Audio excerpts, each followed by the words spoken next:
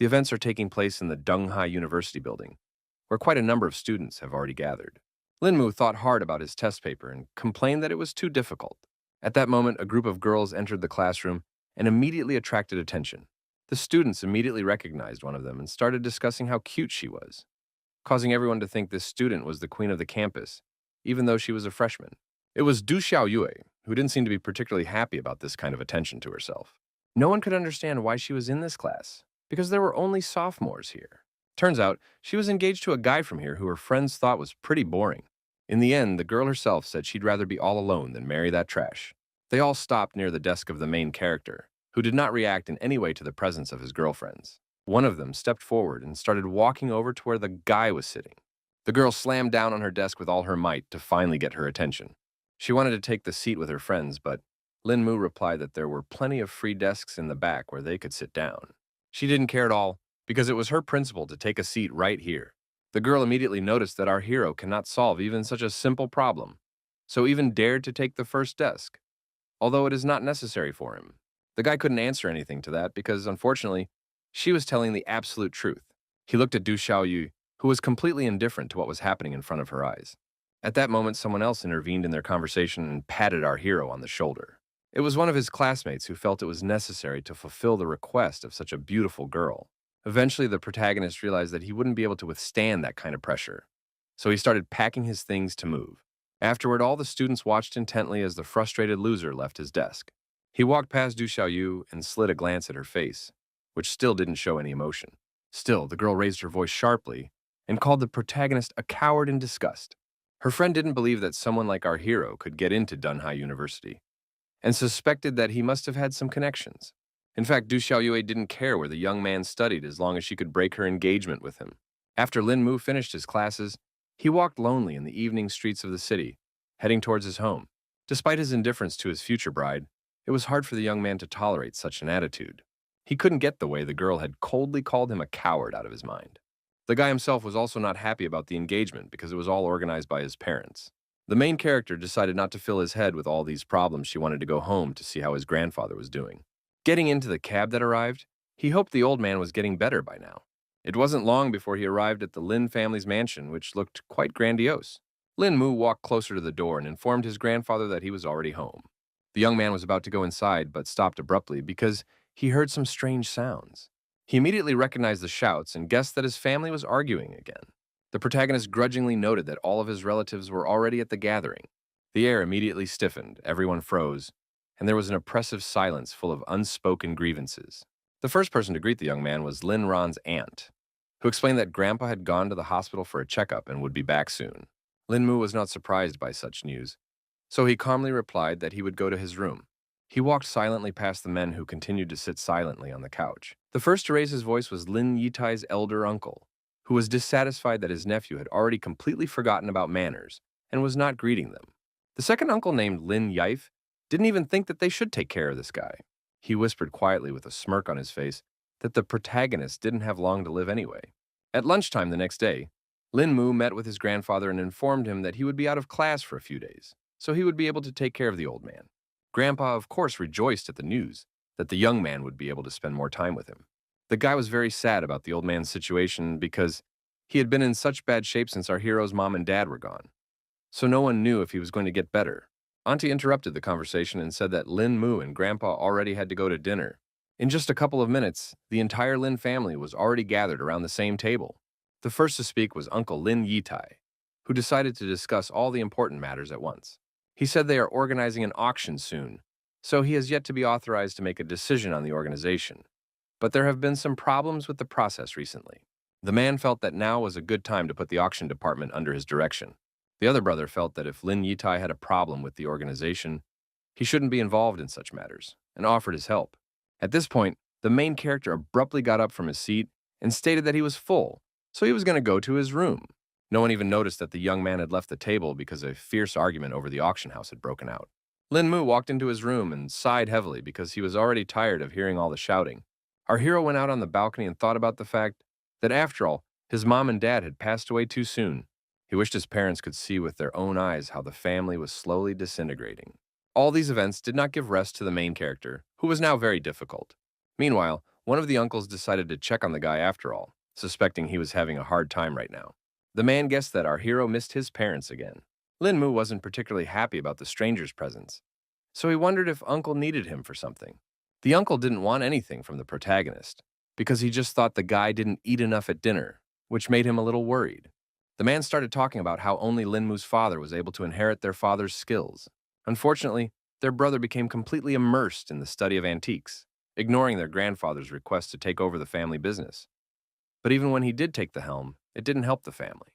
Eventually, my uncle decided not to continue this conversation and said that people shouldn't get what they can't handle. Otherwise, it would be a total mess. Linmu abruptly turned around, his brows furrowed, because he couldn't understand what he was saying those words to. Uncle didn't bother to explain anything and shoved the protagonist sharply in the back. Apparently, the main character couldn't keep his balance, so he fell over the side of the balcony. The wind whistled in his ears, and the boy watched in horror as the hard ground came faster and faster toward him. His body met the ground with a deafening crunch, a scarlet puddle instantly spreading across the asphalt. Meanwhile, the uncle was coldly watching what had happened to his nephew. He called it a small gift and help for his son to be reunited with his parents. Just a moment later, the rest of the family saw that Linmu had just fallen off the balcony. Now, the events shift to the doctor's office, who was completely unaware of what was about to happen. The next second, an excited nurse who was just looking for Dr. Joe rushed in. The girl reported that they had a patient who had fallen from the balcony, causing the head doctor to look for Ms. Joe.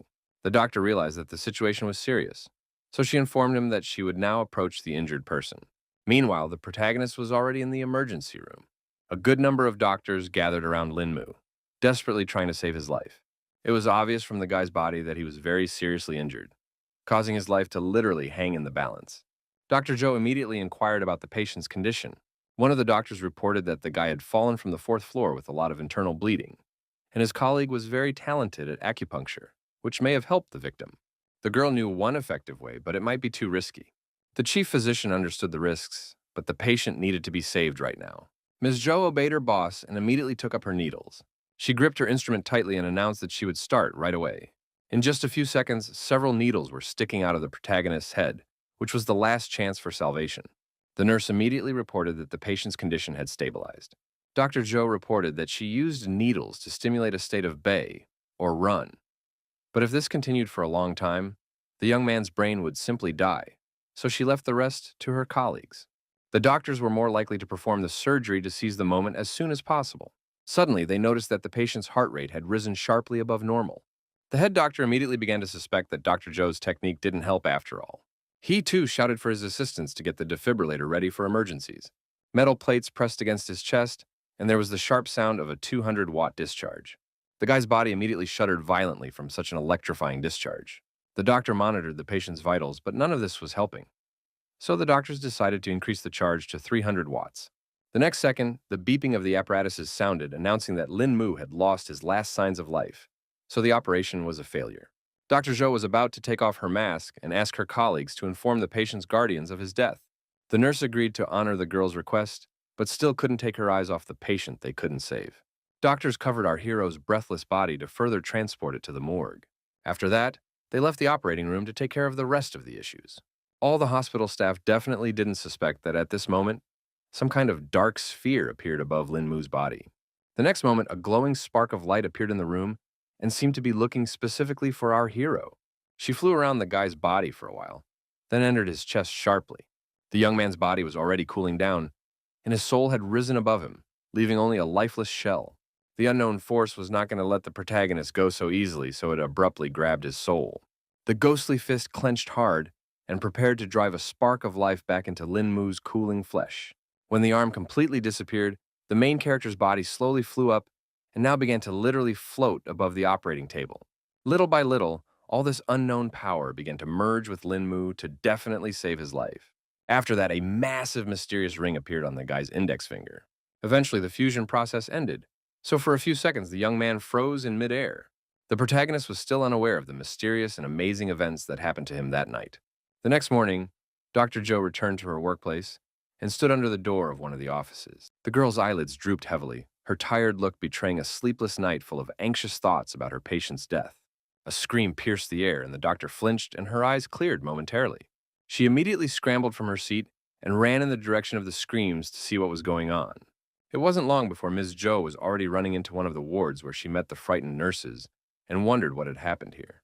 It was very difficult for the girls to explain anything, so they simply replied that they had seen something very creepy. The doctor immediately looked around to see what could have happened overnight. She walked closer to the body of the main character who was still lying unconscious. It turns out that the entire hospital staff was shocked that the patient had somehow grown overnight.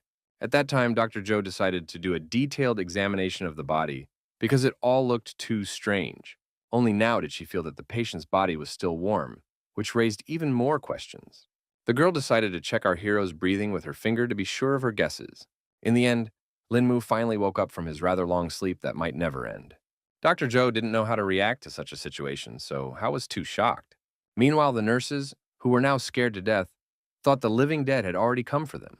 The doctor asked her colleagues to be quiet, because they shouldn't be surprised by such things, because the patient may have experienced clinical death. The protagonist was already seated on the operating table and wondered who all these people around were. The young man looked around, his gaze sliding over unfamiliar walls, as his mind desperately clung to scraps of memories. He was desperate with his head to find any information about the events that had happened. In the end, the dazed Lin Mu realized that he didn't even remember who he was. After the guy regained consciousness, he was transferred to ICU room number 303. Dr. Zhou was so shocked at the whole situation that she now did not move away from this amazing patient. The girl began to suspect that all this might have happened because the needles had damaged that point responsible for memory. She speculated that the damage done might have been so severe that they had literally forgotten their own name. The doctor asked our hero not to worry, because she was sure that sooner or later his memories would return. The girl informed him that Lin Mu could press a button and a nurse would come to him if he needed anything. Eventually, she left the protagonist alone because there were some other things she needed to take care of. Now the boy was left in complete silence and he could rest after such a hard night. He finally woke up and thought about the fact that he couldn't feel any spiritual chi in this place, and his body itself was weaker than ever. It turns out that there was already someone else in the body who had used the last bit of chi to escape and create a new body for himself. Otherwise, he would have just died. He never even thought that the greatest cultivator in the world would end things like this. The guy was very angry at the Xuantian and Yugui sects, who were too bold. So he was going to return to the cultivation world to cultivate every last one of them. Meanwhile, the Lin family mansion had already heard the latest news from the hospital as well. One of the uncles behind the incident was incredibly angry that his nephew was still not dead. His subordinate reported that the guy was alive, but didn't remember anything, which reassured the man a bit. So he asked him to take care of everything, promising to pay well. Auntie couldn't understand what was going on either, because earlier it was said that Lin Mu couldn't live after all. Apparently, the brother did not know the answers to these questions, because he only had the information that the young man had survived, but lost his memory. The woman, upon hearing this news, immediately began to hope that their nephew was now a common vegetable. Her uncle laughed a little at the fact that for her, memory loss and complete paralysis were one and the same. Auntie wondered what would become of them now and assumed they needed to change plans. The man understood that the sister was the closest person to Lin Mu, so he asked her to go and check on the guy because they shouldn't reveal themselves without finding out the whole situation. He emphasized that the woman would just check on him and see if their nephew's memory loss was true. Meanwhile, Lin Mu sat quietly in his chamber and did not suspect that any plans were being made against him. The silence was interrupted by a knock on the door, and the guy immediately allowed his guests inside. The protagonist couldn't understand what was going on, so he asked Dr. Zhou what was the reason for her visit. The girl explained that someone had come to check on the guy and asked if he remembered the person. Lin Mu, pointing at the bandage on his head, emphasized again that in his condition he couldn't remember anyone. The aunt pretended to be hurt by these words, but the young man simply apologized and informed her that he didn't remember her at all. She asked her nephew not to bother and advised him to get more rest to get better quickly, promising that she would stop by some other time. She also asked the doctor how come the guy looked different for some reason. The girl explained that our hero's face was damaged because of the fall, so they had to do a little surgery. The aunt thanked the doctors for their help and asked them to take care of her nephew. In fact, in her mind, she was already rejoicing that Lin Mu had indeed forgotten everything. A few days later, the guy was still sitting in his room trying to find some information about this world. Our hero learned that in this world, the human race had only existed for 5,000 years, but somehow its spiritual chi was too weak. Thanks to the book he had found, he was finally starting to figure out little by little what this place was all about. Also, Dr. Zhou reported that the protagonist is almost cured, so he can already be discharged. Lin Mu then sincerely thanked the doctor for the care and support she had shown him throughout these days. The girl laughed at the fact that the young man acted as if he came from some ancient time. The young man was embarrassed because she now knew his secret that he liked martial arts stories. The doctor asked our hero to finally go to discharge, to spend more time with family and friends, and get his memory back. After following the doctor's instructions, Lin Mu headed towards the exit of the hospital grounds. A cab was already waiting for the young man on the road to take him to the right place. The guy was actually very surprised that there wasn't much spiritual chi in this world, but humanity had evolved a lot without it. It wasn't long before the car pulled up outside the main entrance to the high school. The protagonist felt the pockets of his pants and realized they were completely empty. The cab driver informed him that the guy needed to pay $50, but Lin Mu had no way to pay. Lin Mu explained that he had just gotten out of the hospital, causing him to have no money with him. The man was shocked by this statement because he definitely didn't expect such a thing from the students of Donghai University, where the best and richest students studied. Then he suggested that our hero call one of his friends to pay for him. The guy got really embarrassed because he didn't even know if he had any friends. The main character didn't understand what he should do because he didn't know anyone at this university at all. Suddenly, a girl appeared in the car window who seemed to recognize Lin Mu and noted that they hadn't seen each other for a long time. Lin Mu realized that this was the perfect opportunity to get out of it. So I will explain the whole situation and asked my friend to pay for the cab. The girl didn't mind helping and thought her friend was in the hospital because he was having plastic surgery. The protagonist asked her to pay first so he could get out of the car and explain the whole situation normally. They walked around the university campus together, after which Lin Mu explained how he had gotten to the hospital. The guy also mentioned that he fell from the balcony of his own house, which seemed particularly odd against the backdrop of everything else. Hearing that he didn't remember anything, the girl immediately realized that he had forgotten not only the events, but also herself. The protagonist was immediately embarrassed and apologized for the fact that he couldn't even remember his longtime girlfriend. She then inquired if the doctors had told her about some way to bring back Lin Mu's memories. The guy hadn't heard of anything like this, but he also hoped he could get his memory back. The girl noted with sadness in her voice that memory loss might not be a bad option because sometimes even she wanted to forget everything. At this moment, they met up with Du Xiaoyue, who was accompanied by her girlfriends as usual. The girl averted her gaze from the protagonist, who caused her nothing but disgust. For a split second, her gaze still fell on the guy's face, causing her to immediately notice the change in Lin Mu. Du Xiaoyu immediately thought that our hero had managed to get some plastic surgery. The young man became very embarrassed at not being the first person to notice this, and once again tried to explain the situation. A friend intervened in their conversation and decided to confirm that Lin Mu had indeed had the surgery, and remarked that he looked quite cute. Du Xiaoyu only laughed off this guy's decision and emphasized that she still wouldn't marry some lowlife even after some surgery.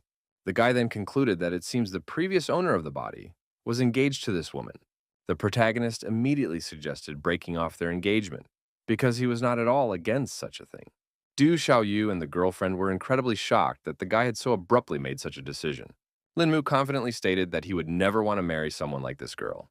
Of course, the main beauty of the university tried not to give the appearance when she heard such words in her direction, and only noted that it was quite brave on the part of the young man. The guy wanted to break off the engagement completely, so the girl would never bother him again. In turn, the main character's girlfriend laughed and supported such a bold decision. Lin Mu was very dissatisfied with this kind of attitude, so he now hoped that he would never meet Du Xiaoyu again. The girl could not take her eyes off the guy, whom she had previously considered a loser, because she had not expected such a drastic change. Meanwhile, the girlfriend was very happy for our hero, who finally accomplished his little revenge. Now the guy learned that before his memory loss, he was a weak and depressed man who was easily bullied and humiliated by everyone. The girl emphasized that each time it was not just intimidation, but a real shame. The protagonist realized that Du Xiaoyue had wanted to break off the engagement all along on her own, and he just let her go for nothing. The friend thought that this girl was unworthy of more, so she wondered what Lin Mu would do next. She thought the guy was already regretting his decision, since his fiancée was the queen of the university, but in fact, he didn't care at all. The girl decided to end this conversation and asked our hero to stay away from Du Xiaoyue next time. She also promised to show the guy the way to his class, because it was pretty clear he didn't even remember that. Along the way, someone threw a sharp dart toward our heroes, which stopped right near the girl's eye. It turned out that her friend had a practiced reaction, so she had no trouble catching it with 2 fingers. It was Chen Hao, who had been told many times by the girl not to play darts in class so as not to hurt his classmates. The guy was really scared because he had pissed off Tang Beibei, who was also the headman, and promised that it wouldn't happen again. In turn, the girl emphasized that her classmates' skills are not that good, so he can't show off in public. She decided to use the dart she was able to catch and demonstrate how to do it properly. In the end, Tanbebe hit right into the very target with astonishing accuracy, leaving no chance of a miss. The protagonist was also surprised by this accuracy and noted that it was similar to the level of the foundation dimension. After that, the head teacher reintroduced their classmate, Linmu, to all the guys. She recalled that the guy was injured, causing him to lose his memory, so she asked his classmates to help him get his memories back. All the students welcomed the main character with loud applause to support him at least a little bit. The protagonist noticed that this Tangbebe wasn't such a bad person, and she was also quite popular in her class. Lin Mu's introduction was suddenly interrupted by a knock on the study door. In just a second, the teacher who was just about to teach a lesson to the students walked into the classroom. The woman with a smile on her face asked her students if she had missed anything important. Lin Mu immediately thought that it was also their classmate, who was a little late. Tang Beibei immediately laughed because of her friend mistaking instructor Song Liangju for a student. The protagonist was surprised by this turn of events, and meanwhile, the teacher asked the student to go with her, since he had already returned to the university. The head teacher wasn't happy that her classmate wasn't obeying the teacher, so she shouted for him to hurry up and go with Ms. Song. Song Liang Rao had already heard about what had happened to the guy, so she inquired if he was all right. Lin Mu thanked the teacher for her concern and replied that he was already fully healthy. She was pleased to hear such news from the guy, so she also added that if he needed help, he could always go to her office. The young man was grateful for the opportunity, but their conversation was interrupted by a knock on the door. It was Tan Bei who came to see if they had finished their conversation because she wanted to have lunch with our hero. Ms. Son reported that they were finished so the students could go to lunch, and she also thanked Bei for her help. The girl was happy at the praise from her teacher and felt that she should help because she was Lin Mu's classmate. Meanwhile, the protagonist, without saying a word, got up from his seat and headed for the exit. Song Liangru looked at the disciples after them and thought about the fact that it seemed that not only the guy's appearance but also his personality had changed. On the way to the cafeteria, our hero decided to talk about how his friend threw that dart so well. She must be working out a lot. Tang Bei explained that given her training at home, this simple trick came quite easily to her, and asked if the young man wanted to practice. The guy, excited by such an offer of his out of loss, replied that it would be good for him to practice. The friend decided to examine the protagonist a little more closely and immediately noted that his body was stronger than before. The changes were actually quite significant, as if Lin Mu had practiced long and hard. The girl didn't know that falling from the balcony could do such good, but the young man himself wasn't particularly happy because he actually almost died. In the end, she agreed that it certainly wouldn't be worth the death of the main character. The guy saw that his friend got really upset thinking about it, so he asked her not to take it so seriously. Then Tan Bei had an interest in finding out what our hero was going to do next after all. Lin Mu calmly replied that he had no plans due to the fact that he couldn't even remember anything from the past. The girl tried to find some silver lining in that, so she asked with a smirk if the guy had ever wanted to live his life any other way. The protagonist instantly froze in confusion, realizing that he had never attempted to answer such a deep and complex question before. Tang Bei revealed that the past Lin Mu was an introverted weakling who couldn't stand up for himself, and people like Du Xiao constantly bullied him. In turn, the current Lin Mu not only looked different, but also had a completely different personality. The girl believed that this accident was given to him by God as a chance to change himself and start his life. She suggested that the young man take the opportunity after all, since he had been blessed with such a super-powered body. The guy asked his friend in surprise what he needed to do to change his life in some way. A slight smile immediately appeared on Tang Beibei's face because it seemed like she already had a clear plan lined up. She wondered if he was even once familiar with the rumor of a mysterious organization called the Dragon Protectors. The protagonist was surprised to hear such a strange name for this organization. The girl explained that she had to say something about the martial arts world before she could talk about them. She directly asked if Lin Mu believed that there were people who could kill with mere leaves. The guy immediately assumed that these warriors were using spiritual chi filling, so he immediately replied that he believed that. The girl at once earnestly warned her friend that these people were not easy to find. She said that the legends said that some masters had reached the Xian Tian dimension, and even her grandfather had once gotten quite close to the place. Unfortunately, the old man was defeated by his inner demons and lost all of his cultivation, though to the joy of the entire family, he still survived. The main character asked Bei not to be sad because Grandpa was still alive, which was the most important thing. The girl listened to Lin Mu and told him that there were a lot of talented people in their Tang sect, so she hoped that someone would reach the Xiantian dimension. The cultivator was surprised to hear of a familiar organization and immediately thought that his girlfriend was a member of Sichuan. Tang Bei immediately laughed and poked the guy in the forehead because it was like what the protagonist thought of the Tang sect from a martial arts novel. She confirmed that their sect of poison and hidden weapon masters existed beyond the novels. At the peak of the organization, they had quite a few Shantian experts, who were quite strong warriors. Lin Mu clearly didn't expect to hear something like this, so he immediately asked a question about how powerful these people were. The girl knew everything from her grandfather, who said that all the techniques were created by these particular fighters. Our hero had already assumed that these Jian experts were equal in strength to the foundation measurement level, and asked if there were any such masters in their sect. His friend immediately emphasized that the dragon protectors were created by the Huaxia government for special occasions. That's why some sects send their disciples to the team to break through faster, and even Tang Bei herself coaches such a team. The protagonist started to have a bit of hesitation because he wasn't sure if he could join the team if he wasn't in a cult. The girl reassured him that the young man's potential, combined with good training, would allow him to be no weaker than their recruits, and asked if he wanted to join the Dragon Defenders. For a while, Lin Mu wondered if he should make such a spontaneous decision. In the end, the brave man firmly stated that he wanted to live another life after all. That was the end of their conversation, and the events continued deep into the night. The protagonist had already found himself outside the large building of Tenglong Corporation. In fact, the young man was surprised that the organization's bazaar was right in the middle of the city. Tan Bei didn't see it as a problem because it's the right place to house an important agency for the government. Plus, if there's any urgency, you need to respond as quickly as possible. The guy realized that he had said something somewhat stupid, so he confirmed that his friend was right after all. Quite soon, they were already inside the Tenglong Corporation building and headed towards the elevator to go to the upper floors. Our hero, having seen the enormous scale, ascertained that this was the base of the organization. Meanwhile, the girl pulled out her card to confirm her identity. She swiped the document across the elevator panel, as it could only be used with special identification. After a second, a notification appeared on the screen that the download of the required files had started. Tang Bei began to input the necessary information, while simultaneously explaining that the Tenglong Corporation was just a disguise. She asked the protagonist to just wait a bit to see the true extent of it. The cultivator was not yet familiar with such technology, so he was startled when the elevator began to plummet downward. A second later, the bell rang to let them know that they had already arrived at the right floor.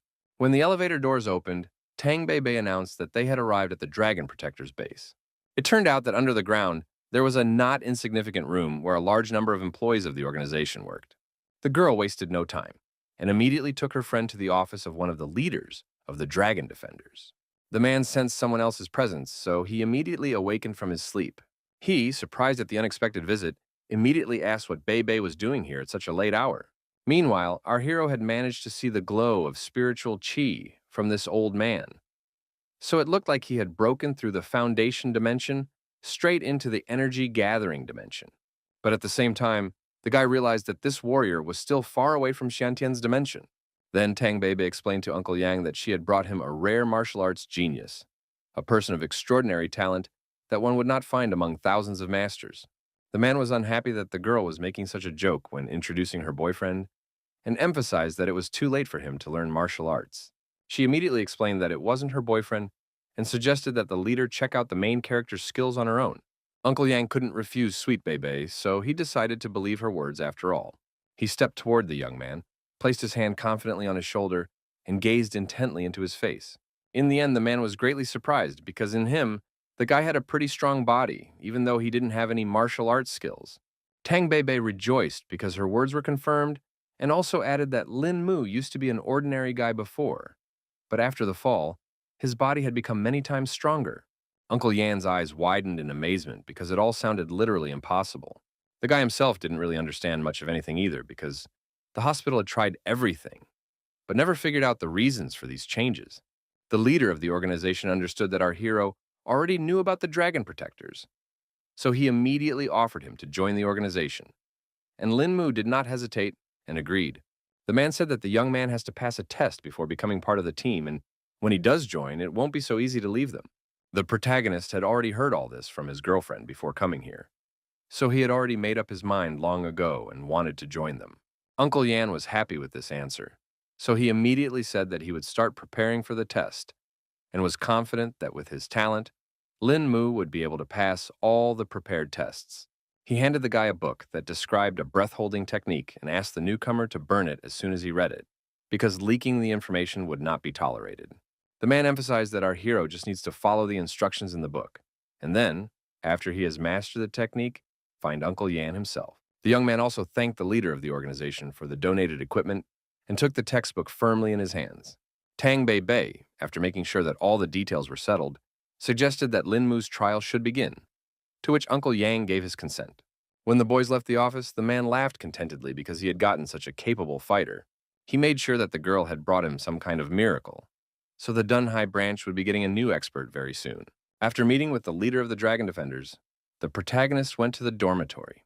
Lin Mu sat and carefully studied the breath-holding technique so that he could join the organization as soon as possible.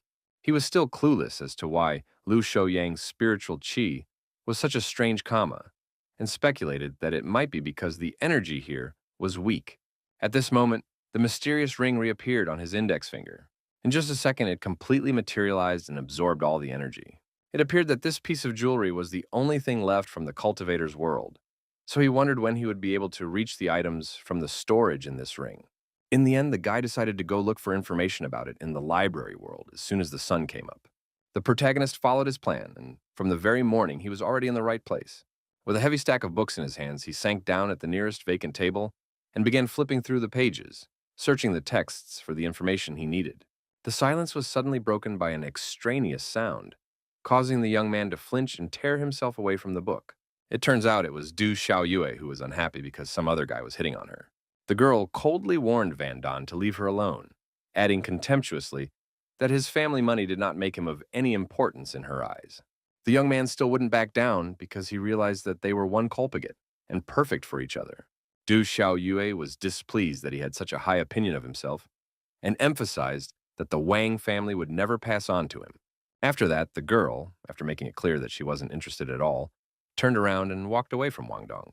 The guy was so annoying that he kept pestering her and made fun of the fact that she was engaged to some loser from the Lin family as well.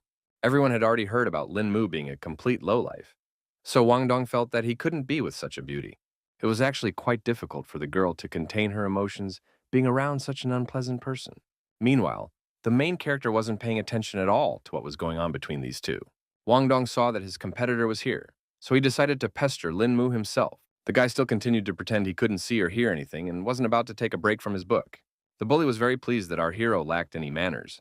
He took a decisive step toward the young man and, looking intently into his eyes, asked him if he had a problem, since he so persistently avoided even a simple glance in his direction. Our hero didn't even know if he knew this person, so he just asked what Wang Dong wanted. Then the guy started threatening Lin Mu to hurry up and break the engagement with Du Xiaoyue. In turn, the young man himself said that they had already canceled everything, so the girl's affairs no longer interested him. The bully turned around in surprise and asked Du Xiaoyu herself if it was true. The beauty herself decided to take advantage of the situation and quietly, idly lied that it wasn't like that at all. The guy couldn't stand the fact that the protagonist seemed to have lied to him, so he snatched the book from his hands with anger. From surprise, the young man let the textbook out of his hands, and it crashed to the floor with a clatter. Wang Dong was very angry that the young man dared to cheat him, and promised that he would definitely pay for it. Lin Mu was not at all afraid of such a development, so he just indifferently hummed in response. The protagonist did not tolerate such an attitude to himself, so he sharply grabbed the guy, who still could not get behind him. He asked with a serious look what Wang Dong was going to do in such a case. The brave man did not trifle and decided to teach the bully a lesson, who could not answer him. The bully, who was in fact a pathetic weakling, flopped clumsily to the floor. Wang Dong forcefully tried to stand up after the protagonist had taught him such a cruel lesson. Lin Mu, not satisfied with the humiliation he had already inflicted, kicked him with cold cruelty and then roughly stepped on his chest. The protagonist, after disarming his opponent, turned around to talk to Du Xiaoyue. Ono directly asked if the girl still really needed this engagement. The girl emphasized again that it was absolutely not her wish, but it was too difficult to go against the will of the old men of their families. In fact, Lin Mu hadn't even thought about the fact that Du Xiaoyue would annoy him so much before. The guy then turned to Van Don, who seemed to hear everything perfectly, and explained that, technically, they were engaged, so the guy had better stay away. Meanwhile, the bully raised his voice and asked if the main character knew who he was. The guy didn't care about this at all, so he pressed down on Wang Dong with even more force. Daredevil immediately howled in pain and now begged our hero to let him go, promising to just walk away. In the end, Lin Mu still let the kid go and immediately ordered him to disappear from his sight. The self-confident guy certainly did not tolerate such humiliation before, so silently left the library. without responding to our hero in any way. That resentment had sunk too deep, so he was already making plans on how to get back at the brave man who had acted so inappropriately. Meanwhile, there was a loud clamor around because no one expected to see such a fight in the university library. One of the students was very unhappy that someone allowed himself to make noise and fight in such a place. The main character immediately apologized and tried to lie that some student had just bumped into the table. He tried to remedy the situation and began to put the furniture back in its place. In turn, Du Xiaoyu noted that the young man had indeed changed, because he would never have done such a thing before. Lin Mu himself thought that this might be for the best, because he would have a lot less problems now. The girl, despite her dislike for her fiancé, warned him that Wang Dong was the kind of person who was eternally vengeful. The protagonist only smiled slightly upon hearing this information and thanked her for the warning. He turned next and his gaze fell on the very book the bully had snatched from his hands. A line immediately caught my eye that spoke of someone having to finish what they started in case the enemies returned. The guy thought about the fact that he had already learned the technique. So now it would be worth it to find Liu Shouyang and get something new. It is evening and the events are transferred to the Wang family home, where another scandal is already brewing. His father was unhappy that none of his subordinates were able to bring him useful information, even though he was paying well and had already been waiting for a whole week. All the staff members were saying that Lin Mu was only a weakling and a coward, but the problem was that he was somehow able to break the young master's arm. They universally reported seeing the guy like this before, when he was a completely different person. The head of the family was interested when he heard about the sudden change in their purpose. One of the subordinates said that they bribed someone from the servants at the Lin family's house, who said that after the incident, the young man lost his memory and became like this, and even stopped showing up at home. Mr. Wang was going to act decisively, so he ordered his fighters to bring this guy in no matter what. All the guards lined up in a row and unanimously accepted the order. The old man wasn't going to be afraid of some loser Lin Mu just because of his family, because he had personally wronged him. The next morning, the protagonist, not suspecting that the hunt for him had already begun, came to the university as usual. Lin Mu still began to feel the tense atmosphere around him, which suggested that something was wrong after all. Suddenly, his path was blocked by some small van that looked rather suspicious. The next moment, a group of hooligans came out of there, specifically looking for our hero. Their ringleader announced with a smirk on his face that their boss would like to invite Lin Mu over for a cup of tea. The young man didn't expect this turn of events at all, because he certainly wasn't familiar with their boss. The bandits didn't like that he kept wasting their time, so they ordered him to go with them if the guy didn't want to get beaten up. In the end, our hero agreed to the stranger's terms, because he didn't want to get into a conflict again. Now he was convinced that the Wang family really did enjoy revenge quite a bit. In fact, Lin Mu wasn't afraid at all and thought that it was even for the best because he didn't mind participating in something like this. It wasn't long before Mr. Wang was informed that the man he needed had arrived on the scene. The man, exhaling smoke from his cigar, ordered his subordinates to bring the young man to him. The guards silently turned on the spot and headed out to do their boss's bidding. A few minutes passed, and there was a knock on the door, whereupon the gentleman asked the guests to enter. It was obviously Lin Mu, accompanied by quite a number of guards.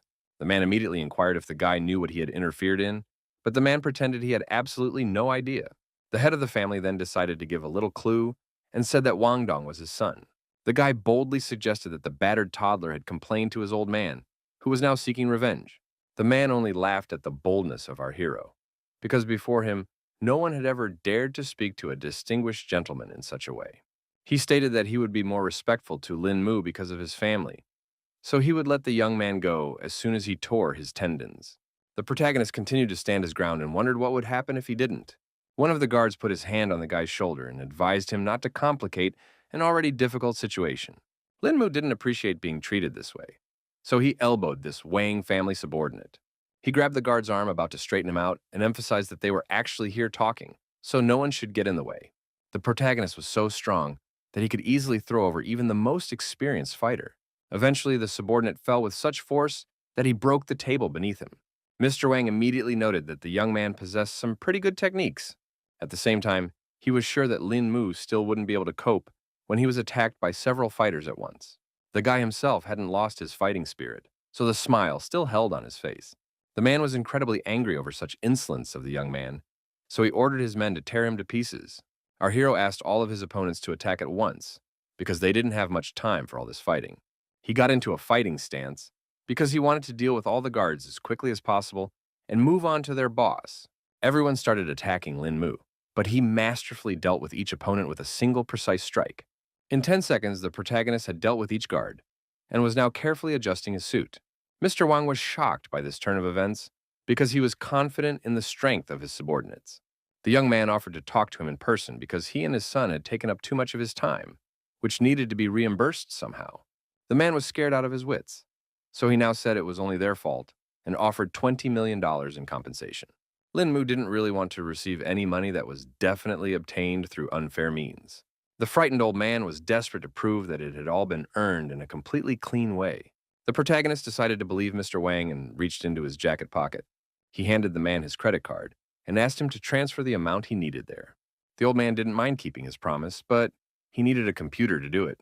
Lin Mu let him walk over to the work table, so Mr. Wang quickly entered the necessary information and reported that everything was ready. The man demonstrated that the money had already gone to our hero's card and offered him to check it personally. The boy thanked him for his cooperation, and meanwhile, the old man himself was surreptitiously reaching into one of the nightstands of his desk.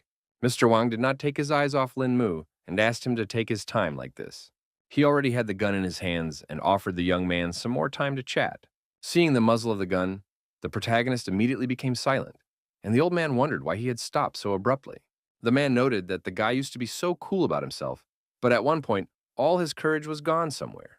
Lin Mu was still just as unafraid of his main opponent, so a smug smirk reappeared on his face. He abruptly knocked over the table where Mr. Wang was sitting to throw him off balance. The head of the family was not prepared for such a development, so he was unable to keep the gun in his hands. Our hero asked if it was worth it and reported that the man had just dug his own grave. Now the old man tried to justify himself and said that it was just a slight misunderstanding, and he himself really wanted to talk to Lin Mu. The young man was certain that trust was out of the question between them, so he wasn't even going to engage in a conversation with Mr. Wang. If he wanted to kill Mr. Wang, he would do it right now, so the guy advised him not to make him nervous. The man asked not to complicate the situation between their families and promised to fulfill any order of the young master, using all his abilities. The protagonist was quite interested when he heard such words and rejoiced at such an opportunity for revenge. In a fit of rage, he swiftly intercepted Mr. Wang's neck, intending to teach him a harsh lesson. The young man shoved some white pill into the old man's mouth, who didn't even resist. Mr. Wang swallowed this mysterious object without the slightest hesitation. He immediately grabbed his throat and started yelling at our hero, who gave him the unknown pill. It turns out that the young man gave him a poison from martial arts novels called Han Xiaobang Budian and promised to give him an antidote every 3 months if the man behaved well. Lin Mu warned that the man might die a painful death and advised him to think carefully about his decisions. At this moment, the protagonist's phone rang, who was about to leave Mr. Wang's office. It turned out to be Tan Bei Bei, who had already managed to lose her buddy. She asked the young man to come to the base as soon as possible because there was already an assignment for him. It wasn't long before Lin Mu reached the Tanglong Corporation building, where his girlfriend was waiting for him. Most of the staff had already gathered in the hall and were whispering amongst themselves because something important seemed to have happened. The protagonist, upon meeting his acquaintance, immediately worriedly inquired about what had happened. The girl reported that their organization had recently caught the leader of a mercenary group. Because of this, his subordinates took 20 people hostage, demanding the release of their leader, but he eventually lost control of the situation.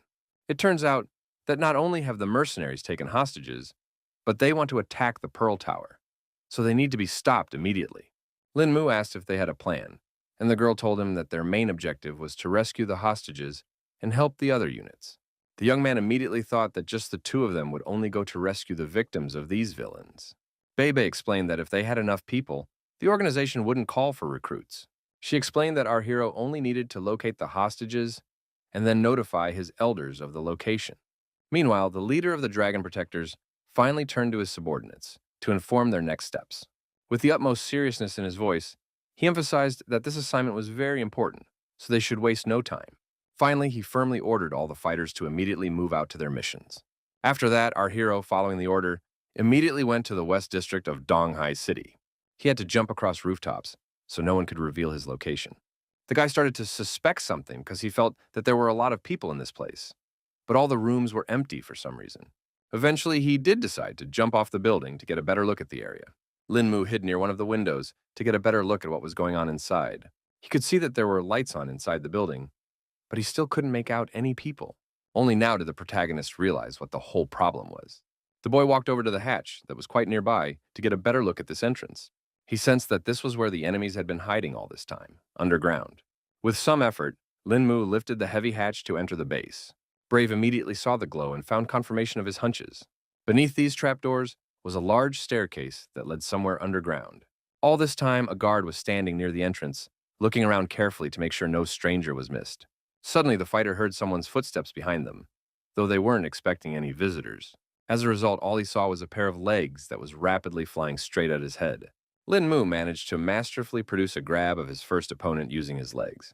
The guard tried to call for someone to help him, but the guy squeezed his neck so hard it was pretty hard to do. The opponent helplessly wheezed, unable to even move as Lin Mu's iron grip tightened on his throat. The enemy helplessly collapsed to the ground like a hamstring, and Lin Mu gracefully stepped off him, landing softly beside him. The protagonist began to quickly remove the uniforms from his defeated opponent, unbuckling multiple straps and latches with honed dexterity. He quickly changed his clothes, and now he was no different from the guards here, because his uniform fit him like a uniform and his mask concealed his face. Lin Mu didn't waste any time and went to the boss room to report that they had something going on at the base and lure out the main target.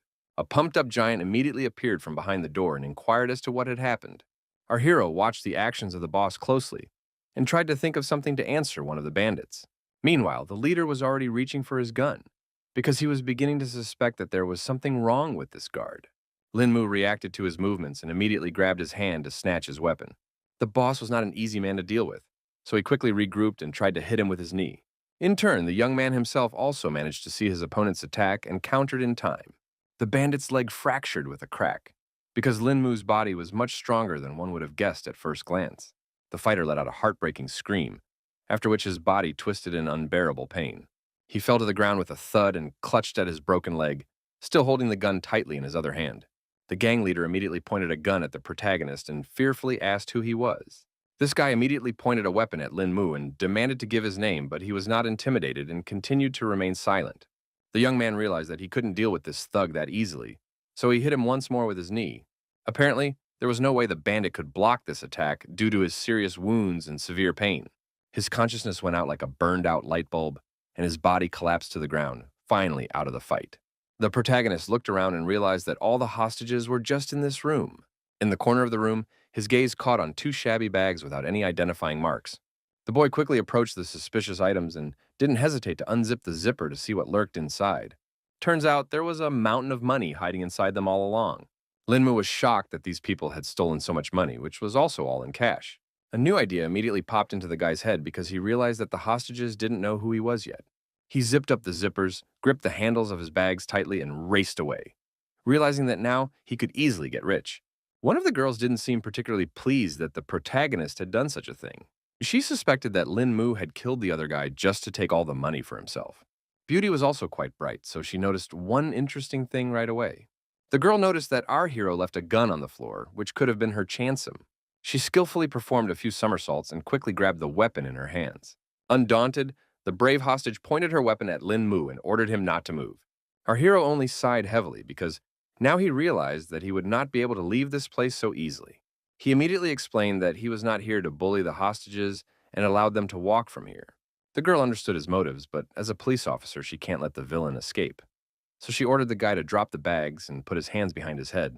Then Lin Mu was not confused and offered to split the loot in half, pretending that they had not seen each other in this place. The hostage still wasn't going to give up that easily, so once again she repeated her order to put the bags down or she would shoot. The protagonist realized that the jokes with this officer were short, so he threw all the money on the floor. Meanwhile, the girl turned to one of the hostages and asked him to take off his belt to tie the hands of the villain. At the same time, the young man sat down on the floor and already pretended to be resigned to his fate. Obviously, our hero had already come up with a new plan, so he was just waiting for the right moment to attack. It only took one precise movement for him to stop the man who was about to tie him up. In just a second, Lin Mu had already turned around in such a way that he was able to use the hostage as a live account. Eventually, the guy managed to knock him over in a way that knocked the officer off his feet. Without wasting a second, the experienced fighter ran up to the girl to snatch the gun from her hands. He emphasized that the hostage did not need to do that and asked her to go back to the corner and sit still. The officer realized that she had no other choice, so she complied with Lin Mu's order, who only grudgingly hummed. The protagonist realized that he had solved all the problems, so he headed for the exit again with 2 bags of money in his hands. Before finally leaving the enemy base, he decided to strip off all his uniforms. At the same time, The guard's body was still lying breathlessly at the entrance of this huge basement. A satisfied smile immediately appeared on the guy's face because he was able to successfully complete his first mission. He decided to search the territory of the base and find a suitable place to hide the found baggage. Linmu didn't hesitate to throw the bags into the well, which turned out to be a pretty good storage area. The protagonist was going to raise money after this whole operation was over. Afterward, he called Bei Bei to report that he had found something suspicious here. It wasn't long before the dragon protectors arrived on the scene and gradually removed the hostages from the bandit base. Among the victims was the policewoman who wanted to arrest Linmu for theft and didn't realize that he was standing quite nearby. The guy himself informed his partner that he would go report to headquarters to say that the hostages had been found and they could proceed with the next part of the plan. The girl herself was glad that all the people were safe now. They then put all the hostages on the bus, so the whole operation to rescue them went smoothly. For a while, Tang Bei Bei stared after the transport with the rescued people and pondered the recent events. But she said the mission wasn't over because the hostages said there was something suspicious inside. The protagonist began to suspect something, so he asked what the people were talking about. Turns out they had already managed to tell the two mercenaries had gotten into a fight, but by the time the dragon protectors got here, two were already out. The main problem was that they couldn't find the very same bandit money anywhere. It was obvious that whoever knocked out those mercenaries was an expert, because it looked as if his opponents didn't stand a chance. The girl was about to report to her superiors that there was a master of such a level among the bandits. Lin Mu, who knew the whole truth, only smiled and agreed that a real expert had been here. After all the searches, our heroes went to the base of their organization to report the results of the mission. The guy reported that he had some business to take care of and said goodbye to Tan Bei Bei. He quickly left the Dragon Defender's base and hailed himself a cab. The protagonist quickly jumped into the back seat of the car and asked the driver to take him to Pingjiang District. After arriving at the location, he handed the driver some money and asked him to wait here, while he quickly picked up some clothes. The man listened to Lin Mu, so the man was able to go about his business in peace. The driver decided to smoke a cigarette to pass the time while waiting for his customer. After a couple minutes, the guy came back and asked him to open the trunk so he could throw his stuff in. The cab driver still didn't suspect anything, so he quickly pressed the button and complied with his passenger's request. The protagonist wasted no time and quickly put two heavy bags of money inside. The driver with a cigarette in his teeth noted that the guy was very pleased after picking up his so-called clothes. Lin Mu just laughed in response, but he thought to himself that there could be no other reaction to 10 million euros. Meanwhile, Mr. Wang has already received the report of his body checkup after being poisoned by an unknown pill. The subordinate handed him an envelope and informed him that it said the man had not been poisoned. The doctor said he was perfectly healthy and there should be no problems with his body. But there was still one small flaw. Mr. Wang wasn't going to listen to his subordinate any further and asked to be left alone. He couldn't contain his anger because he was beginning to suspect that Lin Mu had simply tricked him. At that moment, his train of thought was interrupted by a sudden ringing on his phone. The man's gaze immediately darted to the screen of his smartphone, where an incoming call from an unknown subscriber was displayed. Mr. Wang abruptly brought the phone to his ear and coldly demanded an explanation as to who dared to interrupt him at such an inopportune moment. The voice in the receiver belonged to the very man he had been pondering only a moment ago. It turns out that the protagonist had already made a reservation at Wang Zhang's restaurant and hoped that he could have a little chat with his new acquaintance here. The man was immediately interested in such an offer, so he was going to get there in a couple minutes. Wang Dong actually tensed up because he couldn't even figure out what this guy wanted right now. Our hero immediately noted that the old man arrived here rather quickly, and the latter explained that he didn't want to keep Lin Mu waiting. The man was quite excited because he couldn't guess what Brother Lin wanted and promised to fulfill his every wish. The guy laughed quietly and looked away and replied that nothing of the sort had happened. He began his story by saying that Wang Dong should already be aware of the situation with the Lin family. The protagonist poured a glass of wine and hinted that there was something only a man himself could do for him. The old man, suddenly revitalized, asked the young man to elaborate on his situation. Lin Mu explained that he had some cash, but he couldn't really use the money. The young man understood that Mr. Wang was a businessman, and thus could be a useful ally in his plans if he presented his proposal correctly. The old man instantly realized what the protagonist was getting at, and noted that he didn't have many useful skills, but business was his forte. He immediately asked exactly how much money Lin Mu kept with him. The protagonist confidently said that he had 20 million euros, and he expected it. But somehow Van Don had to turn that amount into an even larger sum. It was no problem for the man, so he asked the guy to rest a little and trust him. Lin Mu raised his glass and noted that in that case, he would have to visit his comrade beforehand. Wang Dong also grabbed his glass and happily replied that there would be no problem with that. After meeting the old man, our hero immediately went to the hostel. which became his permanent place of lodging. He sat down at his laptop while his roommates were getting ready to go to the university. The young man realized that there were too many extra eyes here, making it difficult for him to cultivate. So it was better to look out for some place with rent. Browsing through apartment websites, Lin Mu saw a good option for himself. Eventually, the guy firmly decided it was time to check one important detail. It wasn't long before he arrived at the right place and immediately saw that everything around him looked pretty good. The protagonist stopped in front of the door and thought that it would be nice if the owner of this house turned out to be a nice person. Forgetting any excitement, the guy pressed the right button and a loud ringing sounded. Somewhere from the back of the house came the voice of the landlord, asking him to wait a little while. After a few seconds, a very young boy appeared out of the door and inquired about who Lin Mu was looking for. Our hero was a little surprised, but explained that he had seen on the internet that this house was for rent. Now the young man understood the reason for this unexpected guest's visit. Lin Mu, in turn, nodded to confirm his intentions and immediately inquired about the monthly fee. The owner decided not to discuss all the details on the street and offered the guy to go inside and look around and then talk about the price. The protagonist did not object, so he silently put on his guest slippers and followed the master of the house. Only now did the young man realize that they hadn't introduced themselves to each other, so he said that his name was Meng Xuan. The guy calmly and uncluttered replied that his name was Lin Mu. Meng Xuan had immediately warned him that there were 2 other people upstairs living here, so there was only 1 room left vacant.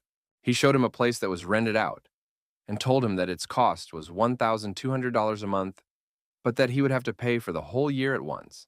Our hero was in no hurry to agree to such conditions because he thought that the price for 1 small room was too high.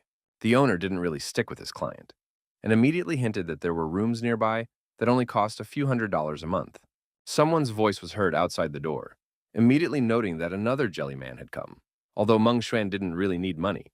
In the end, it turned out to be a teacher from the university who recognized her student immediately. It seems the main character didn't expect to see a familiar face here either.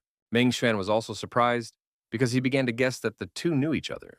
Song Liangju confirmed his guess with a smile on her face and explained that this guy was her student. For his part, Lin Mu began to hesitate because he realized that it would be difficult to do anything next to Miss Song. He decided to say the price was too high for him after all, and he was going to look for other places. Also, the guy didn't apologize for wasting his time.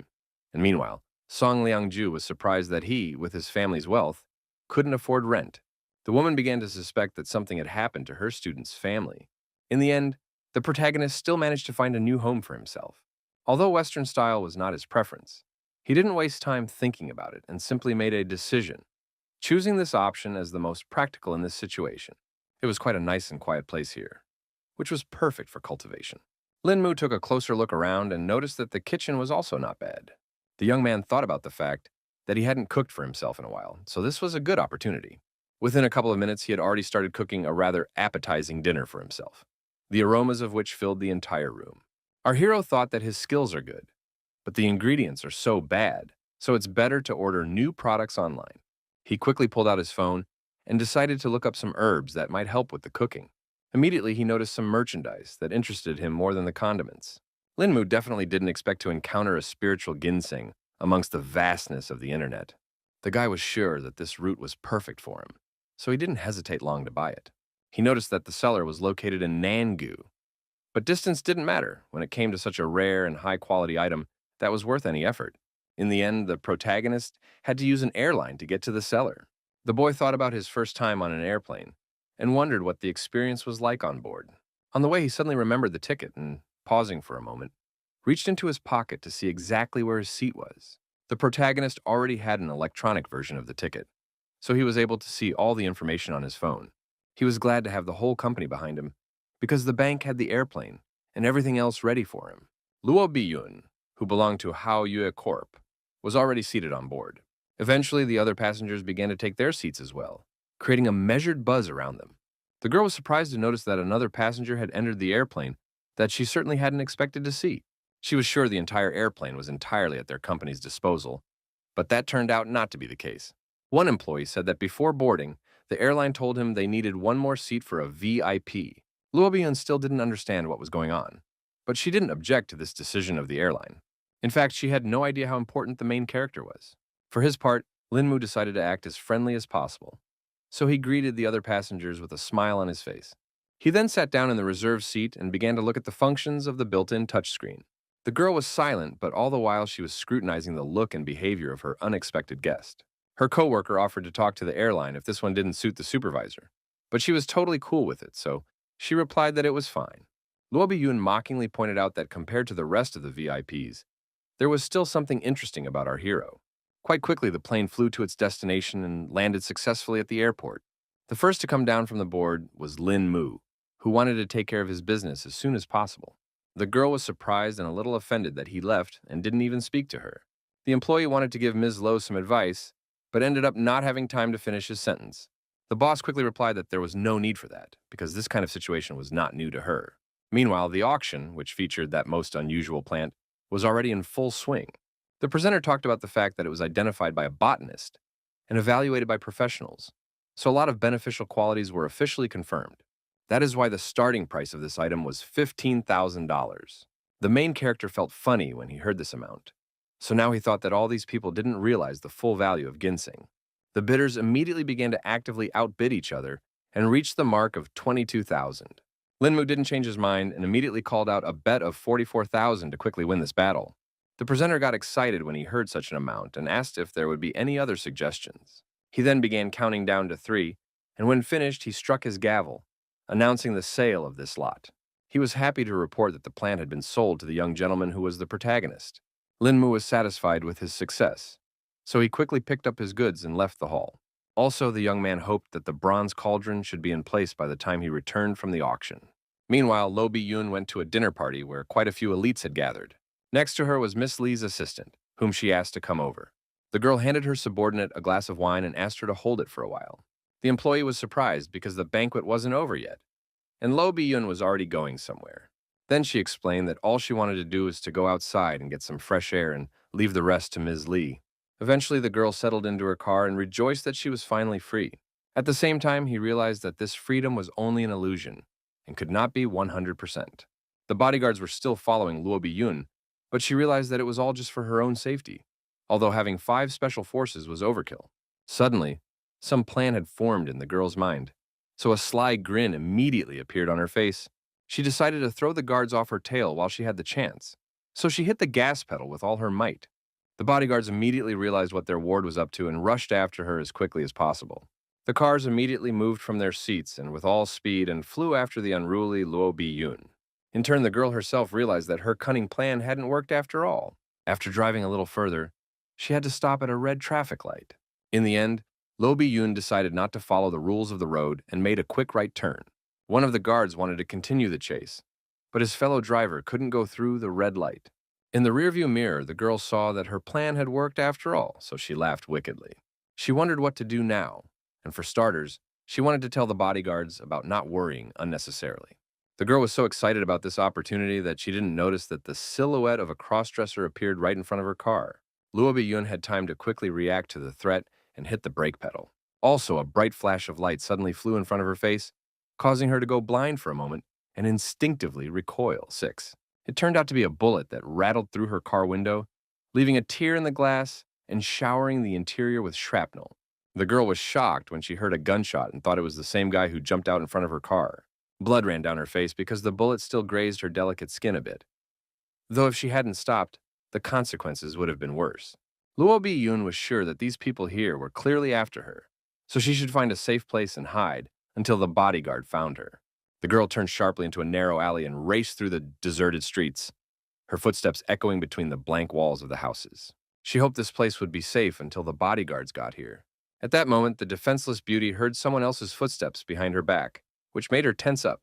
Luo Bi-yun heard that this person was walking quite calmly, so it must be just an ordinary passerby. In the end, it turned out to be Lin Mu, who was just passing by. The girl immediately recognized that it was the guy from the plane, because this mysterious gentleman could not be confused with anyone. She immediately grabbed the familiar man's hand and asked him to wait, because it was her only hope. The protagonist was surprised to ask what the miss wanted, and she was confused and couldn't answer accurately. In turn, the guy decided to make a joke and hinted that he did not need the services of a woman of easy behavior. Luo Bi-yun was greatly angered when she heard such words from a young man who was interested in her. The girl felt a hot wave of shame wash over her as she realized what a ridiculous misunderstanding had just occurred. Lin Mu was about to leave, but she shouted after him, telling the guy not to be in such a hurry. The young man raised his eyebrows in genuine surprise. his gaze expressing a mute question and misunderstanding. Luo Biyun lowered her gaze in embarrassment and tried to explain that she was being hunted by assassins, so she needed help. Now the main character understood the whole situation and agreed to help the girl to reach the police station, where she can be protected. It wasn't long before they approached the police station, and the guy suggested they hurry up. Linmu suggested that the girl go inside because in a situation like this, it was better to sit back in a safe place. She answered nothing and continued to follow the protagonist in silence. The protagonist didn't like the fact that the girl continued to pursue him, so glared at her with his disgruntled deadline.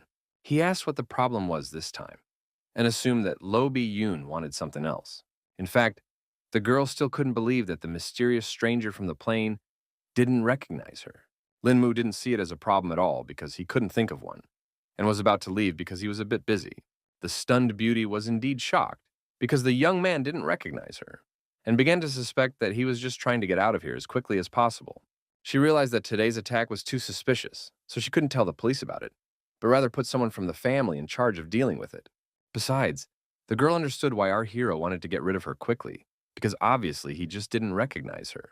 In any case, Lo Bi-yoon wasn't going to fall behind so easily, so she pretended to be hungry and emphasized that she didn't have any money, hinting that the guy could help. The protagonist did not expect that the girl would not give up on him after all, so he finally decided to stop. He again asked the girl to go home or to the police station because she was definitely not allowed to walk around the city streets at night. In the end, Linmu headed towards his house that he had rented nearby. Lo Bi-yoon thought there was a restaurant somewhere nearby, not realizing where she was going. Then our hero, with a smile on his face, explained that he would take the defenseless girl to his house and make her some kind of snack. She was now convinced that the young man was not a bad person, but still felt that everything that was going on was beyond normal socializing. In any case, Luo Bi-yoon had nowhere to go, so she further followed the hospitable guy. Stepping inside and looking around the interior, she immediately noted that the main character had pretty good taste. Linmu immediately sat his guest down on the chair, but she continued to feel somehow awkward. Only now our hero noticed that the girl's feet were swollen, although she had not complained about it before.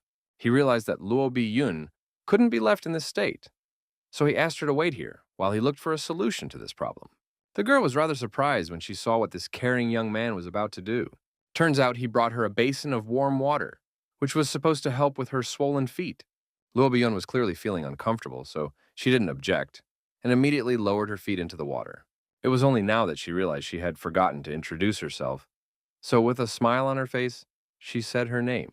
In turn, the protagonist briefly replied that his name was Lin Mu. For now, he asked the girl to get some rest, while he himself went to the kitchen to prepare dinner for them. Luo Bi-yoon herself realized that the young man perceived her as an ordinary girl, and thought that knowing someone as ignorant and caring as him was pretty great. Lin Mu immediately noticed that she was looking at the plate very greedily, so he concluded that his guest must have been very hungry. The girl didn't even notice her stare, so she immediately tried to justify herself. The main character didn't judge her for it, so he just asked her to put on her slippers to finally go to the table to get something to eat. Luo Bi-yoon couldn't be happy that the guy was so caring that he even prepared house shoes for her. After sitting down at the table, Lin Mu explained that he had cooked the first thing that came to his mind and hoped that the girl would appreciate his efforts. The guest was pleased when she saw the bounty of treats that looked quite appetizing, so she was already anticipating a delicious dinner. Our hero was pleased to hear compliments, so he asked the girl to eat as much as she liked, since she liked it so much. Luo Bi-yoon realized that the atmosphere was already suitable to directly ask if the guy really didn't remember her. The young man sighed heavily and admitted that he really couldn't remember where they might have met. Then the girl decided to give a little hint and told him that it happened in Nangu City on an airplane. The image of one of the female passengers, who happened to be Luo Bi-yoon, immediately popped up in the guy's mind. She immediately laughed off the fact that Lin Mu was rather forgetful, because she hadn't changed much since then. The protagonist didn't mind and decided to wonder why the girl was being stalked by someone. She suspected it was all because of some work conflicts, but she was used to that kind of meanness by now. The guy had enough of this information to fully understand the whole situation, so he decided not to question Luo Bi-yoon anymore, and suggested that she finish her meal quickly so they could deal with her leg. After that, the girl herself also decided to end this conversation and continued her meal. After eating dinner, they went straight to examining the leg, and the main character immediately warned that they would need to be a little patient because it might hurt a little. Linmu was rubbing the place where his leg had been kicked, where by then a rather large bruise had already appeared. Luo Bi-yoon became very embarrassed because it all seemed rather strange, since they almost didn't know each other. Fortunately, the girl earned just a sprain, so her health was not in any danger. but it was still complicated by the fact that it was on the girl's leg. If not taken care of in time, the wound might affect Luo Biyun's walking, so our hero was willing to help, but it would all be too painful. The victim had already prepared herself to endure this pain, and the guy set about treating her. She was greatly surprised because she didn't feel any pain in the end, and thought that the main character was a professional doctor. The young man was obviously only a student, but the girl was still impressed with his skills. After that, she asked if she could use Lin Mu's bathroom, because she couldn't go back to her home like this. The protagonist didn't mind helping Lo Bi-yun and asked her to wait for a while. He even decided to bring clean clothes for his guest, so he retreated to another room. The guy brought his belongings and explained that he lived alone, so there were no women's clothes here. But in any case, Luo Bi-yun had little use for what was available. The girl had not expected such hospitality at all, and thanked Lin Mu for all this help. After that, she went to the bathroom, and the main character also brought her slippers and left them by the door so she wouldn't slip. After making sure the guest had everything they needed, the guy was finally able to mind his own business for a bit. The protagonist sat down on the couch and began to consider the spiritual ginseng that he had managed to snatch at the auction. He came to the conclusion that it was about time he figured out how to use this artifact. His musings were abruptly cut short when there was a persistent knock at the door. It was Luo Bi-yun, who had already finished all the water procedures and changed her clothes, so she was feeling quite fresh. The guy was a little stunned because he didn't expect the girl to be so suited to his clothes. The girl gave an embarrassed laugh and wondered what it was that was on the table. The protagonist briefly explained that it was just a medicinal herb that he was going to make a cure with. Luo Bi-yun was greatly surprised because she couldn't understand why such a young and healthy guy needed some medicinal herbs. Lin Mu pretended as if he had a weak body since childhood, so he had been using different medicines all his life. The girl immediately wanted to help because she knew some pretty good doctors, and suggested that the young man consult them. Apparently, he refused and explained that Chinese medicine would only worsen the situation, and Western doctors would definitely not help. The guy noticed that it was already quite late, so he suggested that Luo Bi-yun stay at his house because it was quite unsafe to get home alone. She did not refuse such an offer and immediately went to the guest room, advising the protagonist to go to bed soon too, to get a good night's rest. Finally, the young man turned toward the door and said goodnight to her in a quiet, calm voice. The next day, everyone woke up early in the morning to go about their business. The protagonist quickly got up from his bed and got ready to leave the house, but noticed that there were already 2 pairs of slippers near the door. He remained standing there, slightly puzzled, not expecting the girl to leave him so suddenly and even at such an early hour. At that moment, he smelled something pleasant, so he immediately went inside to see what it was. On the table in front of him, he saw a freshly cooked breakfast, and immediately noted that all this was not a cheap treat. Taking a closer look, Lin Mu noticed that there was a small note under one of the plates. It turned out that it was Lo Bi-yun who left her number and explained that she had some business that caused her to have to leave so early. But she still wanted to thank her for her help and made a small breakfast. The protagonist quickly sat down at the table to appreciate the girl's efforts and thanked her aloud for all of this, despite the fact that he was here all alone. Cutting off a small piece, the guy stabbed it on his fork and put the food in his mouth. In fact, Lin Mu hadn't even expected that this entire breakfast would turn out to be so delicious. He had no idea at all that his new acquaintance had such good cooking skills. Finished with his morning snack, the protagonist decided to start making the medicine. In one of the lockers was a special cauldron that was meant for just such things. After throwing the ingredients inside, Lin Mu put the pot on the stove, and the water in it boiled quite quickly. After that, he put ginseng root in it, which was the final ingredient. Meanwhile, events shift to Manhattan, where they have already learned about the recent incident with Lo Bi-yun. Her father was incredibly angry that the useless staff couldn't protect his daughter. The bodyguards understood everything perfectly well, so they apologized to their boss and emphasized that it was all their fault. It turns out that the subordinates had already managed to find the killer and the man behind it all, so one of them had already reached into the envelope to have a peek at this on his own. In fact, the man was more interested in who helped Luo Bi-yun evade her pursuers. The bodyguards had already prepared information about this guy too, so they started looking for an envelope with suitable data. The man was not in the least bit surprised when he read that it was Lin Mu from the Donghai Lin family. What shocked him even more was that this young man had died, but was eventually able to come back to life. The guards explained that they received this information from the hospital, which suggested that it was probably just the body's response to the temporary organ shutdown. But it was also known that after the patient woke up, he became taller and his appearance changed. Though more surprising was that his personality became completely different. The guard added that the hospital believes it is a miracle, and the first time such a thing has happened in the history of medicine. He allowed that such changes in the boy's appearance and character could have been due to memory loss. The man began to wonder about the main character's personality, so he inquired about the encounter with his daughter. The bodyguard said that they met 5 days ago when they were on the same plane to Nanhai City, and they also met on the day the girl was attacked, so it can already be said that they are friends. In the end, Father calmed down a bit because he realized that Luo Biyun was fine, but he also firmly added that from now on, he no longer wanted to hear that she was in danger. Hearing their boss's order, the guards turned around and headed towards the exit. For a while, the old man continued to sit with sheets of information about our hero and think about who he was. Meanwhile, the evening shadows lingered on the walls of Lin Mu's house, where events now continued to unfold. The preparation of the medicine was still going on, and the guy once again opened the lid to see how the process was going. He finally saw that the recipe had worked and everything was ready. Our hero quickly poured the medicine into another container, where it immediately solidified. After that, Lin Mu would twist small balls from this substance, although he could have done it with chi energy, but it was not enough even for such easy tasks. Of all this amount of medicine, the young man had quite a few medicinal pills. Eventually, the protagonist decided it was time to personally try his endeavors. Taking a sip of the medicine, the guy immediately felt some strange changes in his body. He realized that the effect was certainly a bit weak, but the number of pills just made up for it. Lin Mu realized that all was not well with Qi in this world. But with such great finances, there was nothing stopping him from rising to the top again. The next day, the guy, as if nothing had happened, went to study at the university. Tang Bei, who was sitting next to him, immediately noticed that the main character was sitting on his phone the whole time. So she immediately asked what it was that he was doing. Turns out, the young man was just looking at his grades for his last exam. Seeing the result, the girl immediately noted that the grades have not badly increased after our hero was in the hospital. So now she herself was not opposed to also fall from the balcony. Obviously, it wasn't the best idea, so I didn't advise her to go to such lengths for some sort of evaluation. One of her classmates also remarked that after this incident, everyone is talking about how lucky Lin Mu is. Du Xiaoyu was very annoyed because all the attention was tied to her ex-fiancé. So she asked her girlfriends not to react to it in any way. The sly girlfriend immediately reminded her that on paper the guy was still her fiancé, hinting that they could deal with this Tang Bei he keeps hanging around with.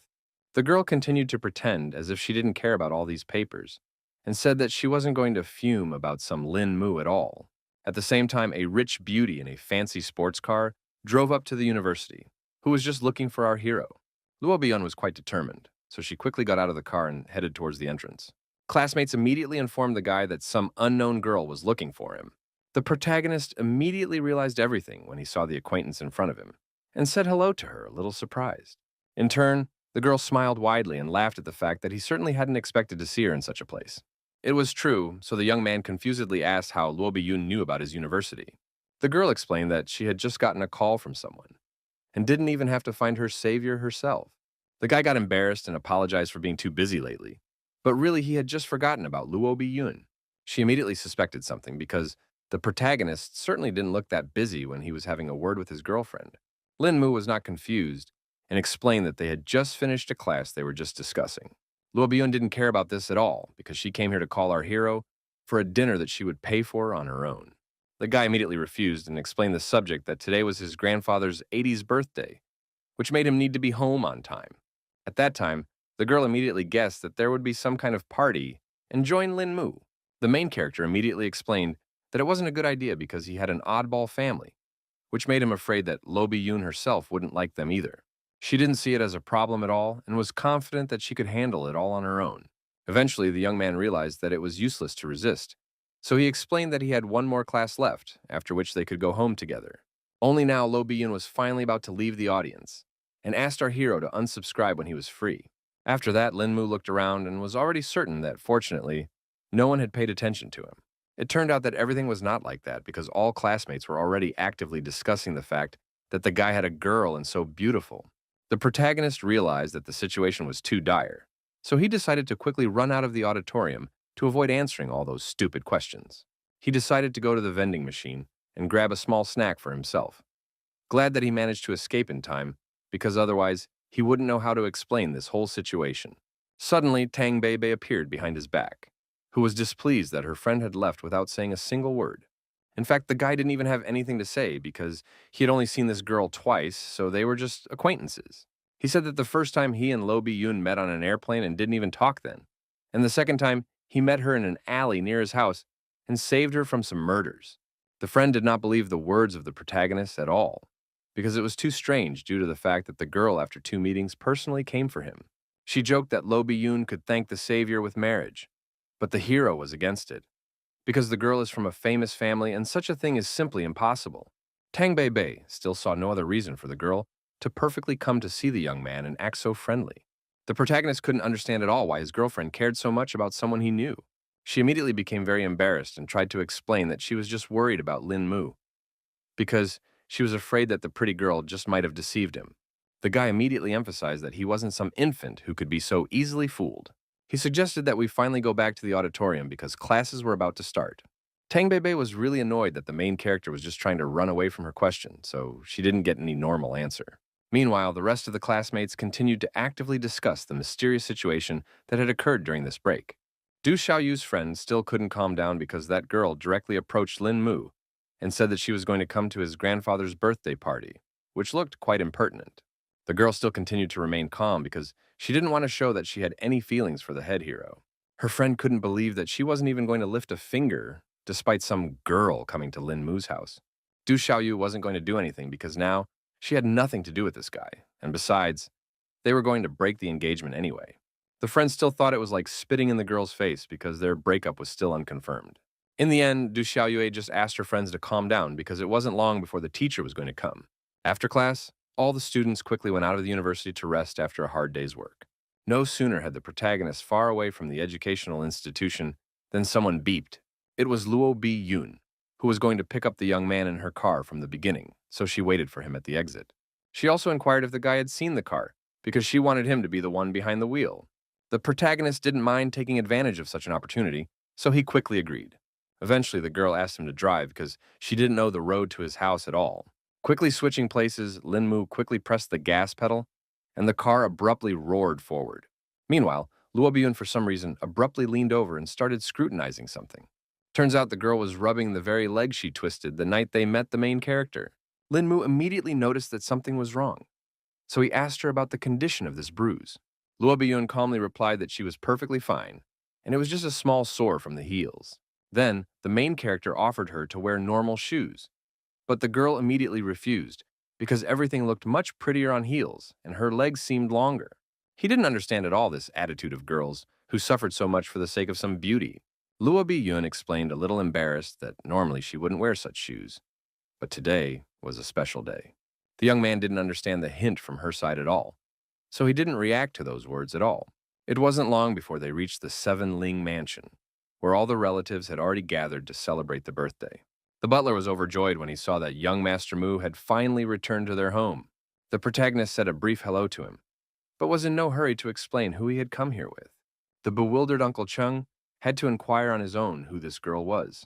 The guy eventually explained that it was his friend named Lo Bi-yoon, who he also decided to take to his grandfather's birthday party. The old man didn't object, so he welcomed Ms. Luo into their family's mansion with hospitality. The guy wasn't in much of a hurry to go in because he thought about what had happened here the last time he'd been home. He was looking at the balcony from which he had fallen off for unknown reasons, and afterward ended up in the hospital, where some rather mysterious changes in his body had taken place. Lo Bi-yoon immediately noticed that the protagonist was behaving strangely, so she asked what was wrong with him. The guy smiled to show that everything was fine and offered to hurry inside. Inside, they were greeted by a huge crowd of people chatting carefree about life. The girl walked confidently forward and immediately noted that the protagonist had quite a large home. Meanwhile, the other family members had already noticed that Lin Mu hadn't come here alone, but they couldn't figure out who his companion resembled. Eventually, some of the guests began to realize that it was the Luo family's madam herself. The man tensed up when he realized that the Luo family that owned Haoyu Corp was present here, and couldn't at all assume how his nephew would meet such a person. It turned out that Du Xiaoyue was also here, who was surprised when she realized that her fiancé was with Luo Bi-yoon. The family members who wanted to get rid of the protagonist tensed up when they found out about his connection with the Lo family. They began to suspect that all their hard work would now go down the drain because of the interference of such powerful people. The first to decide to speak was the aunt, who pretended that she was glad to see her nephew. She wondered why on earth the guy had walked into their party so late. Lin Mu briefly explained that he had a class, after which he had come here as fast as he could. After the guy's explanation, the woman went straight to greeting the Luo family representative because she never thought that the girl would come to their father's 80th birthday party. Luo Biyun was embarrassed by this politeness and explained that she didn't come here as a representative of Hao Yu Corp, but as a friend of Lin Mu. The aunt explained that, regardless of any reason, their family was happy for the girl's visit. The protagonist interrupted their amiable conversations and wondered where Grandpa was because he still hadn't seen him. The woman suspected that after the incident, he had forgotten that his grandfather had been diagnosed with Alzheimer's disease, so the head of the family was no longer able to attend such events. Anyway, the guy was going to talk to his grandfather, so he left all his relatives and guests, and Luo Bi-yun followed him. One of the brothers inquired if their sister had managed to find out anything from the daughter of the owner of Hao Yu Corp. Auntie thought that this girl was definitely not that simple, so it was impossible to find anything related to her for now. The man then inquired as to what this girl had in common with their nephew, but the sister was clueless, though she was definitely sure that they were not dating. Meanwhile, the protagonist had already entered his grandfather's room and announced that he had come home. The head of the family was already too weak, so he needed servants even just to eat. Grandpa's gaze was rather blank, so he just mechanically opened his mouth to be fed. Suddenly, he twitched and grabbed the servant's hand as if he didn't want to eat anymore. Only now did the subordinate see that young Master Mu had entered the room, causing her to be a bit confused. The boy calmly released the servant and explained that he just wanted to talk to his grandfather. The worker understood everything perfectly well, so she quickly headed towards the exit. Lin Mu squatted down in front of his grandfather and immediately wished him a happy birthday. Taking the old man's hands, our hero asked if he remembered his grandson, hoping to rekindle at least a spark of memory in his eyes. Through force, Grandpa still remembered that his favorite grandchild Mu was standing in front of him. At this point in the conversation, Luo Bi-yun intervened and smilingly wished Mr. Lin a long life and remarked that he would definitely last longer than the South China Mountains. The main character revealed that it was a friend he had taken to help celebrate her birthday. Grandpa still seemed to be hovering in the clouds, so he didn't say many words and only occasionally nodded back smiling. He grabbed his grandson's hand sharply again, but he also remained silent. Lin Mu understood perfectly well what the situation was, so he just continued to watch the old man. At this moment, a servant came into the room and informed the young master that the celebration was about to start, and Du Xiaoyue was waiting for him to come down.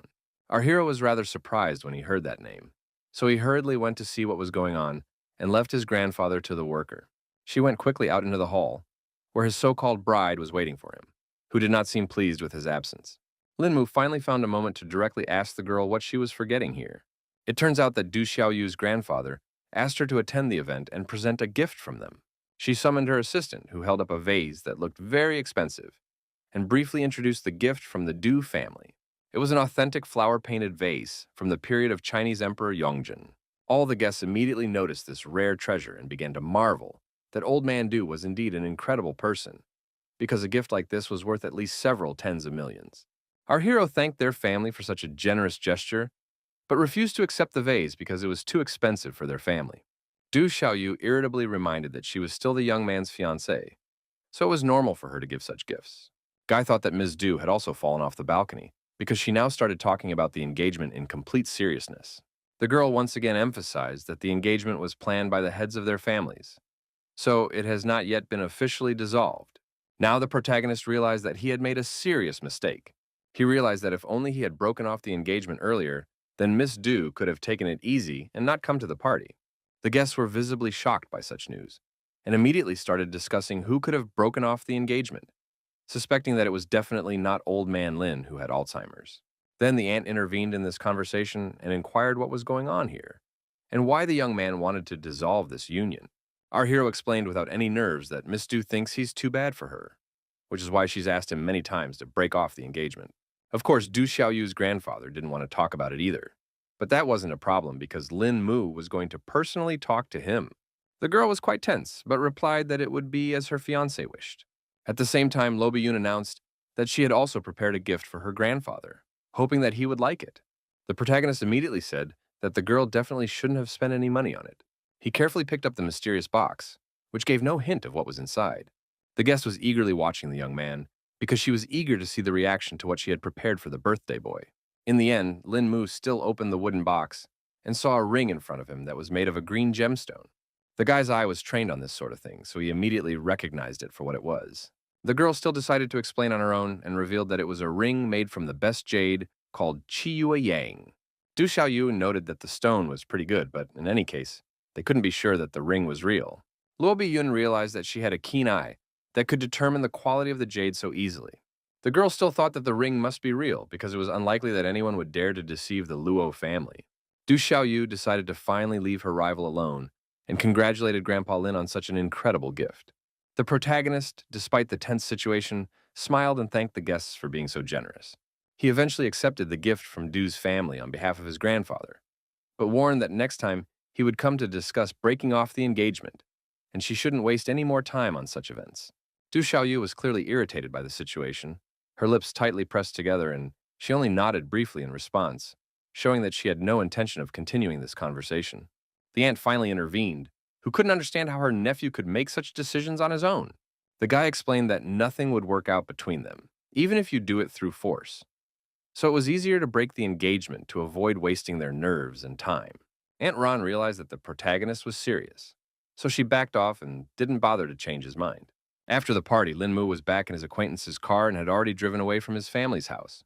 The girl decided to talk about how this Du Xiaoyue is quite beautiful, so the guy should think about whether he will regret breaking the engagement.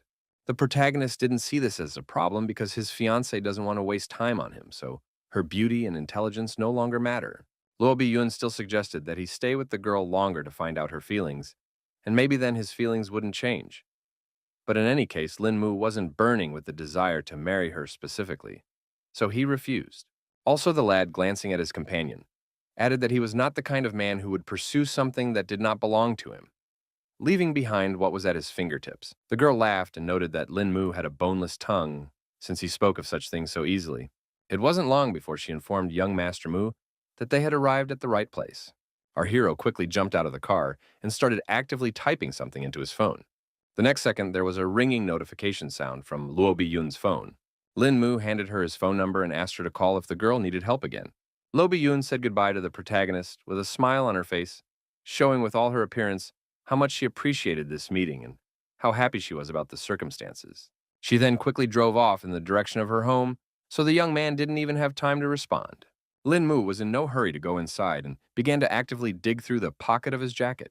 Turns out his grandfather handed him a note telling him not to worry about him, because the old man was only pretending to have Alzheimer's, so he wouldn't have to mess around with all the family members fighting over the inheritance. The protagonist did not expect that the head of their family had come up with such a cunning plan for himself. The next day, the guy immediately went to the Du family's resort to solve his main problem. He was met at the entrance to the liner by two guards who were in no particular hurry to let the stranger into their master's territory. The guy explained that he was from the Lin family, asking to be let through so he could talk to Grandpa Du. The guard immediately informed his other colleagues that the young man was alone. Eventually, they allowed our hero to pass and informed him that an elderly master was already waiting for him inside.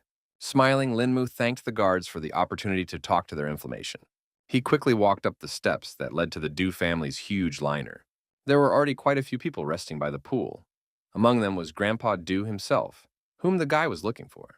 The old man, who was lounging on a chaise longue and sunbathing, said hello to the protagonist and wondered why he was looking for him. Lin Mu was going to state everything briefly, so he immediately asked if the master was close to his granddaughter Du Xiaoyue.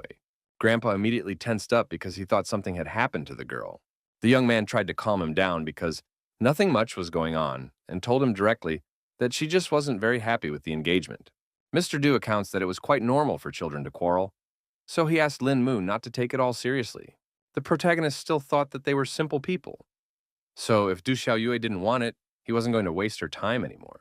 One of the Du family was displeased with the kid's audacity, since he decided to make such a cocky decision on his own. Grandfather immediately intervened in this conflict and ordered the man to shut up and not speak to Lin Mu in such a tone. All the guests on the liner immediately fell silent because they did not expect the head of the family to be so tough. In the end, the old man once again questioned whether the boy had really come here specifically to break off the engagement. The protagonist confidently confirmed his intentions and emphasized that after this, he and Du Xiaoyue would become mere strangers. Mr. Du, realizing the futility of further resistance, sighed heavily and finally agreed to dissolve the alliance. The guy thanked him for the opportunity and promised to take all the blame, so he was about to leave so as not to take up any more of the old man's time. He quickly turned around and dryly said goodbye to the entire Du family, who definitely didn't expect this turn of events. No one could understand why the master had let this breakup happen so quietly, and they were afraid that rumors about it would spread quickly. Was unhappy that someone was trying to oppose his decision because it definitely didn't concern the ordinary family members. And besides, he would know about all their dealings with the Luo family. The man believed that the Luo family was much stronger than the Lin family, so if Xiao Yue married any of them, it would help their family quite a bit. Mr. Du himself also understood all of this, so when the engagement had already been broken off, there was no point in hiding anything. Meanwhile, the protagonist went downtown after meeting his former father-in-law. In the middle of a busy street, Lin Mu was lucky enough to meet his teacher, Miss Song. The young man was happy about this coincidence, so he decided to help the teacher carry her bags. The girl rejoiced at this sudden good fortune and was not averse to handing over the burden to her apprentice. Lin Mu immediately noticed that she was carrying some sort of gift, so he decided to inquire about who was having a birthday. It turned out that Song Liangju herself was having the celebration, so the protagonist thought she was going to celebrate alone. The teacher dismissed his speculation because she wanted to get together with her neighbors, so she invited our hero to this celebration as well. The young man didn't seem to have expected such a suggestion from Ms. Song at all, so he was confused and didn't know how to answer. Suddenly, Li Guanzhui, who was accompanied by his bodyguards, intervened in their conversation. He couldn't understand how Song Liangju could be so bored on her birthday, so he suggested that she throw a real celebration. The girl calmly replied that there was no need for that, because she had already found herself some people to celebrate the day with. Li Guangyu suspected she was talking about her friend Zixi, so he offered to take her along, and added that birthdays are very important in Korea. Song Liangju wasn't going to fall for his silly tricks, because she was Chinese, and she wasn't interested in Korean traditions. At that moment, she turned around and saw that one of the guards had already blocked her way. The girl tensed up when she saw such maneuvers, and asked Li Guanzhuya what it all meant. Her acquaintance only grinned enigmatically, leaving this agitated question unanswered. He had been searching for Song Liangru for a very long time, and had put a lot of effort into it. So now he couldn't understand why she wouldn't give him any chance. It was hard for the guy to believe that she was going to choose some weakling over him. The protagonist was outraged that he was also involved in this fight, even though it didn't concern him in any way. And Song Liangru herself said that compared to Lin Mu, Li Guangju was just trash. The cocky suitor wasn't going to give up anyway, because the only reason he was putting up with all this was because he liked the girl. He asked our hero not to dream of any relationship because it's as if Song Liangju will just dump him as soon as she no longer needs him. The girl was unhappy that her acquaintance was behaving so inappropriately and asked him to stop slandering her. The guy didn't see any problem at all with her words because he was sure that she would definitely ditch Lin Mu sooner or later. Song Liangru asked her acquaintance to leave amicably because otherwise she wouldn't let him get away with such a prank. Li Guangju stood with an arrogant grin because he was sure that the girl definitely couldn't beat him. The girl could not stand it and tried to hit her acquaintance, but he managed to dodge in time. The young man liked that kind of fervor, so he suggested that the beauty try again so he could give her a couple tips. Now the main character realized that it's not so easy to be a good guy because he just helped to carry things, and in the end he already got into some trouble. One of the bodyguards decided that they didn't need to waste any more time on some weakling and attacked Lin Mu. The protagonist expected such a development, so he carefully watched the movements of his opponent. Eventually, the guy managed to react in time, so he successfully punched his opponent right in the face. Even such an experienced fighter could not resist the strength of our hero, so he fell to the floor without strength. His comrade flew after him as well, whom Lin Mu also neutralized with one precise strike. In the end, the young man remained unharmed, while all his opponents were lying helplessly on the ground. Song Liangrao didn't expect to see such a turn of events, so she fearfully asked if our hero was fine. The protagonist began to tell with a smile that he saw the two men surround him, but after blinking once, he had already witnessed these fighters lying on the ground. The guy lied that he must have been rescued by some master, but Mrs. Song had a hard time believing it because she didn't see anyone nearby. In any case, she was happy for Lin Mu being fine, so any details didn't bother her. At this moment, the bald bodyguard tried to stand up and report that the person who beat them up was definitely the young man himself. Our hero did not want to reveal his skills, so with all his might he stepped on the hand of the defeated opponent, so that he did not say too much. Meanwhile, Song Liangju asked the guy to hurry up and leave this place because her mood had gotten really bad because of all these people. In turn, Li Guangju wasn't going to let them go so easily because Lin Mu dared to injure his men. The girl was sure that his bodyguards were injured through no fault of their own, so she suggested that her acquaintance look for the master who had done all this to them. The guy despised professionals because they only knew how to hide like rats and wanted to see if he could find someone to save them again. The protagonist felt that the situation was starting to heat up, so he tensely looked at Li Guangju, who was in no way able to keep up with them. Song Liangju sensed this tension and immediately stopped her disciple because his potential opponent was too dangerous, as he had already won many taekwondo competitions and was quite strong. Meanwhile, Li Guangzhu kept trying to hurt our hero, calling him a lowlife who can only hide behind his skirt. The protagonist couldn't afford to stand on the sidelines because that way he would lose his dignity. So he was going to play a little game with his opponent. He turned to Li Guangyu with confidence in his voice and offered to see what he was capable of. The guy himself was glad that Lin Mu had the courage to accept such a challenge. Lin Mu wanted to get this whole conflict over with quickly and see if his opponent's words matched his real abilities. Li Guangzhu didn't wait any longer and accelerated sharply to suddenly attack our hero. He felt that now the protagonist should just beg for mercy, because Lin Mu simply wouldn't be able to resist his incredible strength. Song Liangru realized that there was no way she could help her student, so she remained standing back and simply asked him to be careful. The guy could already see that his opponent was not at all like some other weakling. In any case, the protagonist thought that Li Guangzhu was hoping in vain if he really thought that this fight would be so easy. But the guy was still absolutely confident in his strength. So he continued to attack Lin Mu, who had managed to dodge so far. Eventually, the protagonist managed to block even a strong leg kick and keep his balance. An interested smirk appeared on Li Guangzhu's face because he didn't expect the young man to even be able to block his turning kick. He paused for a while and wondered what the protagonist was going to do now, because he was definitely not in a particularly favorable situation. Song Liangro could clearly see how strong the blow was, so now she wasn't sure if her disciple was fine. Li Guangzhu himself was surprised by this outcome because he could have calmly broken the board with his punches, but the protagonist somehow managed to withstand. Meanwhile, Lin Mu replied that he was fine, but he didn't even expect his opponent to be this good. The teacher noticed that the young man was holding up quite well, so she asked him when he had managed to become so strong, and he told her that it was after he was discharged, when he realized his weakness. Li Guangzhu decided to take advantage of the guy being distracted by the conversation and tried to attack him a second time. It seems that the protagonist had long been prepared for this turn of events, so he put his two hands forward. His opponent immediately noticed this maneuver on his part and thought the guy would try to grab his leg. He simply couldn't let Lin Mu do something like this. So a solution to the problem had to be found right here and now. The guy in flight changed his attacking foot, trying to attack the protagonist from the side he didn't have time to defend. Song Liangro was not too scared because she thought that Lin Mu had come to an end. The guy actually had a very good reaction, so even in such a desperate situation, he managed to dodge. Eventually, he managed to put his plan into action and successfully grabbed his overconfident opponent's leg. Lin Mu was very angry at this guy, so he decided to teach him a lesson for being so impertinent. He twisted Song Liangru's foot with all his might and then heard a rather unpleasant crunch, feeling this unbearable pain.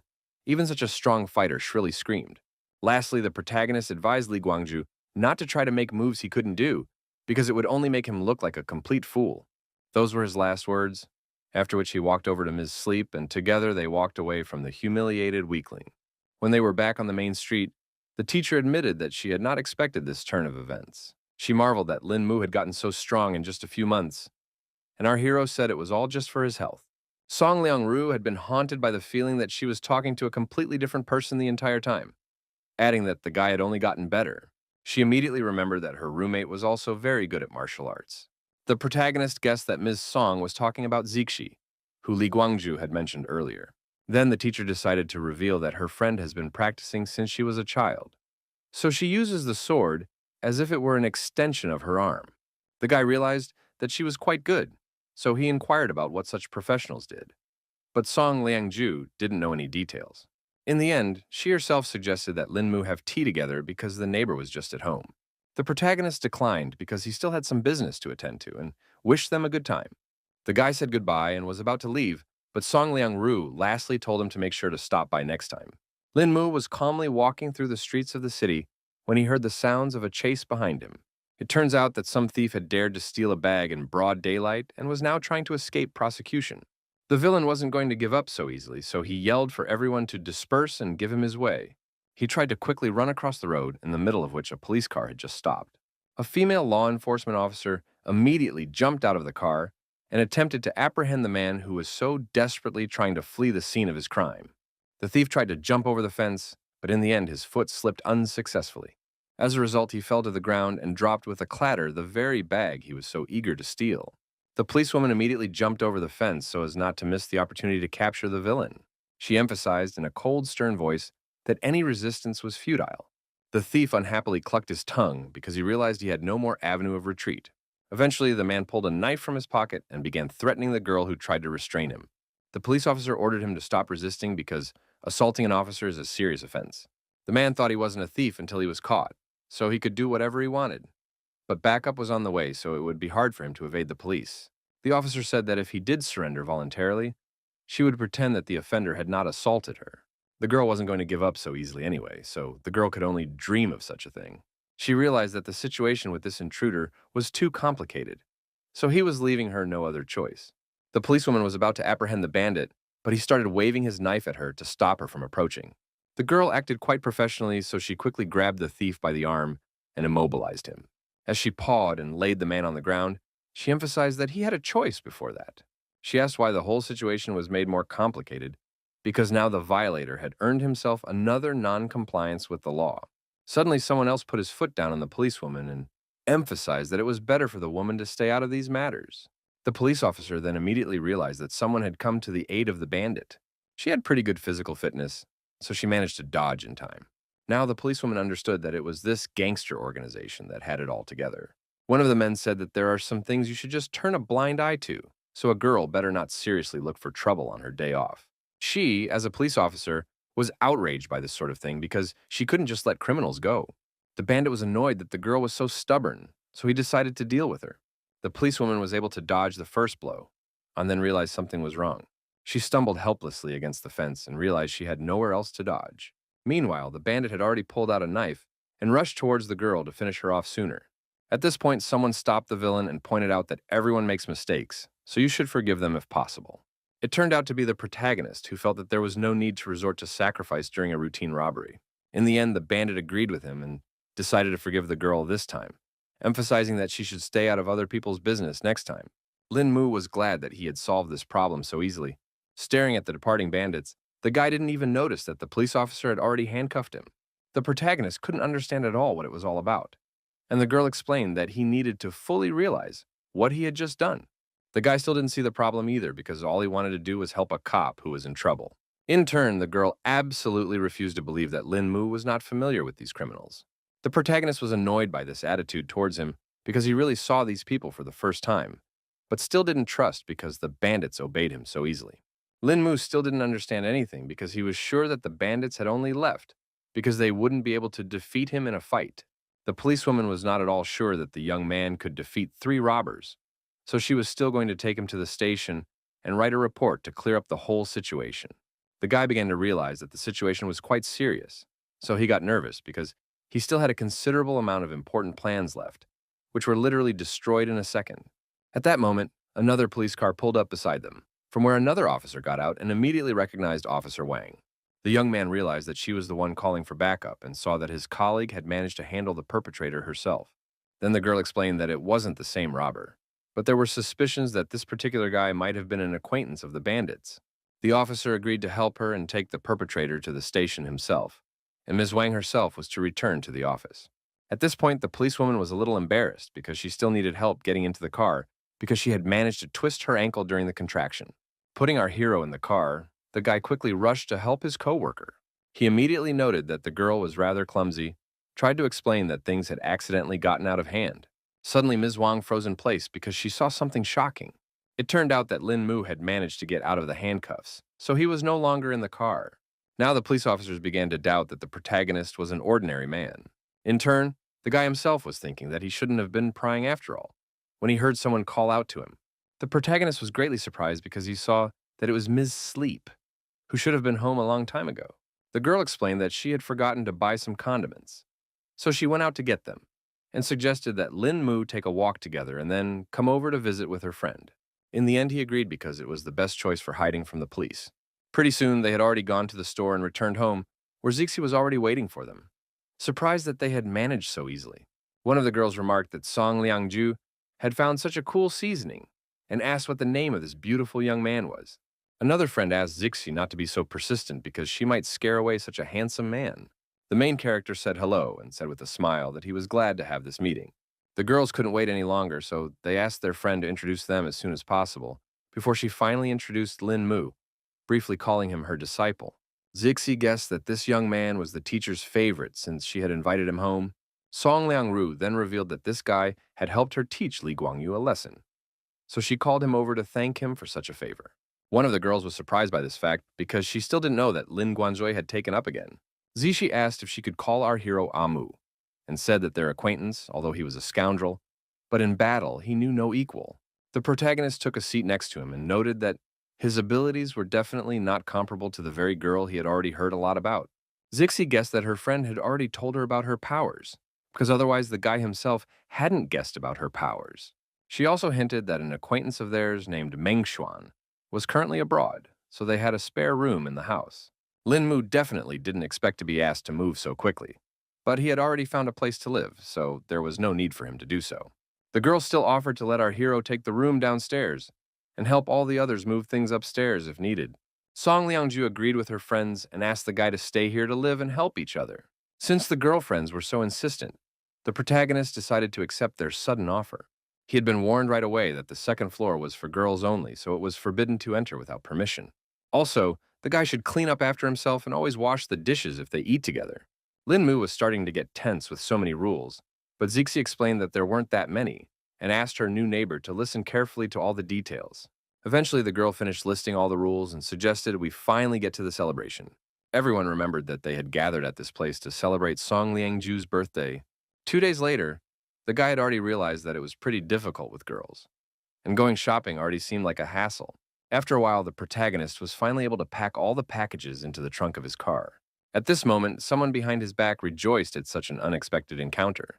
So Lin Mu turned around in surprise. Turns out it was the same policewoman who was already jingling the handcuffs in her hands. The young man noted confusedly that he really hadn't expected to meet the officer. At this point, the protagonist found a way to get away from the police officer and pretended that there was something amazing behind her back. The policewoman was very inattentive and fell for such a stupid ploy from Lin Mu. It turned out that the guy had already disappeared somewhere, so the girl shouted indignantly to the whole street. At the last second, she noticed the protagonist trying to flee the scene on his bike. The policewoman quickly sat down in her squad car and set off in pursuit of Lin Mu, who was driving quite fast. For her part, Song Liangru couldn't understand where Lin Mu had disappeared to so suddenly. At that moment, a cute couple was walking down the sidewalk, completely unaware of what was in store for them. A girl was walking with her lover and carelessly telling some life story when someone whizzed by nearby. She couldn't figure out what it was, and then she noticed that her ice cream had gone somewhere. They further witnessed a police car chasing this unknown object at full speed. The guy couldn't understand at all what was going on, because he had never witnessed a bicycle being chased by the police before. Meanwhile, the protagonist was highly annoyed that this female police officer was so stubborn and restless. He also realized that at this rate, the tires on his vehicle wouldn't last long. Lin Mu realized that he needed to look for alternative ways to retreat, and saw an inconspicuous alley nearby that was suitable for this. It turned out that the policewoman was closely following the young man's actions, so she reacted in time and swerved. A smirk immediately appeared on the girl's face because she was sure that the guy would definitely not be able to hide from her. The protagonist did not suspect at all that his plan had failed, and calmly walked down the street, rejoicing that he had managed to escape from this madwoman. Within a second, he heard a distinctive click and felt the cold metal of the handcuffs around his wrists. The young man directly admitted that the officer really got to him, because she had been chasing him for such a long time. The police officer herself did not see this as a problem, because she merely wanted to bring the escaped felon to the station. Our hero was still trying to prove that he hadn't done anything illegal, and yelled that there was a robbery going on right behind the officer's back. The girl wasn't going to fall for Lin Mu's tricks a second time, but he spoke in complete seriousness. She promised that the young man would be a corpse if he fooled her again, but she still believed it because she heard a noise and shouting nearby. The police officer asked the protagonist to wait here while she checked to see what was going on. Obviously, the protagonist was not going to obey the girl, so he immediately tried to get out of the handcuffs. He was about to leave, but heard that the criminal had already taken a hostage. Eventually, the guy got interested in the whole situation because he hadn't yet seen a robber cover himself with hostages. A considerable number of people had already gathered in the shopping center, not knowing what to do in such a situation, and the robber threatened to shoot the defenseless man he managed to grab. As the protagonist got closer, he saw that the robber had captured a policeman, but people in the crowd told him that he used to have a little girl in his hands, with whom this brave girl had switched. Lin Mu was surprised because he didn't expect that the officer had such a good heart that she sacrificed herself for the child. The policewoman continued to keep her cool and ordered Lan Zidong to stop because he was already surrounded. The man was not going to give up and ordered everyone to fail and prepare a car for him because otherwise his hostage would die. The protagonist began to get annoyed with the whole situation because there was too much noise from this criminal. Suddenly, he just plopped down on the floor right in the middle of the crowd, causing the bandit to immediately look away from voicing his conditions. Lin Mu didn't bother to explain anything and carefully fixed his hair before continuing with his plan. The policewoman was shocked when she saw the guy and asked him to get out of here as soon as possible because it was too dangerous. It turns out that our hero decided to pretend that he had always been a fan of Brother Lan and wanted to give him some sort of gift. At this moment, a woman in the crowd indignantly shouted that Lin Mu had stolen her bag. The young man paid no attention to her and continued to talk about how the bandit was his idol, and ever since he was a kid, he wanted to be like him. The officer was incredibly angry at the fact that the protagonist was behaving in such a manner, and now she was sure that nothing good could be expected from him. Lin Mu roughly gagged the girl and emphasized that he was now talking to Brother Lan, so she had no right to interfere in the conversation. The man started to get stressed out by our hero's nonsense, so he asked to get him a car and offered to talk when they left the scene. The guy quickly started running errands from the thug and remembered that the policewoman's car was just parked somewhere nearby. Eventually, he took his time going outside and reported that there was a sniper nearby. The criminal was shocked by this information and once again questioned what the protagonist had just said. He finally looked around and saw that the young man had actually lied to him, and there were no snipers nearby. Meanwhile, the main character took the opportunity that he had distracted the bandit and threw me his bag. Lan Zedong managed to react to this sudden attack in time and put out his hand, knocking the bag away. He decided to immediately fire his gun, but there was a misfire, so Lin Mu remained unharmed. The guy's reactions were perfect, so he quickly went low and grabbed his opponent's arm. After that, he turned around and gave the bandit in the head from the elbow, so he could no longer stay on his feet. The world around Lan Zedong abruptly spun, and in just a second, he was on the ground. Our hero then promptly clobbered the criminal, who now promised to finish him off at the first opportunity. In turn, the policewoman was already too angry, so she declared that she had had enough today and was going to deal with this annoying intruder right here and now. The protagonist turned to her and asked her to give the purse to the lady he had managed to rob because his hands were full for the time being. The girl didn't mind and quickly began to gather up all the things that were scattered around. Lan Zedong, who had already been received by the two police officers, was incredibly angry at being treated in this manner, so he was already thinking of a revenge plan. An hour later, Lin Mu had already returned home to his new roommates, who were completely unaware of what had happened to him. He was met at the doorstep by Song Liangju, who immediately asked where the guy had disappeared to so suddenly. The protagonist sighed heavily and replied that he just didn't want to talk about it because he hadn't had much luck lately. The girls still did not calm down because they were worried about the fate of their friend. Well, the one explained that nothing special had happened to him.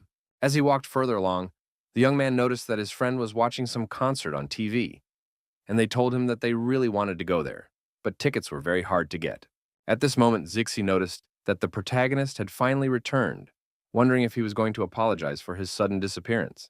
Lin Mu was well aware that he had no choice, so he promised to definitely redeem himself. He asked his acquaintances to wait a little while he stepped away to make one important call. The girls were surprised that our hero had just returned and he had some problems again, but the guy promised to tell everything later. Zixi was no longer sure that this young man was an ordinary student because he was acting too mysterious. Song Liangju agreed with her friend and noted that he seemed too masculine for his years, but the girl thought that wasn't his only oddity. As it turned out, the guy had already made arrangements for Yao Xianxian's concert and hoped his girlfriends had free time for him in 3 days. Zixi was overjoyed at this news and wondered how he had managed to get tickets. The protagonist didn't give details about Old Man Wang helping him, and briefly explained that he had some connections. The next day, the whole company went to an establishment to grab a bite to eat together. Lin Mu immediately noticed that this place was suspiciously quiet today. In turn, the friends were surprised that their acquaintance also came to the cafeteria today. The girl immediately felt someone else's gaze on her, so she turned sharply towards the company of friends. Suddenly, the protagonist looked closer and felt that there was chi energy lurking in her chest, which literally shocked him. The guy definitely didn't expect to meet another cultivator in a place like this. Zixi thought that he had such an eye for the girl because of her beauty, and the man confirmed it, adding that aside from all that, the stranger was rather calm. The girl didn't seem to like this description of this mysterious beauty, so she stepped on Lin Mu's foot with all her might. The young man did not expect to feel such a sharp pain at all, so he asked fearfully why he deserved such a punishment. Zixi irritably explained that it was as if our hero's eyes were already starting to pop out, and asked him to hurry up and get them something to eat.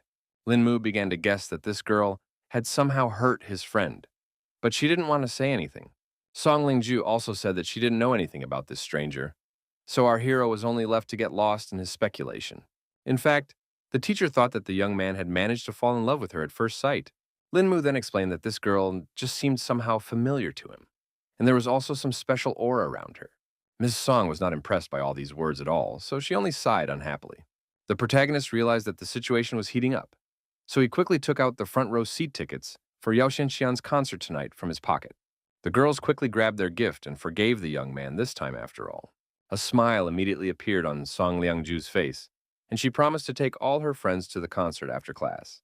It wasn't long before they arrived at the venue, where a good number of fans had gathered. The girls didn't expect Lin Mu to get such fancy places for them at all. They all admired Yao Xianxian because it felt like there were only more than 1,000 police officers patrolling the concert here. To Zixi, this fact was obvious because this singer was a real star. Of the entire crowd, only our hero had no idea whose concert they were attending. At that second, the very girl whose exit everyone had been waiting for appeared on the stage. She greeted all her fans with a smile and said that she was very happy to perform here in Dunhai. At the same time, everyone in the audience was actively supporting their idol and shouting their love for her. The girl went on to say that it was only because of her fans that she was here today and wanted to dedicate the first song to everyone who supports her. She asked everyone to enjoy a song called To the Descendants of True Love. 3 hours later, the concert was still going on, so the singer looked pretty tired already. But the next part of the performance promised to be even more fun. Yao Shenxian announced that she wanted to invite someone from the audience to help with the performance. She asked the organizers to point the spotlight at someone she could call on stage. Of course, Zixi began to actively wave her hands to dedicate just to their company. She saw that the light was gradually heading in their direction, and she was already glad that this person little turned out to be it. After a second, Yao Shenxian asked for the spotlight to stop because she saw the right person. In the end, it turned out that this lucky guy was the main character who definitely did not expect this turn of events. The singer happily greeted her audience and invited the happy fan to run to her stage as soon as possible. Zixi couldn't understand at all why her acquaintance was still sitting in his seat and didn't seem to be in a hurry to go on stage at all. Linmu himself didn't understand why he had to go anywhere, and then his friend explained that he had become a lucky man and could now sing with Yao Shenxian. The boy was surprised at this news and still didn't want to go anywhere because he couldn't sing at all. The girl then warned him that he would just set the artiste up if he didn't go. Linmu didn't care about this fact at all, but Zixi also didn't insist and said that the decision was up to the young man himself. Meanwhile, Yao Shenxian turned to the guy in white again and asked why he didn't want to sing with her. The main character explained that he was too shy to go on stage and also couldn't sing, so he wanted such a happy opportunity to go to someone else. Fans immediately started shouting that the guy had said everything beautifully, and now wanted their own opportunity to sing with Xianxian. The girl decided to get behind Lin Mu and choose a new viewer for this interactive. A second later, the spotlight illuminated another spectator, who was delighted that he had been chosen.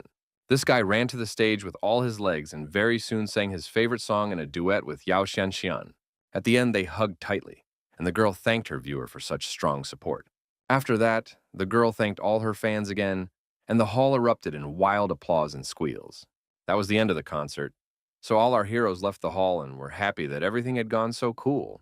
At the same time, Zixi was very unhappy that the guy took away her chance to go on stage and make this night finally perfect. Meanwhile, some 2 guards appeared behind Linmu's back and directly addressed him. One of the bodyguards reported that their mistress would like to meet the protagonist. The young man was surprised to hear such a request and wondered who the lady was. The guard didn't hide anything and directly explained that Miss Yao Shanxian had asked for this. Then our hero was even more surprised and wondered the reason for this. But the bodyguards themselves also knew nothing and just followed their mistress's orders. In the end, Linmu decided to leave and asked his girlfriends to go home without him. Song Langro smiled softly and gave her consent, but asked the guy to return home in one piece. Zixi added a request for the young man not to forget about his girlfriends after meeting Yao Shenxian herself. The protagonist, with firmness and confidence in his voice, asked the guards to take him to their mistress. 5 minutes later, the guy was already in the right place, and Yao Shenxian called out that the door to her room was open. The girl was just changing her clothes after the concert and was surprised that Lin Mu had come so quickly. The shocked young man froze on the spot because he did not expect to see the singer in such a form. Eventually, he quickly closed the doors behind him and apologized for walking in at such an inopportune moment. Yao Shenxian said that there was no problem with that and explained that she had mistaken our hero for a servant. She quickly got dressed and asked Lin Mu, who still hadn't said a single word, to go inside. The guy in slight bewilderment immediately asked what Ms. Yao came here for. The girl wondered why he didn't go on stage, then assuming he was afraid she would bite him. The protagonist didn't immediately answer her question and asked the singer to sit a little more modestly because he couldn't have a normal conversation with her. Yoshinkian laughed from the fact that the guy looked like a true gentleman, but it turned out that he could become a wild beast at any moment. Linmu apologized and was about to leave since the girl didn't have anything else to say. The girl was not going to let our hero go, so she got up from her chair and ran after him. The echo of her heels echoed around the room as she moved closer and closer to the young man. It turned out that the singer decided to smack the main character on the cheek, which was quite a strange act. After that, the girl abruptly stepped back, and the stunned Lin Mu asked if she was all right. Yao Shenxian laughed sweetly and explained that the guy just started killing so early, even though she just wanted to chat with him. The confused protagonist, who had a lipstick mark on his cheek, couldn't understand what a real celebrity could talk to an ordinary young man about. The girl explained that he was the first man to turn her down, which made him an interesting person to her. Lin Mu actually admitted that she was very attractive, but emphasized that not every man fell for it. This unusual behavior of the guy greatly hurt Yao Shenxian's self-esteem, who showed interest in him because of this. The protagonist was sorry if he had hurt the girl's feelings in any way, and apologized for all his words. In any case, Lin Mu had no intention of lingering here and quickly headed towards the exit. The girl did not delay our hero any longer, and was glad even that she had at least managed to get his name. Meanwhile, the young man quickly went to the restroom to wash off the lipstick residue that could have raised quite a few questions. He realized that there was no way he would have been able to explain what had happened anyway if someone he knew had caught him. The guy wanted to get home as soon as possible because his roommates would get angry again because of his long absence. So he decided to call himself a cab. The protagonist calmly left the room and headed towards the exit to meet his driver. At that moment, he heard some suspicious rustling behind his back and immediately felt that someone was following him. The mysterious stranger didn't bother to explain anything and asked Lin Mu to turn around quietly so that everything would go smoothly. The young man was well aware that he'd better not take any chances, so he raised his hands and offered to talk peacefully and not to turn to forceful methods. The mercenary immediately said that he usually tells the whole truth to a man who's about to die. But now it was different because he had lost that desire after seeing the face of the protagonist. In just a moment, the fighter had already bare his sharp blades that were hidden in his palm. Sufficiently accelerated, he threw them towards Lin Mu, who still continued to stand with his hands raised. The young man himself didn't expect at all that throwing knives would be used against him. At the same time, he didn't panic because his skills were enough to dodge such an attack. Lin Mu finally managed to catch these knives without any problems. So he asked who had sent this mercenary over. The mysterious stranger immediately picked up on the fact that the guy wasn't that bad, so he decided to back off for now and take his life a little later. The protagonist wasn't going to let him go without even finding out some information. He quickly made the decision to use those very same throwing knives and made one crisp throw. In the end, all the blades simply hit the ground because the mercenary was able to react to this attack in time. The stranger ordered our hero to keep standing still because otherwise he would definitely show how confident he was in his abilities. Lin Mu was also not one to be timid, so he suggested that his opponent come when he was fully confident in his success. The mercenary silently left, and the guy thought about the fact that this fighter was no weaker than him, so the man who hired him must have forked out a fortune for such an assassin. In addition to that, the young man noticed that this man didn't even put in his full strength, so it would be very difficult to deal with him alone. Our hero decided not to dwell on this, because his main goal was to become stronger, which will definitely help him cope with such a problem. For now, he came to the conclusion that he should just head home and meet his roommates. Lin Mu thought that he had acted very cautiously before, so now he didn't understand why he had attracted the attention of the assassins. Suddenly, the guy felt some unusual sensation, as if there was something strange somewhere in the crowd. He looked around and saw the same girl he had met in the cafeteria the other day and realized that this aura was coming from her. In turn, the beauty herself also recognized the protagonist and immediately remembered where they managed to see each other. At this moment, she too felt some strong energy flow through her body. The girl couldn't understand why her frosty chi was so excited and suspected that it had something to do with Lin Mu. The protagonist immediately noticed that there was something wrong with her, so he wondered if the stranger was okay because she didn't look very healthy. The guy gently held her back and immediately thought that now was the right moment to take a chance and asked the girl about chi energy. The beauty herself strongly disliked the fact that Lin Mu allowed himself to touch her, so she abruptly yanked his hand away and asked what he wanted. She abruptly turned around and began to clean up, and the young man couldn't figure out what he had done wrong. The guy also didn't want to let this mysterious stranger go so easily because he wanted to get to the bottom of it. He quickly chased after the girl, who had already managed to run into some alleyway, and tried to explain that he only wanted to ask a few questions. The stranger did not stop and made several sharp jumps upward to precisely break away from our hero. Linmu was shocked when he saw such abilities because he had yet to encounter such a thing in this world. He realized that this mysterious lady was perfectly proficient in the Qingkun technique. In just a few seconds, the girl had already made a few more leaps between the walls of the building and was somewhere on the roof, and Linmu was mesmerized by her honed and graceful movements. The protagonist immediately sped up because he realized that he couldn't fall behind his goal. Eventually, the guy realized that it was unfortunate that he had missed out on such a nimble girl. It was only now that the guy stopped to catch his breath and saw that he was in some unfamiliar place. His first clue was given to him by the ringing of the bells of a temple that stood nearby. Linmu turned around and saw the huge shrine behind his back from which this sound was coming from. He realized there was nothing left to lose, so he moved closer to examine the place. There were quite a number of parishioners standing around praying for some benefits. At this moment, the guy felt a huge amount of strong chi energy emanating from within this temple. He saw that there was an old man sitting in the middle of the shrine meditating, and he marveled even more at the place. The protagonist instantly felt the Buddhist's golden aura that filled the entire space around him. It was quite hard for the young man to believe what was happening, so he even began to doubt his eyes that saw that glowing aura. The first to speak was the old man himself, who explained that this was the site of the Buddha's temple. The protagonist could not understand at all what happened, because this man literally instantly appeared in front of him. The old man noted that the guy had been standing there for an hour, which made him decide to ask what he could do to help a visitor to their temple. Linmu greeted the great monk in their reply and explained that he was just a little lost in thought. At the same time, the guy was thinking about the fact that this kind old man had the aura of a non-mortal, and was surprised that this was the energy that would attract him. The monk, sensing that our hero had a good heart, asked him not to worry and to follow him. The young man realized that this was the perfect opportunity to learn new details, so he didn't resist and followed the old man. He decided to ask the monk what this place was, and the monk told him that this was where he meditated for Buddhist enlightenment. The protagonist was surprised that he was able to get to a place like this, so everything around him felt like some kind of dream. The guy even managed to see the real appearance of the legendary Buddha, which was definitely not possible for an ordinary person. Meanwhile, the saint decided to approach Linmu and directly told him that the latter had heavy sins lying on his soul, but there was some set of techniques that could help in his cultivation. Linmu was very happy to have this opportunity, so he thanked the Buddha. A second later, a bright flash appeared in Amitabh's fingers that held his immensely powerful energy. The next moment, that clot of holy power crashed right into the forehead of the protagonist. The great monarch himself did not expect at all that the Buddha would decide to bestow his great power on this young man. Of course, the old man did not question the deeds of the great Buddha Amitabha, so he continued to pray to him. Now the events are brought a day forward and continue in the same powerful temple. It turned out that the protagonist fell asleep right within the walls of this shrine, and is now terrified to wake up from a strange dream. Linmu thought that all these events had just woken him up, and was now even more stunned.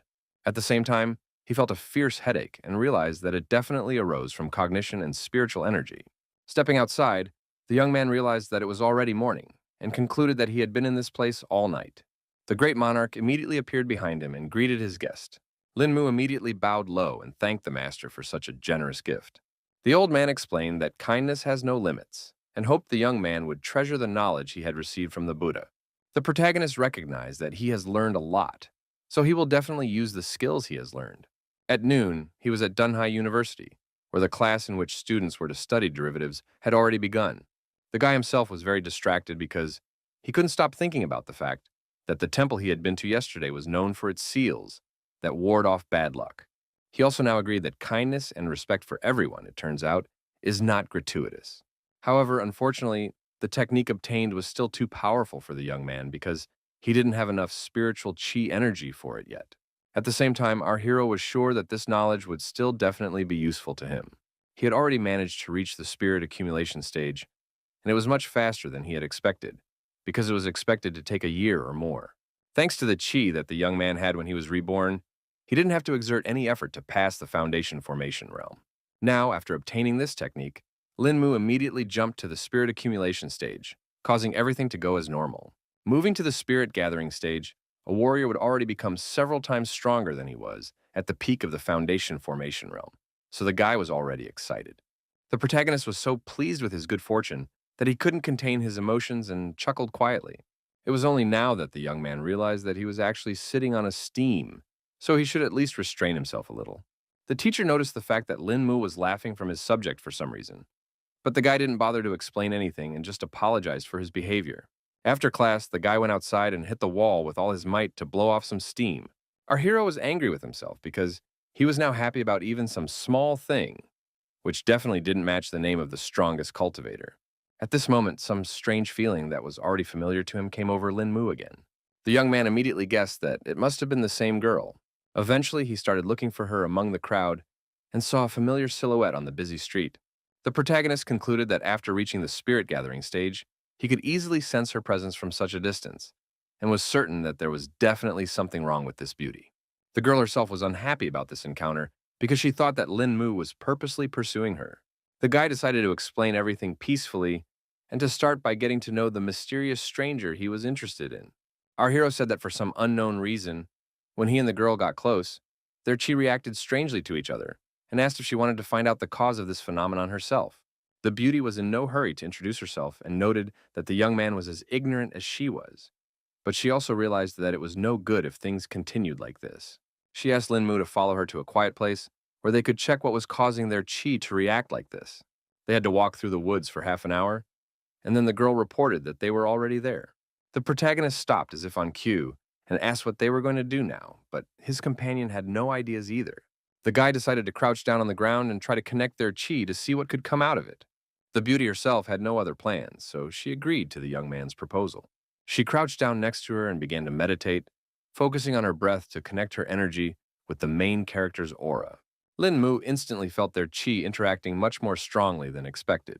The girl also noted this oddity because her ice ki was now much purer than usual. In turn, our hero felt that not only her partner's aura was being cleansed, but his own as well. At the same time, the guy couldn't figure out what technique the girl was practicing because there was something cool about it. After a while, they stopped meditating, feeling that their chi had indeed become purer. The girl with a smile on her face immediately noted that her frosty chi now seemed so strong. Only now did Lin Mu realize why her aura felt so cold, and he assumed that something more awaited them because this kind of fusion practice could help them both. The partner suggested trying it again and asked the guy to release more chi energy this time. Their hands came into contact again, and a familiar, pleasant wave of energy immediately ran between them. This time, our heroes tried even harder and actively passed chi to each other. They sat in this position for an hour without taking their palms off each other. Eventually, they merged so strongly that they began the process of moving. The stars aligned so that Lin Mu and Ji Qinglan moved to another realm. The protagonist felt that the chi in this place was so dense, causing him to sense absolutely everything that was happening around him. At this point, he decided to open his eyes and saw that their view had changed quite a bit. The girl still had no idea what had happened and only wondered at some refreshing feeling. Lin Mu was greatly embarrassed by the sight of his partner and quickly turned away, pretending that he hadn't seen anything. Ji Qinglan finally felt that something was wrong after all, and looked at the form in which they continued to meditate with surprise. Her cheeks were getting redder by the second as she realized what had just happened. The next second, her emotions spilled out, and her terrified scream rang throughout the forest. When they finally got dressed, the main character was immediately slapped, even though it wasn't even his fault for the whole incident. Lin Mu only now realized that everything was really happening, even though it seemed like it was just a sweet dream. It turned out to be just an illusion, so the guy desperately tried to wake up Ji Qinglan and explain the whole situation. The girl finally opened her eyes and realized that it really wasn't real, even though everything seemed so real. The young man immediately guessed that because of the chi fusion, they were able to sense the divine consciousness beforehand, causing such an embarrassing incident for them. His partner had not heard of such cases, so she was surprised to hear such an explanation. The protagonist explained that chi fusion has 3 stages, and thus the divine territory comes after the initial chi gathering. Lin Mu revealed that it was because of the divine consciousness that they were suddenly naked. The guy was glad that he had enough of his own cultivation knowledge to calmly explain this incident. Suddenly, the girl, who still couldn't look at our hero, asked his name again. The young man confirmed that his name was Lin Mu, and then Ji Qinglan asked if he had a soulmate. He took his time answering such an unexpected question and asked himself why she wanted to know such details. The girl was annoyed that the protagonist was behaving this way, so she yelled at him and ordered him to answer faster. Lin Mu was frightened by such a harsh tone and tried to prove that he was single, but she didn't really believe it. Ji Qinglan advised the young man not to lie to her because he wouldn't get out of here alive if he allowed himself to do something like that. The protagonist was still trying to find out why the girl suddenly decided to ask such a thing. Then she said that her grandfather used to say that the granddaughter was sure to marry someone who would have her all to herself. Lin Mu was in agreement with the old man because he believed that girls should stay with their first partner. The next moment, the guy realized that Ji Lan was going to marry him, even though there was still nothing between them. Now the girl sounded like a real demon and said in a commanding tone that now our hero must take responsibility for he had seen her body and taken her innocence. The young man desperately tried to prove that it was just an illusion created by the divine consciousness, so it didn't count. The girl insisted on her own anyway, because she was sure that what he saw through that illusion was more real than what he was seeing with his own eyes. She emphasized that there was also a divine territory master in their family. So she had seen the notes left behind with her own eyes, and Lin Mu realized that he wouldn't be able to lie.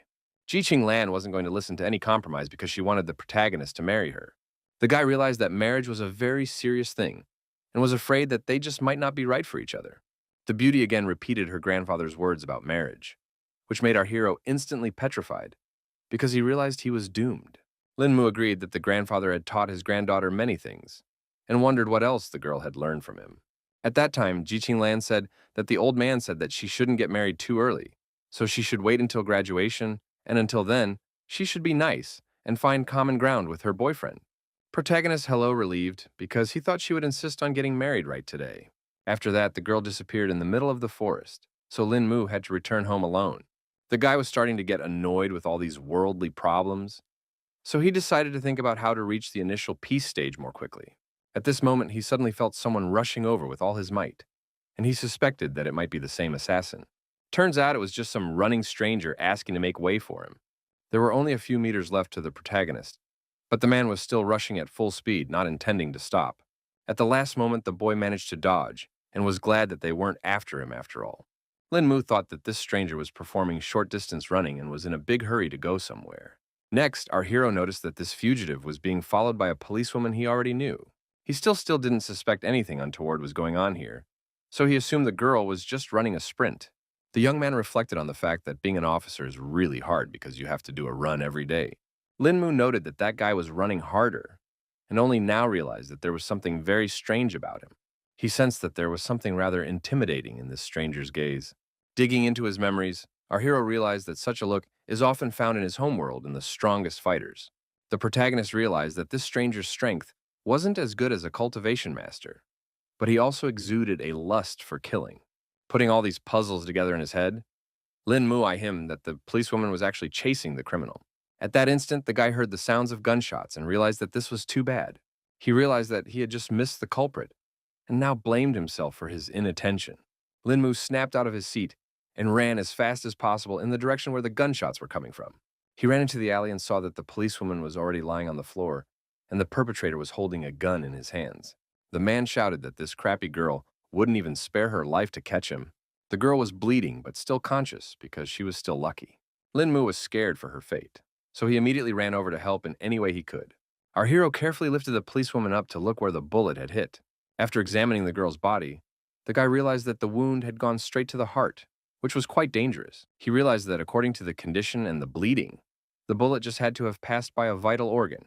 So it was the best situation from the worst, but still not that optimistic. The young man reassured the girl and promised that she would be all right, causing a spark of hope to appear in her eyes. The policewoman asked the protagonist to leave the place and not to risk his life, but he was not going to leave her in trouble, and the guy asked to cover the wound firmly with his hand. She couldn't understand what Lin Mu, who was walking unarmed towards a dangerous criminal with a gun, was going to do. The girl thought that our hero was completely crazy if he went to such risky steps for the sake of some stranger. The villain laughed at the fact that Lin Mu was building himself up as a noble hero and wasn't afraid to die at all. He thought the young man had watched too many action movies, so he decided to show him the harsh reality. The man didn't hesitate any longer and shot straight at the protagonist. The perpetrator was surprised because after a second he saw that for some unknown reason he was unable to hit the target. It was still a moment before he realized with horror that the ammunition in the gun had run out. The villain now doubted that Lin Mu was a mere human because he managed to dodge the bullet so easily.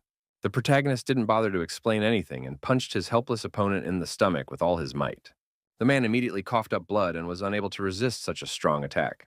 In the end, he unconsciously fell to the ground, but Lin Mu was confident that the criminal would stay alive.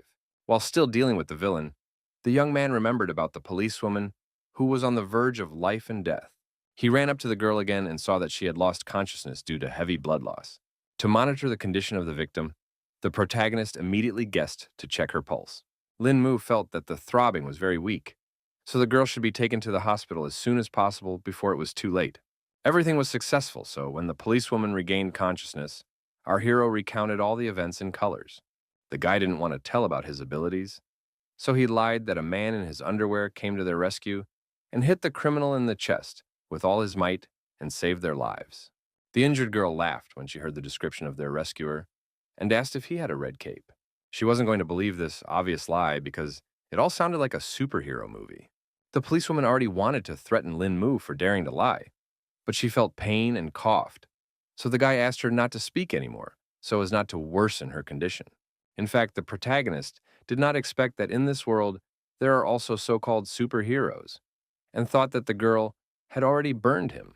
He rejoiced that he had managed to bring one good thing after all, and took out the prepared pills from his pocket. The guy held out his medicine to Ms. Wang and asked her to hurry up and eat it. The girl was in no hurry to eat some unknown pill, so Lin Mu asked her not to worry and promised that he wasn't going to do any harm. In the end, the policewoman decided to trust our hero, but emphasized that he dare not even think of such a thing.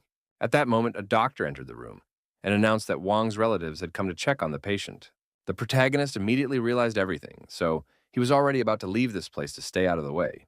The girl said goodbye and thanked him for the medicine, and Lin Mu said that he would visit the officer again in a few days. The parents were very worried and panicked, asking the doctor if everything was okay with their beloved daughter. The girl asked them not to worry and informed them that Wang was already safe so they could check on her. Meanwhile, our hero decided to say goodbye to Dr. Zhou as well. The doctor wasn't going to let the guy go so easily, but he couldn't understand what was wrong. It turns out that the girl had managed to see that he had given the patient some medicine. So now, she wanted to know what it was. She thought it was outrageous because, seriously, ill patients shouldn't be allowed to eat anything. The protagonist asked Dr. Zhou not to worry about it and lied that it was just vitamin C. In fact, he gave Officer Wang a purifying medicine that has a miraculous effect on injuries. The young man didn't explain any further and warned the girl that he would return to the hospital in a few days.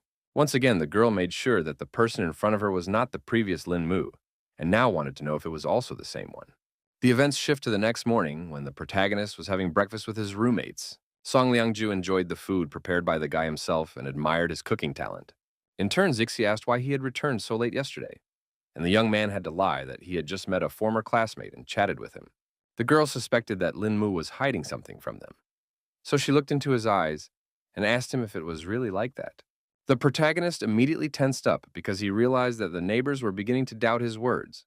The other friend just laughed and told him to ignore their acquaintance, because she often likes to ask stupid questions. Song Liangju decided to lighten things up a bit and suggested to her boyfriend to go out tonight, and he immediately remembered that her friends were going to a classmate's birthday party. The girls asked our hero not to worry about these details because they thought they would become friends after one meeting. Lin Mu was still not eager to go anywhere, so he tried to object at least a little. The girlfriends emphasized that there should be no objections, and had already decided for the young man that he would spend the evening with them. Within a couple hours, they were all seated in the car and headed to the place where all the celebration was taking place. The girls talked about how it had been ages since they had seen their acquaintance, and they didn't even think she still remembered them. There wasn't a topic they didn't talk about with their friend in high school, but because of the family business, they had to gradually distance themselves from each other. Song Liang Rao realized that there was nothing she could do about it because they were simply in completely different worlds. Toward evening, they had already arrived at the desired location, which was a luxurious mansion. Zixi was sure that they had arrived correctly because the invitation just mentioned a restaurant hotel called Princeton. After that, they went straight into the elevator and went to the 19th floor of the building. The protagonist was surprised that their classmate, Situ Xiu, was so rich that she could afford such a celebration. At that time, the girl said that the Setu family had been passing down inheritance from generation to generation for 500 to 600 years, making it quite easy for her to get rich. At that moment, a bell sounded, which notified the company of friends that they had arrived at the right floor. It was quite lively inside, and the guests Zero were actively discussing various topics, creating a noisy environment around them. Now, the protagonist agreed that this was indeed a noble family, because just for the birthday party, so many people came. At this moment, Song Liangju's suitor had already announced from the crowd, excited that she had also come to Miss Saitu's birthday party.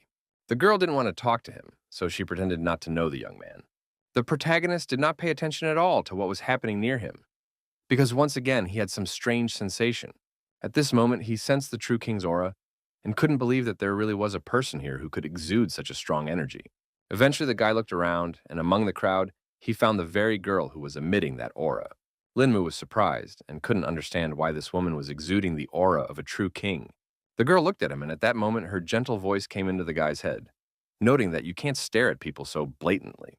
The young man was greatly surprised that she had the skill of telepathy, because he didn't suspect that anyone in this world was able to master such a technique. He became more and more interested in this world because it turned out that there were so many high-level masters here. Song Langru immediately noticed that the guy was distracted by something and asked him what had caught his attention.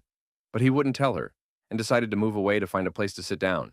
Eventually, a group of buddies found a vacant table where they could be seated. Zixi immediately decided to talk about Lin Mu, looking at some maiden and assumed that she must be very charming. At that moment, the very same beauty came on stage, and her servant asked all the guests for silence. Only now did the girl realize that all this time, the main character had been looking at their acquaintance, Sita Shu. In turn, the guy was glad that he was able to get information about this mysterious woman with the aura of a true king. He certainly didn't expect the source of that energy to be Ms. Situ herself, the culprit of this celebration. Meanwhile, the girl herself tensed up because she realized that the young man was beginning to guess about her hidden talents. She began to fear that someone might actually be able to unravel her family's secret. In the end, the birthday girl pulled herself together to thank her guests for taking the time to congratulate her. The girl wished everyone present a good time and used her powers to charm everyone around her even more. The guests were happy to hear such words from everyone's favorite Miss Situ, and once again wished her a happy birthday. The protagonist realized that, as it turned out, the birthday girl was also a master of charm, judging by the strong reactions of all present. Meanwhile, the servant asked all the guests to line up to present the gifts they had prepared. As if on cue, everyone left their seats at the tables and wanted to give their present as quickly as possible. Everyone was talking about how Ms. Situ was simply irresistible, but the girl only said that they had too high an opinion of her. There were even representatives of successful companies who hoped the birthday girl would appreciate their gift. She couldn't stop thanking everyone in attendance for their time and giving such wonderful gifts. The protagonist asked his girlfriends where their presents were and why they were still sitting in their seats. Song Liangju explained that only valuable gifts will be personally handed over to the owner, and ordinary gifts do not need to be taken on stage, they can just be handed over to the administrator. Lin Mu never thought that there could be so much fuss just to give an ordinary birthday present. In the end, he asked his girlfriends to wait here, while he too gave a prepared present for Miss Situ. The girls were shocked by this turn of events, because it is perfectly visible that the young man came here empty-handed. Zixi asked our hero not to do nonsense, because she was sure he hadn't brought anything with him. The guy was going to agree that it was all nonsense, but he wanted to personally turn his gift for Situ Shu anyway. The girl saw Lin Mu as a serious threat, so she wanted to see what he was all about. The guards immediately stopped the young man because they could not let the stranger near their mistress. The protagonist didn't panic and explained that he wanted to dedicate a few words for Miss Saida, emphasizing that she could really use it. All the guests started laughing at the fact that he was going to give the birthday girl such a pathetic gift. Zixi had had a hard time watching all of this, and now she made sure that their friend was overreacting. The girl intervened in this conflict and stated that she was extremely grateful to the gentleman, so she was willing to listen to him. In fact, she just wanted to see what this strange guy could pull off.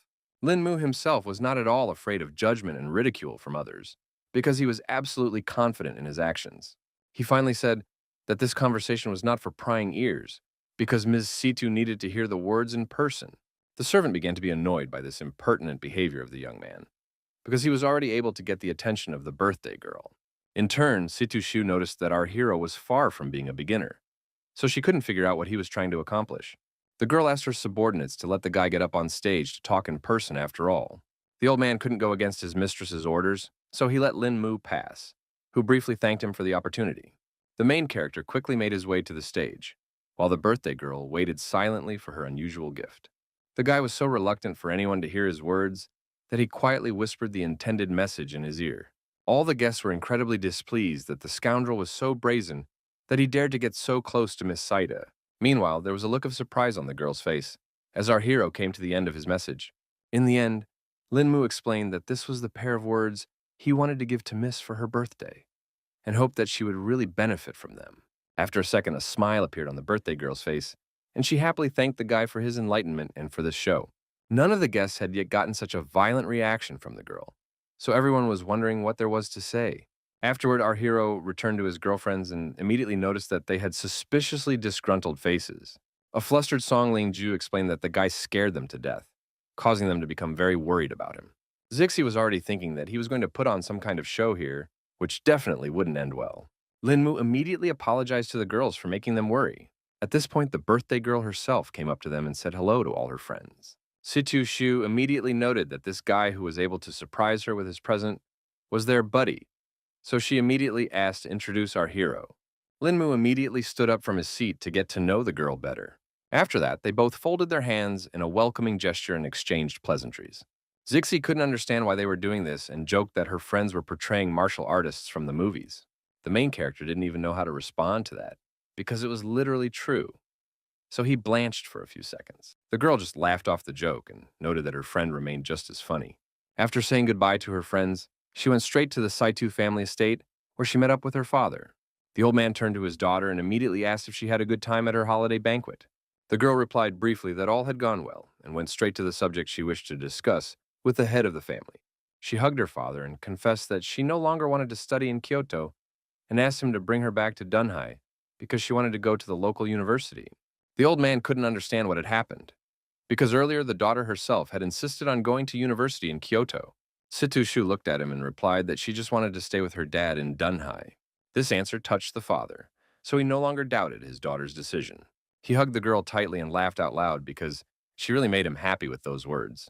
It turns out that Shushu was doing all this just to meet Lin Mu, who was the only one I could point out her 4 flaws. Meanwhile, events shift to the karate gym where the training was just taking place. A man named Liushin Xiaojiro informed his partners that he was going to assault them. He gave a martial shout and swung around to deliver his first crushing blow. Even though the other guys were in full defense, it was still hard for them to hold back such a strong attack. The man's partners were flying in different directions because they simply couldn't stay on their feet. In the next second, Liushin Xiaojiro swung his leg and declared that he wasn't done with this fight yet. The guys didn't expect things to turn out this way, so they didn't even react in time to their president's actions. The blow hit 2 fighters at once, who managed to block it at the last moment. The man was not at all pleased that they had come down from so slight a blow. The guys had nothing else to do but simply apologize to the president for their weakness. Liushin Xiaojiro didn't stand aside and helped the disciples stand up to continue their training. All the guys didn't mind and got ready for the next exercise. The man also announced in the most serious tone possible that it was already time to visit one person. Meanwhile, the main character did not suspect anything at all and continued to live his usual student life. At one of the breaks, the guy had already met his new acquaintance and was very surprised to see her at his university. The guys joked that it had turned cold around because that ice girl Ji Qinglan had come here. It turned out that she was just looking for Lin Mu and wanted to talk to him about some important topic. The guy couldn't understand what had happened and why his acquaintance wanted to step away somewhere. Ji Qinglan was annoyed that the young man kept asking some stupid questions, so she just took him under her arm and pulled him aside. She emphasized that she was not going to eat our hero, so she asked him to go quietly with her. Meanwhile, the other disciples thought that the ice lady knew how to love after all, and couldn't believe that Lin Mu was able to win another beauty. Eventually, the guys accepted the fact that he was born so cool he could do whatever he wanted. Parallel to the students' conversation, the protagonist was already trying to find out from his acquaintance what it was about this case that required so much caution. The girl explained that her father wanted to meet Lin Mu, so he would go to their house tonight. The young man tensed when he heard such unexpected news, and immediately wondered what it was all for. Ji Qinglan embarrassedly explained that she told her dad about the incident, after which he said that he wanted to meet his future son-in-law. The protagonist was not happy that she was so quick to tell her relatives about the incident because they had agreed to wait. The girl immediately started yelling at him because she thought that Lin Mu had already changed his mind about marrying her. The young man still wasn't in a hurry to agree because he felt that he couldn't just pass. They were distracted from their rather tense conversation by some stranger who was just looking for Mr. Lin Mu. After this sudden encounter, the protagonist was walking backwards so fast that the girl couldn't keep up with him. She said that this Luchin Xiaojiro had never lost at Tokyo University, so she was worried that the guy just couldn't handle such an opponent. But that only fueled his interest. After our hero had been to the temple, he didn't have a worthy opponent to try out his new powers, so he hoped that this Xiaojiro wouldn't disappoint him. Now the events go back half an hour, when the young man met his new rival. Liushin Xiaojiro introduced himself as the president of the Tokyo University Karate Club and asked Mr. Lin Mu to fight him. The girl was angry that their conversation had been interrupted, and she emphasized that she didn't care at all whether he was Xiaojiro or Xiaojuro. The guy apologized to her, but he still insisted on a duel and was about to threaten Lin Mu if he didn't agree. Ji Qinglan was very serious, so she asked what he was going to do to her fiancé. At this moment, Lin Mu himself intervened, blocking his acquaintance's path, and replied that he was accepting the challenge. The president of the karate club then thanked the young man for the opportunity and informed him that he would be waiting for him at the school stadium at 6 o'clock tonight. In fact, our hero also felt that his opponent was quite strong, but he asked Ji Qinglan not to worry about it, promising that he would definitely win. The girl still wouldn't calm down and asked him not to announce such a thing so early. In the evening, there were quite a number of people gathered at the university's sports stadium, watching Lucien Xiaojiro intently and waiting for the fight to begin. The fighter himself sat quietly and meditated to gather his strength before the fight. The karateka had heard that the man their president challenged today was very strong, but were still confident that he was no match for their leader. The girls immediately took notice when the main character walked into the hall and noted that he was a real looker. The guy walked in accompanied by Ji Qinglan, who was very worried about him, so she didn't want to leave him alone. Lin Mu felt uncomfortable because he couldn't understand why everyone around him was staring at him so intently. Karate club members were disappointed when they saw their president's opponent because, by the looks of it, he was a real wimp. Before the duel began, the guy asked one question to Suyaojiro and inquired why he had decided to make this sparring so urgent. The club president became even more serious when he was about to talk about the reasons for his decision. He explained that he was a friend of Mr. Li Guanzhui and had heard that our hero handled him easily, which showed the high level of his skills. Lucien Xiaojiro asked the guy to understand him correctly and emphasized that he was not going to avenge his acquaintance.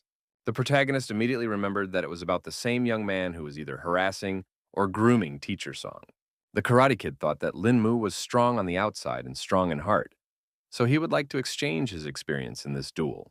Now the young man understood the reason for this challenge, so he decided not to fight at full strength, as it was just an exchange of experience. Liu Sheng Xiaojiro didn't like it right away, because he wanted his opponent to be unmerciful. Whenever the karateka himself fights, he fights as hard as he can because it was simple respect for his opponent. The protagonist heard his opponent and agreed to exchange experiences in this fight. The club president immediately got into a fighting stance and asked the young man to attack first. In the end, he struck first, and this attack was very accurate and fast. Lin Mu was shocked that his opponent was so strong, so he didn't even immediately react to the blow. At the last moment, the young man was still able to dodge his opponent's lightning-fast fist.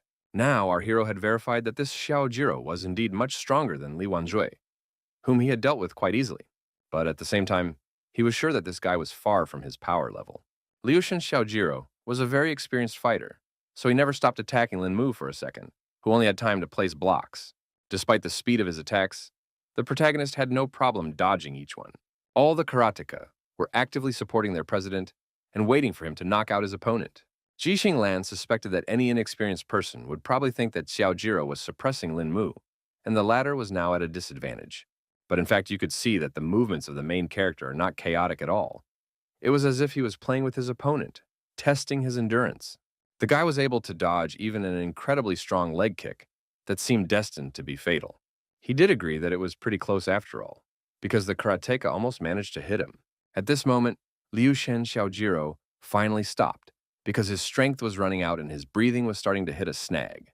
He couldn't understand why Master Lin Mu was only defending himself and assumed that the guy was looking down on him. Our hero got embarrassed and apologized, explaining that he was scrutinizing his opponent's techniques, causing him to forget that they were actually competing. The club president was surprised that the youngster has enough time to learn his techniques while concurrently being on defense. Meanwhile, Lin Mu got into a fighting stance and announced that he was going to attack his opponent. Lucien Xiaojiro, despite his fatigue, prepared to take this blow. He didn't even have time to finish the sentence when he felt a hard push right in his stomach. The Karate Kid couldn't understand why our hero stopped and didn't continue his attack. Lin Mu ended up attacking his opponent so hard that he literally flew the air. Lucien Xiaojiro couldn't do anything about it, so he fell to the floor with a rumble and shame.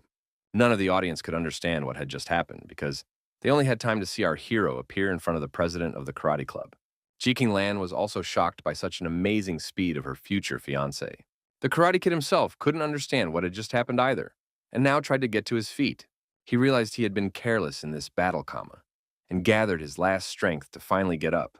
Our hero was surprised that his opponent could no longer get up, even though he had only released a small amount of chi. Now the guy was disappointed because actually in this fight, he wanted to test his accumulated power. But now there was no such opportunity. For his part, Liu Shen Xiaojiro was not going to give up, even though he had already realized the gap between himself and Master Lin Mu. The Karate Kid's fighting spirit was still at an all-time high, so he confidently shouted that he wouldn't give up so easily. The protagonist was surprised that his fighting spirit had suddenly risen, but was sure that it was all useless. Xiaojiro was already about to deliver another crushing blow and finally wanted to hit his opponent. He was sure that this time he was bound to achieve his goal. The fighter made one accurate lunge forward, but ended up feeling like he hit nothing. The Karate Kid was shocked by this turn of events and couldn't understand how this was even possible.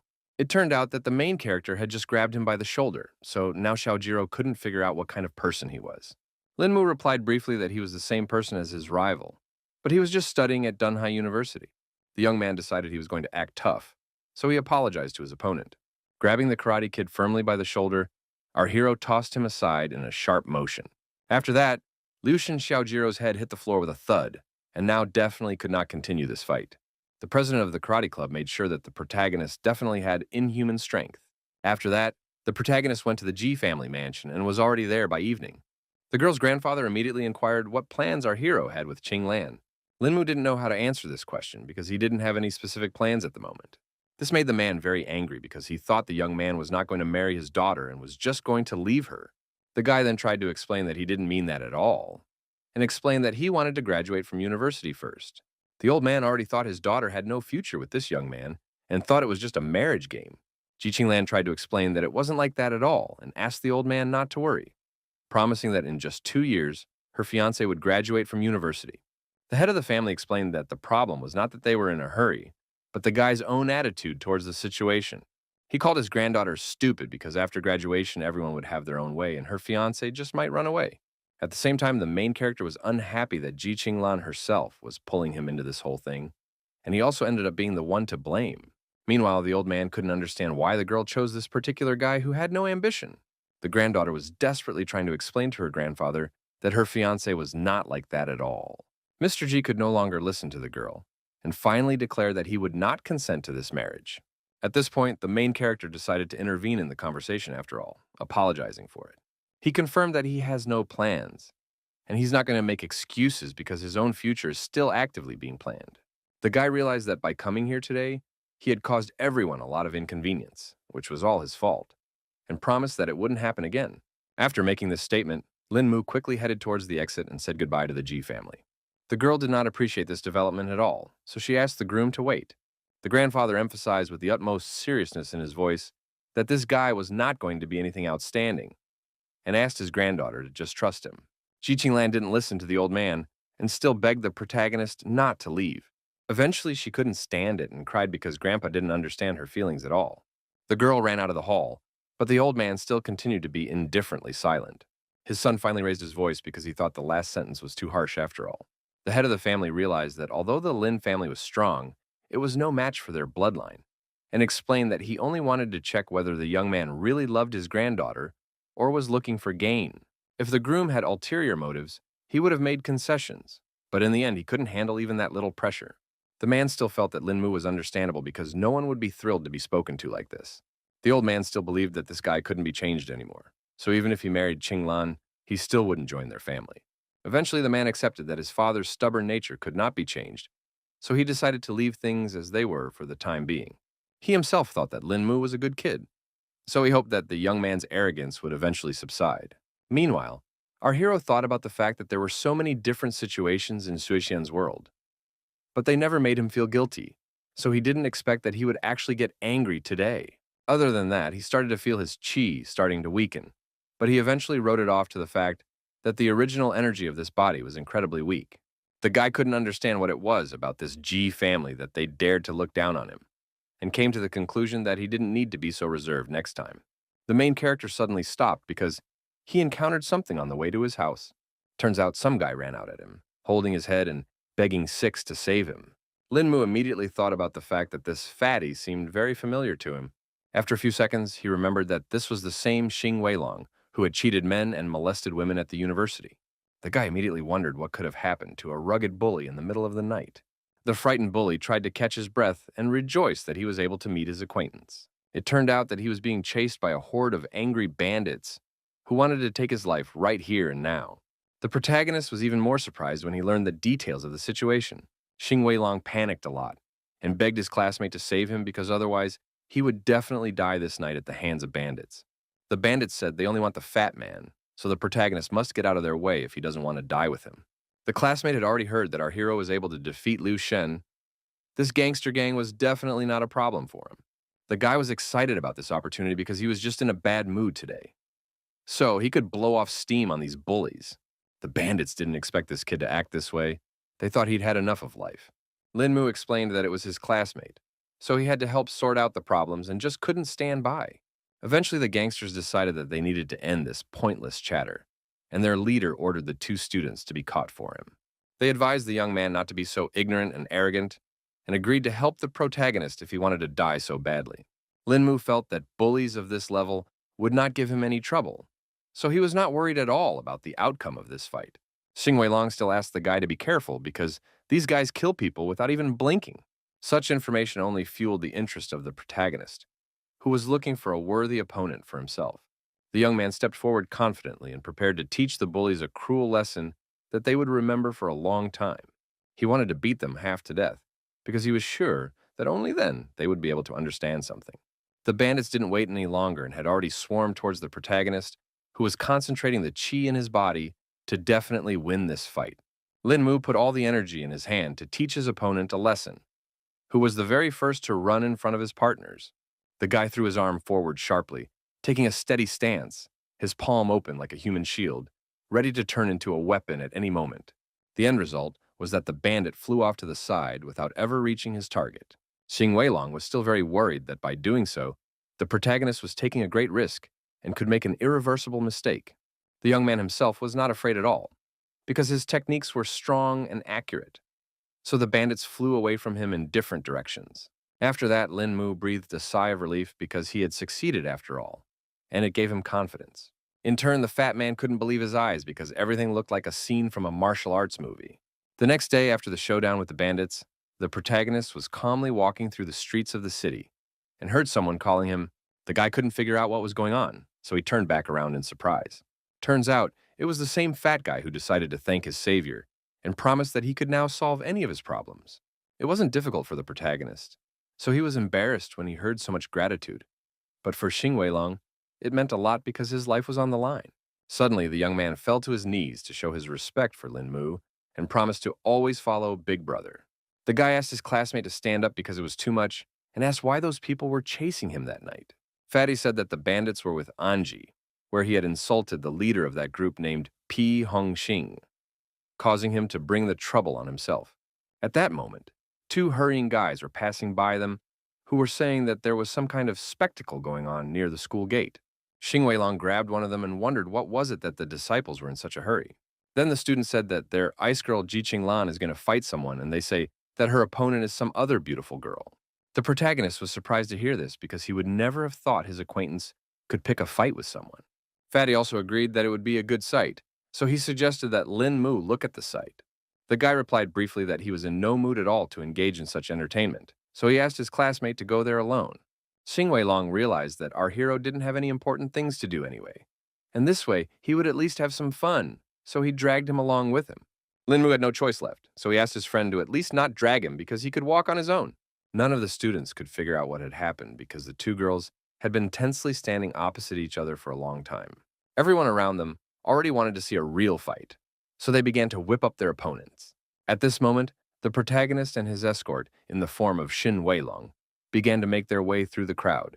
In the end, Lin Mu saw that Ji Qinglan's opponent was the familiar Sister Situ. The girl herself also didn't seem to expect to meet the protagonist here, so she turned around sharply when she heard a familiar voice. The guy immediately inquired why his acquaintance had come to this university.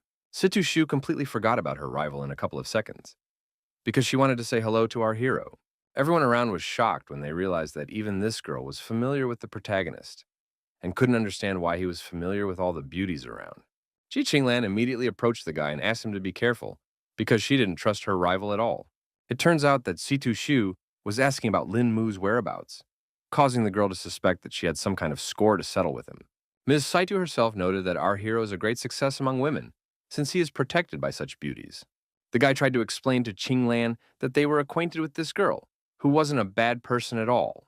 Meanwhile, Xing Weilong began to disperse all the gawkers and shouted to them that there was nothing more to see here. Now they could talk normally, and the protagonist inquired why Sister Situ had come to Dunhai University.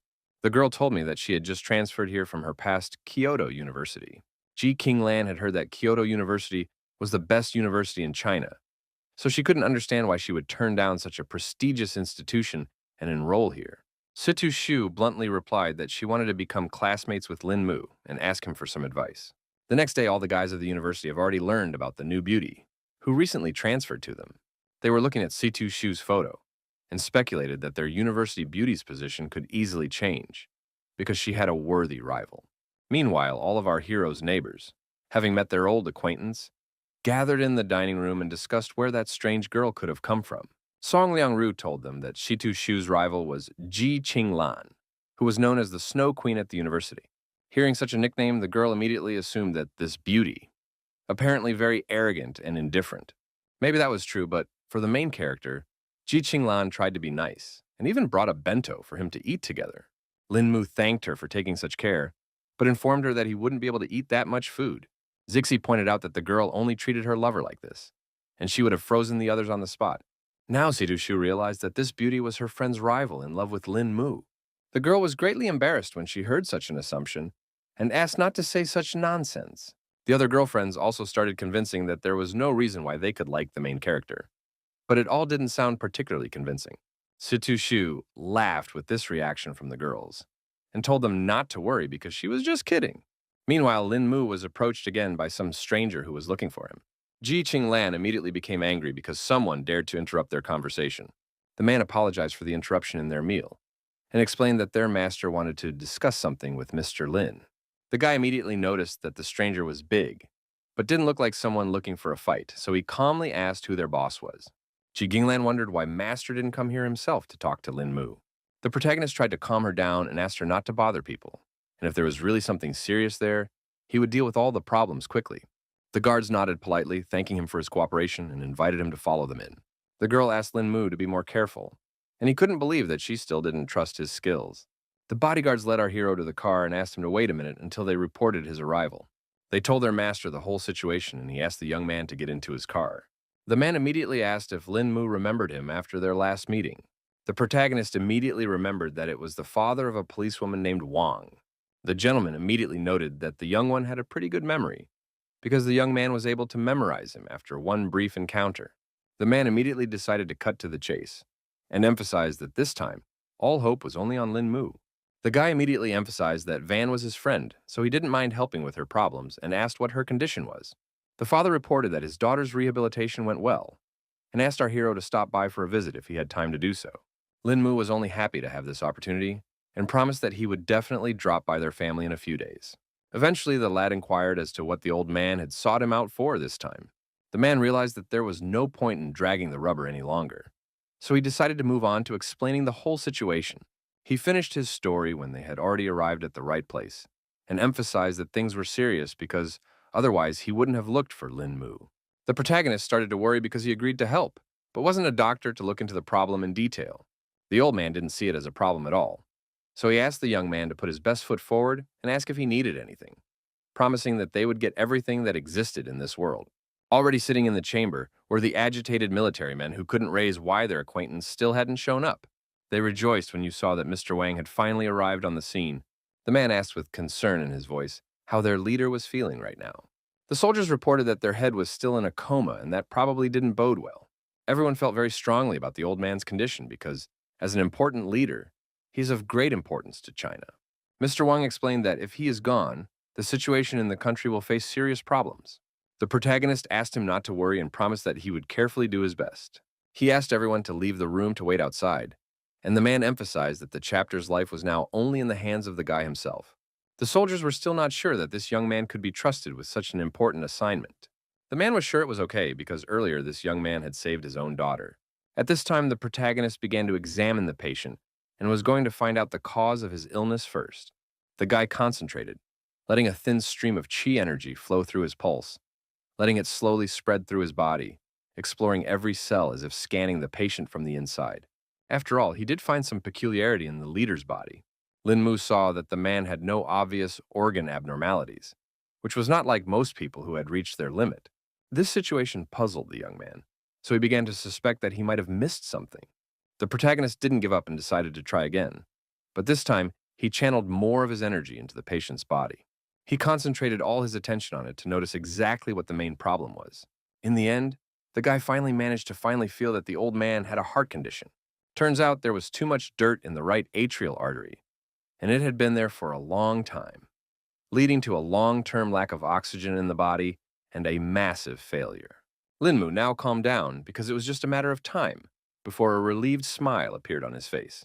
He would be sure that if one directly used qi, one could quickly cure the heart. The soldiers who waited under the door weren't sure if the head could survive all this after all. It was at this point that the protagonist came out of the room and said that the leader was fine and would wake up very soon. Everyone, of course, rejoiced at the news, but they did not expect the problem to be solved so quickly. The man still didn't calm down and asked Lin Mu how much longer their head would last. Our hero explained that the root of the disease had been eliminated, but the body of the elderly was already depleted, so if his energy was dead, he would last about half a year. Now, the events are moved forward 3 days after the guy managed to save the leader of the country. The old man had already taken his workplace and was outraged at what had happened during his absence. Commander-in-Chief Duan Fusheng was greatly displeased that his opponents had already started to act, even though he hadn't even died yet. Mr. Wang listened to all of this and asked the teacher not to get hot, because he definitely shouldn't be nervous. Then the old man calmed down and thought that he needed to live at least a few years to deal with the situation, but at the same time realized that he didn't have that much time. The man tried to reassure the leader and assured him that he was past the hardships of his illness. The commander-in-chief asked not to calm him down because he felt the state of his body very well and was sure that he would not be able to pass this test to the end. Other than that, he admired the fact that the person who had saved him was a youth and wondered if Lin Mu would come to visit him today. Mr. Wang said that everything had already been done for this meeting, so the guy would arrive here soon. It was at that moment that the doorbell rang, and the assistant announced that the guest had arrived. The man rose from his seat, greeting the protagonist, and noted with slight irony that they had just talked about him and he had already appeared as if he sensed it. Afterward, he happily introduced the youngster who had saved the commander-in-chief's life. Lin Mu immediately bowed his head respectfully and introduced himself to the leader. Duan Fusheng asked the guy to hurry up and sit down so that they could talk about all the events that had happened in the past few days. The old man also added that our hero wasn't a soldier, so he could safely call him just Grandpa Duan. The commander-in-chief joked that if it wasn't for Lin Mu's help, that old bag of bones would definitely not have lived to see today. The young man was embarrassed because he thought that Grandpa Duan was exaggerating since the treatment was not difficult for him. And moreover, he was still unable to eliminate the hearth. In turn, Duan Fusheng thought that our hero was too humble because he had literally managed to save his life, which was already very good. He explained that at that age, you don't take some things seriously anymore. So for him, death is no longer scary. The protagonist looked at the old man with sincere respect, admiring his innate wisdom and ability to perceive life so broadly that even the thought of death caused him neither fear nor excitement.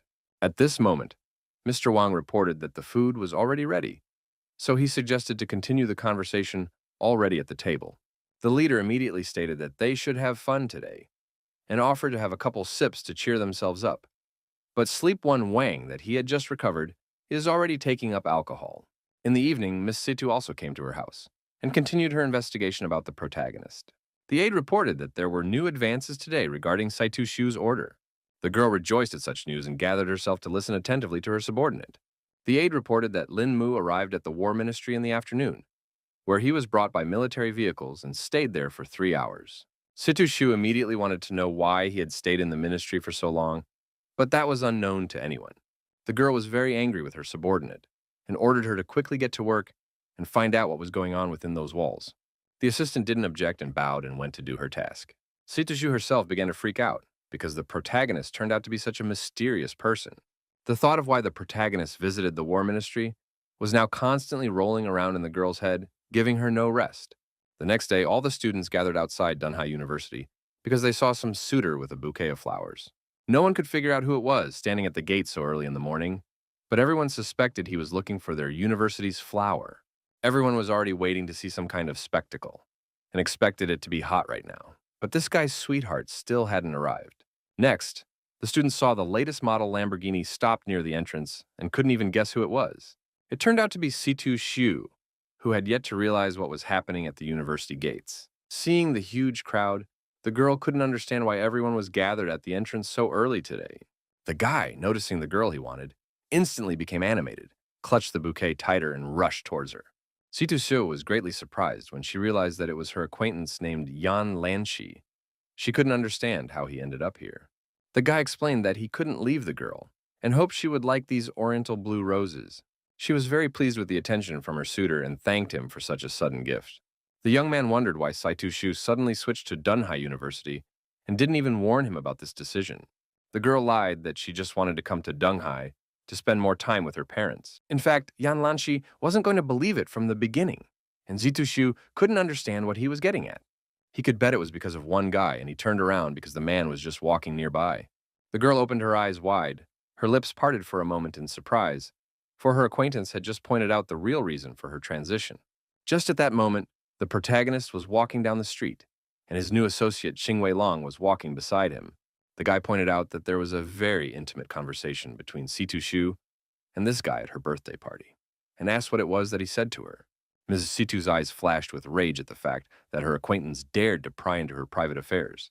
Yan Lanshi recalled that the girl was actually his fiancée, so it was normal for him to ask about such things. The girl felt that even if she were to be a wife, she should not inform him of such things. The groom frowned, his gaze becoming intense and suspicious, because he began to suspect that Linmu liked Situ Shu. Eventually, the girl herself confirmed it, so she asked the guy not to hit on her anymore to make everyone feel comfortable. Yan Lanshi froze in place. His eyes widened in shock, and his voice trembled as he questioned whether she realized the full weight of the words she had just spoken. Situ Shu could no longer tolerate her former fiancé, and eventually directly replied that she wasn't joking at all. At the same time, the protagonist and Xing Weilong came closer and saw that something strange was happening near the gate. Linmu was surprised to see such feminine qi emanating from this guy because this was the first time he had seen something like this. Fatty immediately noticed the sudden change of mood of his comrade because he suddenly became cheerful for some reason. The protagonist didn't bother to explain the reason for his joy and wanted to leave this place.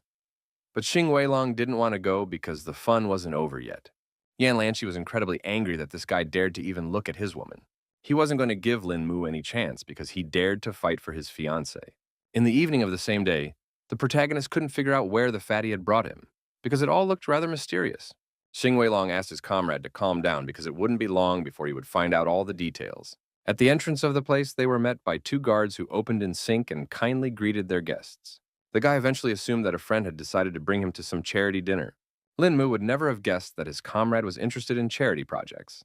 The fat man proudly announced that this was not just a charity dinner and said that it wouldn't be long before our hero found out everything.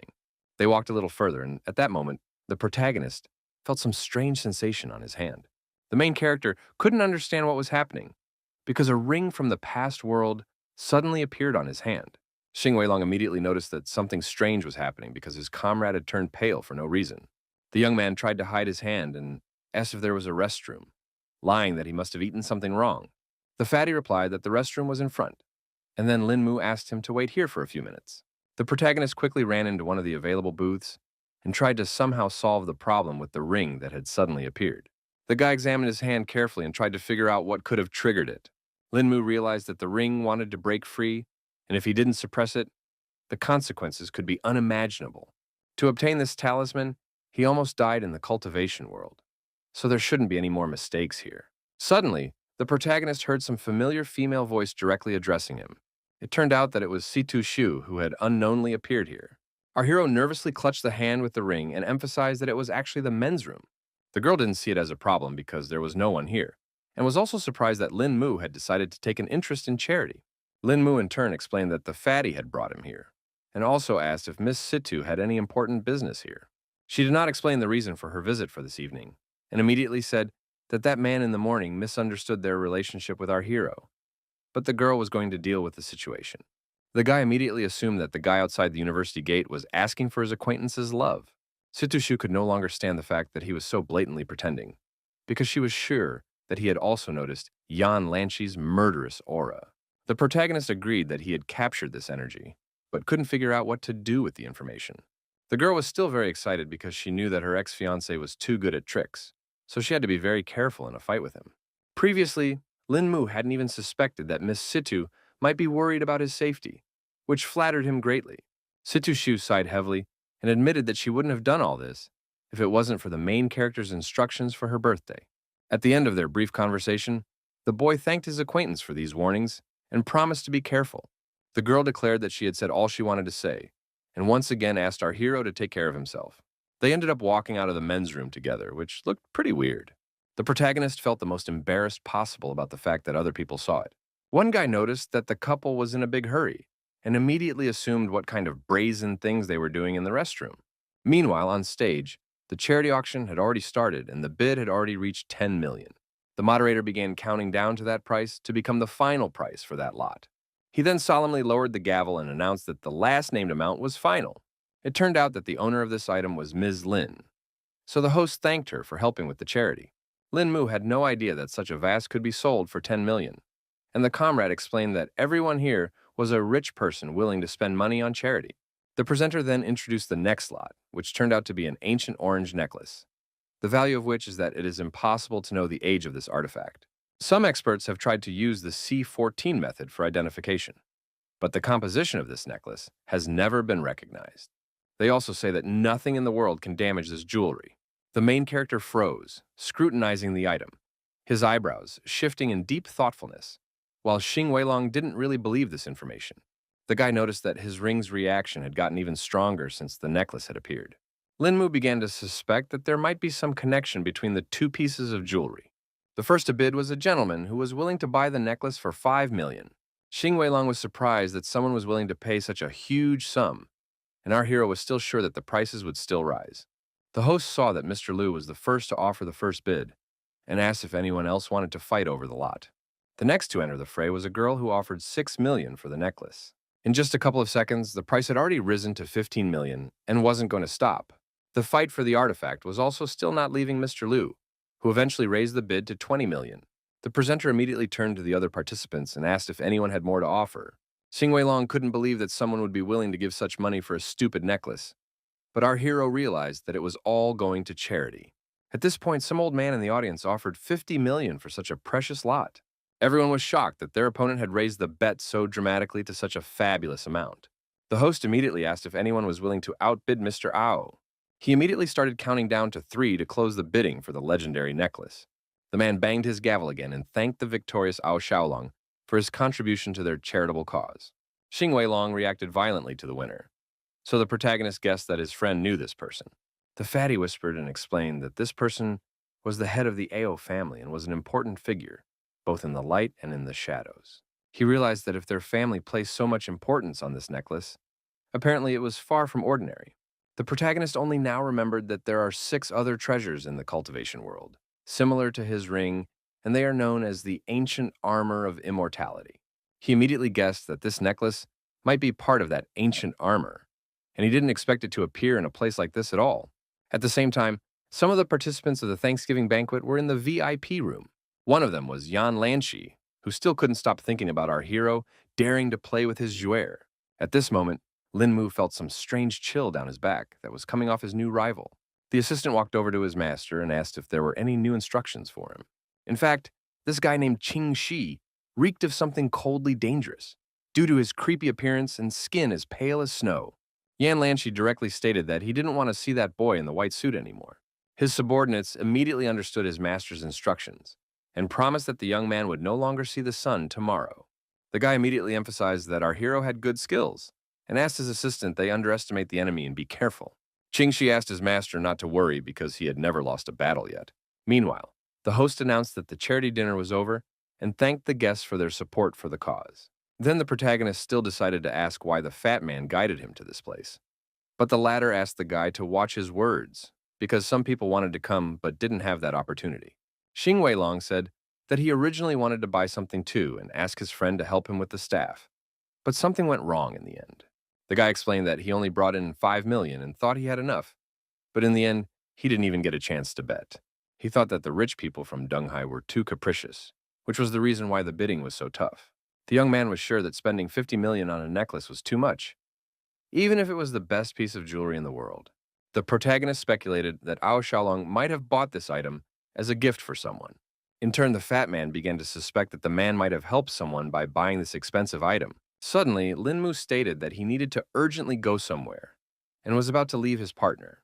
Xing Weilong couldn't understand why there was such a rush, because he was actually going to invite our hero to dinner.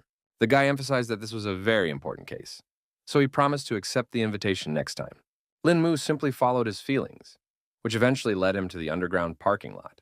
There, Mr. Ao, accompanied by his two bodyguards, was about to leave the place. Turns out the protagonist was already going to take the $50 million necklace from him. He still took his time and just watched the car drive out of the parking lot for now. Quite soon, when Mr. Ao's car stopped at a traffic light, Lin Mu managed to catch up with him. The young man was well aware that first he needed to find out where the necklace itself was hidden. It was for this reason that he decided not to get hot and pick up the jewelry a little later. The protagonist knew that there are a lot of stoplights in this mountain, so it would be pretty easy for him to keep up with the car. At that moment, he stopped abruptly because he felt a familiar murderous stare on him. There were some suspicious-looking guys behind him, but the sensation was not at all like the presence of ordinary crooks. Lin Mu instantly turned around and asked the strangers who they were with courage in his voice. These mercenaries didn't bother to explain anything and already attacked their target in a second. The guy thought such a direct attack was too naive because he was easily able to dodge it. In fact, he definitely didn't expect that there were 3 more knives in the shadows that were ready to attack him from the other side. By the reaction of the protagonist, the bandits realized that they had managed to pull off their prearranged plan. Lin Mu carefully adjusted his tie and noted with a smile on his face that just a little bit more, and his opponents would have succeeded in injuring him, but that didn't happen.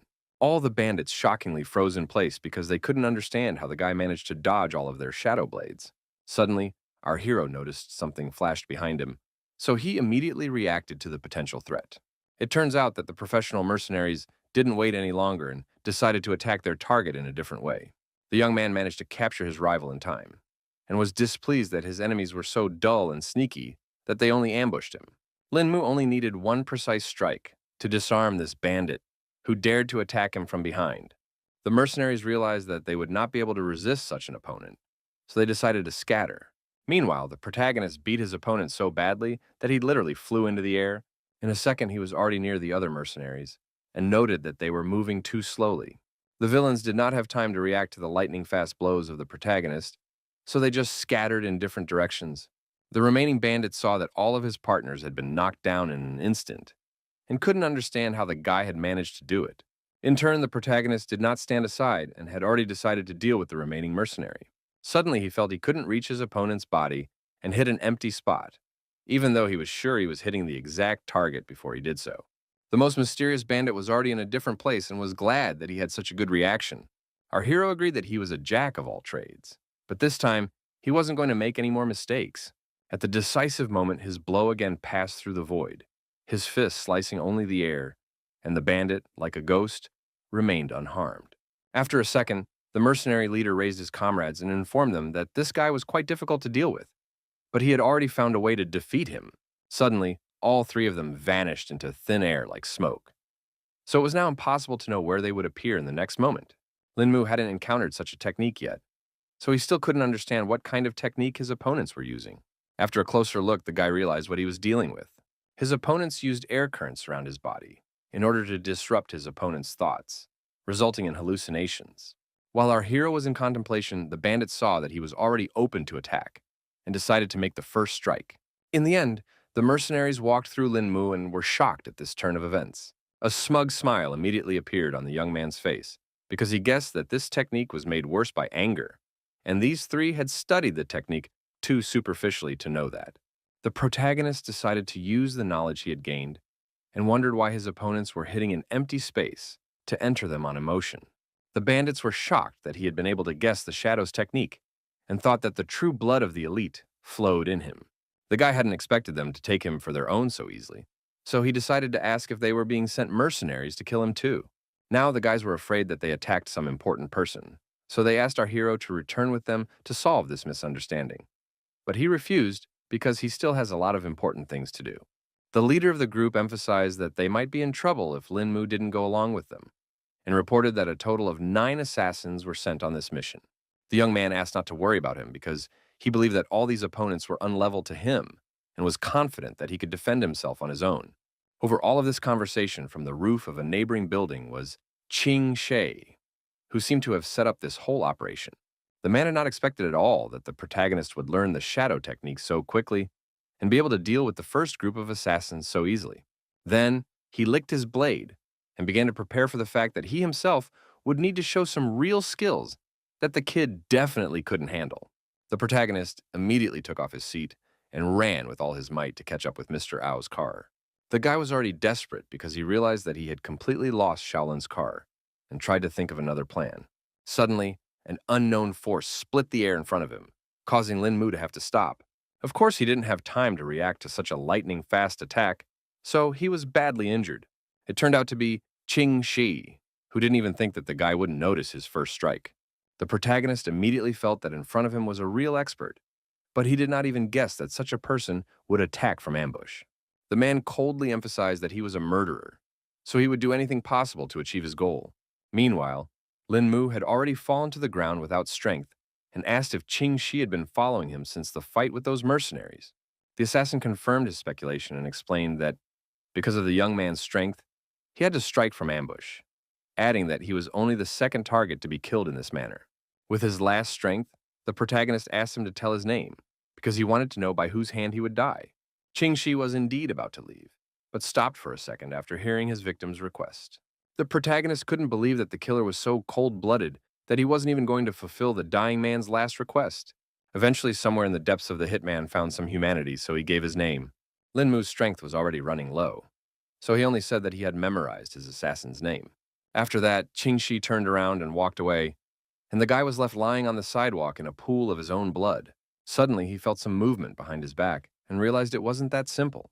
It turned out that the protagonist was not going to die at all and found the strength to continue the fierce fight. Lin Mu was surprised that the assassin managed to dodge his blow, even though this turn of events was literally unpredictable. He was sure that the attack was as stealthy as possible, and because of that, he couldn't figure out how he could sense it and react in time. In turn, Qing Shi was shocked that our hero was only pretending to be dead, even though he had received an accurate stabbing. Meanwhile, the guy wasted no time and re-attacked his opponent, who again managed to dodge.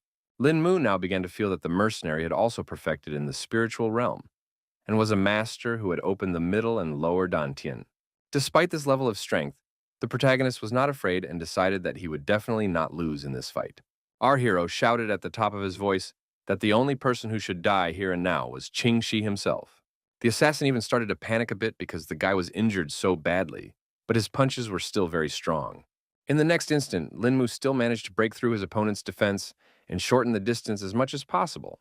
He concentrated all the chi energy in his hand to make this strike fatal to the assassin. Qing Shi was unable to resist such precision and speed, so he only cried out in pain. The protagonist put all of his power into the blow, so his opponent simply bent in half, scarlet spatters splashed from his mouth, and his eyes widened in shock. In the end, Qing Shi collapsed to the ground without strength because even such a master could not resist Lin Mu. He was still able to talk for a while, so he asked the guy who he really was. The brave warrior himself was also holding on with his last strength, so with a trembling voice, he asked his defeated opponent to remember that he had been killed by Lin Mu. Qing Shi still couldn't understand how things had turned out this way, because he was definitely sure that his knife had hit our hero. As he stepped away from the killer, the young man began to feel that the poison that was on the knife had already penetrated his heart and lungs. He couldn't believe that after going through such a fight, he would end up right here in the middle of the street. Eventually, the strength left Lin Mu's body, and he slumped to the ground without strength, regretting that he was not prepared for such a serious fight. His eyelids grew heavy and began to slowly close, but at the last moment the guy managed to see someone's feet right in front of his face. The events continue into the night of the same day, only now Lin Mu has entered the temple. Someone still managed to save Lin Mu, who had now regained consciousness but was still not feeling particularly well. At that moment, the girl who saved him was just praying for her late master. 10 years ago, when Yunair was very young, she accidentally injured an old man, causing him to pass away. Before his death, the old man said that saving the terminally ill was the main task of a healer. So if there was a chance to save the girl, he was ready to die without regrets. He asked his student to go on living and save more people who would need her help. The girl tearfully recalled how the master had adopted her, after which she had contracted a strange disease from which the old man himself had saved her. Each time after the operation, the master had aged little by little and sacrificed himself for Yunair's life. Now she was going to use a technique that would take a lot of work to master because it was quite difficult to control. The girl opened the box, which contained a set of needles and a note thanking her for living up to her title as a divine medic. Yunair continued to live her vocation, so she couldn't let our hero have any problems. She methodically inserted needles into his body, her fingers moving with surgical precision, and asked the guy not to give up and hold on to his life. Lin Mu's consciousness swam, the world around him blurred into murky patches, and a hoarse, painful groan escaped from his chest. The girl was very nervous because this secret technique consumes a lot of energy, and if things continued like this, she might not even survive. Dr. Zhou tried to cheer herself up to save the protagonist after all, but it was all too difficult for her. At that moment, she remembered that the master had treated her like a daughter since their first meeting and had saved her at the cost of his life. It was for this reason that the girl decided that once she had made a firm decision, it was too late to chicken out.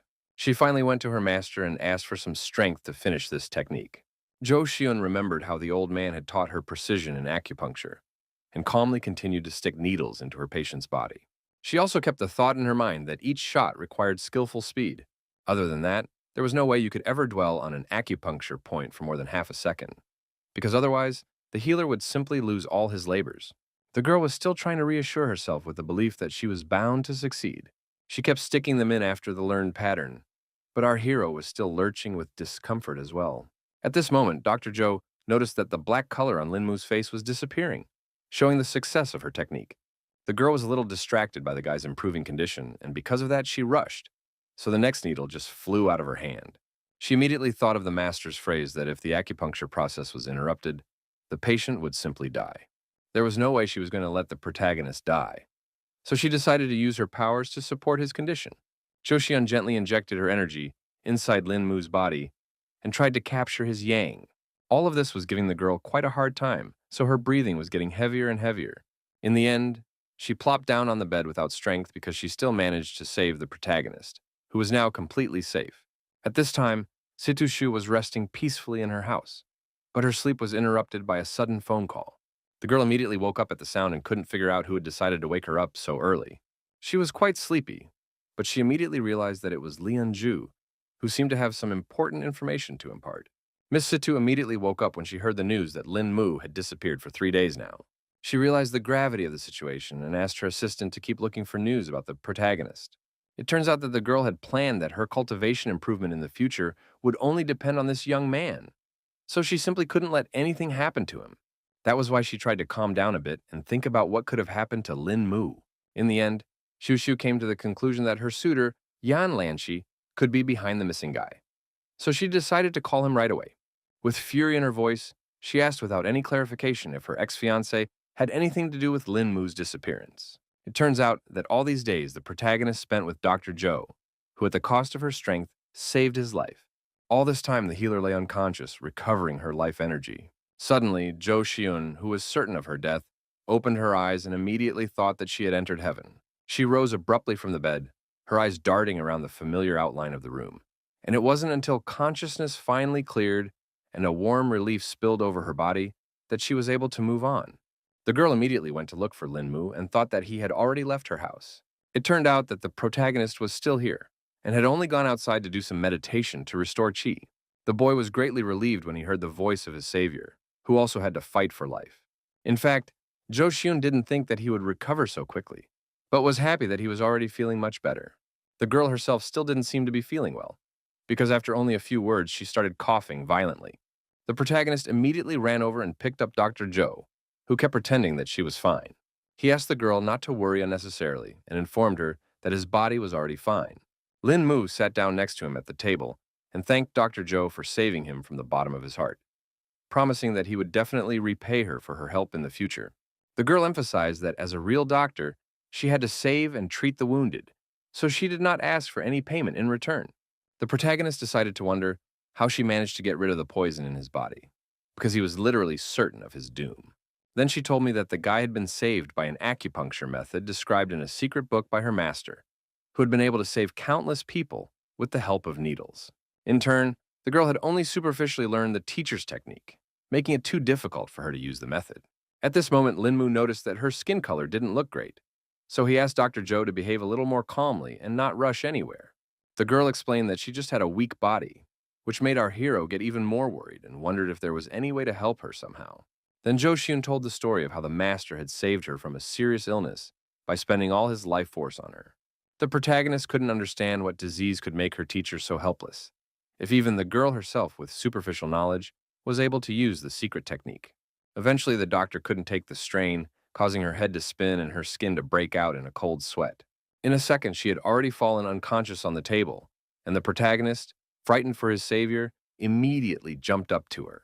He quickly picked the girl up in his arms and was about to carry her inside the house, suspecting that she had indeed expended too much energy to save him and even spit on her own life. After putting Jo Shiun on the bed, the protagonist decided to look around a bit. The protagonist noticed that the room was very clean, which demonstrated the cleanliness of his acquaintance. The next moment, he noticed that there were some strange bricks on one of the walls that stood out from the main interior. The guy immediately thought someone had done it on purpose because the bricks were not reinforced. Linmu carefully pushed back one of the blocks and saw that there was something hidden between the walls. The young man was greatly surprised to see that there were some papers hidden in this strange hiding place. Eventually, he guessed that they were letters from the master for his apprentice. The old man wrote that his real name was Mu Genqing, and all this time, he was trying to teach the girl his family's secret acupuncture technique that balanced yin and yang in the patient's body. As a young man, he traveled the world helping the sick and needy, but once offended a mysterious organization that tried to steal the family's secret equipment, and he had to hide it on Dunhai. When Jo Shun got sick, the old man had already been injured by the enemies, so he temporarily blocked her meridians to extend her life for 10 years. But if no one cured her in that time, she would die. Master hoped that he would find someone who could use this powerful yang extracting technique to save his disciple. But he also warned that without having a sufficient level of cultivation, this treatment method could not be used. Linmu was well aware that he should give Dr. Zhou these letters as soon as possible. For now, he was immersed in his thoughts that such a powerful technique could only be used with a high level of cultivation. The protagonist spent his time at the home of Zhou Shiyun, who lay unconscious until the evening. Eventually, the girl finally woke up and again couldn't understand what had happened to her. Linmu was sitting next to her bed, so he immediately inquired about Zhou Shiyun's condition, who seemed to be starting to feel better. The guy immediately showed her those very letters, and the doctor began to guess what they were. He suggested to his acquaintance that she study the letters more closely and see for herself what she thought. Tears immediately appeared in the girl's eyes because it was too hard for her to remember her teacher and read his real story. Joshun didn't expect that the teacher was so gracious to her that even after death, he wanted to take care of his student, and she didn't even know how to repay it. Through her tears, she asked Lin Mu where he had managed to find such precious letters for her. The young man then explained that he had found this hiding place in the wall during his little cleaning session. The girl now understood everything and began to regret that she hadn't met someone gifted enough to learn the technique. Our hero hinted that he himself might have been the man the old man wrote about in the letter. Joshun asked not to be fooled because she believed that despite the guy's talents, he definitely couldn't cultivate directly and didn't have a good foundation for this technique. The young man was confident in his abilities, so he asked the girl not to worry, but Ta couldn't understand what he meant. He was sure that the doctor knew a bit about cultivation, so he demonstrated his skills so she could see his power level. The girl was shocked because not every master could concentrate chi energy in their fingertips. After successfully using the technique, they went outside and Zhou Xiun couldn't stop talking about how our hero was quite secretive. So she didn't believe that he would be able to save her. In turn, the guy suggested that there was a chance of curing the disease could be cured even without reaching the highest level of cultivation. The protagonist was certain that as long as there was hope for survival, no one would give up so easily, and the master's letters made them realize how precious life was. Meanwhile, the girl thought about the fact that earlier she was going to save a couple more people and then, consider, completely fulfill her mission. But the unexpected news about her illness changed all plans. Linmu emphasized that all good things were sure to return and reminded him that she had saved his life this time. So he responded in kind. After that, Zhou Xiun remembered the old man's words that saving one's life was saving oneself. Memories of her teacher's warm hand stroking her head and his voice telling her about the vocation of a doctor immediately popped into her mind. Anyway, our hero thanked his savior and was now going to go home, because apparently everyone had lost sight of him. The girl understood everything perfectly well, because she herself had to return to the hospital. So she offered to say goodbye right here and now. Half an hour later, Lin Mu had already crossed the bridge that led to his house. The guy pondered that there were such powerful techniques in this world, and guessed that the creator of yang extraction had a deep understanding of the human body, so no one could surpass this master. At that moment, he saw that a large number of people had gathered on the embankment and were looking excitedly at the water for some reason. Turns out some car had gone off into the water. So everyone was actively talking about how the driver was definitely not going to do well in this situation. Everyone was sure that the sports car was very dear to the owner, but no one would have thought that she would ironically die in such a place. The guy started to get a little worried because the victim could be his acquaintance, so he asked those standing nearby what had happened here. A man who had already swam to try to help explained that some girl had flown off the bridge, but underwater it was too difficult for him to break the windows. The protagonist realized that he couldn't stand by, so he confidently headed towards the water.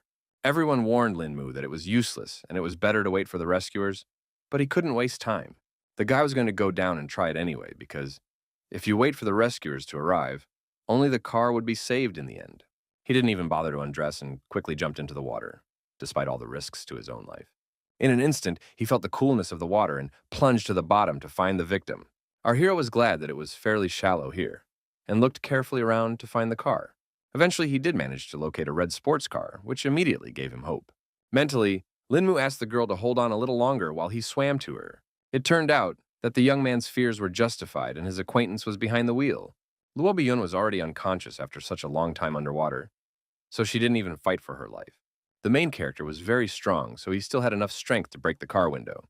The guy agreed that the glass was very strong, suggesting that it might have been bulletproof. So it was no surprise that the average person couldn't break it. For Linmu, such an obstacle was nothing, so in a second, the window shards flew in different directions. In this way, the young man managed to pull Lo Biyun out of the car and give her a chance to be rescued. Our hero realized that his acquaintance was about to die, so he needed to transfer some energy to her as quickly as possible. The brave hero bent down and his lips touched the girl's pale lips to keep her from dying. The events are moved to a couple of minutes ago, when Lo Biyun fell into the water and began to think about what people live for out of hopelessness. She supposed everyone had different goals, and many wanted to glorify their family or create a profitable business.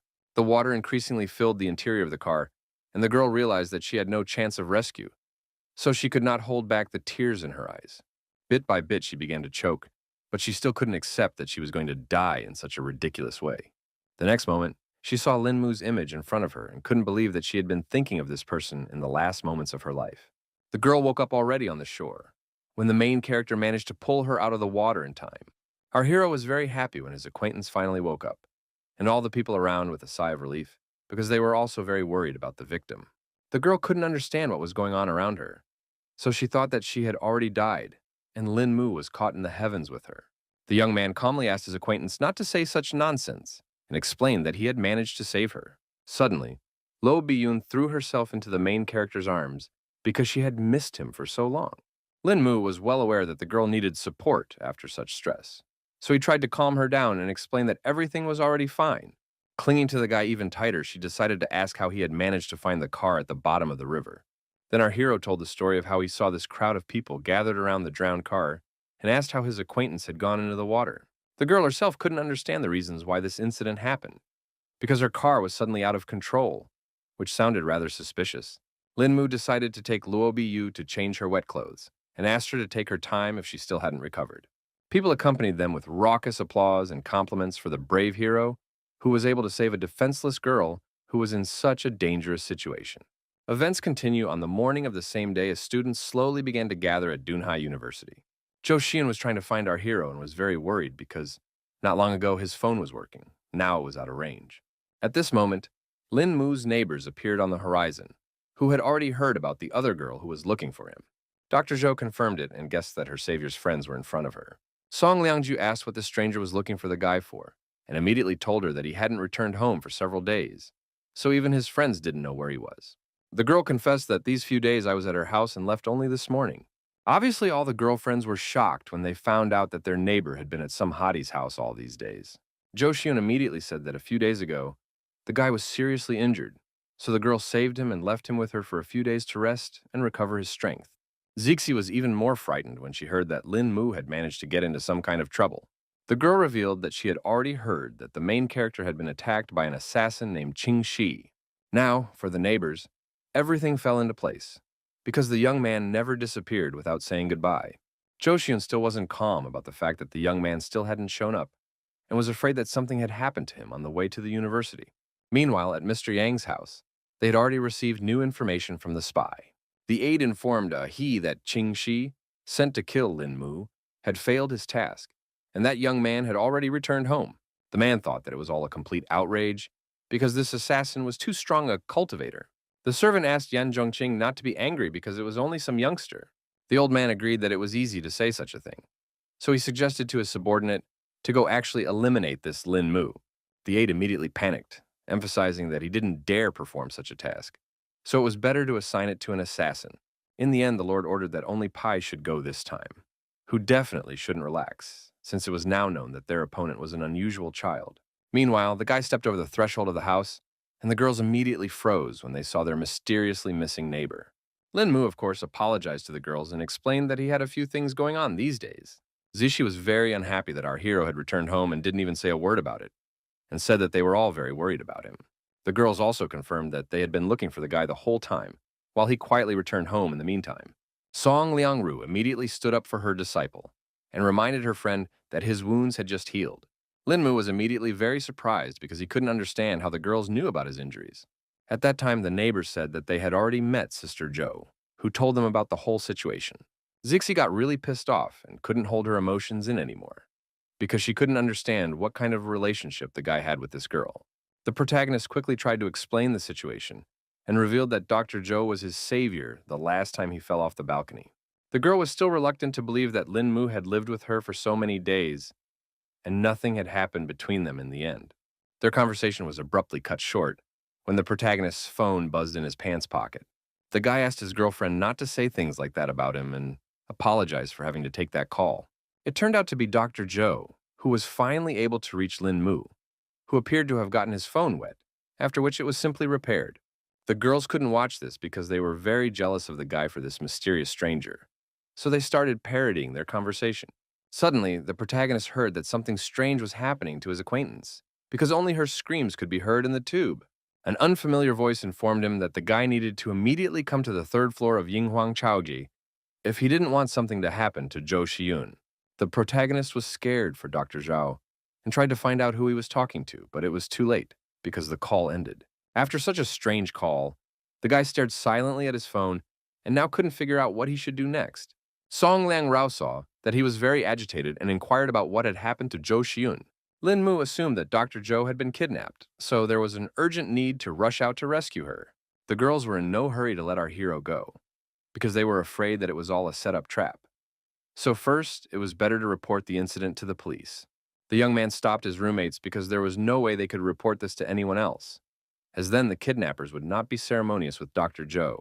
After only half an hour, the protagonist arrived at the place where a guard was already waiting for him. Lin Mu looked around and verified that Yingchuan Kaojie was here. The guard at the entrance was in no hurry to let some young man through and first asked if he had an appointment here. The young man was in a great hurry, which made him angry at this bodyguard and informed him that he had come here to meet their boss. The man still didn't miss the cocky young man and asked who he even was, because not everyone could just barge in on their boss. Then our hero decided to demonstrate his strength and grabbed the guard by the arm, explaining that the boss himself asked to come here. Eventually, the bodyguard had to take our hero to his boss, not understanding where this strange guy even came from.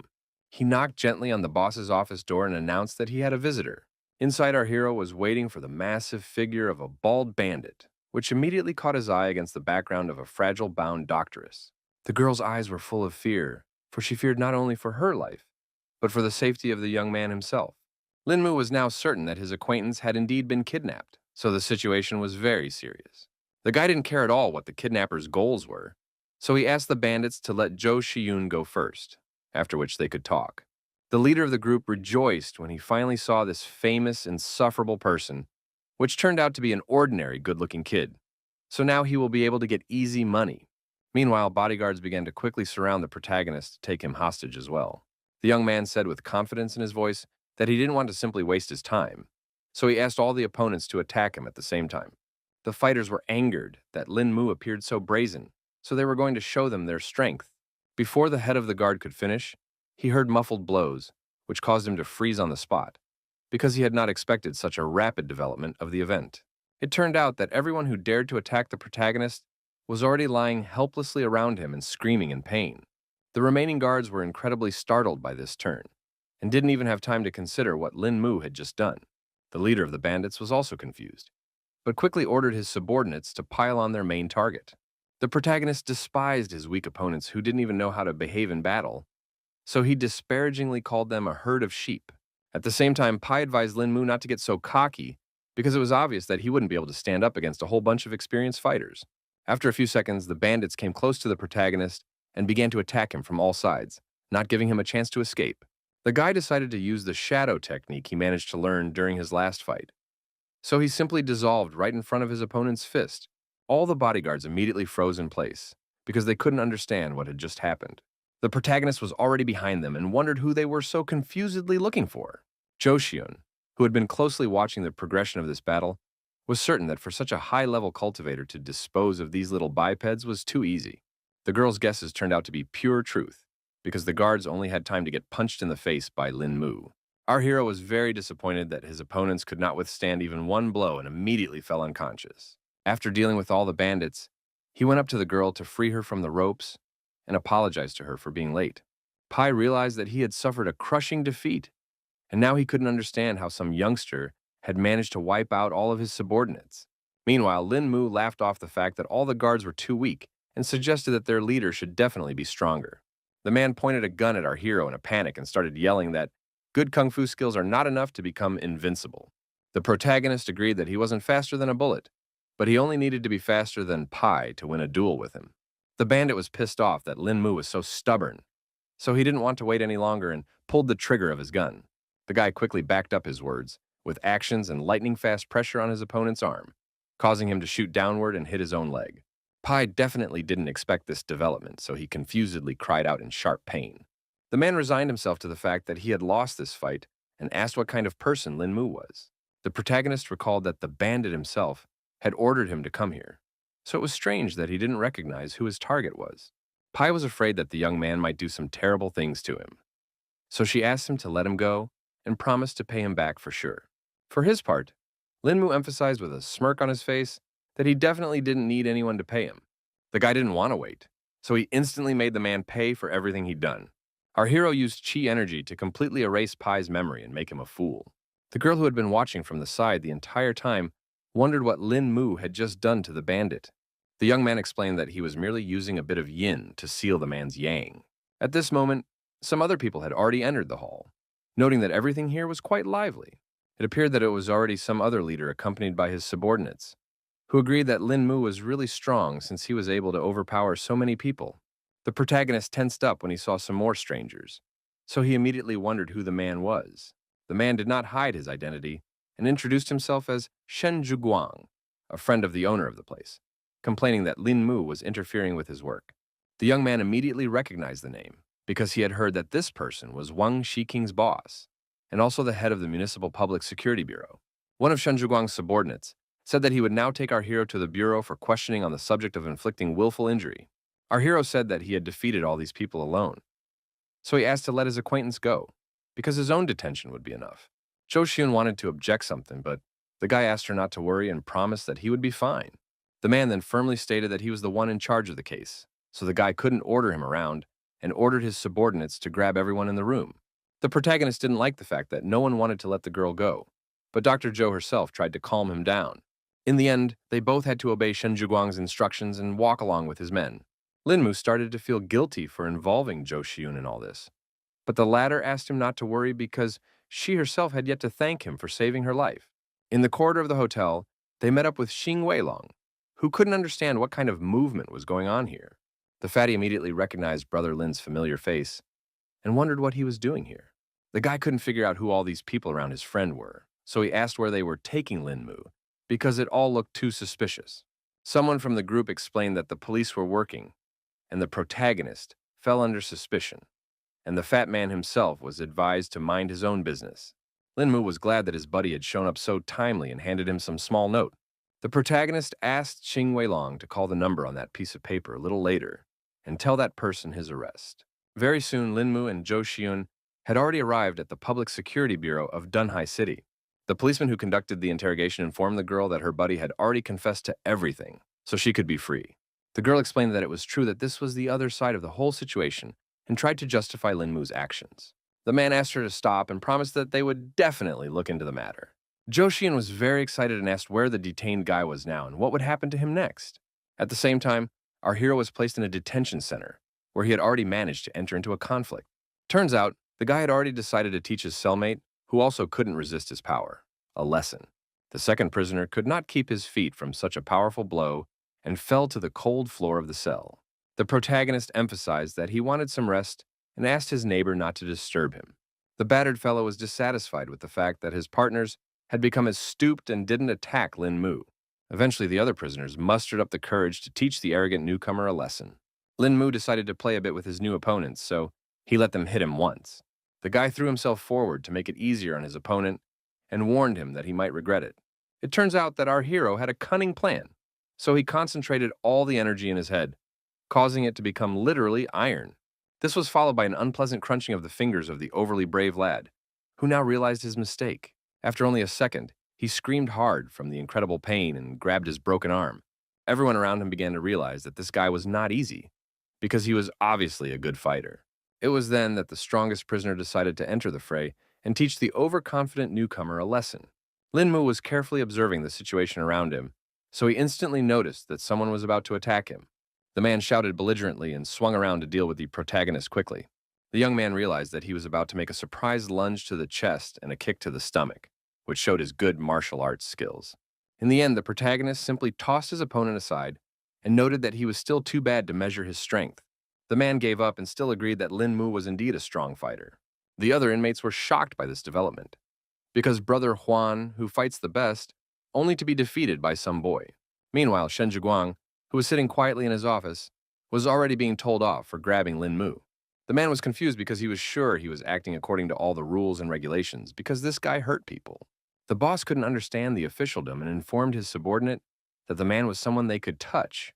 The policeman started to worry that the Yan family might get angry if they let this guy go, and the chief realized that it was all this family's shenanigans. In the end, the boss informed him that if anything even happened to Lin Mu, not even the 10 Yan families would save his subordinate's head. The police chief didn't even know how to respond to these threats, because he realized that the matter was serious. He finally found the strength to reach out to Mr. Li, but all he heard in response was a humming tone. The man realized that Central Bureau Chief Li himself had called him to let this person go, and now he was afraid to imagine what kind of power Lin Mu finally possessed. He quickly jumped up from his seat and ordered Xiao Liu to quickly go to the detention center. The subordinate tried to find out what was so serious, but the boss wouldn't explain the whole situation and said that this time, the Yan family had seriously screwed them over. At the same time, the assistant informed Mr. Yan that he had already completed his assignment. He said that the Central Bureau Chief called Shen Zhiguang, after which Li Yaozhong released the protagonist from detention. The old man didn't expect at all that Li Yaozhong might be familiar with their target, which ruined all plans. The man explained that they were strangers to each other because they had only had one phone conversation before Shen Zhiguang was ordered released. The master had not expected at all that someone was capable of giving orders to Li Yaozhong, and now wanted to know who was trying to protect Lin Mu. The aide was unable to get any data because their conversation was encrypted, and if they tried to decrypt that information, they might be detected. The man didn't care about that at all, because they can't back down anymore and must finally deal with the protagonist. He's ordered to contact the Black Spikes and place an order to kill the guy, because they sure can't let him get away this time. The events moved to the Dunhai Public Security Bureau, where Lin Mu had already come out, and the police officers tried to explain that it was all just a misunderstanding. Shen Zhiguang was more than a little frightened, so now parsed the guy to not take it all to heart. The protagonist once again asked if he could go, and the policeman, bowing his head, confirmed it. At that moment, the young man heard that someone was already waiting for him outside the detention center and rejoiced at his release. It turned out to be Xing Weilong, who had already heard that his buddy was doing well, so he came to get him. The guy offered to celebrate our hero's release and wanted to do it at the Hilton, which made Lin Mu begin to suspect that the fat man was up to something since he was so generous. Xing Weilong admitted that it was only his pleasure to do something nice for Brother Lin. 30 minutes later, they had already arrived at the Hilton Hotel, where the fat man wanted to come. They were greeted by several staff members at once, who escorted guests to their table. As they sat down in their seats, Xing Weilong asked the protagonist to look at the menu and choose a seta that he liked. The young man explained that he wasn't very good at picking out food, so he entrusted this task to his buddy. The fat man chuckled and warned our hero that he had only himself to blame if he didn't like something. When he opened the menu, his appetite whetted even more, so his order consisted of foie gras with caviar, crab and curry sauce, and steamed lobster. Meanwhile, Linmu asked where the restroom was here, and the waitress agreed to take him there. Our hero thanked the hotel employee for such a high level of service and followed her. The girl stopped in the hallway and explained that the restroom was up ahead on the left side. At the same time, there was a meeting with Yao Shenxian in another room at the hotel to discuss the lead role for a new movie with her. The girl had already read the script and liked it quite a bit, and she had no questions about the contract. So she wanted to know who would be the lead actor in this movie. The director said they haven't yet chosen the person who will be her partner. So he asked if she had any recommendations. Based on the contents of the script, Yao Shenxian thought that it would be better if they put a newcomer in the lead role, and she just had such a person in mind, but she wasn't sure if he would be interested. Another team member expressed interest in this solution and asked who it was. The girl said that she met the guy at her concert and tried to invite him on stage to sing together, but he declined, which was pretty awkward. Now, a moment later, our heroes left the hall after enjoying the fine food, and Xing Weilong suggested to go here again in the future. On the way, they met up with Yao Shenxian, who was shocked that she had met Lin Mu here. The guy also stopped abruptly because he didn't expect to meet here the singer, whom he refused at her own concert. Xing Weilong immediately recognized this famous superstar and was surprised that she knew his brother and so closely. The girl immediately went to the principal and informed him that this was the guy she was just talking about, and asked his view on the idea. The man agreed that she had pretty good taste because this young man looked good and was poised perfectly for the main character in the movie. The director also got into this conversation and asked Lin Mu to talk it all over, promising that it wouldn't take long. Xing Weilong happily answered for his friend and said that they had a lot of free time today, so they could discuss all the details. The main character still hasn't said a word, and the fat man has talked about being big shots in the entertainment industry, so this conversation could be quite useful. In the end, Lin Mu agreed with his buddy, although he wasn't particularly burning to go to this meeting. After that, they asked the hotel for a bigger room and went to talk about the movie. Yao Shenxian introduced the famous investors Hua Xia and Mr. Wang, who will sponsor the filming, in front of the guys. They exchanged pleasantries and shook hands as a sign of familiarity. The girl also introduced screenwriter Huang Shuyue, producer Wang Jiang, and director Feng Yufang. When everyone sat down at the table, she immediately offered to cut to the chase because they had one serious proposal for the main character.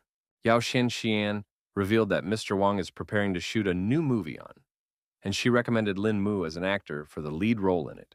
Xing Weilong couldn't believe his ears when he heard that his friend was being offered to star in a movie, even as a lead actor. The director confirmed that in terms of our hero's looks and character, he is perfect for the role, as if it was tailor-made for him. The guy was still in no hurry to agree to this offer, because he didn't know at all what he should do. The man explained that life is like a show, so it all depends on how the actor acts in life, because his acting was just a variation of life. Lin Mu felt that it was all too wrong because he might not be able to do his job, and the movie would end up being a waste of time and effort. Yao Shenxian asked the guy to believe her because she believed that no one else could handle the role and promised that everyone on the team would actively help him. Xin Weilong also wanted his friend to try out for the movie because that way he could reveal his hidden acting talent. The girl confirmed the guy's words because a lot of stars didn't even finish acting school and stumbled into the entertainment industry that made them world famous. In the end, the protagonist decided to trust his friends, but still warned that they shouldn't blame him if something goes wrong. The director was happy that he finally agreed to be filmed and promised that there would definitely be no problems with their movie. Meanwhile, the director asked if Lin Mu was free tomorrow because he wanted to sign a contract with him right away. The protagonist wasn't against it yet, so he asked what time it was convenient for them to meet. The director handed him his business card and asked him to come to the given address at about 10 o'clock in the afternoon. Lin Mu thanked the movie team for believing in him and promised tomorrow he would be in the right place at the right time. Events continue the next morning, when the protagonist does fulfill his promise. The director asked the guy to look at the contract and, if he was happy with everything, sign the document. Our hero confirmed that there were no problems with the contract because the terms were quite reasonable and confidently signed. Afterward, the director and Lin Mu shook hands and expressed their hopes that they would work together. At this moment, Yao Shenxian, accompanied by the principal, walked into the office and asked if either her new colleague would mind if there was already an audition later. The young man still had no plans, so he had no problem agreeing to it, and with a smile asked them to prepare well for such an important event. The principal was happy about this mood of Lin Mu's, so he suggested to start right away. Meanwhile, the staff had already set up the lights and arranged all the cameras on the set, so the only thing missing was the actor himself. Feng Yufan handed our hero the script and asked him to try to play the role by figuring out the character's psychological state while reading. Though the young man had never acted in a drama, to play the emotional state of a character in the real world was a mere trifle to him. Yao Xianxian actively supported her partner and was confident that he would do well. Meanwhile, Lin Mu's roommates had just learned the news that he would be starring in a movie. Everyone knew that Wang Xiaokan was the most famous movie and TV investor in China, and all his movies sell out in no time. So there's a good chance that the guy will indeed manage to become famous. The girls thought this investor was definitely a unique person, but they didn't fully understand why he needed Lin Mu. Song Liangju was sure that the guy was not a movie and TV professional, and doesn't even have any experience in the field, so she assumed it was some kind of conspiracy. The guy has already revealed that he was recommended by Yao Xianxian herself, but then the girlfriends have even more questions, because she definitely had no need to cooperate with some mere students. Even Zixi started to doubt her Ado, because her choice of an ordinary guy, when there are many decent-looking guys in the entertainment industry, it looked too strange. The girl promised to give Lin Mu a good lesson if he dared to betray their entire company. Meanwhile, the protagonist, who only had half an hour to prepare, had already begun his drying off. The guy masterfully got into character, his voice trembling just enough to elicit sympathy, and his eyes reflecting just the right amount of pain. The director didn't expect to see such a game from an ordinary youngster with no professional experience, so he watched the process in mute shock. In turn, our hero's performance so moved Yao Xianxian that she even wept. Afterward, the protagonist returned to his team with a smile on his face and asked how he had just played. Feng Yufan recognized that he was a deserved genius and said that it was simply magnificent. The guy also asked what Yao Xianxian thought about his audition and if she would be willing to pair up with such an actor. The girl stated that he was literally born to be an actor, so now he can play with anyone.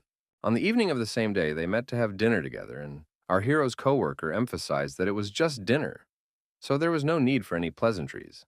Yao Xianxian couldn't wait to find out what the guy's secret was, because his performance this morning was simply amazing, but the guy thought that everything was all about experience. She still guessed that it wasn't just Lin Mu's rich experience.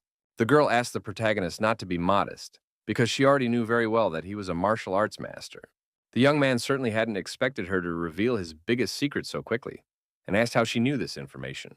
Yao Xianxian didn't hide anything and revealed that her family has a bit of connections, so it's pretty easy to find what she's interested in. She also said that the young man is now quite famous because that case involving the Central Security Bureau has already put him on the radar of many influential families. The main character didn't even expect such attention to himself, so he was really flattered. At the same time, he wondered if it was only because he had only asked Xing Weilong to call Bao Lunten, not expecting that his influence seemed so strong. The girl continued to talk about their, currently, powerful families were in confusion, guessing who was actually behind Lin Mu's back. The guy tried to pretend that these people were really making a lot of things up, and emphasized that he was just a student with no one behind him. Yao Xianxian still suspected that it was all lies, because otherwise, the young man wouldn't have forced Yao Jun to obey the order and let the people go. The main character was surprised because he had never heard the name Li Yaozhong, and immediately asked the girl who it was. Then she jumped up from her seat because this man was literally everyone again. The young man was surprised at this violent reaction and asked if he really should know this individual. His colleague explained to him that a person of such a level as Li Yaozhong could easily relieve his underlings of any responsibility. She emphasized that this man was quite challenging and was actually the head of the Central Public Security Bureau, so he controlled the national public security system. Listening to his acquaintance, the protagonist concluded that it was Yao's family who had started all those rumors. She confirmed the guy's speculation and said that according to the information she had received, the person who had almost killed Lin Mu last time was an elite cultivator who had been secretly raised by the Yan family. Now, the young man had confirmed Zitu Shu's words that it was better to watch out for that guy from the Yan family, because it was obvious where this professional assassin came from. Meanwhile, the girl added in a whisper that after the previous failed assassination, this family had invited a stronger master from Shuizi. In the end, Lin Mu finally wanted to ask how Yao Xianxian had managed to find out such confidential information. Obviously, the girl didn't answer this question because she didn't want to put our hero in even more danger. So he wanted to know what reason she was helping. The actress replied that the guy now had the lead male role in the movie, so if he died, she would have no one to play with. Lin Mu was still afraid that it wasn't really like what his acquaintance had said, because her family might have also noticed his real strength and was now trying to convert him to their side. Events continue the next day at the Inhuang Kyoge Hotel, where a fight between Zhou Xun's kidnappers and the protagonist has only recently taken place. Since the assassins are still arriving, the guy certainly needs to shun them, but he can't leave his business to the common people. The two guards at the entrance immediately told him that they were not accepting anyone today. So under no circumstances would they open the door. The protagonist did not expect such a turn of events, but it was only to his advantage, because the fewer people, the fewer witnesses there will be.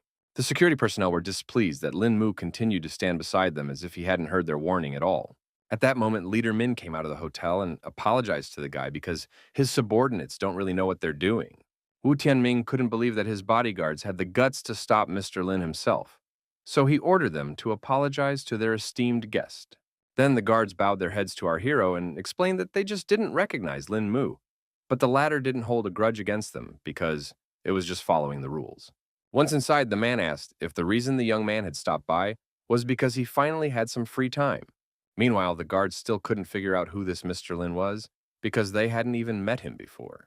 Wu Tianming said that they were a little unlucky today because some brothers right now were discussing the redistribution of territory again. The main character thought it was just great because he just had an idea. A man stopped near one of the doors and said that the brothers were here, but he was very uncomfortable going in during their meeting. Lin Mu didn't object, so he confidently pushed open the door and agreed to go in by himself. The guy was acting pretty cultured, so from the very doorstep he apologized for the disturbance. No one had yet had a chance to say anything when he had already announced that he had some business to discuss with everyone today.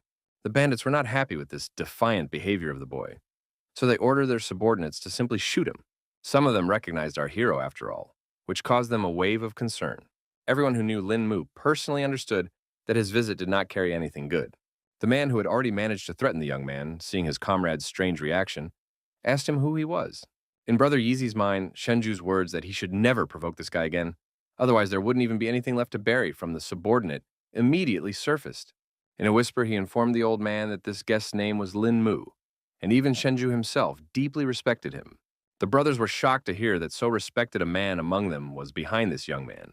The old man immediately began flattering the protagonist to make amends, and asked him to sit down in one of the chairs to talk things over in peace.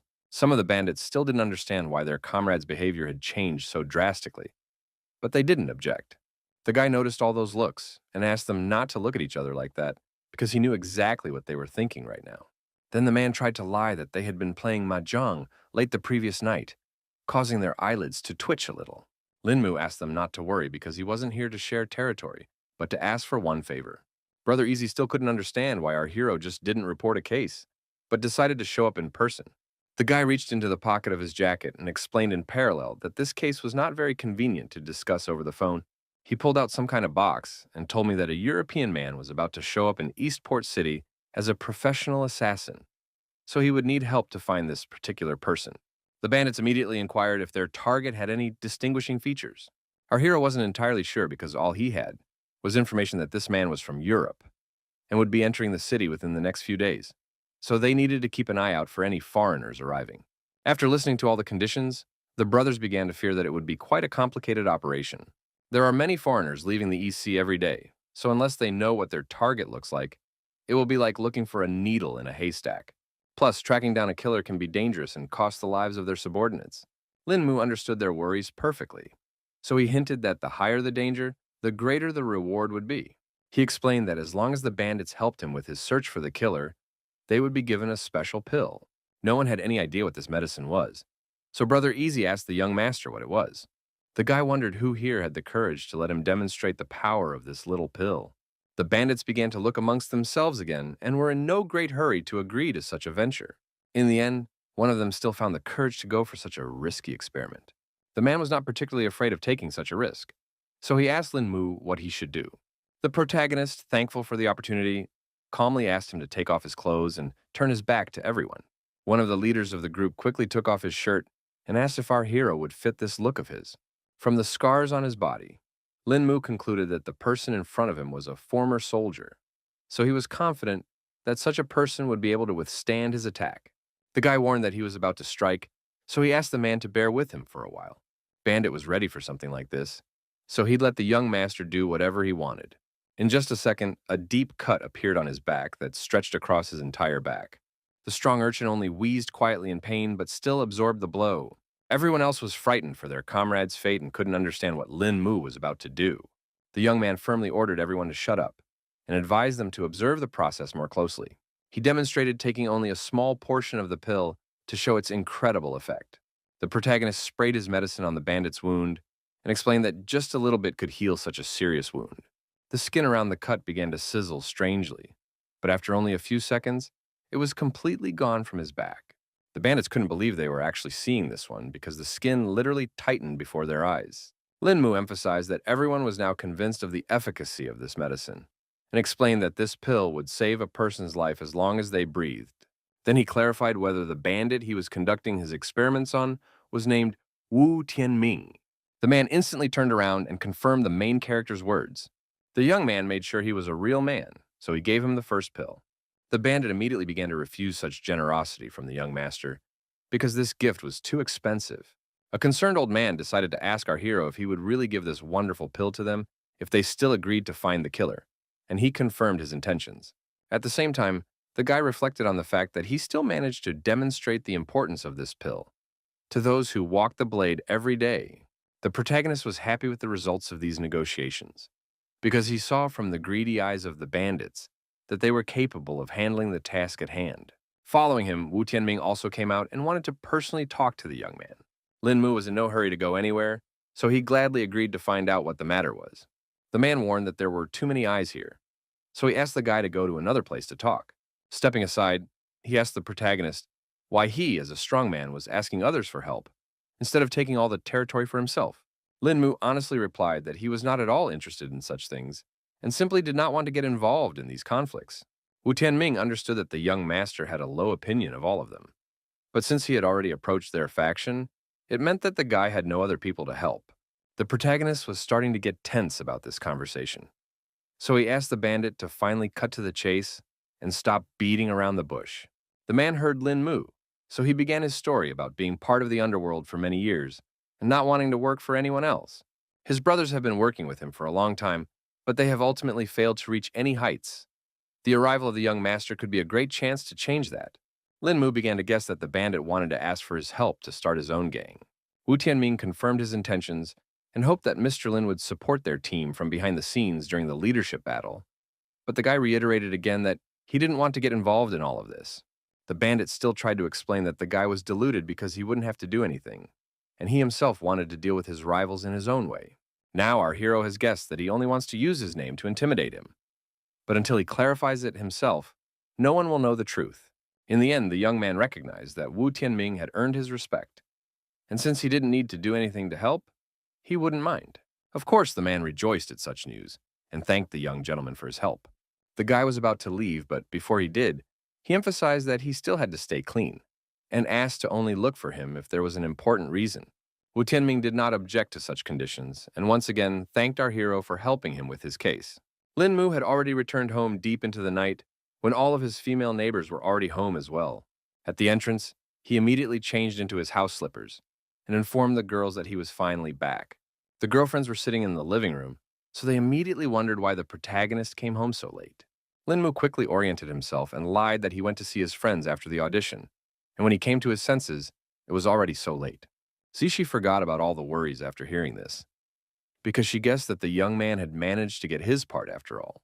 Our hero confirmed her speculation and explained that all he had to do was wait for a call from the company. The girl immediately hugged him tightly and started yelling about how she believed in his strength from the beginning, happy that her idol had great taste. The others were not happy that their friend had changed so quickly because she had said completely different things this afternoon.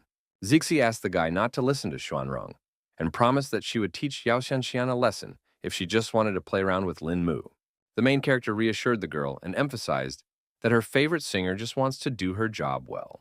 Her friend didn't expect that after just one day of acquaintance, Lin Mu would already side with her college and defend her. She was very upset because the young man's heart had already been stolen, so they no longer had any chance in front of the real Adol. The plot then develops on Green Lotus Mountain, which was completely covered by a dense forest. Yan Lanqi arrived here, excited to have a long-awaited meeting with Ling Sheng, who had long since arrived at the place. The longtime acquaintances hugged each other tightly, because it had been quite a while since they had seen each other. Hong Ling Sheng even began to doubt his orientation, because he didn't expect that he would miss his buddy so much. Yan Lanqi suspected that the guy might not have missed him, but the one good thing he had. In the end, the young man decided to introduce Lin Tiannan, with whom he had come here from the capital to rest for a while. He called his acquaintance an incredible guy, which made him shy, and asked him not to flatter him. Yan Lanshi emphasized that there was no need to be modest here, because he knew at a glance that this guy was someone important. Ling Sheng wanted to end all this talk and climb up the mountain, because he had wanted to try the fragrant abode's charl for a long time. The young man realized that the guests were tired from the road, so he offered to follow him. In just a few minutes, they were already at the top of the Green Lotus Mountain, where the fragrant abode was located. Ling Xing talked about how the teas of the fragrant abode had been heard by everyone in the East Sea, so brother Tiannan was very lucky today. On the way, they were met by a beautiful girl in national dress and asked if the guests were here to taste their famous tea. The guys confirmed their intentions, and then the girl asked to follow her. Almost all the tables in the hall were occupied because the place was quite popular. Everyone around enjoyed drinking this drink, marveling at its wonderful flavor. Tiannan, seeing the happy faces of the visitors, was even more eager to try this tea. After that, they sat down at one of the tables, and the waitress asked what kind of tea the guests wanted to try today. At this moment, another female employee came over to their table and immediately recognized young Master Hong and Ling Sheng. It turned out to be the owner of the fragrant abode named Shu Yu, who was also overjoyed by the unexpected encounter. Ling Xing noted that it had already been a while since their last meeting, and the girl was still young and beautiful. The owner said her acquaintances were very nice conversationalists, so she wanted to have a little chat with them while they brought tea. When they finished their visit to the abode and went outside, Tiannan immediately noted that he had seen something interesting while they were sitting in this establishment. The guy agreed that the tea at this establishment was good, but not as good as its owner. Yan Lanshi didn't expect that their new friend had such a sharp mind, because he was quickly able to understand the cunning workings of this establishment. Now Tiannan couldn't forget the curves of her attractive body and the queen's demeanor, which was a rarity now. Ling Xing definitely didn't expect his buddy to fall for Sister Yu's beauty so easily. The young man didn't hide anything and admitted that he couldn't stop thinking about Tiannan's stunning figure. Ling Xing decided to change the topic because it was quite rare for them to meet like this, so he suggested finding another place to sit, and Yan Lanshi immediately came up with some idea in his mind. At that moment, a car passed near them at full speed, which obviously caught their attention. The car then whizzed into a vacant parking space, and the driver rejoiced at such good fortune. Turns out it was Zixi, who this time set a record and reached her destination in 10 minutes and 43 seconds. With her was the main character, who was dizzy from such a ferocious driving style of his girlfriend. Yan Lanshi stopped abruptly, his gaze instantly becoming icy cold, frozen on the figure of his number one enemy. The guy couldn't understand how Lin Mu was able to survive if he sent his best assassin after him. Ling Sheng noticed the beautiful girl who was driving that car and asked if she was Yan Lanshi's friend. He replied that he was not familiar with this girl and suggested that he should hurry up and get out of here. For now, the guy had decided not to continue their conflict, but she was still going to see how long our hero's luck would last. Lin Mu also recognized the young master who wished him dead, and remembered that he should be made to pay for it, sooner or later. Meanwhile, the girl noticed that he was thinking about something and asked her buddy to hurry up a bit. It turns out that they also came to Fragrant Abode because Zixi had been talking about this place for a long time. The protagonist was not surprised by this place because, other than the serenity around, there was nothing unusual here. Zixi explained that a lot of people came here because the abode was the best place for tea drinking in the entire East Sea. This story interested the guy, so already he couldn't wait to see everything with his own eyes. The same girl at the entrance recognized Miss E immediately and greeted the guests to seat them at a free table. Zixi noted that it had been a while since they had seen Xiao Fan and asked if the supervisor was in attendance. The employee said guests had to go straight to the second floor if they wanted to meet the boss. The protagonist realized that his friend frequented the place if even the staff knew her well, and the girl explained that the owner of the fragrant abode was her best friend. Meanwhile, the boss had already left because she heard a familiar voice and asked why the girl had decided to visit her today, and she said that she wanted to introduce her friend. Lin Mu immediately sensed that Sister Yu was also a cultivator, but from her pale face and weak steps, he assumed that she had used too much qi recently. Zixi also noticed her friend's unhealthy appearance, so she began to worry about her condition. Boss didn't want to talk about it because she used all her energy to help cure Shuren's illness. At this moment, the main character joined their conversation and wanted to personally introduce himself to Sister Yu. The beauty immediately appreciated the young man and said that he looked quite extraordinary, so she called Zixi very lucky. The girl immediately began to justify herself and emphasized that they were just friends, and Lin Mu had brought her to try the flower tea she had created. Sister Yu jokingly called her a bad girl because she always only has eyes for tea, but it couldn't be any other way, because this drink was the best in the world. Eventually, she went to make tea and invited her guests to sit down at the table. Our hero immediately started talking about how the owner was an unusual person, so he couldn't understand why she was stuck here in fragrant abode. Zixi wasn't sure of the reason because at the time of meeting, Sister Yu was already the boss of the establishment. The guy could perfectly sense that the woman was using a lot of qi and guessed that her husband's condition wasn't good either. His companion confirmed that for the past few years, her friend had been using energy to suppress his strange illness, but even that wasn't helping. The protagonist could not understand what this trouble was and did not believe that there was no one in the world who could cure this patient. Zixi thought that only divine Dr. Mu Renkin could help in this situation. But the world was so huge that they simply wouldn't be able to find him. The young man immediately remembered the name because it was teacher Zhou Shiyun, and now suggested that a little radiance could cure the illness. Linmu wanted to talk about how he knew some information about Mu Renking, but he abruptly stopped. He abruptly flinched because he felt that Sister Yu had just been attacked by someone. Indeed, some two men took advantage of the moment when the woman had spent a lot of energy on her husband's injury and attacked her from behind. She still wasn't afraid and emphasized that if it wasn't for her weakness, these two wouldn't even be her opponents. One of the bandits admitted that he wasn't that strong, but believed that the victory was also about stealth.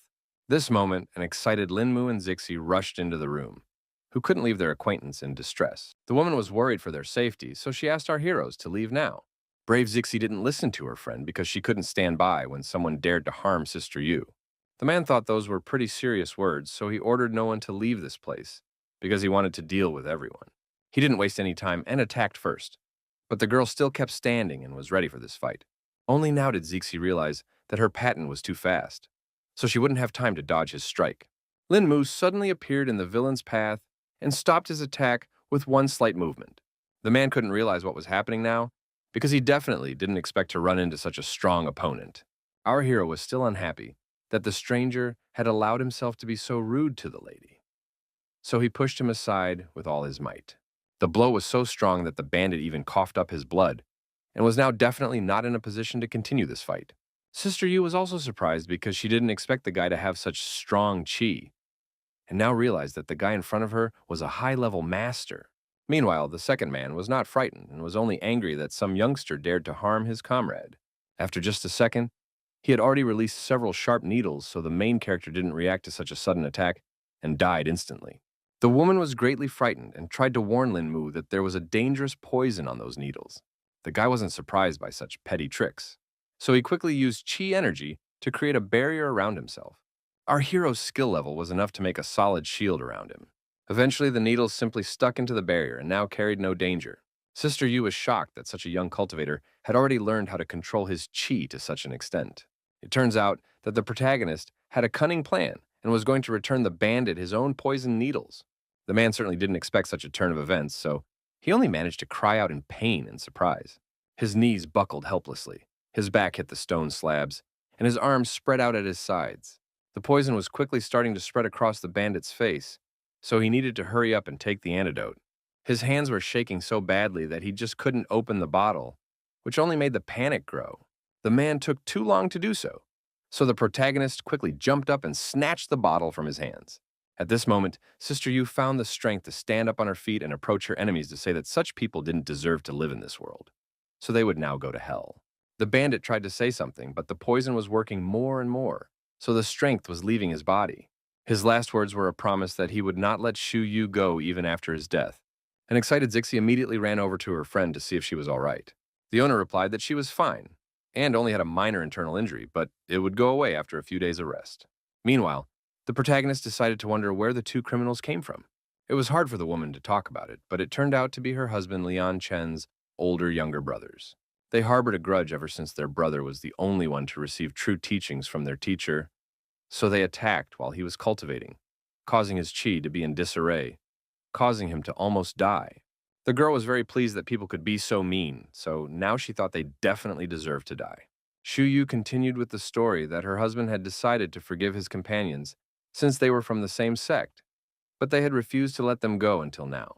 The protagonist was sure that these villains had attacked the woman stealthily when they learned that she was now weakened. The woman complained that Lian Chen's qi was becoming more restless with each new day, so she was unable to suppress it. Zixi then decided to inquire if her friend had received any news about Dr. Mu Renking, But she still hadn't learned anything new. Linmu was finally able to say that they no longer needed to look for the old man because he had passed away over a decade ago. The girl asked our hero not to say such nonsense, because she was sure that the doctor was just a hermit. In fact, Shuyu had long guessed this for a long time because the master hadn't had any news for a long time. Zixi tried to support her friend because there was no way she should stay and find a way to cure her husband. Sister Yu thanked the girl for her kind words, but based on her personal knowledge, only Dr. Mu's slight radiance could cure Lian Chen. The protagonist firmly pronounced that the doctor's death did not erase his legacy, so his cures were still intact. He said that events had coincided in such a way that he was fortunate enough to learn the old man's secret techniques. The guy didn't mind offering his help and taking a look at the husband of the owner of the abode, because he might be able to save the patient after all. Zixi didn't fully trust her mate, and emphasized that this was a matter of life and death, so jokes were unnecessary here. In the end, Shuyu, not listening to her friend, still decided to trust our hero and asked him to save Lian Chen. The woman agreed that Lin Mu was very young, but at the same time, he was a skilled master, so she believed his words. She then grabbed one of the vases on her desk and twisted it a few times. The next moment, there was a loud cracking sound, and steps appeared in the floor that led somewhere downward. Our heroes watched this mechanism in amazement, and Shuyu asked them to follow her. In fact, Zixi didn't even realize that there was an underground passage here. Shuyu explained that she had arranged for Lian Chen to stay in a hidden room down here for convenience. When they reached the bottom of the stairs, the woman came to the large doors behind which her husband was. The man lay in the middle of an empty room, with only a stone slab that served as a bed for him. Nurse Yu said that he hadn't woken up since the last time she used qi to heal him. The protagonist wasted no time and immediately began to examine the patient, first checking his pulse. The guy used the radiance to go over Lian Chen's entire body to find the cause of his ailment. After a few seconds, he let go of the man's hand, so the girls asked with hope in their voices what the patient's condition was. Lin Mu sighed heavily and reported that the patient's condition was worse than he thought. Now he was unsure if he would be able to save the man, but Zhuyu asked him to at least try, because it was her last hope. Eventually, the young man agreed and asked that a set of silver needles be prepared for him. The woman asked why the protagonist needed such a tool because she didn't fully understand his technique. Lin Mu explained that he would try to use the divine doctor's techniques to help her husband. Even though this was their first encounter with Lian Chen, the guy was going to do his best to save him. Also, our hero turned to Zixi did not suggest that she go upstairs for the time being. The girl couldn't understand why she would do that, because she wasn't interfering with the process in any way. Lin Mu informed her that he would have to undress the patient to find his acupuncture points, and once again asked if she really wanted to stay here. Now everything was falling into place, so an embarrassed Zixi quickly agreed to go upstairs. Meanwhile, Shuyu had already prepared everything she needed and wondered if such a set of needles would suit our hero.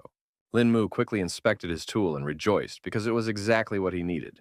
He then asked Sister Yu to move to a safe distance and not to come any closer so that she would not be seen. The guy was actually a little worried because it was the first time he'd ever used low glow.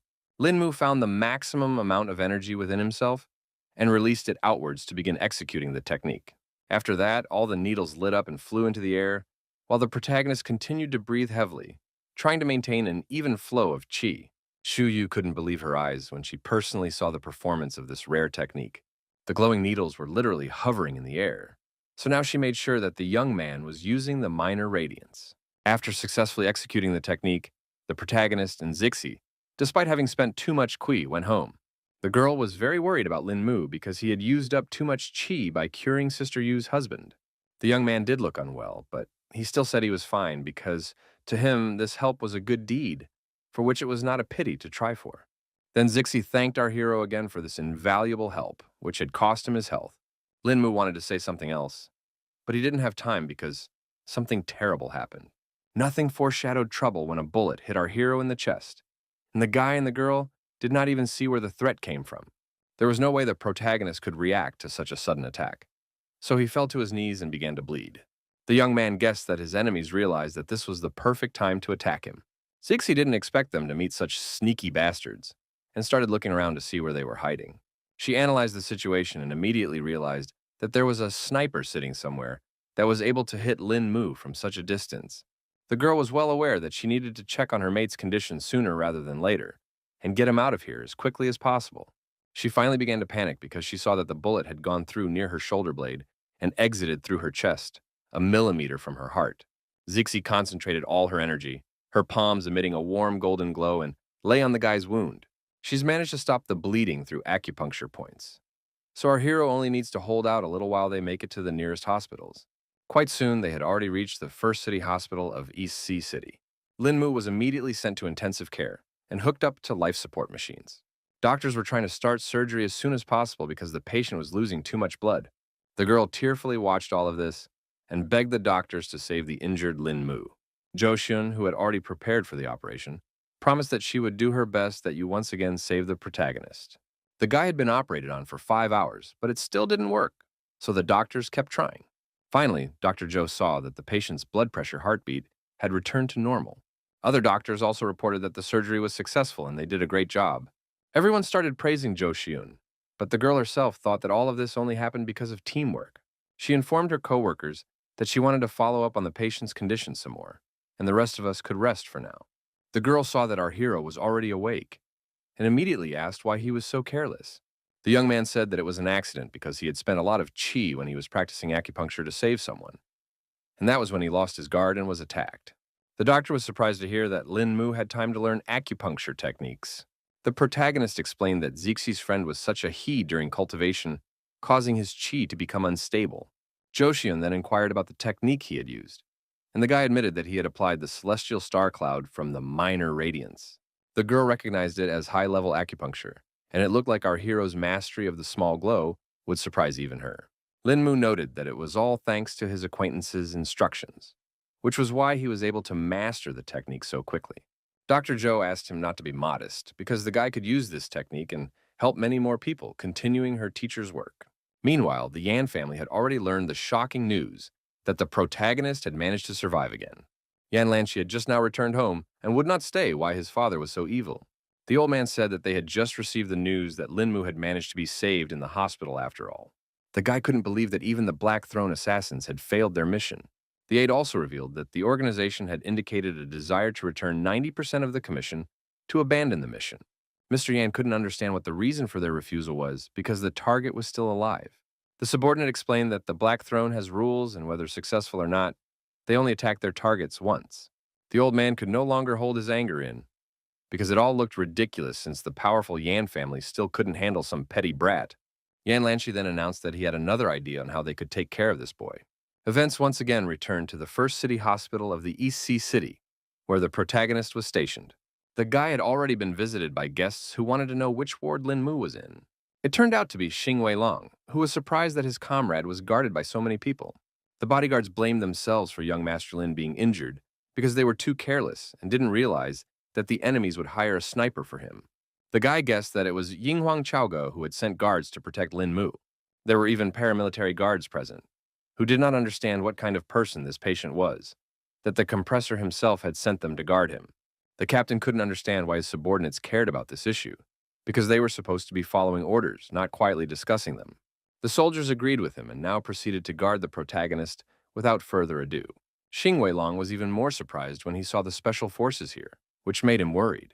Now the fat man made sure that his buddy's circle of acquaintances had grown too large of late. It turns out that Lin Mu's roommates were already here, waiting for Xing Wei Long. Zhuanrong suggested that he hurry up and finally stop by to see their injured comrade. Fatty decided to ask her why a whole SWAT team was preserving Brother Lin. The girl explained that her godfather had sent this guard, employing the best soldiers on the East Sea. The young man certainly didn't expect her to have the troops for such things, and wondered who her relative was. Obviously, Zhuanrong was in no hurry to tell this information because it was classified. Zixi had already hinted to the protagonist about who had decided to come to visit him, and Lin Mu immediately guessed that it was the fat man. Xing Wei Long was overjoyed that his friend was fine, and revealed that he had rushed here as soon as he received the call. The girl noted that they had told him the news 3 hours ago, but for some reason it still took him a long time to get here, even though his home was not far away. It seemed something had happened after all, because the guy was in no hurry to say the reason for his lateness. Jo-hyun that everything was fine, and asked her friends to let Lin Mu rest because it was already too late. Xing Wei Long was unhappy about being chased away so early, and Xuanrong noted that it was a punishment for being late. Our hero thanked his friend for his concern, but he was really quite tired, so he wanted some alone time. Zixi began to nudge Xing Wei Long towards the exit to hurry up and stay out of the way.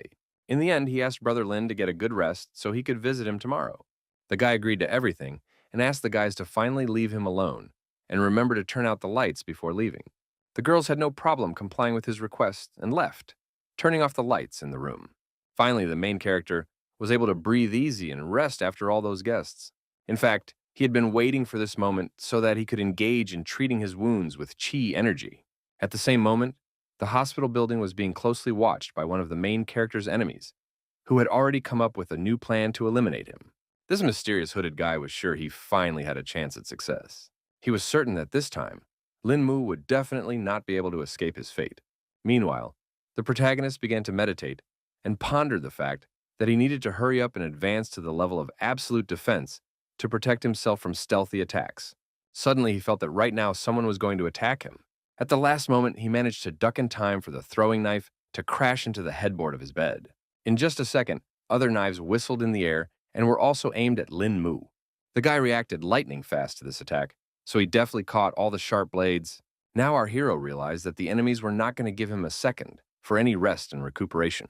He ordered his opponent to step out of the shadows with confidence in his voice, for he was well aware of another's presence in his chamber. The stranger at the window finally spoke and noted that Lin Mu, despite his serious wounds, still hadn't lost his agility. The guy already recognized the man, so he noticed that so little time had passed since their recent encounter, and his opponent's skills had grown considerably. It turned out to be the same strange young man they had met outside the school. Lin Mu emphasized that if it wasn't for his injuries, the guy wouldn't have even come close to him. But the assassin simply couldn't let the moment pass while his target was injured. The killer was very serious, so he promised that this night the protagonist would definitely die. In turn, the guy calmly and firmly replied that it was definitely not yet a fact. He was still just as quick and agile, so he quickly jumped off his bed. The protagonist realized that he needed to act, so he had already come up with another plan to defend himself against his rival. Lin Mu used the sheet from his bed to stop the assassin's next attack and take cover from the sharp knives. The guy got cocky and asked if his opponent had any other tricks, trying to get him emotional. At that moment, he saw the scarlet stain on his shirt and realized that because of all the sudden movements, his wound was starting to bleed. The assassin only rejoiced at this because his target was growing weaker and weaker and promised to ease that pain. Lin Mu realized that he wouldn't be able to continue this fight, so he would still have to call for help. He started yelling loudly so that the guards would definitely hear it, trying to report that an intruder had broken into the hospital. The three special forces immediately rushed into the room and pointed their sights at the assassin they had taken by surprise. The boy sighed heavily because he guessed from the beginning that this was going to be very difficult. Meanwhile, the soldiers did not wait and opened fire with their automatic rifles, but the intruder cleverly dodged all the bullets. The SWAT team had good reactions, so they reacted quickly and moved their sights to the side. The captain ordered his subordinates not to stop firing for a second to accurately neutralize their target. The assassin still managed to dodge the fast bullets, and little by little he was getting closer to the window to make a successful escape from here. In the end, he still had to hide behind the couch because the enemy's firepower was too strong and wouldn't let him retreat. Meanwhile, the captain approached our hero to ask about his condition, but he replied that he was fine, but that they needed to be careful of that nimble guy. At that moment, some strange shadow jumped out from behind the couch, which immediately made the SWAT team distracted from their main goal. The soldiers already thought they had hit their target, but in the end, it turned out to be only a cape. It fell to the floor, but the killer himself wasn't in it, so the guards only fell for the cheap trick. The fighters were confused because they didn't expect to be caught at such a cheap trick. At that moment, the guy himself jumped out from his hiding place and quickly threw knives at all the soldiers. The SWAT team did not expect such a turn of events, so they did not have time to react to the danger, which caused them to receive a knife in the hand. They seemed to be only small blades, but one such made them feel weak. All the soldiers fell unconscious and only now realized there was an anesthetic on the knives. The protagonist noticed that his opponent didn't kill all of the SWAT team, which showed that he didn't seem to be that evil. The killer replied that he was a man of principles, so he tracked down his target and did not harm innocent people. In the end, he suggested that Lin Mu stop resisting because it was simply useless. In fact, the strength was increasingly leaving our hero because of the open wound, so he began to breathe harder and harder. Then the guy realized that this was the right moment to attack his target and finally straighten out the annoying Lin Mu. The protagonist was well aware that he was in no position to dodge, so in that case, he needs to move on to another plan of action. In any case, he was going to fight to the end, so he used chi energy to heal his wound at least a little. Sharp knives flew at the guy again, and using his hands, he was able to stop two of them, but one still hit the target. One of the blades stabbed right into our hero's stomach, which completely changed the course of the battle. Lin Mu helplessly plopped down on the floor because this had become the end point for him to lose what little remaining strength he had. The assassin started talking again about how it was useless to resist and offered to let the guy get rid of this pain. Despite all this, the protagonist was not going to give up and hinted that his opponent was rejoicing in his victory too soon. The guy even tensed up a bit because he couldn't understand what Lin Mu could do in such a desperate situation. Suddenly he felt some strange sensations and his whole body became stony and unruly. Didn't even see our hero's attack, but somehow he still managed to seal his acupuncture points. Meanwhile, Lin Mu found the strength to stand up because his trick had worked after all, and that was encouraging. With a smirk on his face, the protagonist admitted that he had used the small radiance technique before and channeled the last drops of chi into a single needle, which hit his opponent. By hitting the main acupuncture point in the killer's chest with it, the guy managed to seal all of his meridians. Meanwhile, a SWAT team had already arrived in the ward, and the fighters were about to finish off the intruder. Lin Mu stopped the soldier because he wanted to ask a few more questions of the assassin. Meanwhile, the guy was trying to break free from those shackles, and he seemed to be succeeding little by little. Eventually, he successfully pulled out, and now confidently said it wasn't enough to stop him. The SWAT officer realized that the situation was too dangerous, so he stood in front of Lin Mu to protect him from the enemy. The killer realized that he had no chance of taking our hero's life this time, but he promised to do so during the next encounter. He made a promise to take the young men's lives and just jumped out the window, wasting no time. The protagonist decided to let this guy go and ordered the SWAT team not to pursue him. Then the soldier decided to check on his comrades and realized that they were all breathing, which couldn't be helped. Lin Mu explained that they were only knocked out from the anesthesia, so they should hurry up and get a nurse. The guy lamented that his chi was too weak, causing him to only be able to seal the outer meridians, and the opponent was able to open them with his power. With the aftermath of the night's battle cleaned up in our hero's chamber, he was finally able to get at least some rest. A few hours later, a nurse came to see him because it was time to change the dressing on his wound. This was not a pleasant procedure, because Lin Mu could still feel the pain. The girl was worried about it, so she apologized for the inconvenience. The soldiers, who were now on duty even in Lin Mu's room, thanked the nurse for her help. Our hero noted with a smile that the guys didn't have to stand around because he could call them if something serious happened. The guards still didn't want to leave this place because they had to protect the young master at all times, so they asked him to just pretend they weren't here. 3 days later, some new guests have already arrived at the hospital to the protagonist.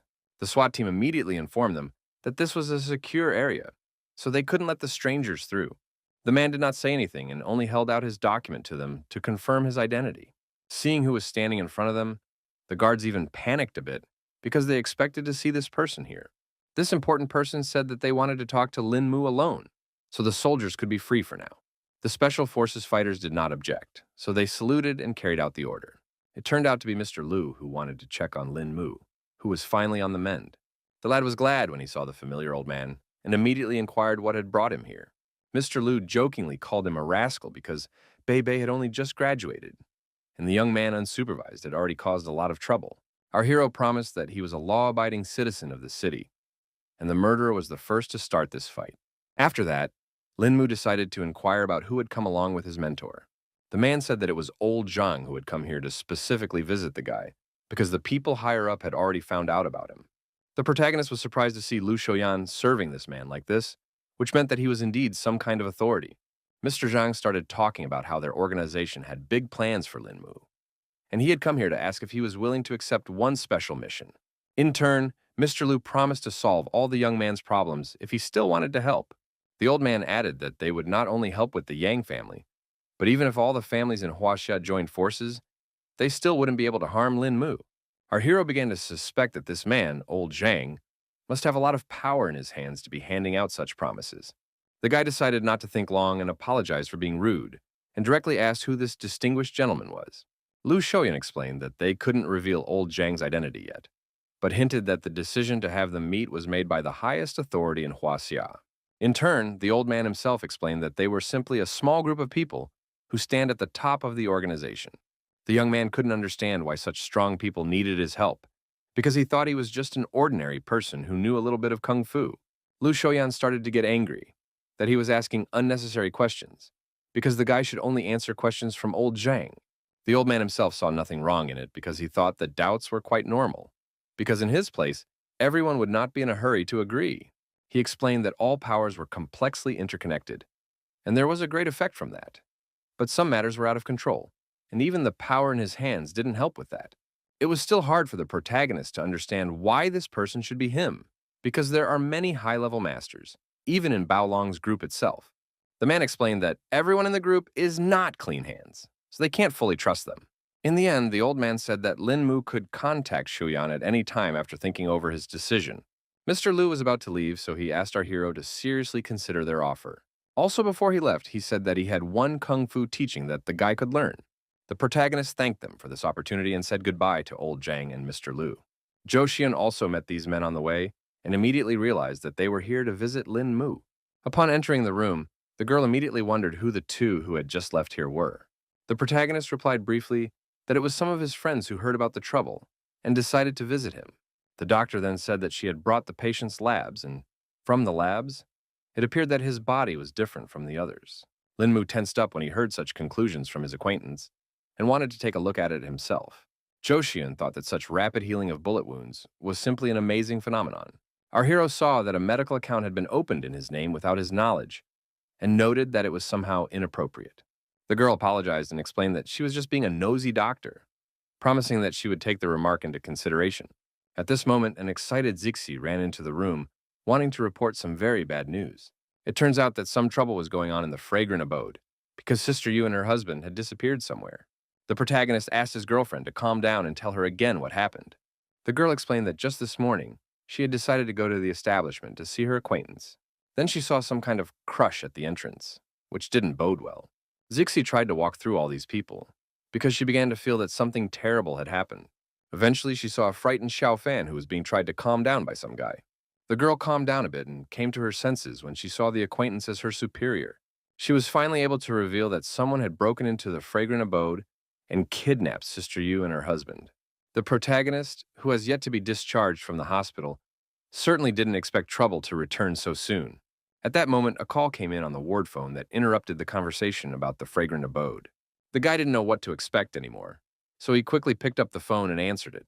A second later, he cried out in shock, because it seemed he had been given some not particularly good news again.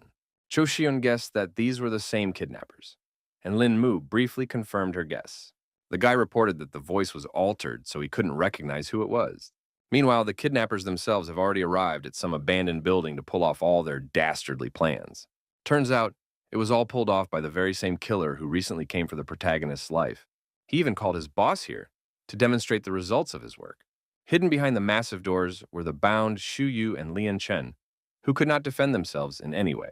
The mercenary asked his superior not to worry because they had just knocked out their hostages. The mysterious man asked the assassin not to hurt these people because he only needed Lin Mu's own life.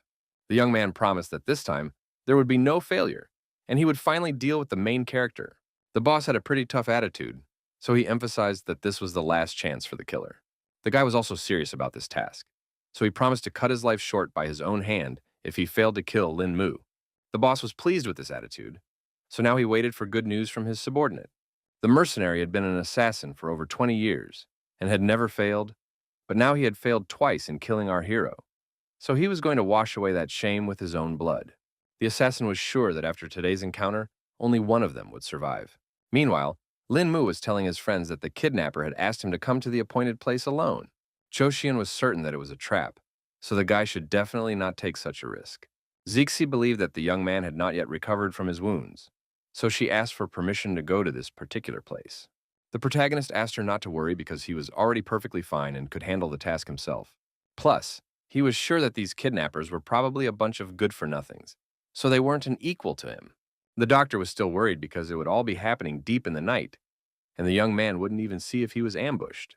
The young man was well aware of all these facts, but all he could do was follow instructions because the priority was to save their friends. Zixi still wanted to go along with them to help because it all looked too dangerous.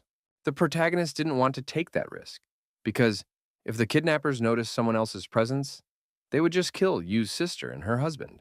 At that time, Zhou Xiun offered to make some sort of plan to back up Lin Mu. The young man replied firmly that now was not the time for plans, because he must hurry and rescue the hostages. The girls realized that they simply would not change the mind of the protagonist, who had already decided to take this risk himself. He apologized to his girlfriends for his temper anyway, and reached out to grab the very technique from Mr. Lu. Lin Mu, with a reassuring smile on his face, asked him not to worry about him, because he would definitely return safe and sound. Meanwhile, Yao Shanxian also did not sleep this night, as if she sensed some kind of trouble. Her butler saw that the young lady was awake, so he went out to the balcony to carefully offer her a rest, because it was quite late. The girl replied that she didn't feel sleepy, so she asked Uncle Shu to go first. He noted that the night was quite chilly, so he suggested that he at least bring a cape for Yao Shanxian. The girl did not listen to her assistant, because she saw Lin Mu, who had come to meet the kidnappers. She had no idea why the guy was in this place in the studio later in the day. The protagonist continued to stand quietly in place and thought about what he would spring into action as soon as the kidnappers showed up here. At this moment, an assassin surrounded by his men appeared and immediately turned to Lin Mu. The villain noted that he seemed to be a good friend, since he had come alone for the safety of Shu Yu and Lian Chen. The guy was unhappy to see the man again, but he didn't give any sign and asked to let his friends go because he had kept his end of the bargain. The assassin asked him not to worry because he didn't intend to harm these people, and reminded him that his main target was Lin Mu specifically. The next second, he kept his word and ordered his men to release the hostages. The subordinates approached the pair of abductees and gave them the antidote that was supposed to bring them back to consciousness. Shu Yu coughed violently after hearing such a pungent odor, but she finally woke up from her long sleep. Lian Chen immediately asked if his wife was all right, and meanwhile, the assassin reported that the two of them were now free because their target was already in place. Only now did the woman see that Lin Mu was here, who definitely shouldn't have taken such a risk. So she excitedly asked him to get out of here as quickly as possible.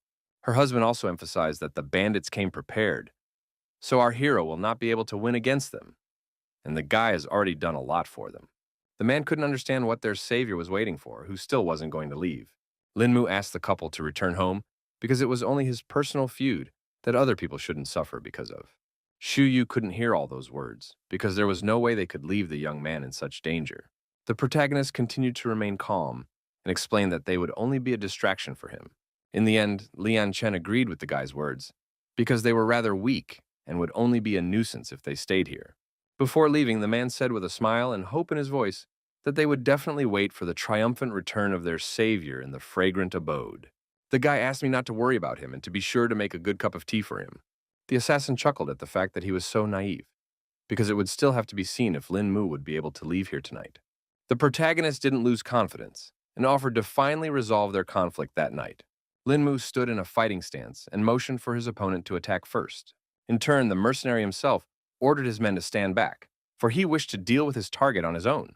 The guy emphasized that all the bystanders were gone, so now they could undeterred and have a duel to the death. The protagonist was in no hurry because he wanted to finally know his opponent's name before the fight. Meanwhile, the mercenary had already prepared his knives and explained that the assassin could not tell his victims. In the end, he didn't wait and threw out all of his sharp blades in one go before Lin Mu had time to react. The young man barely had time to register the flickering shadow, his brain only having time to process the thought of his opponent's unexpected speed. In the last battle, he couldn't use chi because of his wounds, but he's definitely not going to get punched in the face this time. The protagonist was able to easily repel the attack with his sturdy shield, which knocked all the knives aside. The assassin hadn't expected to see such strong chi, and was now excited to battle such a trained fighter. He was confident that he would definitely kill Lin Mu this time, which would help him reach new heights. The boy was not at all afraid of this attitude of his opponent, because he thought that he was a foolish dreamer since he was so confident in his abilities. Our hero immediately thought of something. Something the teachings Mr. Liu had given him contained techniques that he just might be able to apply in this battle. He immediately concentrated the energy in his hands and used the dragon defeat technique. A true dragon formed from his chi and flew towards the mercenary at full speed. The assassin hadn't seen such a technique before, so he was surprised to see such a technique from Lin Mu. In the end, he couldn't resist such a powerful attack and now tried to dodge the dragon. Only now did the guy realize that it was a strike called 18 Dragon Palms. At the same time, the protagonist realized that he could not underestimate his opponent, so he chased him out to the end. The assassin definitely didn't expect Lin Mu to know the 18 Dragon Palms, but fortunately for him, he had come here prepared. The guy saw the syringe in his opponent's hands and realized he was going to use steroids. The mercenary wasted no time and quickly injected himself with a booster injection to definitely defeat our hero. He confirmed Lin Mu's speculation and explained that he would be able to increase his strength for a short time, so the young man should already be preparing for his death. The assassin, tossing the syringe aside, suggested that the protagonist should now attack first. Now he slowly straightened up to his full height and declared that the time for games was over, and now everyone would see the true power he had been hiding until now. The protagonist couldn't believe that his opponent was willing to harm his body just to achieve his goal. The mercenary emphasized that he didn't want to do it, but after all the defeats, he simply had no choice. Today, his future depended on him killing Lin Mu, so he had to take such drastic steps. The assassin's eyes lit up with rage, and he quickly shortened the distance to accurately hit the protagonist. Lin Mu realized that the opponent had started to actively attack. Therefore, one must come up with some plan of action to stop. Meanwhile, the mercenary was already using the flower rain technique, and the guy could see that he was getting faster and faster. Our hero advised the caller to stop wasting his energy on flying daggers because it wouldn't help him anyway. Lin Mu also stopped restraining herself and used her dragon shield to accurately defend against this powerful attack. Thus, the sharp blade simply shattered against this energy barrier and no longer carried any danger. The assassin realized that this technique didn't work, because eventually the protagonist managed to block all of his attacks. Only now did he realize that he could no longer rely on his daggers in this fight. Suddenly, a dragon's head, with its mouth open, appeared near his face, appearing literally out of nowhere. In the end, Lin Mu decided to use the spiritual dragon to knock the confused opponent off his feet. The blow hit the mercenary with monstrous force, and his body was thrown a few meters away like a rag doll. Now the protagonist was sure that his opponent had finally lost this fierce battle. The killer, even though his mouth was filled with blood, tried to say that he still wasn't giving up. In the end, the guy couldn't even say a few words because of the pain, and Lin Mu suggested that he should finally give up because all his internal organs were damaged, and it was impossible to continue fighting in such a condition. The opponent accepted his defeat after all, so he asked our hero to finish him off to end this torment. The young man promised to save his life if the killer would tell him who was behind it all. The mercenary didn't see the point of this, because the boss wouldn't just let him go because of this failure, and thought that Lin Mu himself should have guessed who was hunting him. The protagonist was beginning to guess who they were talking about, but he still couldn't understand why these people would go so far to kill him. The killer suggested that the young man must have been upset because he was a constant victim and could not live peacefully. Lin Mu thanked his opponent for telling the whole truth and asked if he had any last words. The guy reached into his jacket pocket and asked that upon his death, the flying dagger teachings be passed on to his younger sister. He explained that the girl on the phone was his sister who attends a university in the eastern seaboard. The protagonist tensed up a lot when he heard the name of his university and began to suspect how things might have turned out. It was hard for him to say a word when he was handed a picture of his sister. Turns out it was Tan Bei Bei, our hero's classmate who brought him to the Dragon Protectors. The assassin also didn't expect Lin Mu to be familiar with his younger sister. The protagonist now realized that he was from the Tang sect, so he inquired as to why he had decided to become a mercenary. The boy was afraid he had no time at all to tell his story. Lin Mu asked him not to worry about it and promised to pass this teaching on to Bei Bei. The killer thanked our hero for his help and asked him to be careful in the future, because many people will continue to hunt. Finally, the strength left his body, and he spoke his last words. After that, the protagonist decided to call the right people to straighten things out. He asked for help getting rid of the corpse, and was going to send me the coordinates to do it. An hour later, only a red stain remained at the assassin's spot, and Lin Mu thought about the fact that from now on, every day would be more and more dangerous for him. Afterward, the guy was finally able to return to his home to rest from the tumultuous events of the past few days. He stepped over the threshold and loudly announced his return to all his friends. All of his roommates and Sister Yu and her husband had gathered in the living room and were incredibly worried about Lin Mu's fate. Our hero was immediately approached by Zixi, who asked if he had managed to settle everything. Xu Yu and Liang Chen were very worried about the guy because they were the main reason why something could happen to him. Lin Mu asked them not to take all the blame because he was the reason for the kidnapping, so it was up to the young man to apologize. Meanwhile, the man decided to wonder if this was the same way their savior had managed to defeat that killer. The protagonist briefly explained that they had a duo, one-on-one, and he had no problem winning that fight. Liang Chen's eyes glistened with genuine admiration for the guy who had already definitely earned his respect. Xu Yu realized that it was already over, and noted that they now owed a dinner at the fragrant abode to thank everyone for their help. Afterward, all the girlfriends escorted their guests out and asked them to be careful on their way home. Song Liang Rao immediately noticed that the guy was very depressed for some reason, and suggested that he tell him everything. Our hero told us that he was worried that life was too unpredictable, and that killer turned out to be his girlfriend's brother. Zixi, hearing such terrible news, asked how things could have turned out this way. In fact, the young man began to guess that it was his family that was behind all these events. The girl couldn't believe it when she heard such shocking assumptions of the main character. The protagonist explained that he had already moved on from his family's internal conflicts, but they still wouldn't let him go, so now he had to forget about any mercy. He also believed that his relatives were to blame for his parents' deaths, so he needed to investigate the whole situation. At this moment, someone decided to call Lin Mu, which seemed rather strange because it was already deep in the night. The protagonist frowned, slowly bringing the phone to his ear, his voice sounding wary, for a call at this late hour clearly didn't bode well. It turned out to be Lo Bi-yun, who was in tears asking the young man to come to her. Lin Mu quickly arrived at the Luo family's house where his acquaintance was now. The guy rang the doorbell, but no one opened it for him, which made him tense up even more. A few minutes later, the girl appeared in the doorway, her eyes red with tears and her voice trembling with a rush of emotion. She immediately threw herself into the main character's arms and was glad that he had come to her after all. The guy tried to calm Lo Bi-yun down and offered to come inside to talk about what happened. It turns out that for the past few days, when she closes her eyes, she immediately remembers being trapped in that car.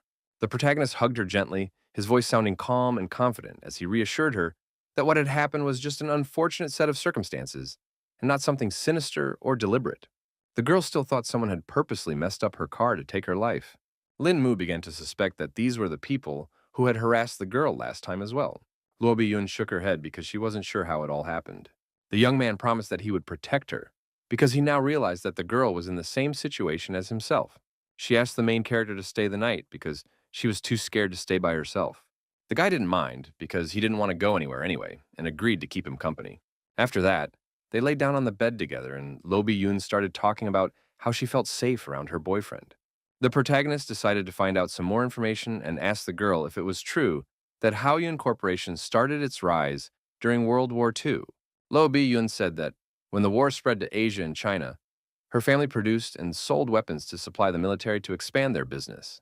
Their corporation bought up many large military companies to start developing weapons, which became the foundation for the Lo family.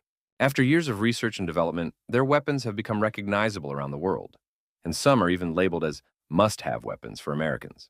It can be said that the Lo family has penetrated the heart of America and supports their country's technological defense.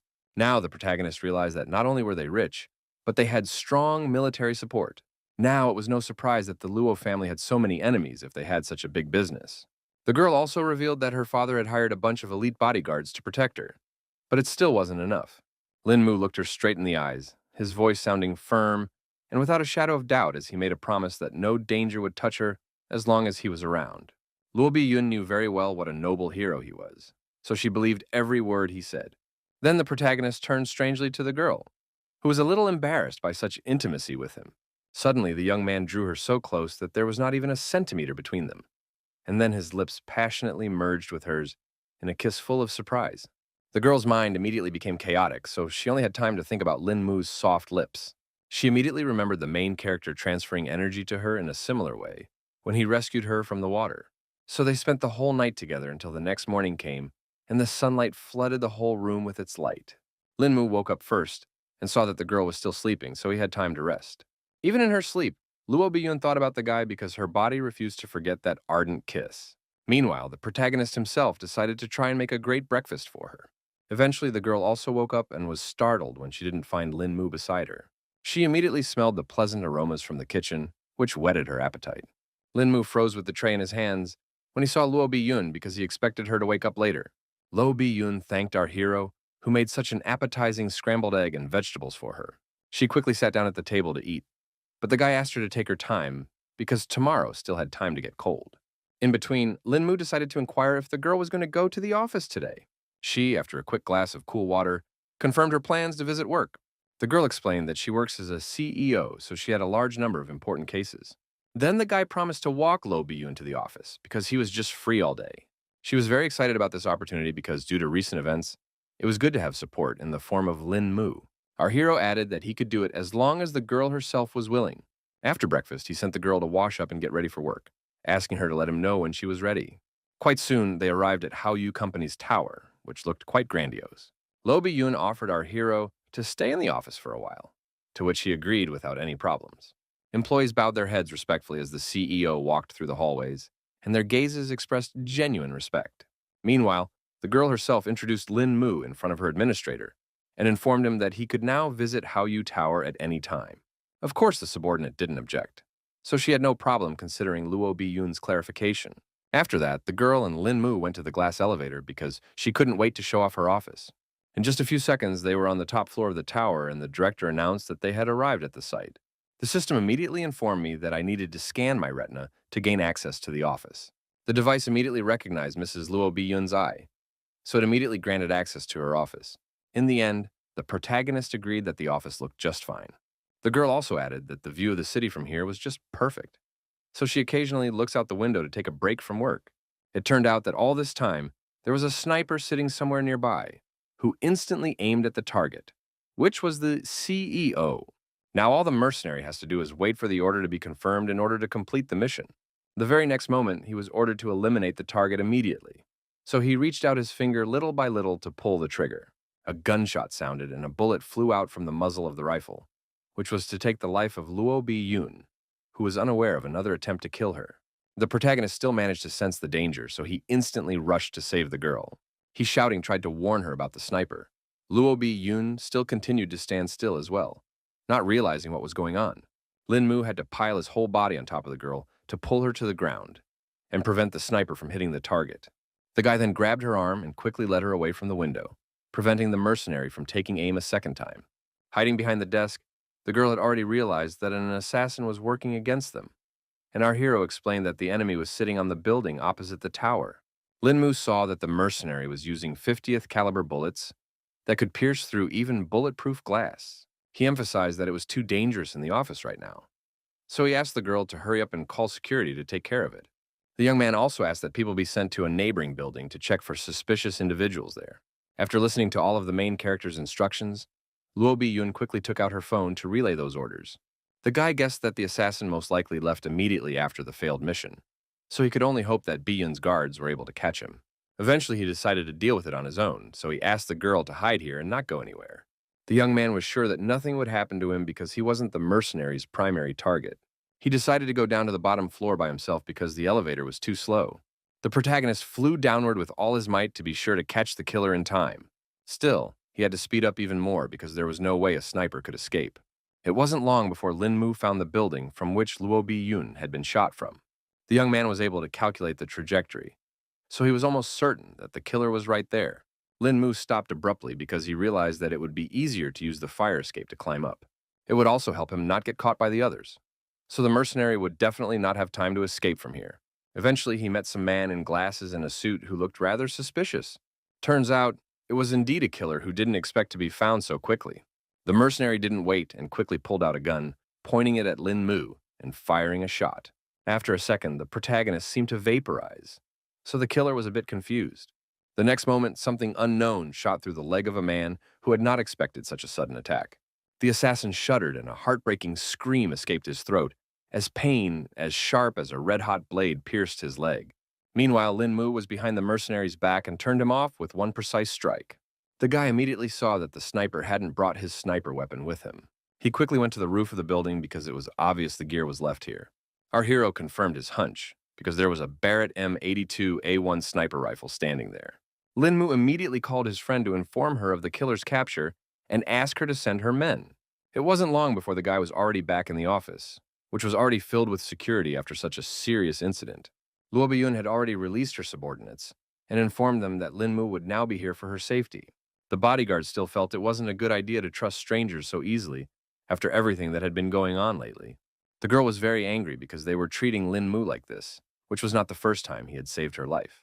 The guards eventually admitted that they had seriously let their boss down this time. Lin Mu did not stand aside and suddenly appeared in front of the girl as if he had teleported from one place to another. The bodyguards didn't even have time to blink when they already saw the figure of the young man in front of them. It turns out that the main character wanted to protect the bodyguards because he believed that all people can make mistakes. Everyone was shocked that Lin Mu was so fast and appeared in front of Miss before they noticed.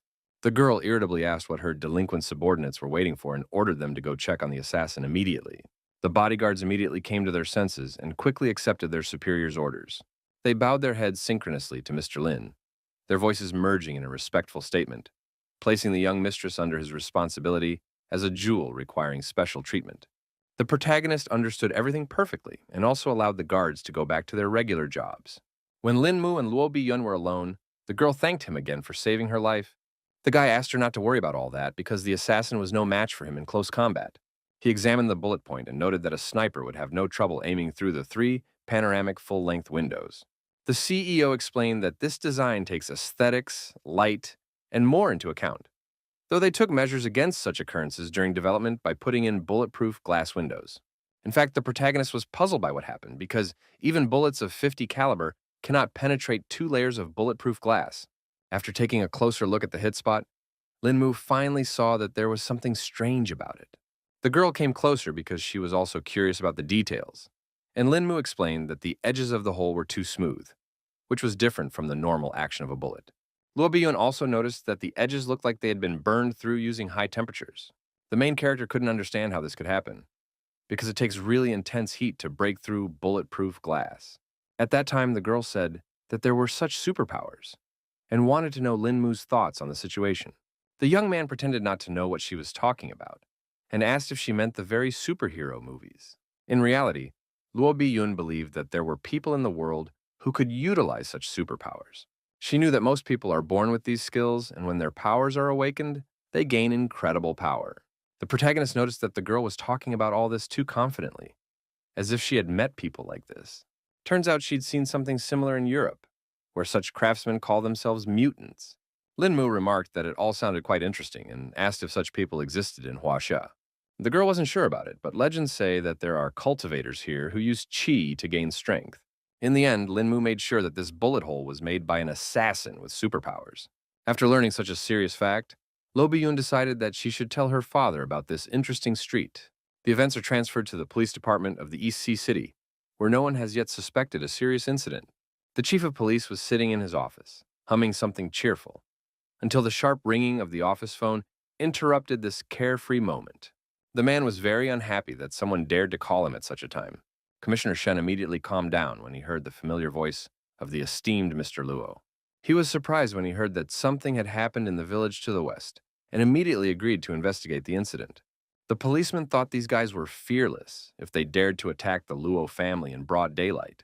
The man began to get angry because the miscreants had definitely decided to throw a challenge to the police with their daring attack. He called his subordinates and informed them that right now they would all meet in the assembly hall. Events once again returned to Haoyu Tower, where so far all was calm.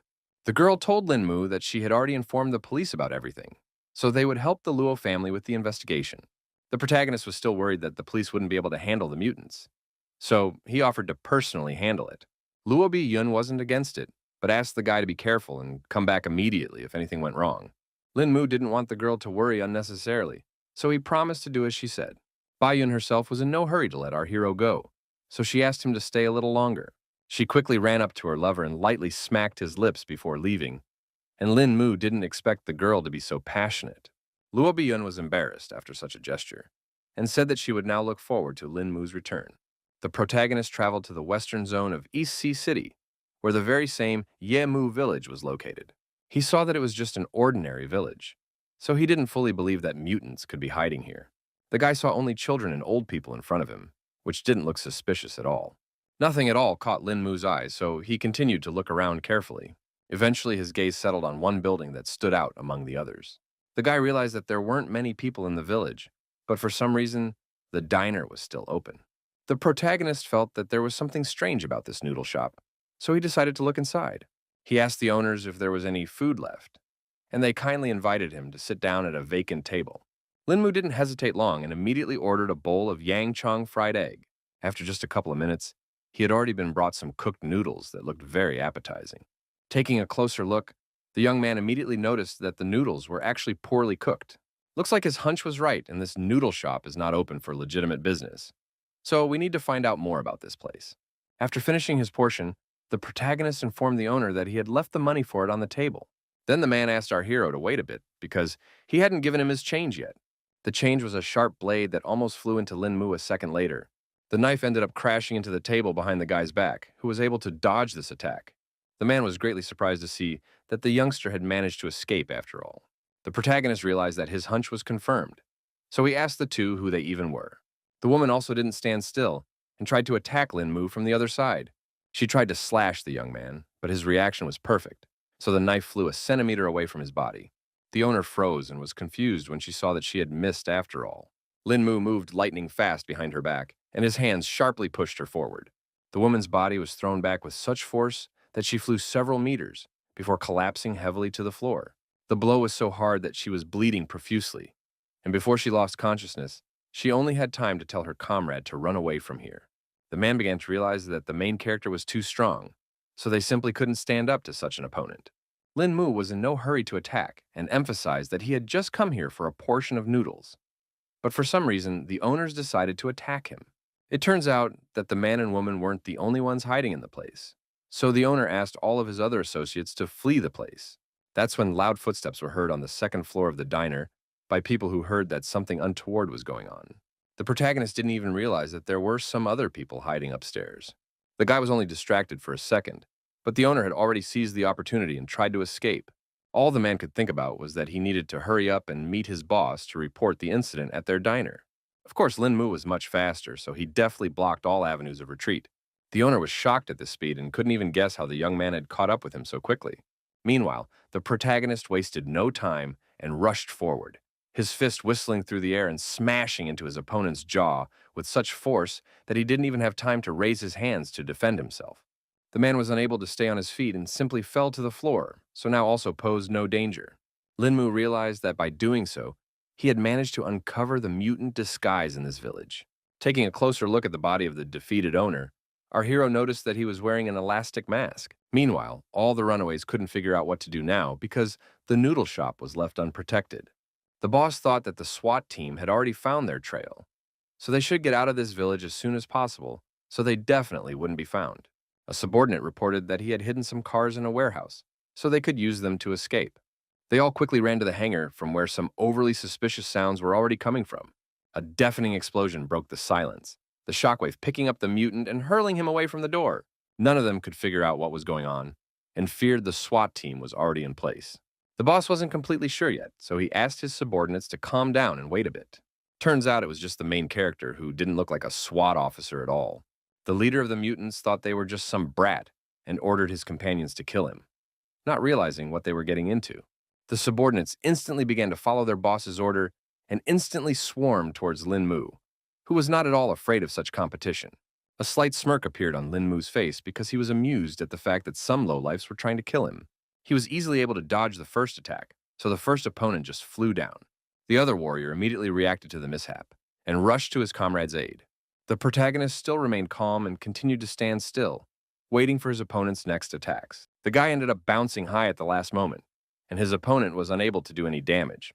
Muten definitely didn't expect this turn of events, so he didn't even know what to do in such a situation. In fact, Lin Mu couldn't understand why these people didn't use their abilities against him. Meanwhile, the fighter realized that he needed to attack the protagonist somehow differently, to find any option to strike. He hit the guy on the other side, but apparently the guy was too fast to be hit by such an obvious attack. Lin Mu then decided to address the other mutants who were still standing by. The guy decided to show off his skills and tried to get the others emotional to show their real strengths. The two fighters who had challenged our hero a second ago were now writhing in pain. In just a second, they were already lying helplessly on the floor, begging their boss to save them. Even the leader was beginning to fear Lin Mu because the latter was able to knock out his men today with a move. He began to suspect that the guy might have turned out to be a high-level cultivator. And meanwhile, our hero decided to wonder if the others wanted to attack all together. The young man began to suspect that everyone around him was scared, so he decided to take the initiative and attack first. Little by little, Lin Mu began to concentrate the chi in his hands to further utilize his strongest techniques. The leader trembled with fear because he saw the strong energy of their rival and realized that they couldn't stay here any longer, or else the entire gang would be destroyed. Realizing the risks involved, the man ordered his subordinates to get out of here quickly while he tried to apprehend the enemy. The rest of the gang realized that the situation was too serious, so they did not oppose the decision from their leader. The protagonist only had to laugh off the fact that his opponents had run away from him so quickly. The leader himself also started running away to pull Lin Mu in the other direction away from his comrades. The next moment, a spirit dragon came out of nowhere and pierced through the man. Our hero noted with a smile that he had already managed to catch his opponent, though he hadn't even taken a step out of his seat. After that, the gang boss slowly fell to the ground without strength and let out his last exhale. Meanwhile, the other mutants wouldn't stop running, and one of them knew a loophole through which to escape their enemy. All the bandits didn't realize yet that the protagonist's dragon had already caught up with them and didn't give them any chance to escape. Sensing something amiss, they finally looked up and saw a serious threat above them. Now the mutants realized that their opponent had already caught them, and there was no more chance of escape. The fierce dragons of the protagonist also appeared in front of them, which were not going to spare any opponent. Before the bandits could say anything, Lin Mu's aides attacked them and took away all of their life force. The guy was finally able to exhale in peace because he was finally able to deal with all of his opponents. Suddenly, the protagonist saw that one of the mutants had managed to survive the attack after all, and was still standing on his feet, which was pretty amazing. The remaining gang member, holding on to his heart, asked Lin Mu who he even was. Lin Mu didn't bother to answer the question and thought about the fact that he had seen similar abilities before, so he guessed who this kid was. Meanwhile, the bandit stated that he no longer cared, that the organization had restricted the use of abilities and prepared to continue the fight. The protagonist was still unafraid and suggested his opponent attack first because he wanted to see the mutant's superpowers. His opponent would not miss such an opportunity, so he exhaled and gripped his blade tighter. Lin Mu continued to analyze his strength and noticed that it might be weak, but at the same time, it was very different from using chi. At this moment, the bandit dared after all and was the first to rush to attack, flashing his knife in the air. In fact, Lin Mu hadn't even expected his opponent to be so fast. But at the same time, this guy's movements were too simple, so the protagonist could calculate everything. After his first attack, the gang member began to realize that he still couldn't get his hands on the cultivator. At the same time, Lin Mu continued to calmly dodge all the attacks, because he wanted to better study the ability and realize that the mutant could even use its power through weapons. The guy tried one more time to strike at our hero, but it was literally impossible. At this moment, the young man noticed that his opponent's speed had increased again and wanted to see what the situation was with his strength. He made the decision to block the next attack with his hand to get a feel for how strong the bandit was. At that time, the protagonist only confirmed his speculation that his opponent's strength had also increased. At the same time, the remaining gang member was already rejoicing at the fact that his opponent didn't want to dodge in time. The boy froze for a moment, his eyes lighting up with determination because now was the right chance to finally achieve his goal. The protagonist began to notice that his opponent's speed was no longer increasing, which meant that he had reached his limit. Bandit continued his futile attempts to hit his opponent, but the latter dodged each blow without any problem. Eventually, Lin Mu had had enough of all this, because it was obvious that this kid couldn't get him. So he used his dragon to take his life force as well. The last mutant couldn't understand how this happened because he was sure of his success. Looking at his opponent's body, the young man immediately thought that it was all disappointing. But he finally had some understanding about these people with superpowers. Suddenly, he heard nearby commands for the soldiers who had already arrived for the sweep. Lin Mu realized that the special forces had already arrived on the scene and decided to leave the rest to them. Sirens sounded everywhere, and fighters detained everyone in their path, because now everyone in this village was a suspect. A little later, they saw that the whole gang was out, and now they couldn't figure out what had happened here. Commissioner Shen himself also arrived on the scene and immediately thought that someone had leaked their plans. Upon examining the bodies of the perpetrators, the man realized that they were still alive but were lying unconscious for the time being. Then he ordered the SWAT team to tie up all these people and take them to the station for interrogation. Meanwhile, the protagonist returned to Bi Yun after his little mission. The girl was very happy when she saw that Lin Mu had returned safe and sound. She wondered if the young man was okay after the fight with the mutants after all. The guy didn't bother to answer his lover's question and quickly picked her up in his arms, playfully suggesting that she check his condition herself. While the protagonist and Lo Bi Yun were having fun, the SWAT team brought all the detained mutants to the police station. They started questioning the staunchest bandit first and tried to find out who sent him here. Obviously, the guy couldn't reveal all the information about his organization that easily. One of the police officers decided they couldn't waste time on this, so he asked his colleague to bring a negotiator. The bandit immediately thought about the fact that this could be a chance for escape if only one staff member remained here. Meanwhile, the police officer turned to him and advised him to start talking because no one knows if the negotiator will be so kind. The mutant already had plans of his own, so he abruptly broke free of the handcuffs and lunged at the police officer. The officer definitely didn't expect this turn of events, so he couldn't do anything against this guy. The bandit had enough strength to squeeze the policeman's neck with a dead grip and stop his desperate attempts to call for help. Eventually, the life force left the man's eyes and his body collapsed in the mutant's arms. The apprehended intruder only laughed off the fact that the police tried to resist his force. He was confident in his skills, so he thought that Huaxiao's police were simply useless against such skills. The guy believed that if the mutants didn't have the strength to protect themselves, they simply wouldn't be able to work for anyone else. He then began reading the cop's parameters, so he could make himself an elastic mask with his face on it and get out of the station with no problem. 2 minutes later, the bandit had completely changed his clothes and completely finished his disguise. Now the path for his escape was completely free, because no one would definitely suspect some sort of switch. At the same time, the protagonist was walking the streets of the city when he received a call from Bi Yoon, who wanted to know if he would be having dinner with her tonight. The guy replied that he was a little busy right now, but promised to meet up after he was done with his business. Luo Bi Yoon was still looking forward to his return because she wanted him to cook some delicious dish again. It turns out that Lin Mu couldn't come to his beloved for now because he had an important appointment with Mr. Liu. Our hero asked the man why they were looking for him again, and he already thought something serious had happened. Lu Shoyan had already heard that the young man was on close terms with Mrs. Luo, so he had one small request for the guy. In fact, Lin Mu had no idea what kind of favor the old man might have asked for. The mentor explained that he wanted the guy to protect Lo's family, and assumed that the guy just couldn't say no. The protagonist didn't expect Mr. Liu to ask him for something like this at all. Then the man started to tell him that their company was helping the Americans, but Lin Mu himself had already heard about it. He didn't beat around the bush and got straight to the point, saying that Baolan's group had been given a mission to help the Luo family move their assets.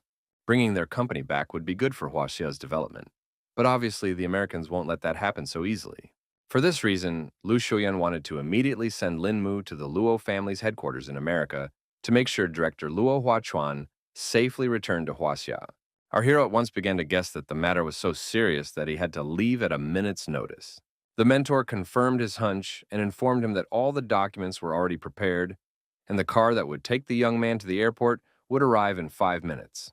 The young man hadn't expected things to be so urgent that he wouldn't even have time to warn his friends of his departure. Mr. Liu asked him not to worry about all these details, promising to warn Mrs. Lo and his 3 girlfriends about it. A few hours later, the protagonist has already arrived at New York International Airport. The guy still couldn't believe he'd dragged himself to the United States of America. He was also worried about all his girlfriends yelling at him because he left without any warning. Among the crowd at the airport was the man Mr. Lo had sent to meet our hero.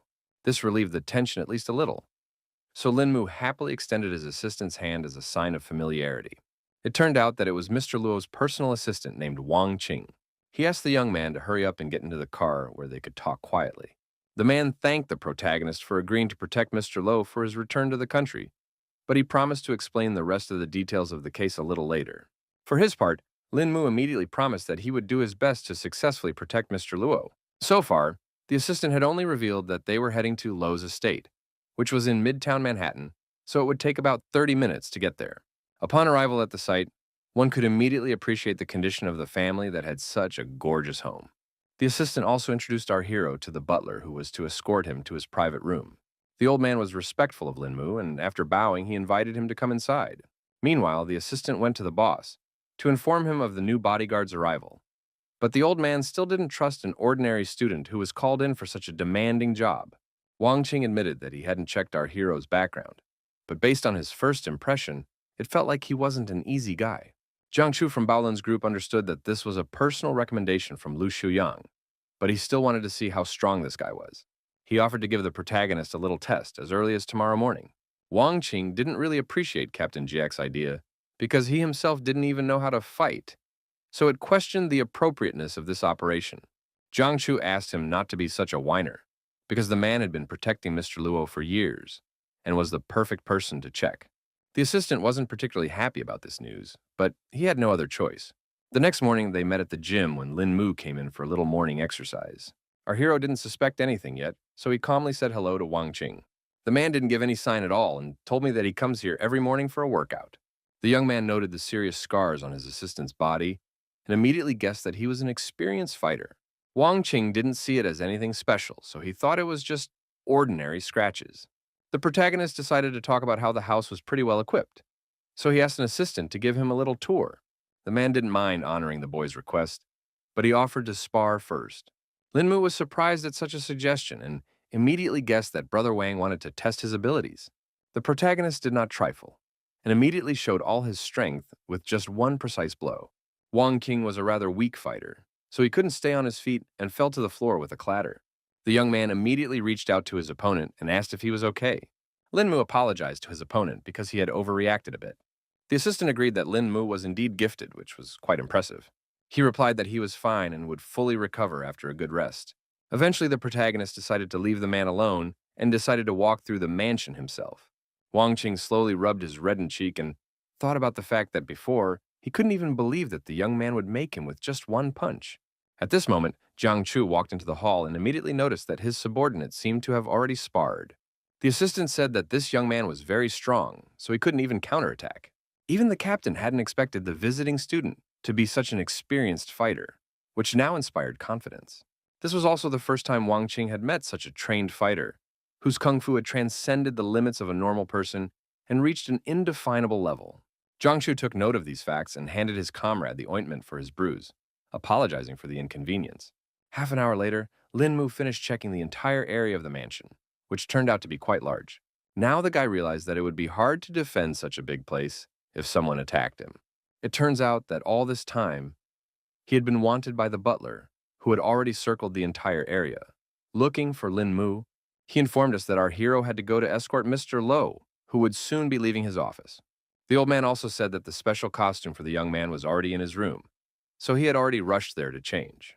A few minutes later, Mr. Lo was informed that his entire team and vehicles were prepared for the trip. Captain Jiang Chu also confirmed that they could move out, so Mr. Luo had already gone to his car. The man looked around and noticed that his assistant wasn't around, so he asked where Wang Qing had gone. Lin Mu, watching all of this from the side, remembered that this was actually his lover's father. Meanwhile, the subordinates tried to hide the aftermath of the morning sparring and said that Wang Qing just wasn't feeling well. So Tianfeng took over his duties. Luo Huachan didn't pay much attention to this, so he informed the others that he was ready to depart. Jiang Chu immediately said that the young man would also ride in the same car as Mr. Luo.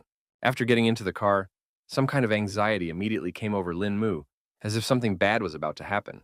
In the meantime, the driver said that they had received the news of their Hua Xia, and all the necessary documents were already on confirmation, so we would have to wait a few months. The man sternly emphasized that the next 2 months would be critical, causing all agencies to be on high alert. At that moment, all the passengers of the car did not realize that right now a truck was coming at them at full speed. It was simply impossible to dodge this collision, so the truck literally demolished the car in its path. The guards immediately jumped outside and prepared to fight, because it was obvious that the enemies were somewhere nearby. The bandits, armed with assault rifles, also smartly jumped out of the truck and were about to grab their main target. The next moment, the bodyguards collapsed to the ground one by one because they couldn't withstand the barrage of bullets. Luo Huachan's driver was immediately given the information that one of the vehicles had encountered the enemy, so the others should protect the Lord and move away. He at once informed Mr. Lo that danger was coming upon them and began to turn around to drive to the estate. The deputy asked everyone to hold on tight because a garbage truck was already trying to run over them. The protagonist didn't expect at all that they would be ambushed on their first outing, and now realizes that the situation is worse than he thought. Only now the driver saw that the situation was irreversible, and they were about to collide with the truck, which was very dangerous. The driver immediately hit the brake pedal with all his might and still managed to avoid the accident. A gasoline truck was already waiting for them on the other side, so there were no more ways to retreat. Lin Mu realized that a fight was unavoidable as the bandits surrounded them from all sides. He asked Mr. Lo to get out of the car as quickly as possible because it was too dangerous to stay here. The man obeyed his bodyguard, but the problem was that the belt was intentionally jammed. Luo Huachan started to panic a lot because he was now literally chained to the seat. Our hero remained calm even in such a situation and immediately thought of using his chi to cut the belt. In one crisp motion, he cut the seatbelt, freeing the man. Lin Mu asked him to listen to him carefully because he would be trying to get the Lord out of this otation. He quickly grabbed Mr. Luo and asked Tianfeng to also follow him to have some support. The guy noticed some strange movements overhead, so he immediately ordered everyone to stop and stay away from the car. The bandits had thought out every detail of their plan, so they threw heavy beams on the car to cut off any escape routes. For a while, our heroes were able to stop and regain their breath after all. Luo Huachan was a little disappointed because they had prepared for so long for this trip but were still attacked, and thanked Lin Mu for saving them. The protagonist felt threatened again and quickly managed to react in time, pushing Luo Huachan aside to avoid getting hit by bullets.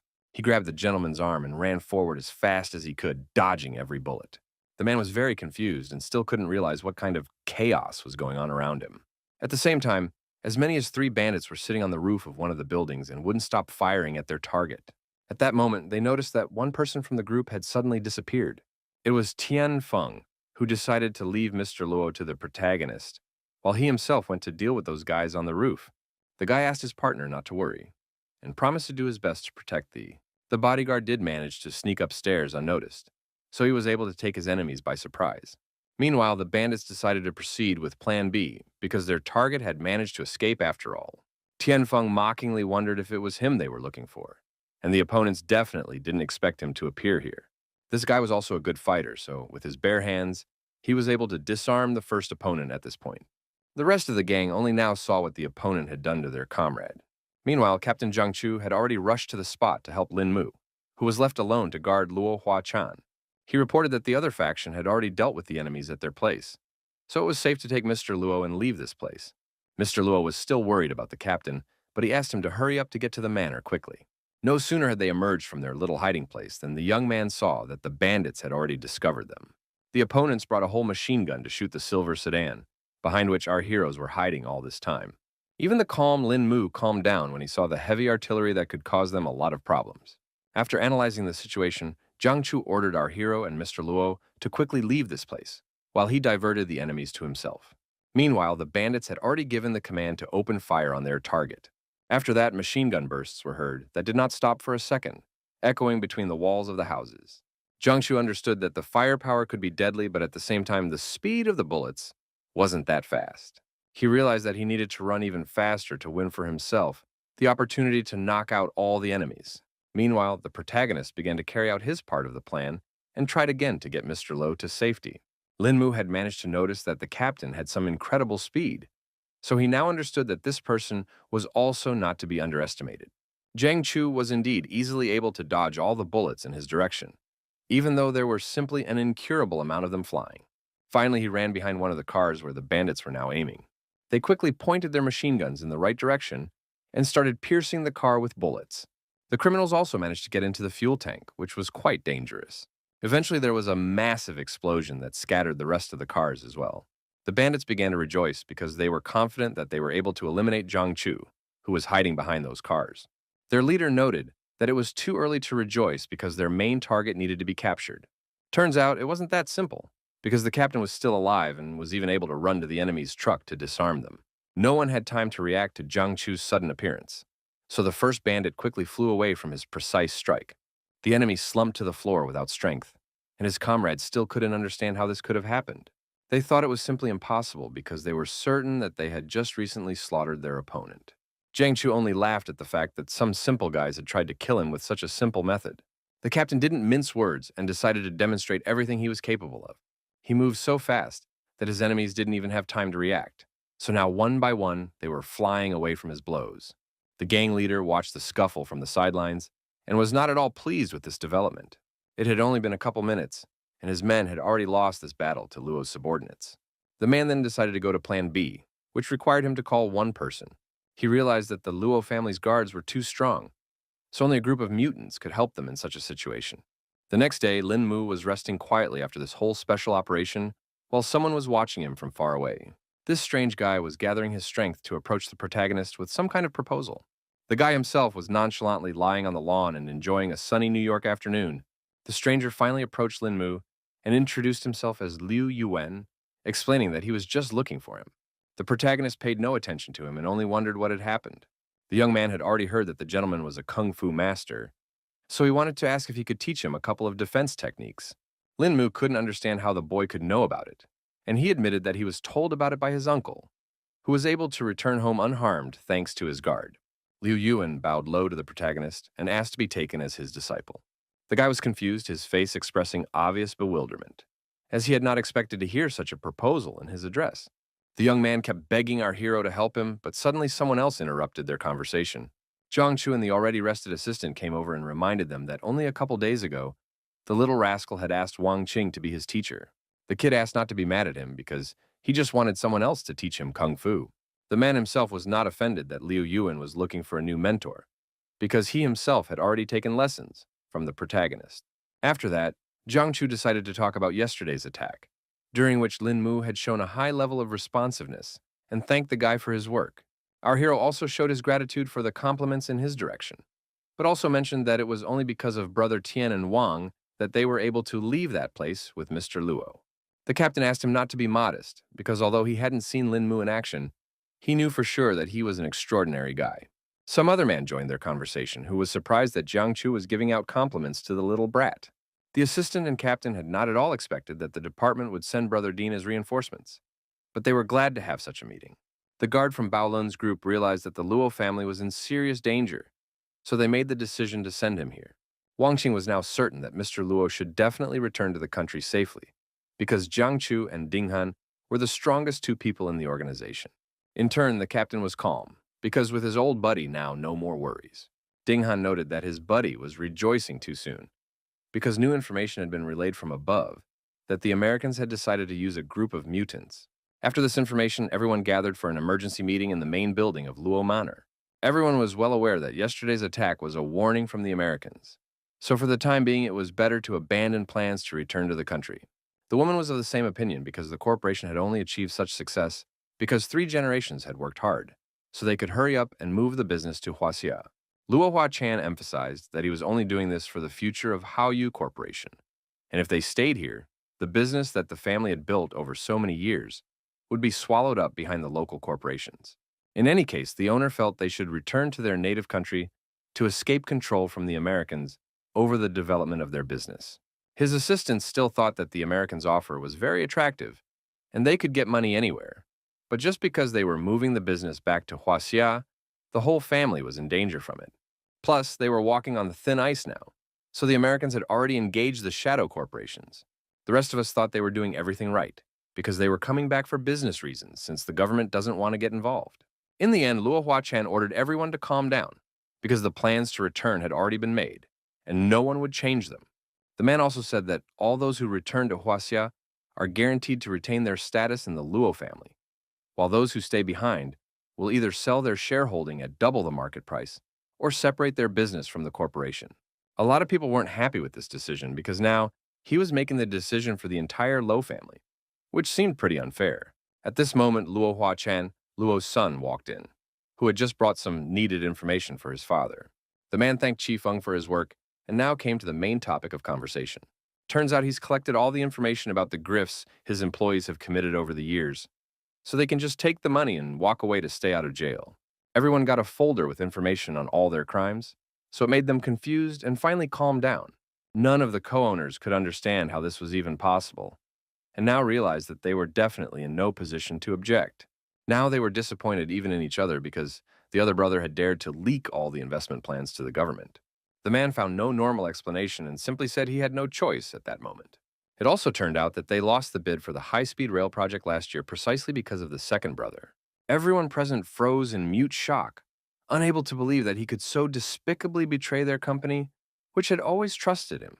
The other brother jumped up from his seat and started yelling about how they had no right to accuse him because they each had some shady dealings behind their backs. The woman, after seeing all this information, decided that she would sell her shares, so her lawyers will send the contract tomorrow. Her coworkers didn't understand why she would do this, because you could continue to expand the business in New York. The sister explained that as a woman, she couldn't handle that much responsibility, so she would just use the money and move to Australia. Another brother stated that he did not want to return to Huaxia because he believed that his homes were here. Only one Luo Huachan's assistant agreed to return with him because he always stood by the boss's side. Lord Luo had had enough of this, so he thanked the fourth brother for his loyalty. When everyone had dispersed, the father turned to his son and explained that right now, the Luo family split was happening right before their eyes. The man didn't know if he was doing the right thing or not, but either way, he couldn't stand by and watch the hard work of generations of family being flushed down the toilet. Chi Feng asked his father not to be upset about it, because returning to Huaxia was the best choice possible. By the time the family had finished discussing everything, deep night had already fallen outside the window. Lin Mu had already reported the information that the security personnel were able to find out after checking out the attackers, who turned out to be from the New York Mafia. Wang Qing also gave the guy his car keys and bank card, which he could use for personal use. The assistant explained that their target was now the mob leader, but since our hero was new in town, they could only let him gather some information. The guy asked not to worry about him, because he was going to act on the situation. After getting into his new car, Lin Mu quickly drove out of the parking lot and went on his first mission. Next to it on the seat was all the information on New York mob leader Higgins. The guy noticed that his target was just celebrating his 45th birthday today, which sounded pretty interesting. To start, he decided to pull into a nearly empty parking lot near an establishment. The protagonist has already now decided to use the card and withdraw some cash from there. He withdrew a couple $1,000s for himself, assuming that should be enough for all expenses. After that, Lin Mu went to the Red Lantern District, where the not-so-great members of society were gathered. Here were girls who immediately started pestering our hero and offering to spend this night together. The young man long considered all the beauties around, but decided to choose for himself the most attractive and charismatic. She spoke first, so the protagonist agreed without too much thought. Lin Mu handed her a thick wad of $100 bills, which was quite a generous payment. He immediately asked if his new companion knew where the coolest nightclub was. The girl had no problem agreeing to take the guy to this bar, and promised that it would be the best night of his life. She called our hero cute and was happy that he had brought her to such a lovely place, offering to order some drinks to lift her spirits. The guy didn't react to all her flirtations, because his main mission was to track down the head of the mafia.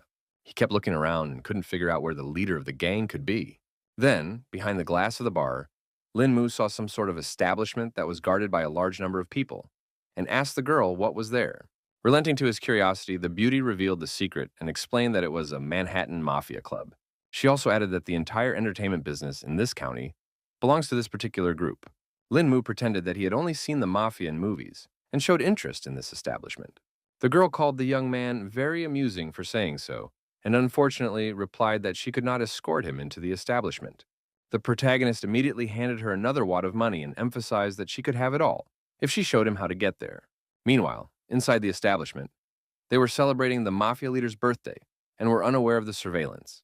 The guy immediately noticed that the place was very cool, and his companion told him that the place was only open to the mafia, so most people couldn't get in here. The girl did not stop only on this hall, so she offered our hero to see an even more amazing place. She took him outside to show off the posh mansion that belonged to mob leader Higgins. Beauty had heard that this luxurious house was made to keep all the bandits' mistresses there, so it was a desirable place for many girls. The young man continued to pretend that he was merely interested in the life of the mobster, and asked what the mob leader could be doing now, to which his friend for the evening replied that he must be spending time with his mistresses. A smile immediately appeared on the face of the protagonist, because he began to realize that his efforts were definitely not wasted, and he was able to extract a considerable amount of information. In the end, the beauty suggested that Lin Mu find a place to rest, so they quickly went to a hotel called the Royal Crown of Manhattan. Impatient, he literally flew into the hotel room with the girl in his arms. In the end, Lin Mu didn't want to take advantage of the girl after all, so he gently knocked her out. He carefully tucked the lady into bed, and before leaving, he thanked her for such a rewarding night for him.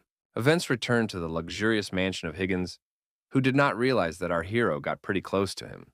The man was indeed sitting with one of his mistresses, who was upset that he hadn't visited her in a long time. The bandit then lost his temper and began to complain that he had wasted so much time planning the ambush. But Luo Hua-chan was still able to get away. The girl asked him not to get angry, and reminded him that destroying the Luo family was quite a difficult task that definitely shouldn't be rushed. Higgins said that he had already begun to think out the next plan, which made his mistress nervous because this family was not to be trifled with, and a run-in with them was a very risky move. The mobster believed that luck comes with adversity, and the government agreed to give him the Lowe family's Manhattan real estate once the mission was successful. The beauty next door didn't think it was as easy as it looked, because the Americans made too favorable an offer. The mob leader wasn't worried anyway, because the government had summoned a group of mutants, so they should just team up and get their act together. The girl didn't see the point in taking such a risk anyway, because they were already doing well with the territories after all. The man then explained that being a mafia was not a very forward-thinking decision, and if they got these companies, they could launder money and move into legitimate businesses. His lover thought it was all done just for her, so Higgins kissed her and promised that this time he would make it right. Somehow the main character was already in the mansion and clapped when he saw this performance. Lin Mu was glad that he had arrived just in time to see the touching mafia love story, and fortunately, the trip was not in vain. In fact, the protagonist thought that the mafia leader's posh mansion would be better guarded, but he didn't even have any trouble getting in. Higgins immediately asked who the intruder was, but the guy didn't answer because it wasn't that important. More important was that the mob's plan was definitely not destined to come true. The man didn't wait for Lin Mu to act, and immediately reached for his gun to finish him off. The gang leader was very unhappy that some brat was daring to threaten him. In the next instant, the room was filled with a deafening rumble of gunfire, the bullet whistling out towards Lin Mu. In the end, Higgins could only hit the vase, and the young man was no longer around. The protagonist only laughed off the fact that the mob leader was so ruthless. The bandit couldn't understand how this could have happened because he was sure that he was aiming straight at Lin Mu. The guy explained with a smile that the mobster's accuracy wasn't bad, but he himself was faster. Higgins thought the protagonist was just kidding, and quickly began reloading the gun to definitely finish him off this time. He just couldn't believe there was some person he couldn't shoot. In just a second, Linmu was already a step away from his opponent and firmly grabbed his gun. This caused the shot to head for the ceiling, and our hero emphasized that this way the mob leader would definitely not kill him. The man began to panic because he couldn't guess at all what the young man was going to do. Linmu didn't mince words and punched him in the stomach with all his might, explaining that he was going to beat him up, which seemed to be an obvious thing. From such an attack, Higgins couldn't stay on his feet and fell to the couch behind him, gasping in pain. He immediately asked his lover to run away from here, and the protagonist was surprised that the mobster was still thinking about his mistress at such and such a moment. The girl's heart clenched with anxiety, for she clearly realized that in this dangerous situation, her man could not cope alone, and he urgently needed help. In the end, she decided to deal with Higgins' enemy on her own, and threw herself at Lin Mu with a knife. The protagonist was disappointed by this turn of events because up to this point, he had no intention of killing his mistress. Suddenly, the girl felt a strange pain in her chest and couldn't understand what had happened to her. The next instant, she fell to the floor without strength, causing Higgins to scream heartbreakingly. Gritting his teeth in pain, the mafia boss struggled to raise his head and, with a hoarse voice, he once again demanded an answer from Lin Mu. Unable to understand how an ordinary person could pull off such an incredible deed, the lad immediately remembered the bandit himself saying that luck comes with adversity, and laughed that he certainly wouldn't see his luck. The protagonist informed Higgins that it was time for him to pay for the choices he had made.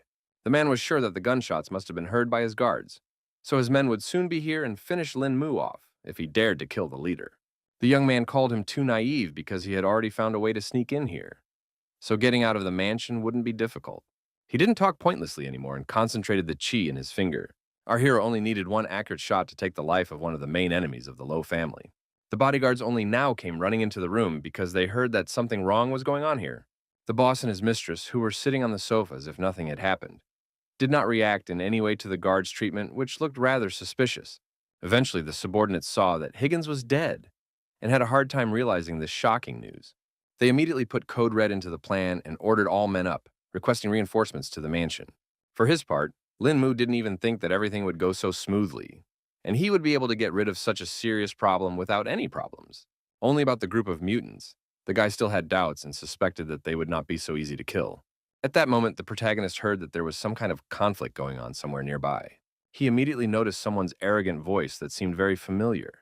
It turned out to be Du Xiaoyue, who was accosted by some strange guys. One of them explained that their young master was sincerely inviting the girl to have fun with him, so she might as well just say yes. The lady thanked them for the invitation but declined because she had a bunch of other things to do, after which she needed to get home right away. The guys started to get behind her anyway and offered to personally walk her home. The subordinates were ready to carry out any order of their master, so they immediately agreed to the idea. Du Xiaoyu irritatedly pointed out that she could reach it on her own and tried to break free again. Then the young gentleman laughed off the fact that the girl seemed to have it all wrong, because he wasn't exactly going to send her to her home. The girl asked confusedly what he meant, and began to suspect that she was going to have a hard time getting out of this situation. The guards immediately started talking nonchalantly about how their master's bed was very comfortable to sleep in, and Du Xiaoyue started shouting to the entire street that this was pure kidnapping. Finally, the main character decided to intervene in this conflict, because of which all the bullies were surprised, because they did not expect that someone would dare to go against them. The guy immediately emphasized that he wasn't going to ask nicely unless security right now let this girl go. Du Xiaoyu herself was shocked by Lin Mu's sudden appearance and couldn't understand what he had forgotten in America. The young man only briefly noted that it had been a long time since they had seen his former fiancée. The guards were not going to give up so easily, so they advised our hero to get the hell out of here and mind his own business. The protagonist gave them another chance and repeatedly told them to finally let the girl go. The young master only laughed with Lin Mu, who was acting like a character from a movie, causing the guy's patience to run out.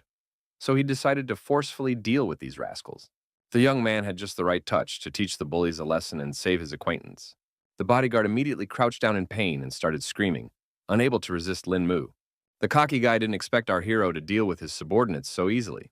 Taking advantage of the moment, the young man quickly grabbed Du Xiaoyu's hand and pulled her away from those rude bullies. Still, the young gentleman was not going to let our heroes go so easily and ordered them to stop. He believed that the man who injured his subordinate could not leave the scene so easily. The protagonist gently placed his hand on his shoulder and asked, with a note of menace, if he really thought so. In the end, Lin Mu gave him some advice and told him to fuck off right now, or else the guy would end up in a more deplorable state than his comrade. The noble brave's words had a quick effect on the young lord, so he had no problem escaping the development of the conflict. The guy wasn't at all pleased that he hadn't managed to get Du Xiaoyue, and his henchmen asked what they should do in such a case. Eventually, he ordered his men to teach our hero a lesson, but not to kill him. The guard took out a silenced pistol from his jacket and thought that it would help him defeat Lin Mu, not realizing who he was about to mess with. He took careful aim and decided to take one of his target's legs to start with. The next moment, a rather quiet gunshot sounded, which was hard to notice in the busy street. Obviously, the protagonist was ready for such a development. So in a second, it was as if he vanished into thin air. The guard couldn't understand how the guy was literally able to disappear right before his eyes. After a second, he realized that Lin Mu was right in front of him and had already grabbed his neck in cold blood, so it was already too late to act. The main character got even more pissed off because it's not on video when others attack from the back. The young man emphasized that even in this way it was impossible to injure him. Meanwhile, the bodyguard begged to be let go, but it was already too late because the lousy guys had managed to piss Lin Mu off badly and must now bear the consequences of their actions. From the powerful impact, the bodyguard flew several meters away and crashed into the side of a parked car with a thud. The collision caused an impressive dent in the car door. The young lord thought it was simply impossible because his guards were experienced fighters. The protagonist set a final warning for him and ordered him to stay away from his friends. The young man said that this was the end of the lesson, so he was going to leave with Du Xiaoyue.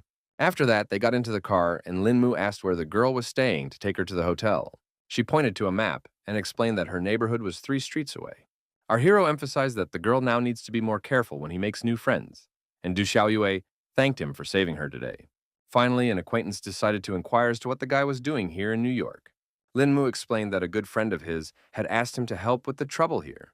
The girl noted that her ex-fiancé had changed so much, as if he had become a different person.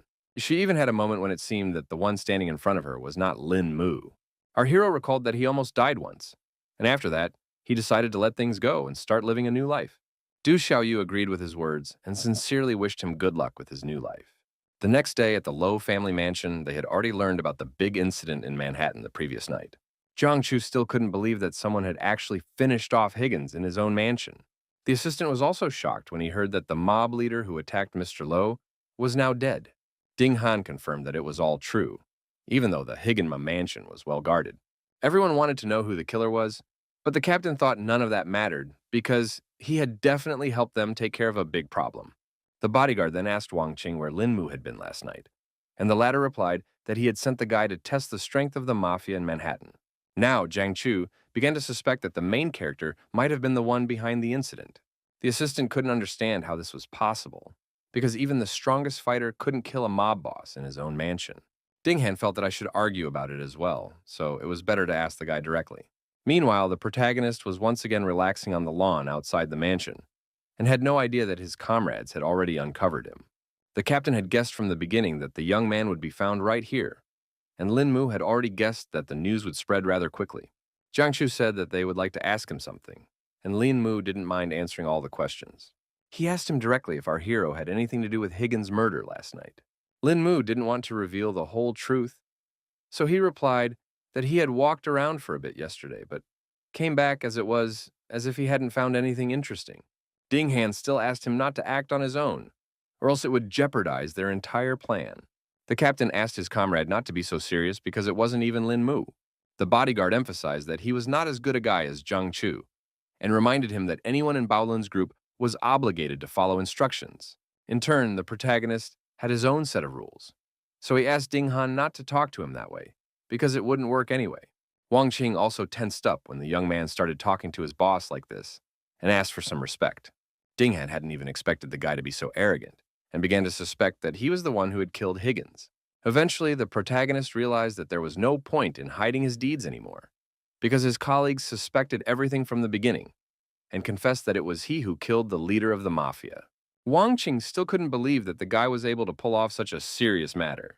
Now Ding Han wanted to see if the young man had the ability to act on his own, since he refused to follow instructions. Lin Mu immediately accepted this challenge, because he too wanted to see the true strength of Baolun's group. Zhang Chu intervened in the conflict because everyone could get hurt in this fight, and there would be no people left to protect Mr. Luo. Our hero emphasized that this will be just a little sparring, so nothing serious will happen. The bodyguard also asked his comrade not to worry because he only wanted to teach a little lesson to an overly cocky and overconfident guy. Wang Qing immediately warned the young man that Brother Dean was not easy to defeat, so it was best not to mess with him. Lin Mu asked his assistant not to worry because he was well aware of his limits. The man was even more surprised because now he realized that the protagonist was not fighting him at full strength. The opponents separated in different directions, and Ding Han suggested that the guy should attack first and not disappoint him. Wang Qing didn't know what they should do now because the young man didn't want to listen to all their advice in the slightest. The captain wasn't particularly worried about it because he was sure that Lin Mu wasn't an easy person, and this was a great chance to see his abilities. Eventually, the assistant apprehensively reported that their comrades had already started the fight. Chengshu asked Wang Qing to watch very carefully because the bout promises to be interesting. The protagonist tensed up because he saw that his opponent had already started to approach him. Everyone was sure it would be an exciting duel, but meanwhile, the bodyguard and our hero clashed their fists for the first time. Ding Han quickly moved away from his opponent and regrouped to attack further. The man tried to hit Lin Mu again, but he managed to deftly move aside, even though the guard was quite fast. The bodyguard himself didn't expect the young man to be as lightning fast and didn't keep up with his movements. Jiang Chu watched the fight with admiration because from the beginning, he was confident of the protagonist's impressive skills. Meanwhile, Wang Qing couldn't understand how the friend had sensed the main character's strength level. The captain explained that one should watch Lin Mu's strikes carefully because he relied on the power of qi instead of brute force. From the outside, it may look like a low blow, but it wasn't like that at all. At this moment, the protagonist was finally able to break through Ding Han's defense, who only now realized his mistake. At the last moment, the man managed to put up a block to protect himself from the heavy blow of his opponent. The captain believed that if Lin Mu's opponent wasn't a pro like Ding Han, this punch would have broken all of his opponent's bones. In the end, the man admitted that he had underestimated the strength of the protagonist. The guy smugly emphasized that this was just the beginning, because he still had tricks to surprise the bodyguard. Ding Han became even more angry because of Lin Mu being so cocky, and informed him that he would not hold back now either. The man got back into a fighting stance and swung around to teach the protagonist a lesson. The blow was so sharp that Lin Mu had to try his best to dodge it. This only fueled the protagonist's interest, so he decided to try hard to win this fight. Our hero took a few steps back to better prepare for his next action. He filled his entire body with qi energy to show everyone around him what he was really worth. Jiangchu couldn't understand what kind of golden aura was flowing out from Lin Mu's body, and his partner was in mute shock. Now even Ding Han was surprised by the young man's training, because such fighters were rare, even in Bao Lun's group. Meanwhile, our hero did not wait for something and was the first to attack his opponent without giving him a single chance. The bodyguard saw that Lin Mu was now even faster, which only made this fight more difficult. Eventually, the man was unable to dodge such a swift attack and received his first blow. Ding Han felt his legs go under, and he began to slowly settle on the ground, unable to resist the inevitable. He realized that if things continued like this, his defeat would come sooner or later, so he needed to act very quickly. The man quickly regrouped and noted that the guy's punch was great, so he wants to see his other abilities. The protagonist wasn't afraid at all, so he gladly agreed to continue their sparring. The opponents simultaneously attacked each other and eventually clashed fists a second time. A powerful explosion of energy arose between their hands, which lit up everything around them with a bright flash. Wang Qing covered himself with his hand from such a powerful light and noted that their comrades seemed to have become more serious about this battle. Just a second later, Ding Han attempted another strike, but the protagonist managed to dodge in time. Then the young man did not trifle and released even more qi energy outwards. Jiangchu couldn't believe his eyes because he and Ding Han had been considered kung fu talents before. They have worked hard for over a decade to get to the level they are at today. Except Lin Mu was only 20, so it was surprising that he had become such an advanced fighter at such a young age. The captain was certain that the young man's level must be exceptional, which was the reason he was able to reach such heights. At the same time, he realized that combat experience was the kind of thing that is gained by numerous encounters with death. Wang Xing began to suspect that their comrades had better stop, because there was no telling how far this fight could go. Jiang Chu didn't pay attention to his words and kept thinking that our hero's battle experience was also very frightening, because even Ding Han could no longer hold his own against such a strong opponent. He believed that there was only one possible explanation for such a strange phenomenon in the form of Lin Mu. The man began to suspect that the main character might be the reincarnation of a seasoned kung fu master. In this way, the young man was able to inherit the knowledge and experience of his past life that made him invincible. Meanwhile, Ding Han once again missed a very strong punch that came straight to his face. After that, the man fell to the ground without strength, and our hero advised to finally admit defeat, and added that the bodyguard was indeed strong, but still could not defeat him. In the end, the opponent bitterly admitted that he had lost today after all. But at the same time, he wasn't going to admit defeat so easily, so he would use every bit of strength he had to continue fighting Lin Mu. Even Jiang Chu started to panic because he couldn't understand what his friend, who was already on the verge, was trying to prove. The man wouldn't listen to him and found the strength to steal himself from the ground, because he hadn't had such a good fight in a long time. He activated the body's latent reserve, causing his face to contort with tension and the veins to bulge under his skin like a web of living cords. The protagonist immediately sensed that his opponent's chi flow speed had doubled, and it looked like he was about to use his decisive strike. Wang Qing couldn't understand why their comrade had just changed so much, and the captain told him that it was Ding Han's secret technique.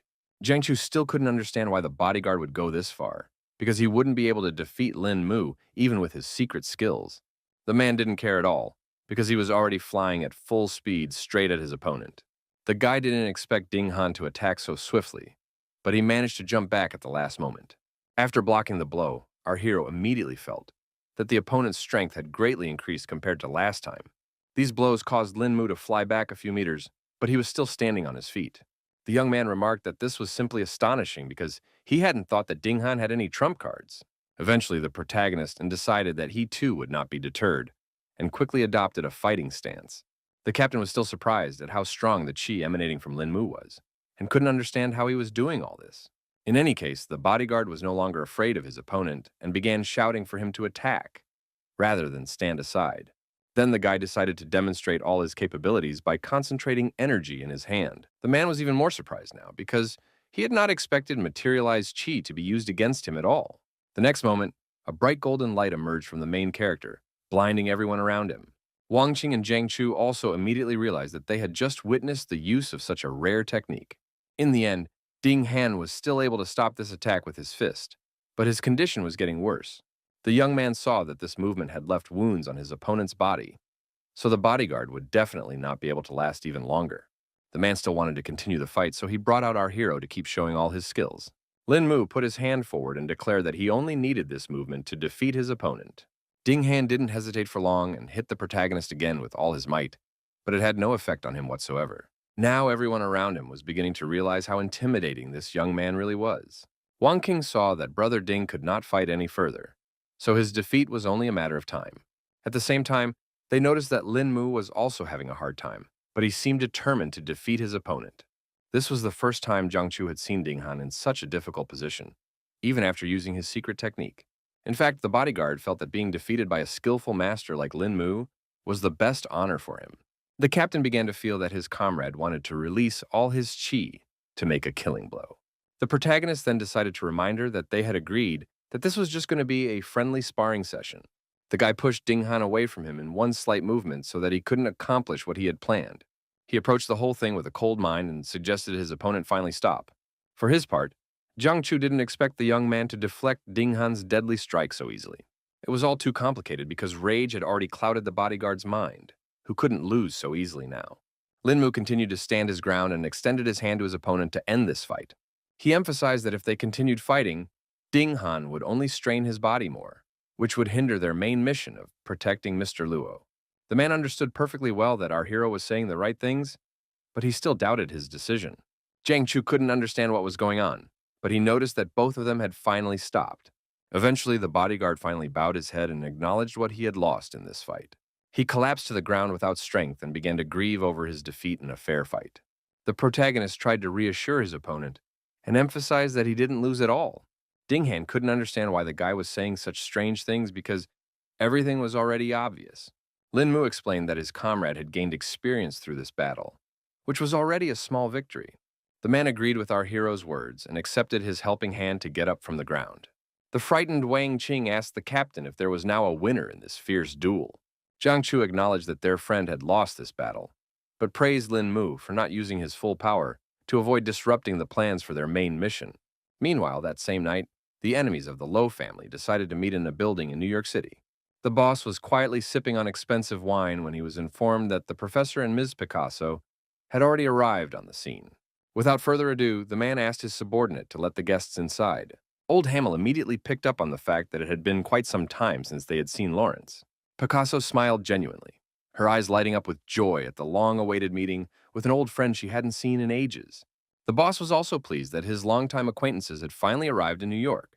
The professor had already become thoroughly familiar with the entire situation because the government had informed them that Lawrence needed support to complete an important mission. The old man reported that he had taken 15 mutants with him, 3 of which were level 4. Lawrence had not expected his comrade to take such considerable help with him, and was confident that they should certainly succeed this time. Picasso realized that everything for their assignment was already ready, so they could move out right now. The man then informed them that they would begin the mission tomorrow at midnight. He also handed his associates a folder with information about their targets, who were from Huaxia. Professor Hamel tensed up a little when he saw that they were dealing with Baolun's group.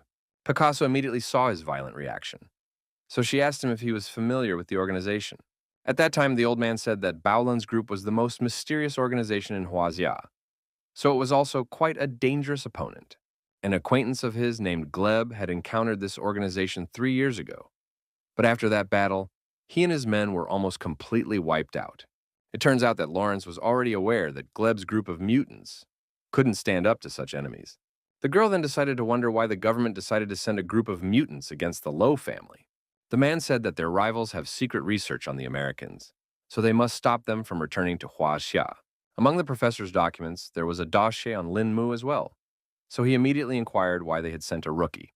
He immediately had a feeling that this young man was not as easy as he seemed, so they should be careful on this mission. The man suddenly scattered all the documents to the sides because he believed that they had no need to fear Bao Lun's group. He was sure that God had given them the abilities as a gift, and as long as they had those skills, they were invulnerable. Before the battle began, the old man reflected on the fact that he used to think that ordinary people would never be able to fight against superpowers. But it seems he was wrong. Now he was sure that humans were capable of miracles, and the power that sat within a person was unlimited.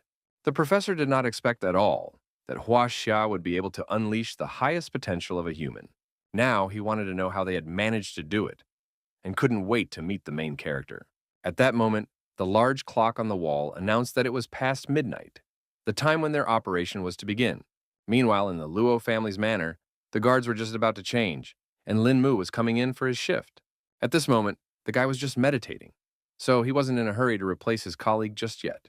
Suddenly, he sensed that a large number of intruders had just entered the manor with weapons.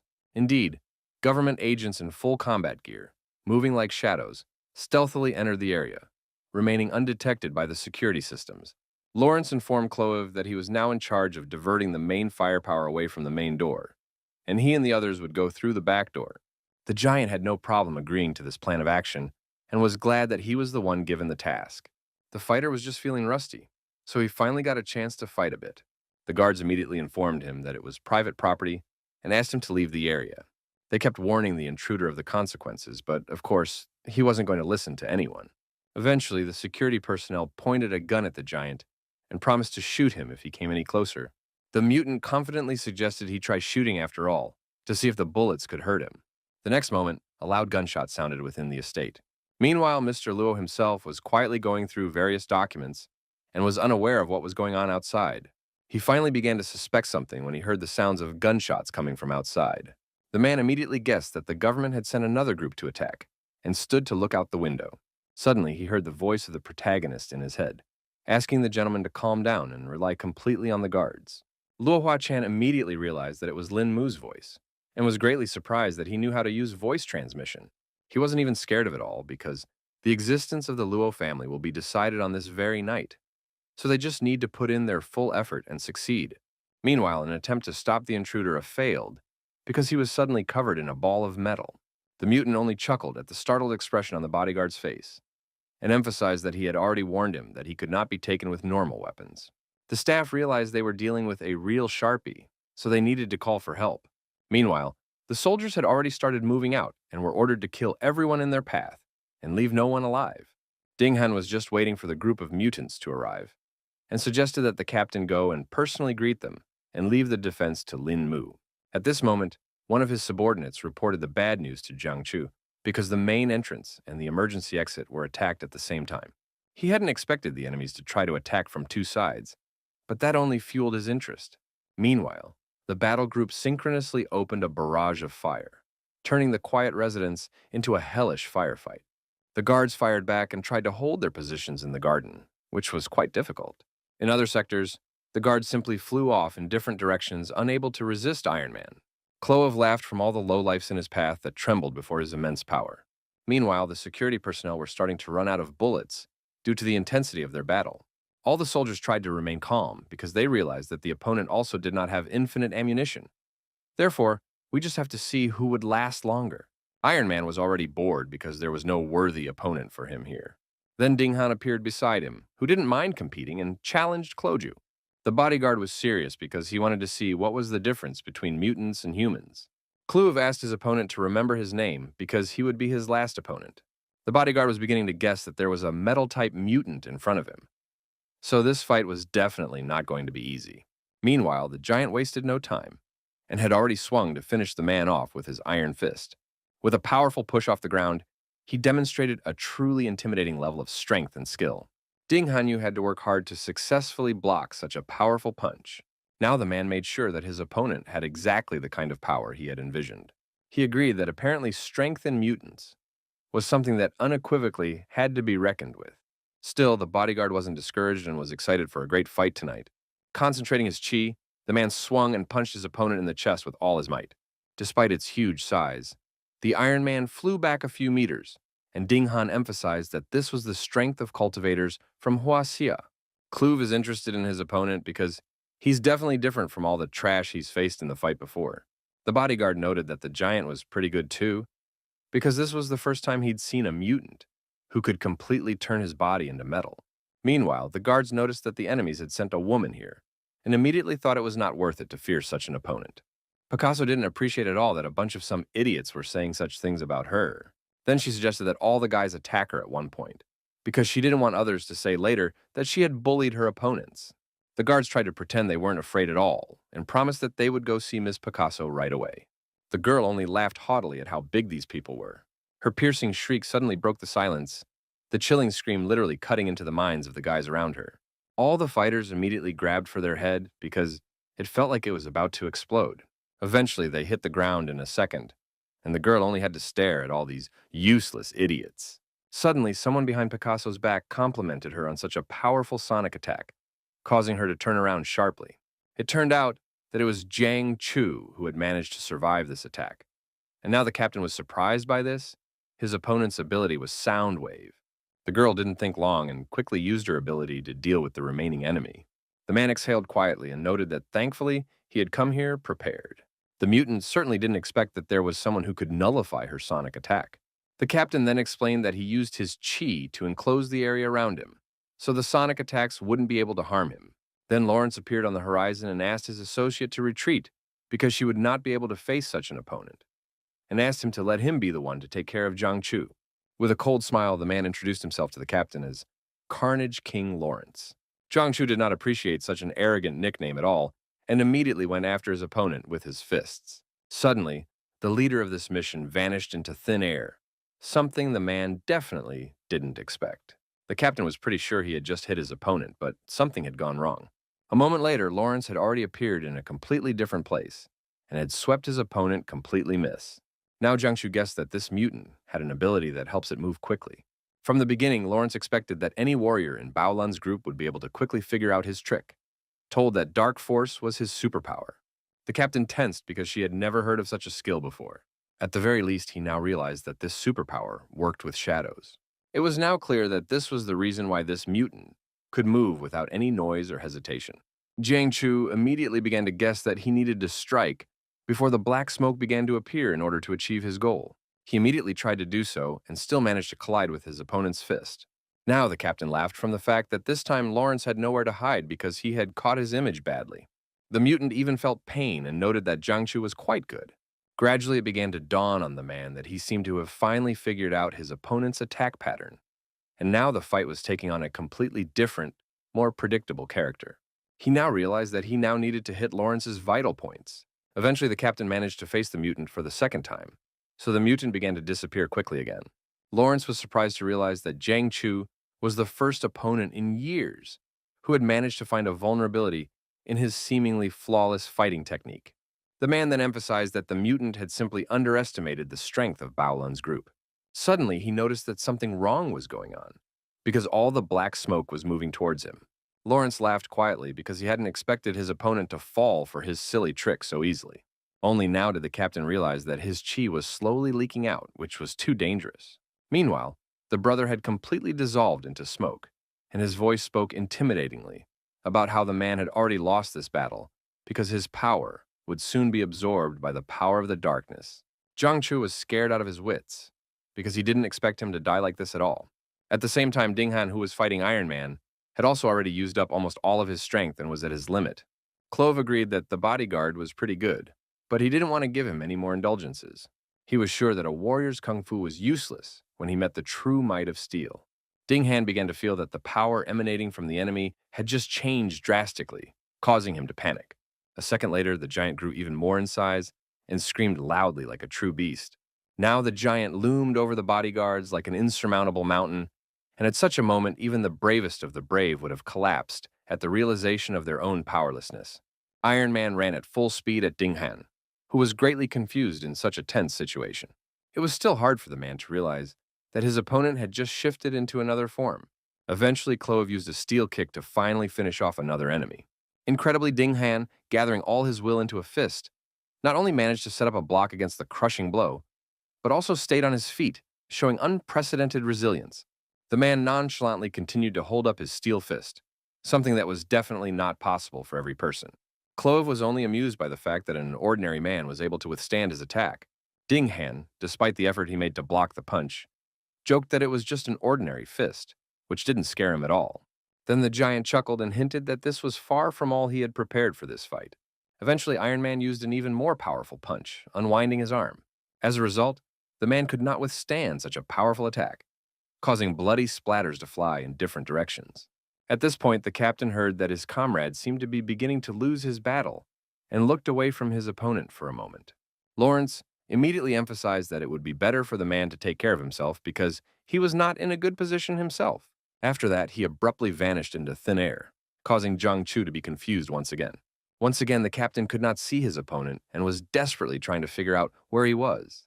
Then the enemy started talking about how he had so expected that the group's elite representative, Bao Lun, was still able to stand after being caught in an illusion for such a long time. At the same time, he was sure that Zhang Chu would not be able to block the sitting punch that attacked him from the back. The next blow came right on the man's head, leaving him disoriented. From the last strength of the captain tried to stay on his feet, but his body treacherously hamstrung, and he collapsed to the ground, finally exhausted. Meanwhile, chaos reigned around. One by one, the guards fell under crushing attacks, unable to resist the superior strength of their opponents. The mutants were excellent with their sharp blades, so they could easily deal with ordinary humans. One of them used double knives and a hurricane dance technique that no one could go against. Picasso wasn't left behind either and continued to use sound waves to knock out every opponent in her path. Eventually, the entire mansion grounds were dotted with bodyguards who could no longer continue the pain. All the fighters realized that they couldn't defeat all these enemies, so they decided to retreat to save at least some soldiers. The protagonist watched the situation from the sidelines and saw that the mutants were much stronger than he expected, so his mobs would hold out more. He decided it was already time for him to show up, so he quickly snapped out of his meditation seat. As quickly as possible, the lad found his captain to come to his aid. It turned out that both Ding Han and Zhang Chu were already here, and they immediately reported that the enemy unit was too strong. The strongest mutants had already gathered around, who only laughed at the fact that yet another naive human had come to meet his death. Clove thought our hero had come here to see the superiority of the mutants. The young man was not afraid and emphasized that as long as he was here, no one would harm the Luo family. The Iron Giant only laughed from the fact that Lin Mu was so arrogant and thought that he could stop the entire team by himself. The protagonist turned to his comrades and asked them to go to Mr. Lowe's defense, giving him the opportunity to deal with all of his enemies. The guy promised with confidence in his voice that he would be sure to get all that pesky trash out of their way. Lin Mu instantly concentrated, releasing a powerful stream of chi energy that enveloped his body with a shimmering radiance, ready for an instant attack. Even Clove didn't know what kind of strange power the protagonist used, so he was a bit scared because their opponent was unpredictable. Lawrence began to suspect that it might be a trap, so he asked his companion to be careful and retreat. Lin Mu uttered the words with icy clarity, His voice sounded like a sentence, leaving no doubt that this night, no one would leave the battlefield alive. Lightning seizing the moment, the guy quickly applied Dragon Defeat to be the first to attack his opponents. The mutants hadn't seen anything like this yet, so they couldn't figure out what this technique was. In a second, the dragons began to sweep away all the enemies in their path, not giving them a chance to survive. Picasso tried to help her allies with a sound wave and destroy Linmu's dragons. It turned out that the main character's chi even passes through the opponent's technique, so all her efforts were pointless. Eventually, one of the spirit dragons came through Picasso and took her life.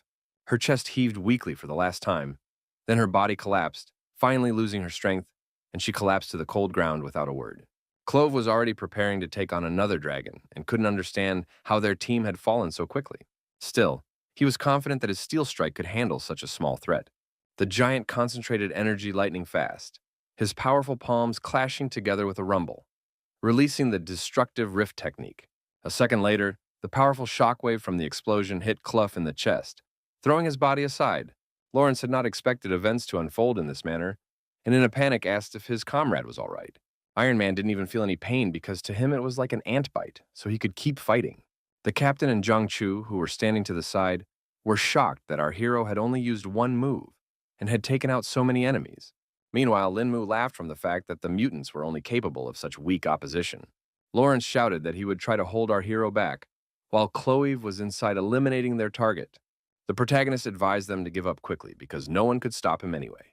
The boss of the organization was already too angry because the guy had managed to defeat his subordinates, so he couldn't let Linmu disrupt their operation. Zhang Chu desperately tried to warn the young man to dodge this black strike because the captain had already felt the effects of it. Now our hero has realized that this guy's power is too problematic, so he needs to come up with something to negate that ability. Meanwhile, on the other side of the mansion, the guards were still as defensive as ever and weren't about to let anyone try to go up against Mr. Luo. In turn, Iron Man was going to kill anyone who got in the way of his goal. This turned out to be absolutely true, so all the fighters started flying in different directions from Clove's unstoppable attacks. The giant even decided to engage his head and use the steelhead strike technique. With one such blow, he literally smeared one of the bodyguards. At the same time, Ding Han decided to use a secret technique to allow Jiang Chu and Mr. Luo to escape from the battlefield. The captain was definitely not going to do something like that, so he asked his comrade not to be so reckless. Either way, the man wanted to die with the assurance that he had at least stopped the enemy and helped his team. He started yelling with all his might for his comrades to get out of here as fast as possible. The protagonist was still in the shadow illusion of Lawrence, who was sure that the guy could not defeat him now, not realizing that he was deliberately waiting for the first step from his opponent.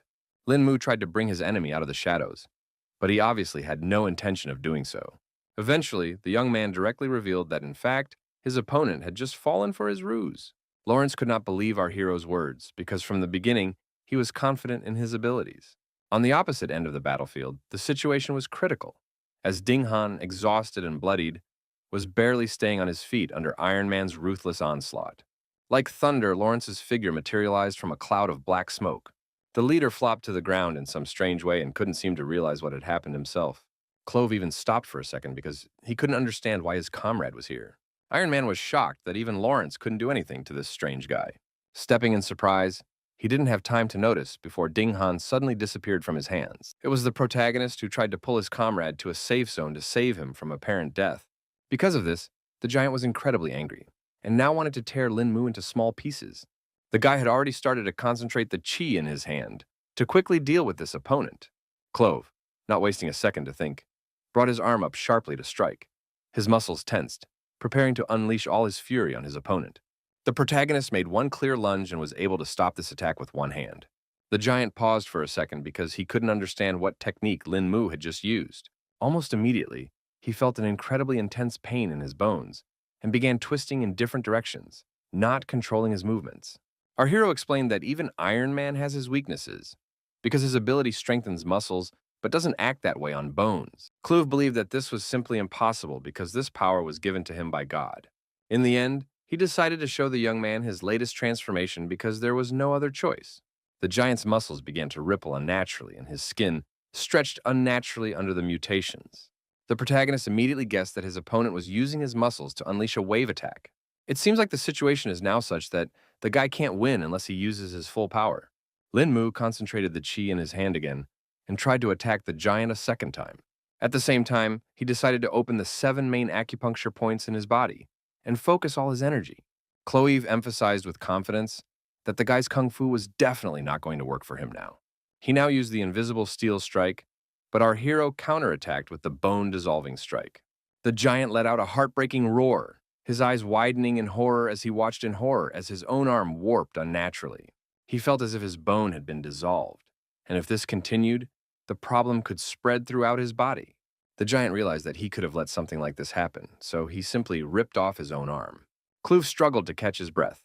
Every movement was given to him through hellish pain, and his consciousness was clouded from being so badly wounded. He saw with his own eyes that all the bones in his right hand had literally turned to powder. The giant, who literally crumbled, asked our hero what he used to do such a trick. Lin Mu briefly explained that it was a special move from Huajia called the bone-dissolving punch. Despite his pride, Clove admitted that he had no idea that Huajia had such terrifying kung fu. The Iron Man began to melt little by little, and before he died, he said that he had underestimated the young man after all. Suddenly, behind the back of the protagonist appeared Lawrence, who was going to help his comrade to escape from here. In fact, the guy didn't even realize that the opponent's shadow power would recover so quickly. In the end, the leader took all of his subordinates away, and before leaving, he promised that he would definitely take revenge on Lin Mu. The protagonist wasn't particularly happy that their opponents were able to escape after all. The mansion grounds abruptly became quiet, so Jiang Chu was finally able to approach the guy and ask if he was fine after such a serious fight. Lin Mu, feeling completely fine, immediately requested the captain to check the condition of Brother Dean, who was much more injured. The bodyguard, who was sitting on the sidelines, asked his friends not to worry and promised that he would definitely see tomorrow. He first inquired where Mr. Luo was, and Jiang Chu assured him that they had taken him to a safe place. Ding Han remarked that it was a good thing because these mutants were so strong that he had almost parted with his life. He admitted that if it wasn't for the protagonist, their business would be really bad. The captain had heard that the dragon strike that Lin Mu used was a long-lost kung fu technique that required strong yang energy. It was known that anyone who mastered these long-lost techniques would surely become a legend. Ding Han went on to say that the other kung fu technique the guy used was also very strong, and he made that huge dumbass rip his arm off. The captain immediately recalled the legend that the bone-dissolving punch really does turn everything inside into powder using yin energy. The bodyguard couldn't even believe that such a kung fu technique actually existed in their world. And Jiang Chu told him that Huaxia had a long history of learning techniques, so all their knowledge was just the tip of the iceberg. In the end, the commander asked Ding Han to use his father to help the body recover until the medics arrived on the scene. Now the man decided to talk in complete seriousness, because he still couldn't understand how Lin Mu knew so much lost kung fu. The captain decided to remind his friend not to forget who recommended the guy for this mission.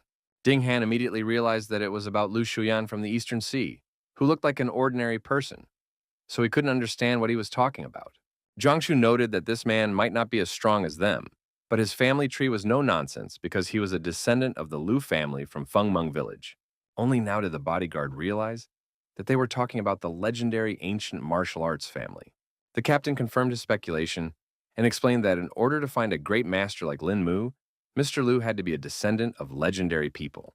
Meanwhile, a group of mutants had arrived at the American Research Institute, where they were now trying to rescue Clove.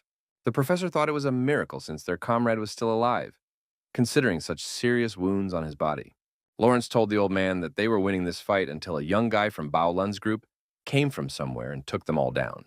Hamel refused to believe that the entire group of mutants had been defeated by one man, but the surviving Picasso confirmed the fact. Now the old man began to realize that they had indeed met a very strong opponent. Their conversation was interrupted by the fact that some strange things started happening to Iron Man. The professor immediately rushed to intervene in Clove's treatment because things could have turned out disastrously. Lawrence began to panic because he couldn't understand at all what was happening to his friend. Hamel reported that the patient's condition was deteriorating rapidly, so they urgently needed to move him. Meanwhile, at Luolinmu Manor, he was finally able to meet with Milo in peace and talk about the recent events. Guy wanted to know what went wrong with the family's return to Huaxia and why the process was taking so long. The man explained that the main problem was the approval of the documents, so there was nothing he could do about it. Generally speaking, the preparation and approval of all the documents should have been completed long ago. But Luo Huachan assumed that someone inside the government was preventing the move. Then he decided to inquire if our hero had been able to learn anything after this battle, and the latter told him that after this night, it was obvious that their defenses had been greatly weakened, so it was necessary to speed up the move to Huaxia. Lin Mu decided to inquire about the person who was responsible for approving the documents, and was going to personally visit him for a chat. The man immediately rejected such an idea because he thought it was too dangerous. The young man asked not to worry about him, because he had his own special methods for such situations. In the end, Mr. Lowe decided to trust him, and laid on the table information about the key 3 people who were responsible for the documents. The protagonist was excited about the opportunity and promised that he would meet them as soon as possible. 30 minutes later, the guy had already gotten the right materials that he might need during this mission. In fact, he was surprised that you could buy anything in New York's black market. Lin Mu bought some sort of mask to slightly change his strategy this time. Now the guy has decided to use the methods of his enemies to take them out himself. At this moment, Wang Chang walked in, informing him that they had already found the information he needed. The guy quickly opened the door for his guest, only he looked too strange and didn't look like himself at all. The assistant was shocked to see a completely different person in front of him. He instantly pointed a gun at our hero and demanded to know where Lin Mu himself had gone. The young man laughed at this reaction from his comrade and explained that he was just testing a macromolecular mask. Wang Qing finally realized that the person in front of him was his colleague, and now asked how he managed to change his appearance to become like him. The protagonist realized that it was best not to raise suspicion on the Lowe family, and found a solution by using a new face for the mission. The assistant had already looked up all the information he needed and handed the guy the phone she was on. Lin Mu thanked him for such substantial help because with this, it would be easier for him to accomplish his mission. Wang Jing still didn't like the fact that our hero was using someone else's face for this task, so he noted that with such strength, it wasn't necessary. Lin Mu only said that sometimes violence didn't solve anything at all, so he decided to change his tactics. After that, he quickly left the mansion grounds and promised that there would be good news very soon. Very soon, our hero arrived at the American embassy, where no one had yet suspected his plan. At this point, one of the employees named Mr. Bronk was upset that he hadn't been able to pick up a hottie for tonight. Inside the office, a guest was already waiting for him, who noted that it turned out the old man liked blondes. It was the main character who immediately explained that he had come here to talk to an embassy official regarding the Luo family's relocation documents to Huaxia. Mr. Bronk immediately emphasized that the documents were still under review and couldn't understand why there was such a rush. Lin Mu recalled that the family had once been kind to the old man and advised him to complete the paperwork today or soon. The man was shocked that he was given such a short deadline, because all documents have to go through many instances, and his word will not solve anything in this process. Now our hero was beginning to guess that he was involved in all of this after all, because the employee was too easy to figure out. Hearing such a statement, Mr. Bronk became nervous and asked what the visitor meant by it. Lin Mu didn't bother to explain anything and directly asked what the man would choose in the face of danger, himself or his country. The old man immediately realized that the guy had decided to threaten him and became very angry because of such insolence. The protagonist only laughed and said that it was time for him to make a choice and say whether he wanted to die or survive. Demonstrating his strength, Lin Mu rolled a tight ball of some papers and suggested that the embassy official think hard about it all. Mr. Bronk began to talk about how he gets orders to hold the documents over and above and can't do anything about it. The main character immediately emphasized that he doesn't want to hear any excuses because the Lowe family has been following the law all along and doesn't deserve to be treated like this. Lin Mu's final trump card was a picture of the old man's family, which he clearly showed him. Eventually, all of this got to Bronk, so he asked for some time to resolve the issue. The guy immediately asked how long it would take and noted that he wasn't a very patient man. So the old man quickly replied that it would be ready in 2 hours. The embassy employee kept his promise, so very soon the protagonist received a call that everything was ready. Before leaving, Lin Mu thanked Mr. Bronk for his cooperation and hoped they would never see each other again. In fact, the young man hadn't even expected things to be so easy with this man. After that, he took a close look at his phone to see who his next victim would be. Now the protagonist's target is a New York City tax chief named Boris. According to intelligence, this gentleman should be at home celebrating his daughter's birthday. With one deft move, Lin Mu jumped over the fence and entered the mansion grounds without any trouble. The first second, the guy noticed that the security in the area was pretty lax. The protagonist walked closely to the window of the room where the whole family was to gather. The joyous voices of the relatives were coming from inside, and Lin Mu noticed some interesting detail at this moment. It turned out that among the guests was the familiar Du Xiao Yue, whom he had crossed paths with not long ago. The young man definitely didn't expect to see her here, So now he couldn't understand what she had forgotten at this celebration. He assumed that Boris's daughter, Vanessa, must be the one who was just standing behind his acquaintance's back. For a moment, our hero was distracted from following because he heard someone's footsteps. Turns out someone was patrolling the area with a huge dog that immediately took notice of the stranger. The owner, who saw nothing suspicious, tried to calm the dog and explained that the young mistresses already had all their guests inside. Linmu managed to escape in time, so he was already inside the mansion and thought about the fact that no one would catch him unless he wanted to. He was eventually spotted after all, because there were 2 additional bodyguards guarding the entrance to the room. The young man decided not to talk to the 2 guys and just jumped up to disarm the potential opponents. He quickly grabbed them by the neck and thus cleared his path further. Boris was unhappy that someone dared to disturb him and asked to find the house manager if there was any problem. At that moment, 2 defeated guards flew into the room, unable to resist the protagonist. The man was shocked that someone had dared to barge into his home so brutally and now stared wordlessly at the intruder. A sly smile shone on the protagonist's face as he said hello to his target. Mr. Boris had not guessed at all who stood before him, but after what he saw, he knew for certain that he had ill intentions. Linmu noticed at a glance the straightforwardness of the man, who was not at all afraid to talk about such things. Then he took a seat on the couch in the office and explained that he had come here to rush the IRS chief into a decision regarding the Lowe family's relocation papers. The man, like his predecessor, immediately started talking about how he had been following protocols all along, and the family would be notified when everything was ready. The guy immediately emphasized that he hadn't come here to ask and was going to say his terms if Boris refused to cooperate. The chief immediately jumped up from his seat because he was very unhappy that some stranger dared to speak to him in such a tone. Linmu then came in from afar and hinted the fact that his daughter just had a birthday today.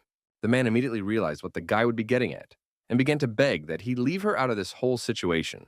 While Boris was talking to our hero, he suddenly noticed that he had disappeared somewhere.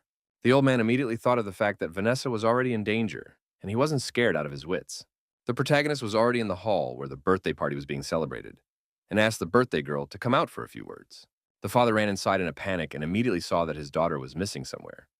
So he started asking everyone present where she was. One of the guards said that Vanessa had just talked to a stranger and then disappeared. Du Xiaoyu immediately thought it was all strange because that person's voice sounded too familiar. The IRS chief was immediately about to call the police and rescue his daughter, but suddenly he heard her voice in his office. The girl looked rather confused because she couldn't understand why some strangeress brought her into her father's office.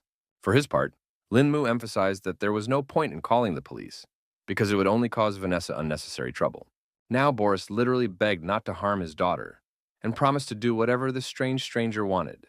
Our hero was glad for such a quick agreement on the part of the chief and knocked out his daughter for the time being so that there would be no unnecessary witnesses.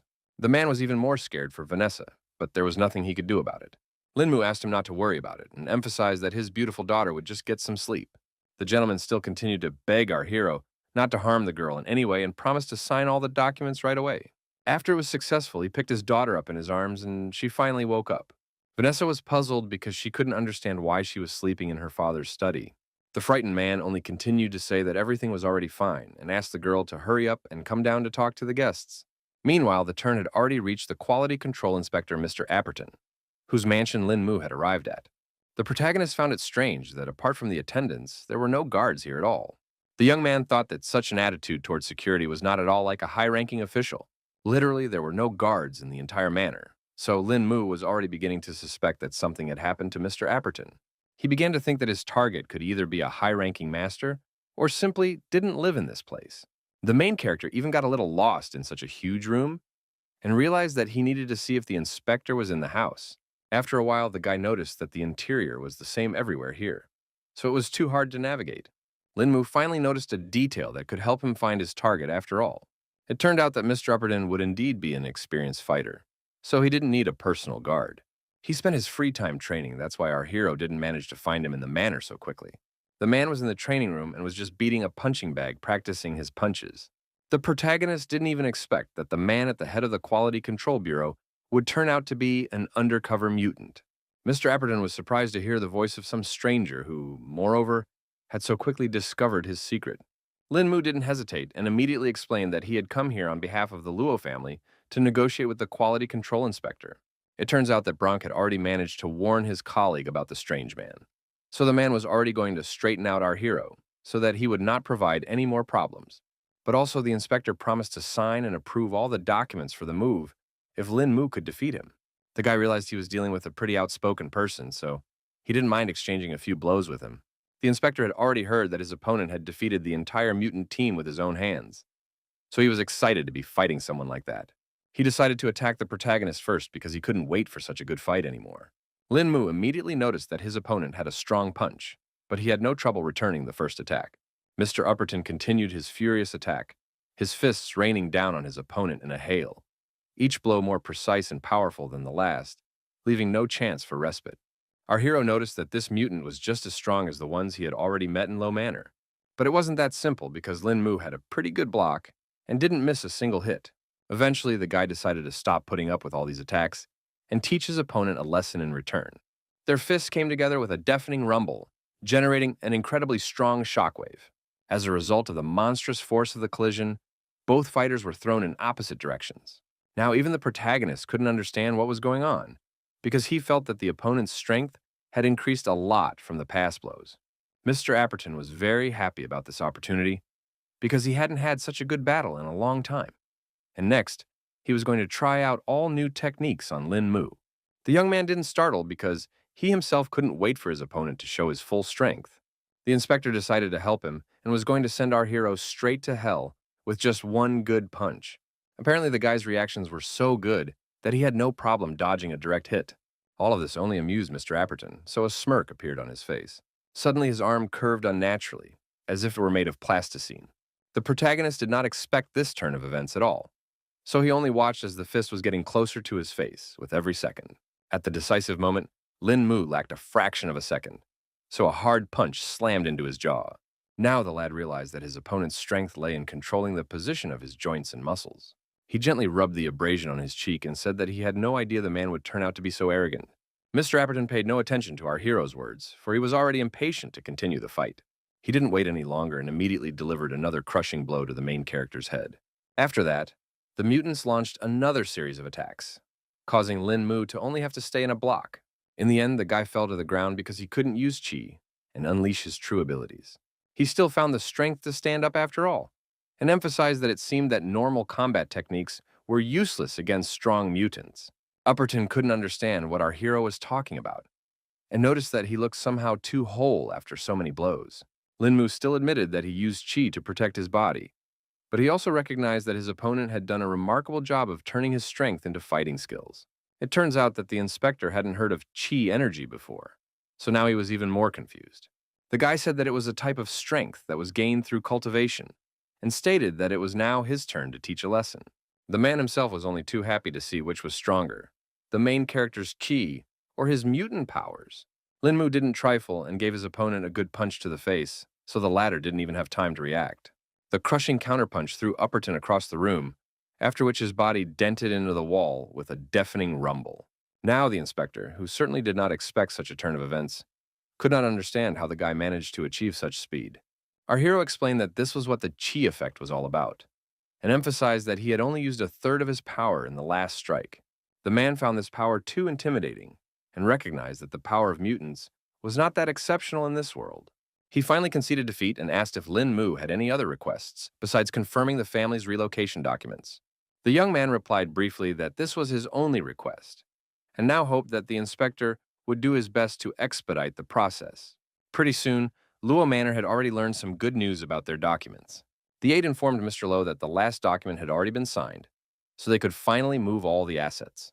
The head of the family rejoiced at this marvelous fact, and couldn't believe that Lin Mu had managed to do such a great job. He asked his subordinate to send orders to everyone in the manor that they should gather for the long-awaited return to Huaxia. It wasn't long before all the staff successfully landed at the East Sea International Airport. The protagonist was very happy that he was safely back home. Luo Huachan immediately saw his daughter, who had come to meet her family and her lover. Bayan immediately ran up to her father, whom she hadn't seen for so long. The girl threw herself into Mr. Luo's arms because she was so worried about them getting back to Huaxia without any problems. With a slight smile, the man hugged his daughter, calling her silly, for he vowed never to leave her alone again from now on. Bai Yun, who was now crying with happiness, remembered to thank the young man who had protected her father. The main character emphasized that it wasn't just his merit because the Low family came back thanks to everyone's hard work. Guy understood that Mr. Lowe and his daughter had some plans to be together, so he decided that everyone else would go from here first. The old man again thanked all the allies from Baolan's group for returning to Huaxia in one piece, and promised to help Lin Mu if needed. In farewell, the commander looked around at each warrior, demanding caution. After that, the other members of the group suggested that our hero first return to the Baolan base to report on the completed mission. 30 minutes later, they had already met with Mr. Liu and reported the completion of their special assignment. The man was overjoyed after hearing such wonderful news, and now he had no regrets in choosing Lin Mu to do so. He couldn't stop thanking the young man for being able to defeat so many mutants, including Lawrence, and bringing glory to the East Sea Division. The protagonist still thought that he was just lucky, as the opponent was indeed very strong. Lu Shoyan asked the guy not to be modest because he had already been told the entire course of the fight, and admitted that he hadn't expected Lin Mu to be so strong. Ding Han and Jiang Chu also confirmed that it was because of the protagonist that they survived and completed this mission. Anyway, the top of the group was very satisfied with the results of the mission, so a paid vacation in the East Sea was prepared for Jiang Chu and Ding Han. The bodyguard rejoiced at the opportunity and thanked the Lord for such care. Colleagues immediately thought of Fragrant Abode, a famous tea house in the East Sea, and decided to take the opportunity to come to the place. Meanwhile, Mr. Liu asked the protagonist to follow him, because they had a separate conversation. The man took our hero as far as the outskirts of the East Sea city, so that surely no one would hear them. Lin Mu's experience was beginning to tell him that someone important he needed to protect might have already appeared. Lu Shoyan laughed off the main character's assumptions and emphasized that there weren't many important people around. He continued to walk forward towards the mansion, and along the way a large number of servants greeted their master. The man asked his subordinate to call everyone and gather them in the main room. Meanwhile, Lin Mu noticed that everyone he had just met were all high-level cultivators, and there was also something else conspicuous about this place. When they had already gone inside, Mr. Liu turned to old Zhang and informed him that he had already brought Lin Mu. The old man was happy when he saw our hero, because they hadn't seen each other for a long time due to his long absence. He had already heard about the great job the young man had done this time, and the man was thankful for more compliments in his direction. At the same time, all the servants in the house had already gathered into a huge group and were heading towards the main hall for the meeting. The subordinate reported to Mr. Liu that all the men had arrived at the site. They all quickly lined up in a straight line and indicated that they were awaiting any orders from their leaders. Old Zhang was pleased with this discipline and now suggested that he move on to the main business. Lu Shoyang said that the top leadership decided to set up a small group for special missions, as many conflicts, both internal and external, have erupted in the country in recent years. The codename of the band was Eye of the Tiger, signifying the transition from dark times to a bright future. Now, everyone here would become the first group of members of the Eye of the Dragon. Also, Lu Shoyan revealed that the main character will become the captain of Dragon Eye, though he didn't even agree to such a fate. From now on, all participants are required to listen to Captain Lin's orders without any question, and anyone who disobeys will be charged with treason. Lin Mu didn't expect to be given such a responsibility and wished that he had at least been given a hint before announcing something like this. The man explained that even the most experienced fighter could not be prepared for everything that might happen, and added that Lin Mu was now completely free to act. Meanwhile, the subordinates still had some questions because they didn't fully understand how Lin Mu was chosen to be the captain of this team. Mr. Lowe calmly explained that this guy had abilities beyond their comprehension and began to suspect that not everyone seemed to be okay with that choice. The warriors explained their disbelief by saying that none of them had sparred with Lin Mu to prove his strength and ability to be captain. Of course, Lu Shoyan was confident in the main character's strength, so he asked him to demonstrate his skills in front of his subordinates. The young man was well aware that everyone here were high-level cultivators and were skeptical of his abilities, so he didn't mind proving his level. Then he released his golden chi and asked everyone around him to carefully observe his actions. The fact that the energy surrounded the main character's body as if it were a shield was enough to surprise all the fighters. After that, the protagonist released a huge dragon, forming it from his chi. The powerful energy vortex emanating from Lin Mu swept all the subordinates off their feet. No one could understand what had just happened, and only thought about how frightening that aura was. The main character mockingly explained that the movement earlier was a welcome gift to them from the new captain. The fighters had now fully experienced Lin Mu's power, and now wanted to know what kind of technique it was. In turn, those who had heard some of the legends began to guess that it was the dragon defeat technique. The guy immediately noted that this fighter had a pretty good eye for recognizing this technique. Old man Zhang had applauded the way our hero had knocked everyone down using just one move. and was now certain that he was indeed worthy of being the captain of the special team. Mr. Liu once again asked if there was anyone who disagreed with Lin Mu's appointment as captain, and suggested that those people step forward and challenge him to spar. After what they had seen, everyone was afraid to object in any way to such a powerful master. So now they just kept silent. The protagonist asked everyone to just trust him, and promised to lead his subordinates to the successful completion of missions, bringing glory for their country. Everyone now showed respect for their new leader, and obeyed him with one voice. In addition, Lin Mu promised to make an individualized plan to improve the cultivation of the soldiers, and do his best to ensure that everyone could freely possess their chi and their bodies. Such conditions, of course, interested all the fighters, so they thanked the captain for such an opportunity. The protagonist immediately decided to schedule a special training session that would take place early in the morning at the same location. The subordinates were willing to do anything to defend their country and bring it glory, and the captain ordered everyone to disperse after the meeting. Without further ado, the fighters left to get a good night's rest before beginning serious training. Old Man Zhang decided to still talk to our hero, because he couldn't stop admiring his strength and character, which met all expectations. He felt confident knowing that this particular guy was the captain of the Dragon Eye. Lin Mu thanked Mr. Zhang for all these compliments and promised to do his best to complete every mission assigned to him. After the meeting, the boy and Mr. Liu went to a tea party where they decided to discuss some more details. The protagonist stated that he needed a cold weapon, so he asked the man if he knew any suitable craftsmen. The man was surprised to hear such a request and inquired as to what type of weapon he wanted for himself. Lin Mu had a rather specific question because he wanted to find a copper sword for himself. Eventually, Mr. Liu remembered that he knew where to get such weapons and decided to offer one place for our hero. The old man decided to send the young man to U's pawn shop, where presumably the weapons he needed could be found. The protagonist managed to find the very place Mr. Liu recommended to him pretty quickly. He was immediately met at the entrance by the man who owned the office. The master immediately inquired if Lin Mu had passed through here to pawn or redeem something. The guy directly said that he was looking for someone, namely the boss of this pawn shop, Wu Xinghui. The man was surprised to hear his full name and asked our hero how he could help him. Lin Mu introduced himself and explained that Mr. Liu had recommended this place to him because a copper sword could be found here. The pawn shop owner confirmed that he has one that was a family heirloom, and his ancestor used everything he had to create this weapon. Their family were the descendants of OGZ, who was the very person who made the copper sword, was the second master blacksmith of the U family. The protagonist didn't expect that he would meet the descendant of Uchdizi, so he immediately asked to forgive him for some rudeness. The man immediately emphasized that the descendants were not as gifted as their ancestors, so the blacksmithing skill had long since been forgotten, and Mr. U himself had merely become a pawn shop owner. In the end, he asked to follow him if Lin Mu still wanted to see that very copper sword. Wu Xinghui said that his ancestors had left instructions regarding this sword, so there was no need to pay money for it. Only one thing to do. The protagonist was interested in it because such a legend sounded quite interesting. The pawnshop owner explained that a person wishing to take the sword must first use it and carve 100 marks on this block of wood in one breath. You also need to make sure that these marks were the same length, width, depth, and even the distance between them should be the same. The young man was well aware that to do it in one breath, you had to have incredible speed and control. Wu Xinghai suggested that our hero surrender if he was unsure of his strength, and emphasized that his ancestors had left these instructions in the hope that the sword would find a worthy master, but that had not happened in the last 100 years. Still, Lin Mu asked to bring the copper sword for him, because he wanted to try and pass this test. The man saw that the guy was confident in his abilities, so he didn't mind honoring his request.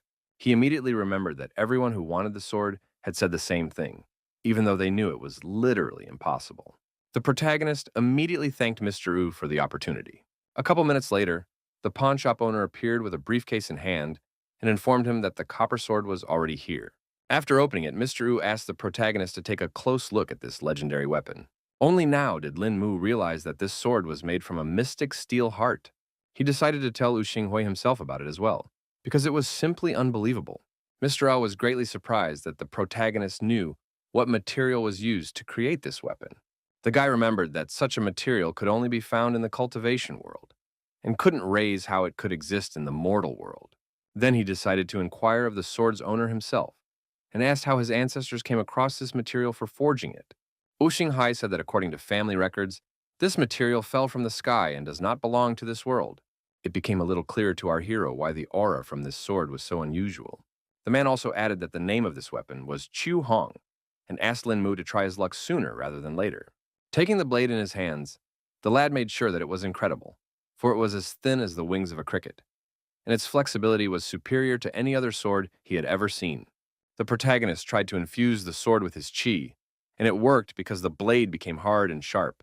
He continued to marvel at the fact that his chi was flowing into this weapon without any difficulty, which felt simply incredible. The man pointed at the very same wooden block and suggested that Lin Mu finally proceed with the trial. The young man gripped the weapon in his hands tightly and concentrated to complete such a difficult task. He sliced the air in front of him several times, trying to make 100 cuts in a few seconds. Lin Mu reported that he had finished his assignment and asked Mr. Ao to check the results. The pawn shop owner lumbered over to the wooden block and began to scrutinize the cuts the guy had left behind. In the end, he saw that the protagonist had failed to fulfill all the conditions. Wu Xinghui excitedly informed Mr. Lin that he had not succeeded at all. In fact, the protagonist couldn't believe this fact, so he asked the man to wrap up on the other side of the block. The sword wielder didn't object, and without further ado went around the block on the other side. As a result, he saw the same 100 cuts on the trees, which were exactly the same, as if they had been made to fit a ruler. Wu Xinghui was shocked that someone had still managed to leave all these marks in just one move. The guy laughed contentedly and asked if it was a confirmed fact that he was able to pass this test after all. At that time, the man happily announced that the protagonist had succeeded in passing the test. So now no one was worthy of this sword except Lin Mu. He solemnly handed over the case to the celebrant and confirmed that from now on, the Chu Hong blade belonged to its new master. Other than that, the protagonist said he had another small request and asked if the pawn shop owner could help with that. The guy wanted to make a belt to hide Chu Hong, so he asked Mr. Wu if he could make such a thing. The old man admitted that his skills weren't as good as they used to be, but he wouldn't mind trying to take on the job. Our hero was happy that everything was working out this way, and gave Wu Xinghui his card, asking him to call when everything was ready. The man also said that he would make the belt as a gift because he was very happy that Chu Hong had finally found his worthy owner. The protagonist then took his new weapon and said goodbye to Mr. O until their next meeting. After that, Lin Mu chose an abandoned wasteland on the outskirts of the city where he could try out his new sword without interference. The guy once again concentrated enough chi to merge with the blade into one. In his thoughts, he turned to Chu Hong's sword and asked for a demonstration of his full strength. All with a few blows, the protagonist managed to chop a huge block of rocks into small pieces. The guy didn't even expect to find such an awesome sword in the mortal world, and thought it was only for the best because it could help in battle. The next day, Lin Mu decided to meet up with an acquaintance whom he hadn't been able to say goodbye to properly due to his departure to New York.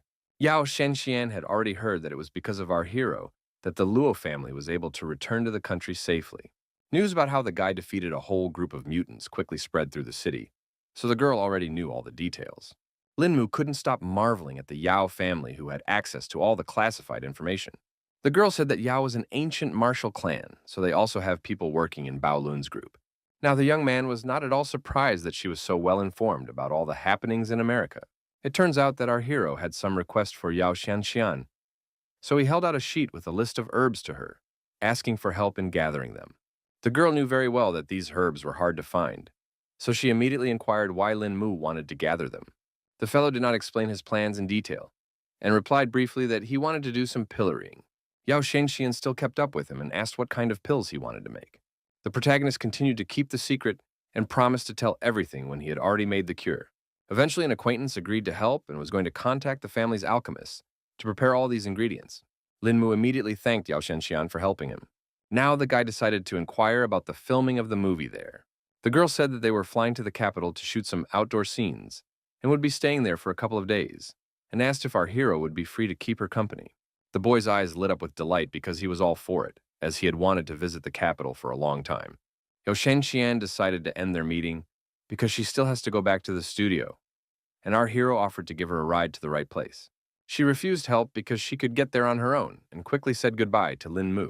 Meanwhile, the protagonist decided to send a list of herbs to Ji Qinglan and Zhou Siyun so that they could help him as well.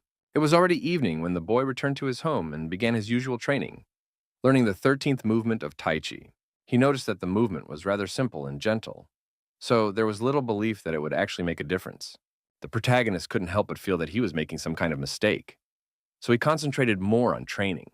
Eventually, he thought the mistake might lie in the materials Mr. Liu had given him, though it was literally impossible. The young man came to the conclusion that he should look at the manual again and study it carefully because he might have missed some detail.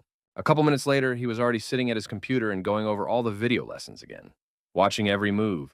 In the manual, aside from explaining the various stages of cultivation, there were also only 13 simple Tai Chi movements. The protagonist continued to actively search for the problem, which still could not give him any peace. Eventually, he did manage to find that little detail that was ruining everything. The guy noticed that the creator had gone back to basics, so the average practitioner wouldn't be able to recognize what was behind it all. He realized that he had been careless all this time and was already thinking that this was a completely useless manual. But the whole point was that Tai Chi's creator must already be at the golden core level, and if not for the meager spirit chi in this mortal world, he would be able to be of a higher level. After once again scrutinizing all the techniques, the protagonist went outside again to practice. Linmu combined normal movements with his chi to squeeze the most out of these techniques. After a couple hours, our hero finally felt he had mastered the 13th movement.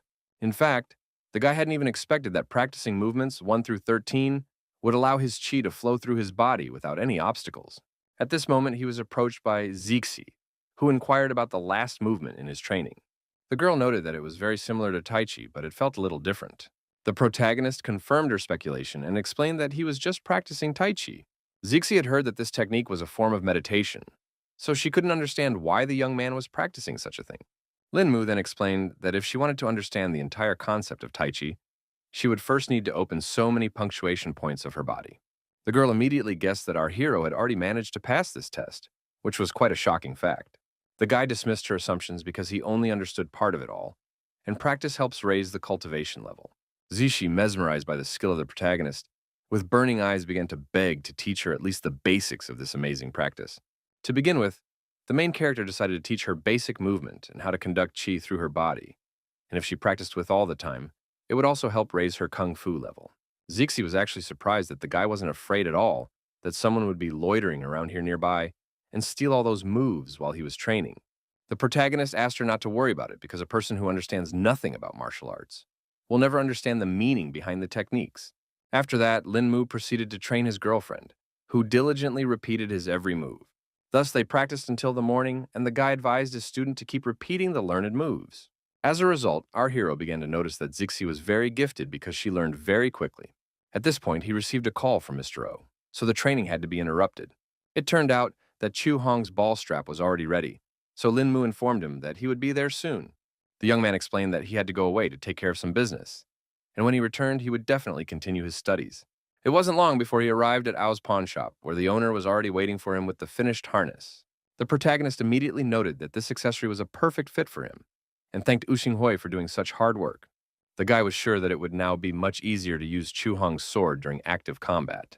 He recognized that the Wu family's blacksmithing skill was simply incredible, so he was lucky that he was able to stumble upon them and find this amazing sword. The man thanked for the compliments and emphasized that it only proved that the meeting between him and the All family was destined by fate itself. After that, the protagonist immediately went to Dragon Eye's training base to meet with his subordinates. He asked the warriors to always remember that on the path to cultivation, it didn't matter who started earlier, because the one who had already achieved something would immediately become the winner. In turn, all the soldiers were carefully absorbing all the information the protagonist was telling them. The guy also solemnly announced that from now on, everyone present would get new names.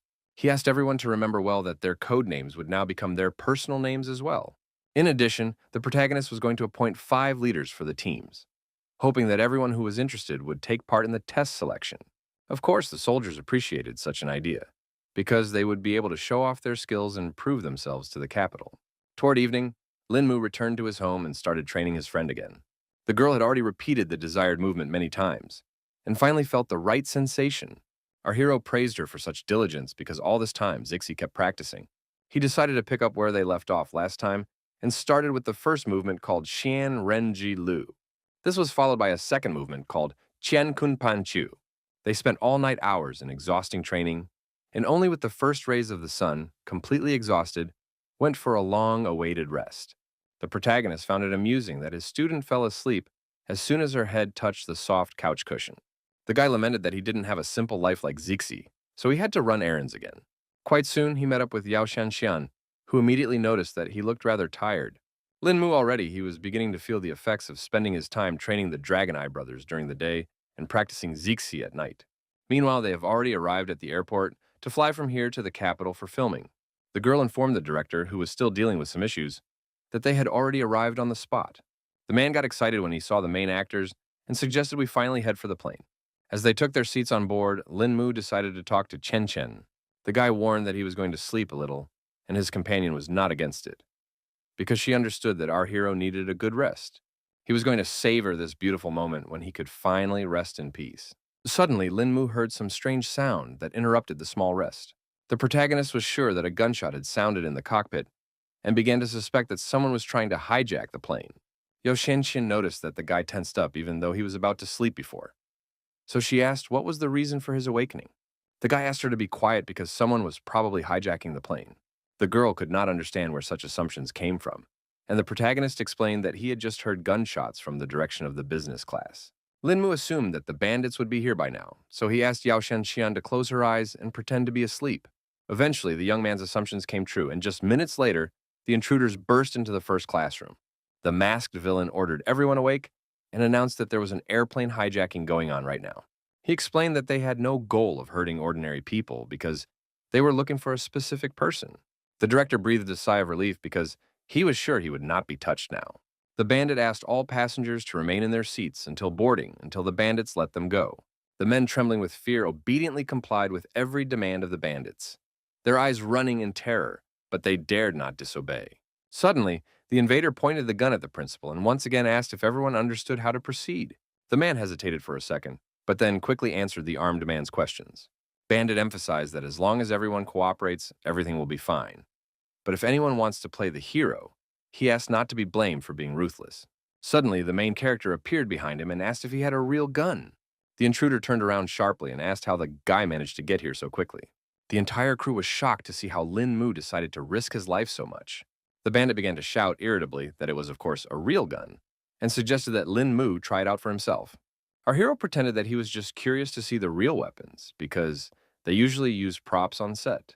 Yao Shenxian maintained an icy calmness, her lips touched with a slight sneer, because she knew for sure that the criminal had made a fatal mistake by contacting this person.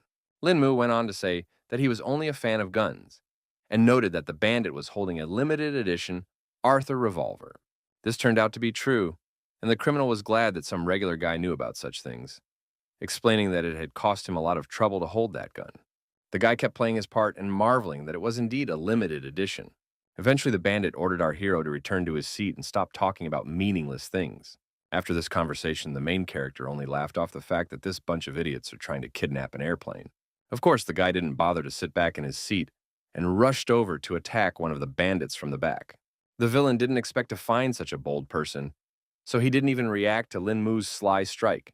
One lightning-fast blow, and the man collapsed to the floor, his consciousness shutting down before his body even touched the ground.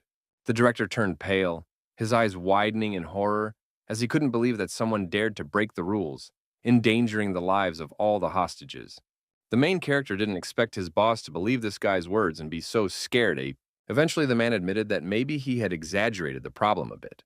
Other staff members also agreed that they did not have to sit here and wait for their fate, because they could only count on themselves. The director realized that he wouldn't be able to stand up to that many people, so he asked what their plans were. Lin Mu asked everyone to stay in this classroom and watch the kidnapper, and leave all other problems to him personally. He decided to change into the bandit's clothes so as not to reveal his identity, and noticed that the outfit fit him quite well. The guy also grabbed a revolver, so he definitely didn't stand out among the other criminals. Before leaving, our hero again asked all his buddies to be good and stay where they were while he dealt with the remaining invaders. Yao Shengxian decided to point out that the guy's acting was incredible, so she believed that he would do well. Before leaving, the young man once again firmly emphasized that everyone should stay smart and sit here while he checked the situation at the front. The principal decided to talk to Xian to find out who Lin Mu even was, that he could remain calm even in such critical situations. The girl speculated that maybe this guy had trained with SWAT in the past, because his skills were at the pro level. The staff agreed that the main character's final attack looked cool, and they used to think it could only happen in movies. Either way, the man hoped that Lin Mu knew what he was doing, because he had his whole life ahead of him to die here on the airplane. Meanwhile, the aircraft continued to fly quietly despite all the battles that were going on inside. At this point, the protagonist had already reached the front of the plane to face the rest of the bandits. No one suspected a switch, so Lin Mu was asked if there were any problems, and he replied that the whole crew had quieted down after his threat. Turns out they've already taken Mrs. Wen hostage in order to wring property from her father, as well as to free all of his brothers he's arrested. The girl said that her dad, since he divorced her mother, had no longer communicated with her, so there was no way she could help the situation. The bandits were aware that Director Wen sent them money every month, so it was obvious that there was minimal communication between them. Mrs. Wen thought it was her father's responsibility because it was only living expenses for her mother, who was bedridden at home and had no income. The criminal didn't even expect that the principal was such a heartless man who refused to give up his bedridden wife, so he even had sympathy for their hostage. At the same time, he wasn't going to stop there and asked Mrs. Wen to give him the phone. The girl realized she had better cooperate, so she handed over her gadget without further ado. The bandit rummaged through her phone for a few seconds and found the information she needed. He decided to talk to Director Wen directly, so he found his contact in the hostage's phone. The perpetrator was going to recruit this man and hoped that this plan would still work. The captor assumed that the girl hadn't heard her father's voice in a long time, so he offered to listen to it together during this call. After a moment, the man picked up the phone and asked why Wrong suddenly decided to call him. The bandit immediately jumped into the conversation and greeted Director Wen, explaining that he was using his daughter's phone to finally talk directly. Mr. Wen tensely inquired who he was talking to right now.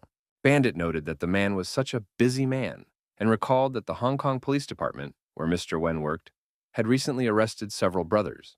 The man asked to get straight to the point and asked what he had to do to get the criminals to let his daughter go. The gangster briefly outlined the terms, which were that the police must return all the goods to them and release all his men. Mr. Wen stressed that they must understand that he does not have absolute power in the department, so it will be a tough assignment. The bandit didn't care about that because the man was now responsible for an airplane with passengers and his own daughter.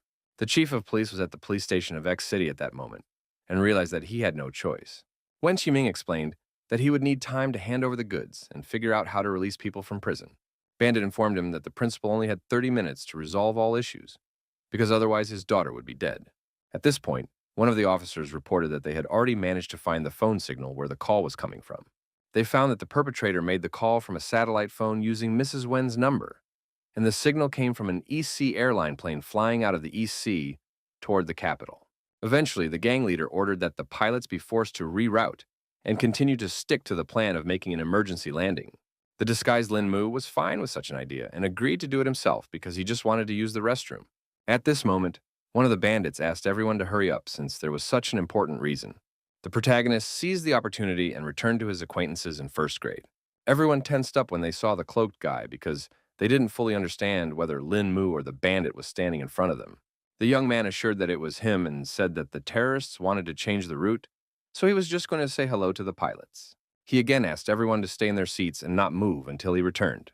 The protagonist walked into the cockpit and told the two men sitting there that he had important information for them.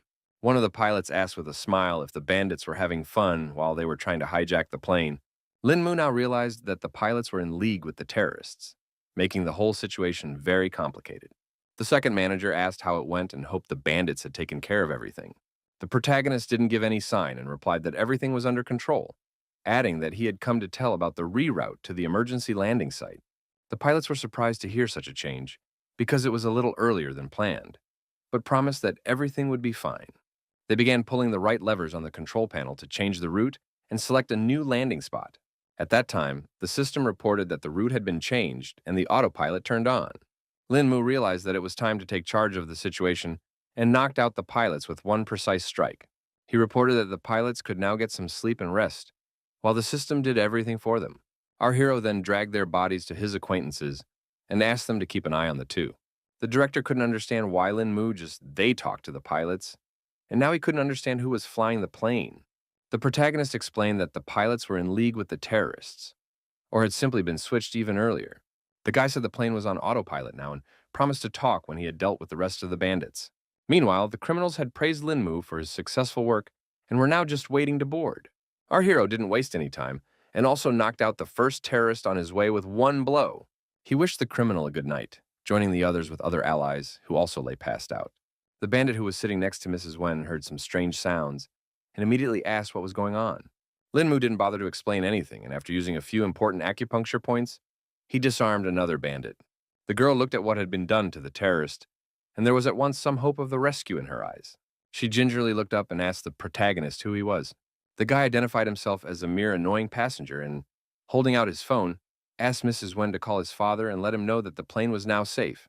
The police chief was surprised when, not long afterward, Rong Rong called him to inform him that the terrorists were already under control. He understood everything perfectly and promised to contact Jingdu International Airport right away and ask for help. The police officers quickly contacted Captain Mishima, apologizing for any inconvenience their requests had caused. The man didn't see it as a problem because he was willing to do whatever it took to save that airplane. He quickly turned to the desired flight and introduced himself as the Jingdu Airport CDC, requesting a response from the board. He was immediately answered by the protagonist, who was waiting for the next instructions to successfully land the plane. Captain Mishima asked him to follow instructions to bring the flight safely to their airport. The guy understood everything perfectly and was going to change his destination according to the pilot's instructions. The man noted that Lin Mu was doing quite well and the flight destination was already being reconfigured. The plane is expected to arrive at Kyoto in 40 minutes and begin its descent in 42, at which time the captain will command our hero to land. At the right time, several fire trucks, ambulances, and police cars were already gathered at the landing strip, waiting for the terrorist board to land. The staff had already seen what the flight needed to board and prepared for it. The protagonist reported that the airspeed, wind speed, and angle were appropriate for the conditions, requesting the airport to land. Firefighters also began to gear up and began to notify all units that the plane was coming in for a landing. Meanwhile, Lin Mu asked all passengers to buckle up and be ready for an emergency landing. The plane was about to land, and our hero hoped that he would still be able to complete this operation. With a thud, the airplane's landing gear touched the runway, and a moment later, the hull of the aircraft smoothly froze, completing a perfect landing. The staff was about to call the CDC because they were already certain that this was the flight. The young man was happy to report that their plane had landed safely and thanked the captain for his leadership. All the pilots also rejoiced at this news because everyone was worried about the people on that board. The firefighter announced the gathering of all units and ordered the passengers to be escorted to a safe exit. Passengers were urged to disembark in an organized manner and not to panic. Meanwhile, the police were busy apprehending any terrorists who tried to hijack the plane. The captain asked if anyone knew where Mr. Lin Mu was right now, because he wanted to meet this person in person. Mrs. Wen was also looking around because she had just seen this guy, but he suddenly disappeared somewhere. Turns out the main character didn't want all this attention at all, so he quickly left for the Silton Hotel. Yao Shengxian, who had left with him, wanted to know why the guy had taken that gun that belonged to the bandits and could now attract suspicion. Our hero explained that it was a limited edition, so he couldn't part with such a treasure. The girl still couldn't understand why he needed a gun when Lin Mu was strong without it. The young man said that there was no point in it because he just took the weapon for his collection. Yao Shenshin thought that guys were very boring because they only played with guns, cars, and other uninteresting things all the time. Then the protagonist suggested that the girl see something more interesting. He quickly unbuckled his belt that had held Chu Hong's sword all this time. The girl was greatly embarrassed to see such strange actions on Lin Mu's part and thought about how obnoxious he was. The guy cut off all her naughty thoughts with his sword, which he pulled from his belt. The protagonist looked at Yao Shenshian carefully and asked if she liked this weapon. The girl was confused by the awkwardness, but still replied that the sword was very beautiful and asked to hold it in her hands. Lin Mu revealed that his blade name was Chu Hong Yi, emphasized that it was unique.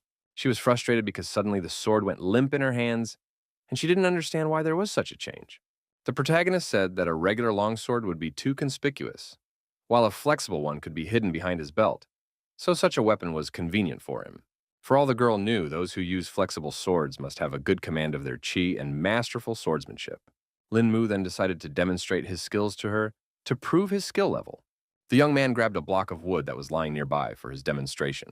The protagonist tossed this piece of wood high and asked the girl not to yawn and watch all his movements. With deft movements, he worked the block of wood on all sides, the blade of the legendary blade easily stripping away the shavings. The girl watched all this action and couldn't believe that an ordinary person could achieve such speed and agility. Eventually, the guy managed to carve a graceful wooden statue that was surprisingly beautiful. Yao Shengxian immediately recognized that it was the heroine of the mythological play she used to act in. The main character confirmed her speculation and explained that the girl played the part so well that he really enjoyed it. The beauty didn't expect that the guy liked her acting so much, and Lin Mu kept talking about how she looked like a beautiful celestial. The young man thought that maybe the stories in the mythological dramas resonated with him in a special way, because, after all, at the time, he was only one step away from ascension to divinity. Suddenly, the girl said about how Li Er's path would be quite difficult, repeating a line from the drama. She hugged her heroine's wooden doll tightly and continued to say her already memorized lines. The protagonist immediately remembered that this was the last thing Yuanli had said to her husband, before the heavenly abyss took her away, and she had to leave the mortal world. At this moment, Linmu blinked and saw that they were suddenly in the cultivation realm. The girl also took on a completely different look, and now looked like a true priestess. The main character, who had also changed a lot now, couldn't hold back his emotions, so he hugged Li Er tightly. Linmu gently kissed the extraterrestrial beauty, repeating a scene from that very mythological drama. A second later, they had already returned to the real world, and Yao Shanxian couldn't understand what was happening. The guy quickly apologized for the misunderstanding, and the actress blushed a lot because she definitely didn't expect them to go this far. The girl couldn't understand what had just happened between them, because she too saw that they were in some strange place and in such strange outfits. Lin Mu thought that it couldn't be a mistake, because at that moment, he had definitely returned to his original cultivation realm. Meanwhile, a group of mutants in America were still trying to save Clove in the same way. The professor explained that their comrade's over-impulsiveness had caused a surge of energy, so now it was only possible to keep him on the borderline between life and death. The captain felt that this garbage was just wasting their strength, so there was no point in keeping it any further. The man asked what were the chances of recovery from the brain injury, and Hamill replied that it was too difficult to determine. It was the old man who had raised this giant all along, so his fate rested on his conscience. He still had one wild idea, for which was to find a powerful mutant with mental powers, and thus control Koev's body. The captain guessed that the professor just wanted to make a puppet of the giant to use in battle. Hamill confirmed that theoretically this plan could be put into action. The military man thought it was just a great idea, so he asked the old man to get to work immediately. The professor had already begun to think through how he would pull this operation off and had taken orders from General Thomas. Events now shift to the capital of the United States of America, where all the major officials have gathered. The meeting hall was completely filled, because many important events have taken place in the country in recent times. General Thomas also entered the meeting room, and his appearance at once attracted all eyes. Everyone was hoping that the military man would explain in detail what had happened during the last operation.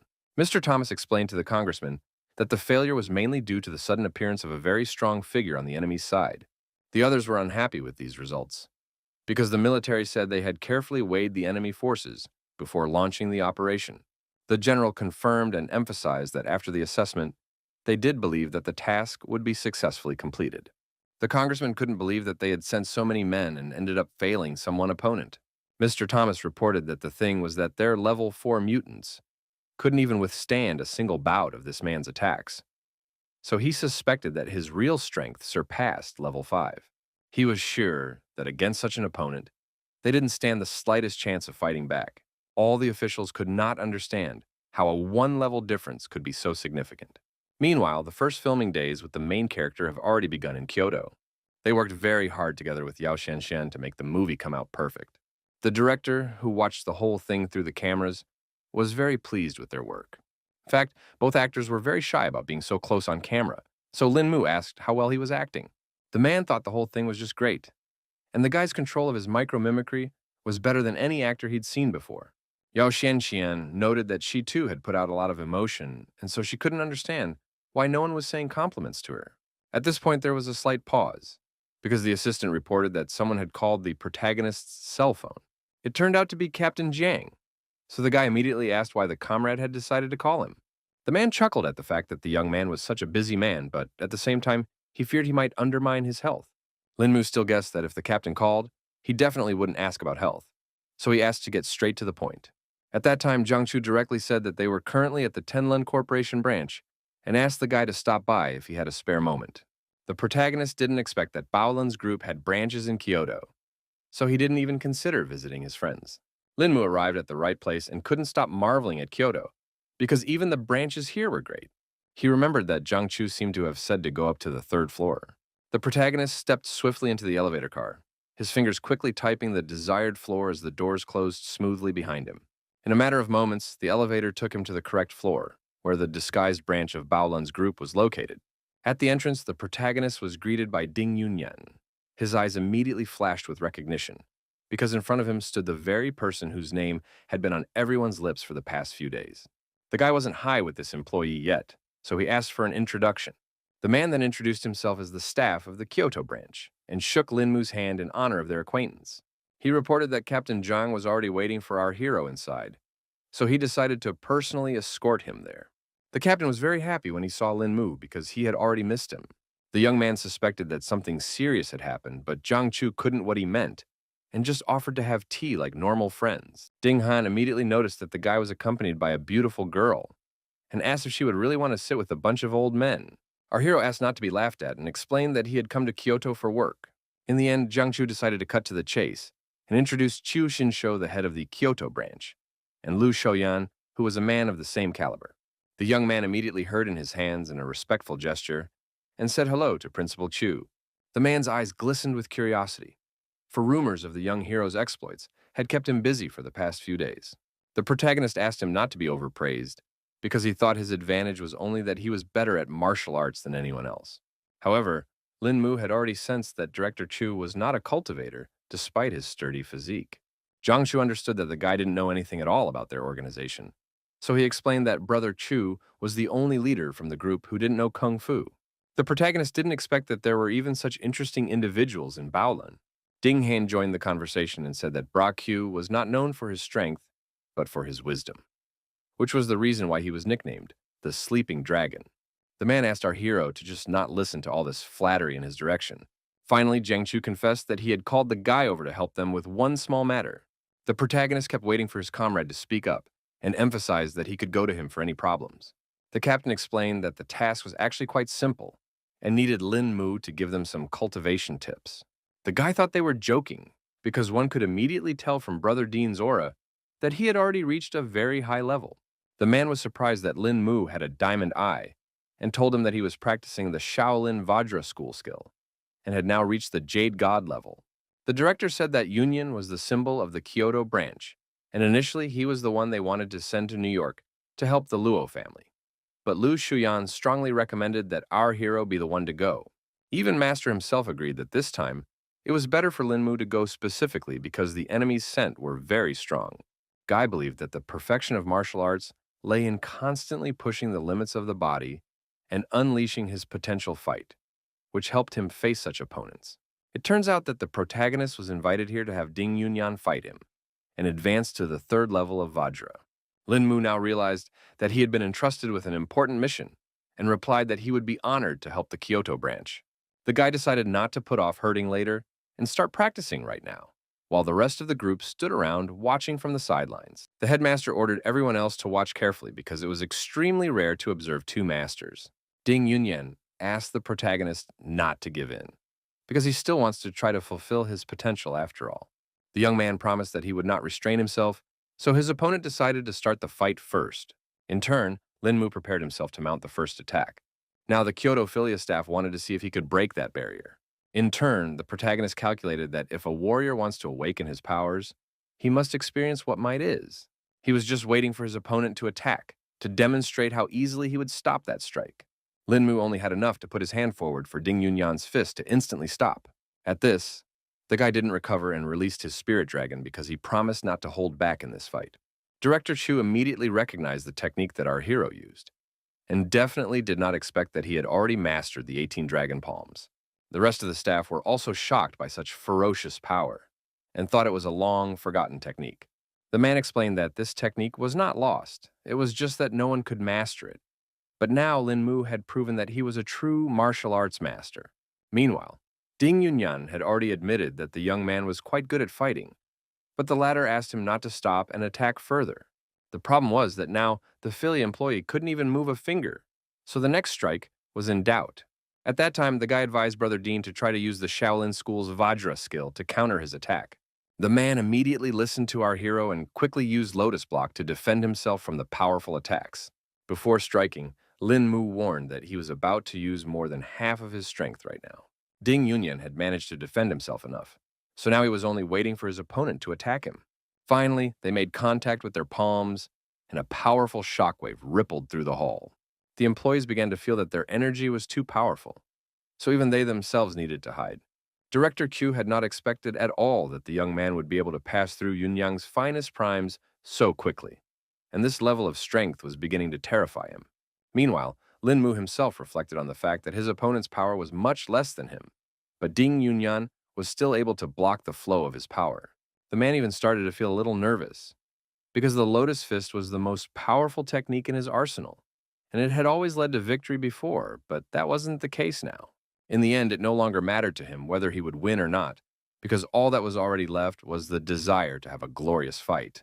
Ding Yunyan quickly made the decision to use the 8th Lotus style to attack Lin Mu again. He rejoiced that he was finally lucky enough to meet a master with whom he could unleash all his power to break through the limit. The young man also recognized that the Shaolin Vajra school was something really special, because his opponent's strength grew with every strike. Unlike Ding Han's secret technique, Ding Yunyan's battle technique seemed to contain some unpredictable power. The man began to feel that our hero was testing his movements, and the Lotus Fist was just calculated to awaken every cell in his body and achieve an increase in strength. Lin Mu was becoming more and more interested in his opponent's technique, so he wanted to take a closer look at his opponent's abilities. Ding Han began to feel that his aura had intensified, and Jiang Chu suspected that our hero just wanted to tussle with the Moto's fist. It was getting fiercer by the second, but Lin Mu continued to dodge all the attacks with ease. The young man once again began to feel that Ding Yunyan's strength had increased significantly in just a few seconds, which was simply an astonishing phenomenon. The man was about to attack our hero again, but before he did, he asked how he felt about the Lotus Fist technique. Lin Mu recognized that his opponent's technique was indeed getting stronger and more ferocious, so he had better try out the recently mastered 13 forms of Tai Chi. He decided to parry this blow quickly, assuming it might cool his ardor. Ding Yunyan didn't immediately realize what the protagonist was about to do, so he didn't have time to react to his parry. The man couldn't believe that just now, Lin Mu really had completely neutralized his technique. Even Jiang Chu couldn't understand what was going on because the main character seems to see through Ding Yunyan's actions. Eventually, the Filia employee was able to react to the change of scenery in time and ended up attacking the guy several times with the Lotus Strike.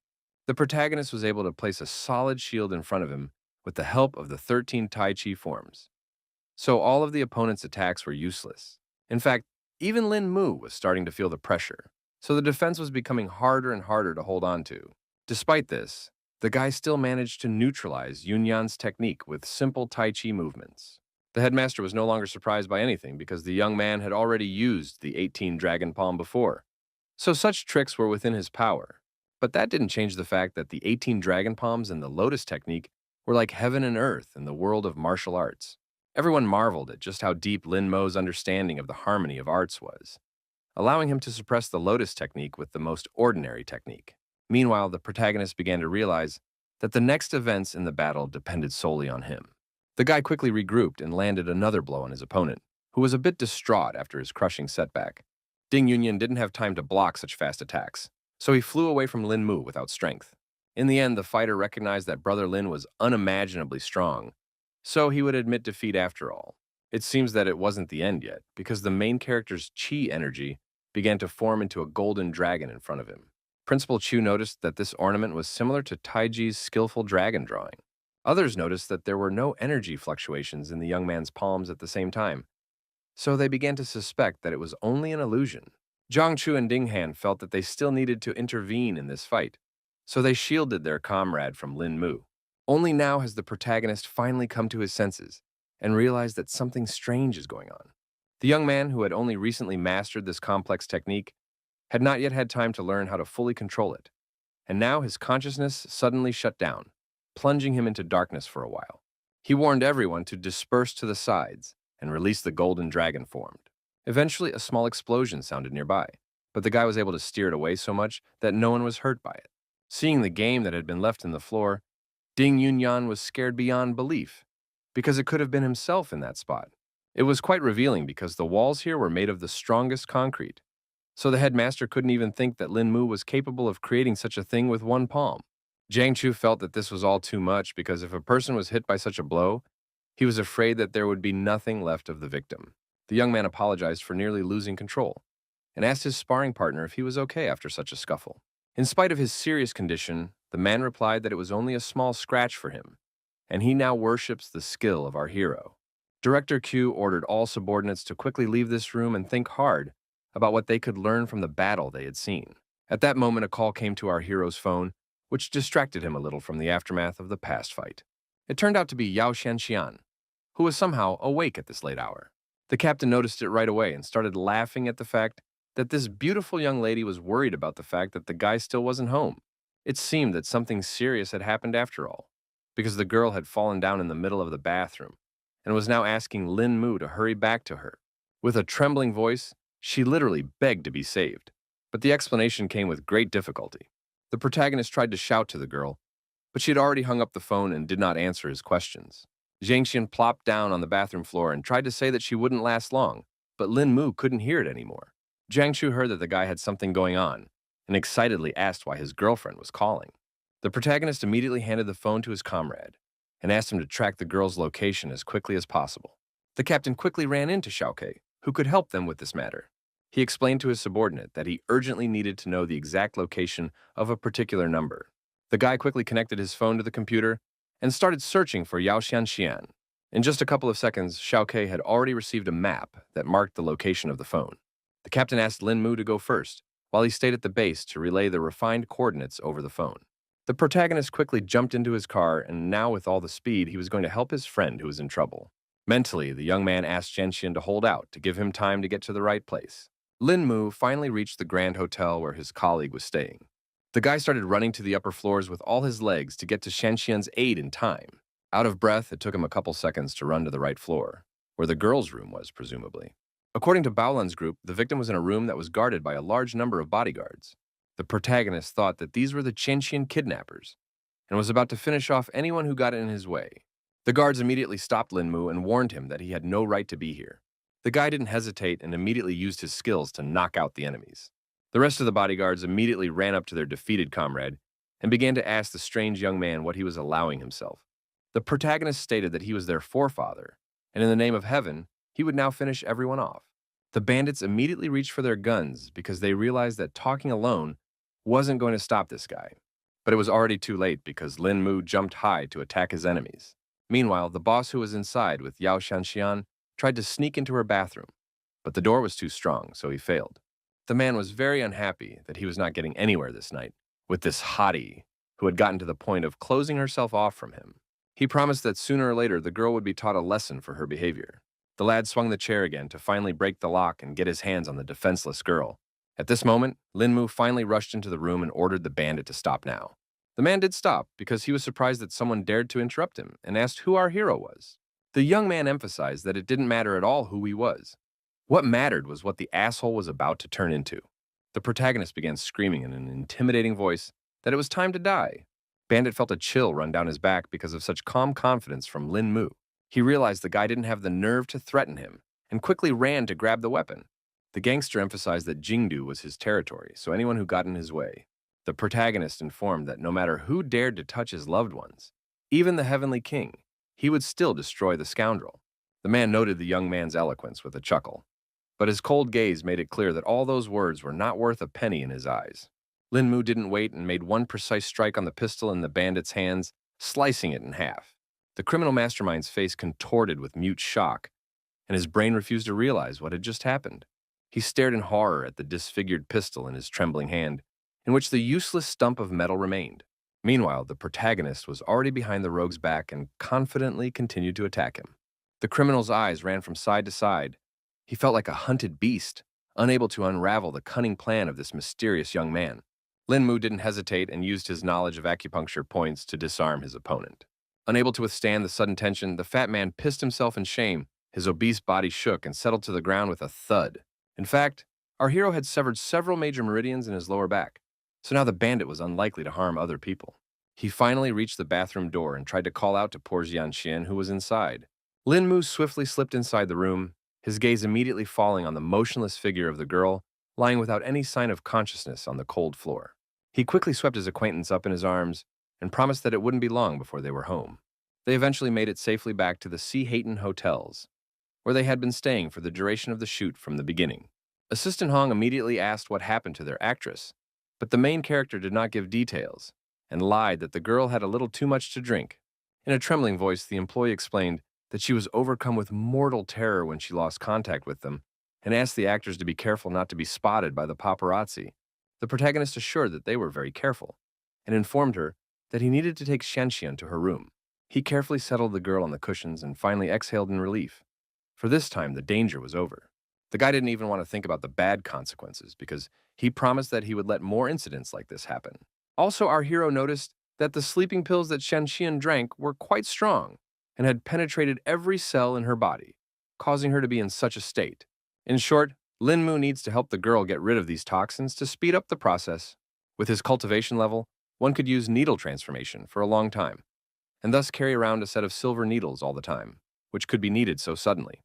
The poison has already spread throughout Xianxian's body, so the protagonist needs to act as quickly as possible. When the girl finally woke up, she revealed that before that she had met with her classmate who had set her up so meanly.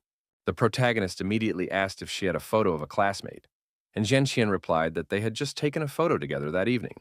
The girl also revealed that the sneaky, lousy girl's name was Shen Shui. The next day, Lin Mu already knew all the information about the classmate that Brother Jiang had helped him with. Our hero now had a whole dossier on Shenju in his phone, which was supposed to help avenge Xianxian. In the evening, the young man decided to go to the very bar where the girls had rested the previous night. The face of the employee at the entrance of the establishment immediately lit up with a smile, and he greeted their new guest. The protagonist immediately handed him the phone with Shenshu's picture on it and asked if this girl was here. The guy immediately said that she was a frequent guest at their establishment and she was currently at the bar, and Lin Mu pretended that he was her friend and asked him to take him to this girl. Meanwhile, near the bar, the evening life was boiling. Everyone was chatting and drinking cocktails. Shenju herself had hooked up with some other bandit and was now listening to his life stories. A man was talking in all seriousness about how he had killed one lover of his. It seems the girl definitely didn't expect to hear something so horrible, so she froze in mute shock. In the end, the bandit only laughed and explained that it was all said just for a harmless joke. Then he turned to Lin Mu, whom he mistook for a waiter, and asked him to bring 2 more margaritas for them. The protagonist, observing this whole situation, immediately thought that this girl did not create a good impression. The man was displeased that the young man still stood still and did not fulfill his order. That was when Lin Mu finally decided to approach their table and explained that he was not a waiter. The guy immediately declared that it was Shenshui he was looking for, pointing his finger directly at her. The gangster wasn't happy that the kid was starting to pry, because he had already bought this beauty. Our hero knew how to influence such people. So he carefully opened his jacket, revealing the pistol in the pocket, and began to threaten this impertinent man. The bandit was not at all frightened, and started talking about how he didn't mean to insult Lin Mu at all, promising that he would leave this place right now. He ran with all his legs towards the exit, pushing everyone in his way, so the guy definitely couldn't catch up with him. Shenji was also starting to get worried, so she asked what the main character wanted. Lin Mu, after demonstrating that he had all the information on the girl, emphasized that she was definitely in no position to ask questions right now, and promised that he would let her go if he got honest answers.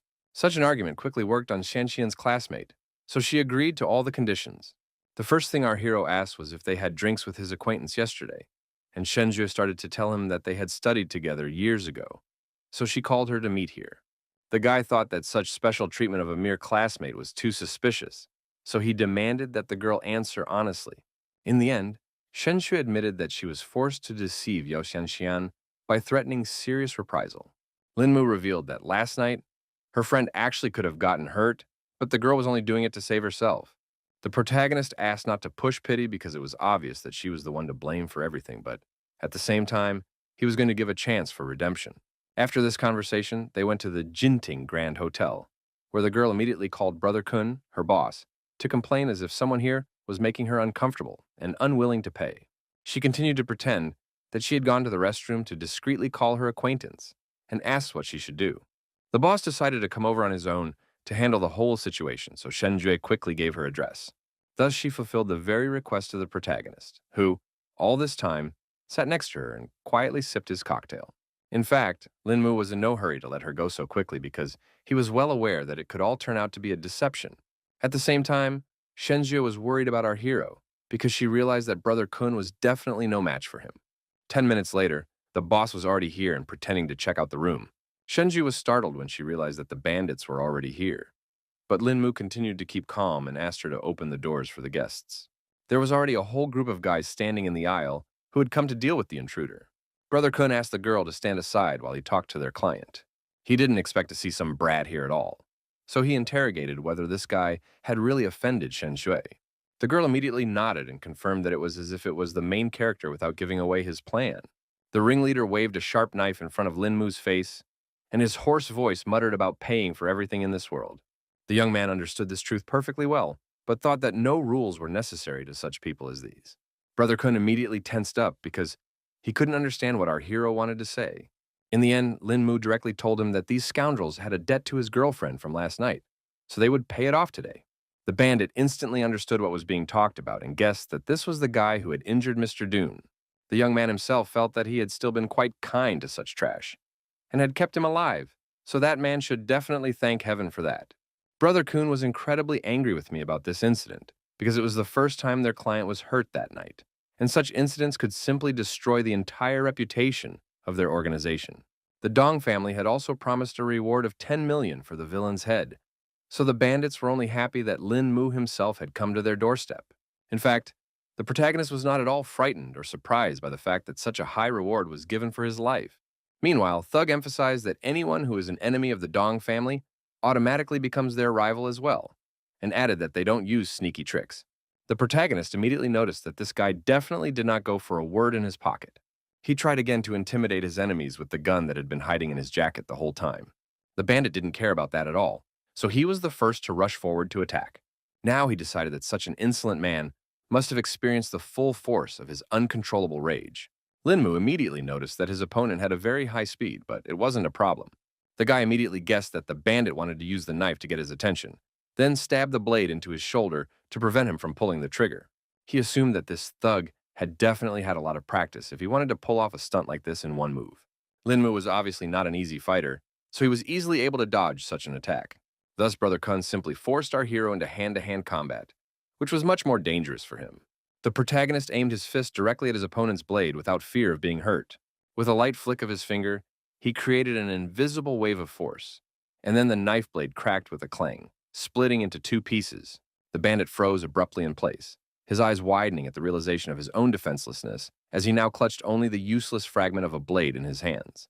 This blade was made of high-grade steel, and it only took a month to sharpen it alone, and Lin Mu had dealt with it so quickly. Lin Mu was well aware that Brother Kun was just solving money matters, so he asked to take him to the ringleader, promising that he wouldn't cause any more problems.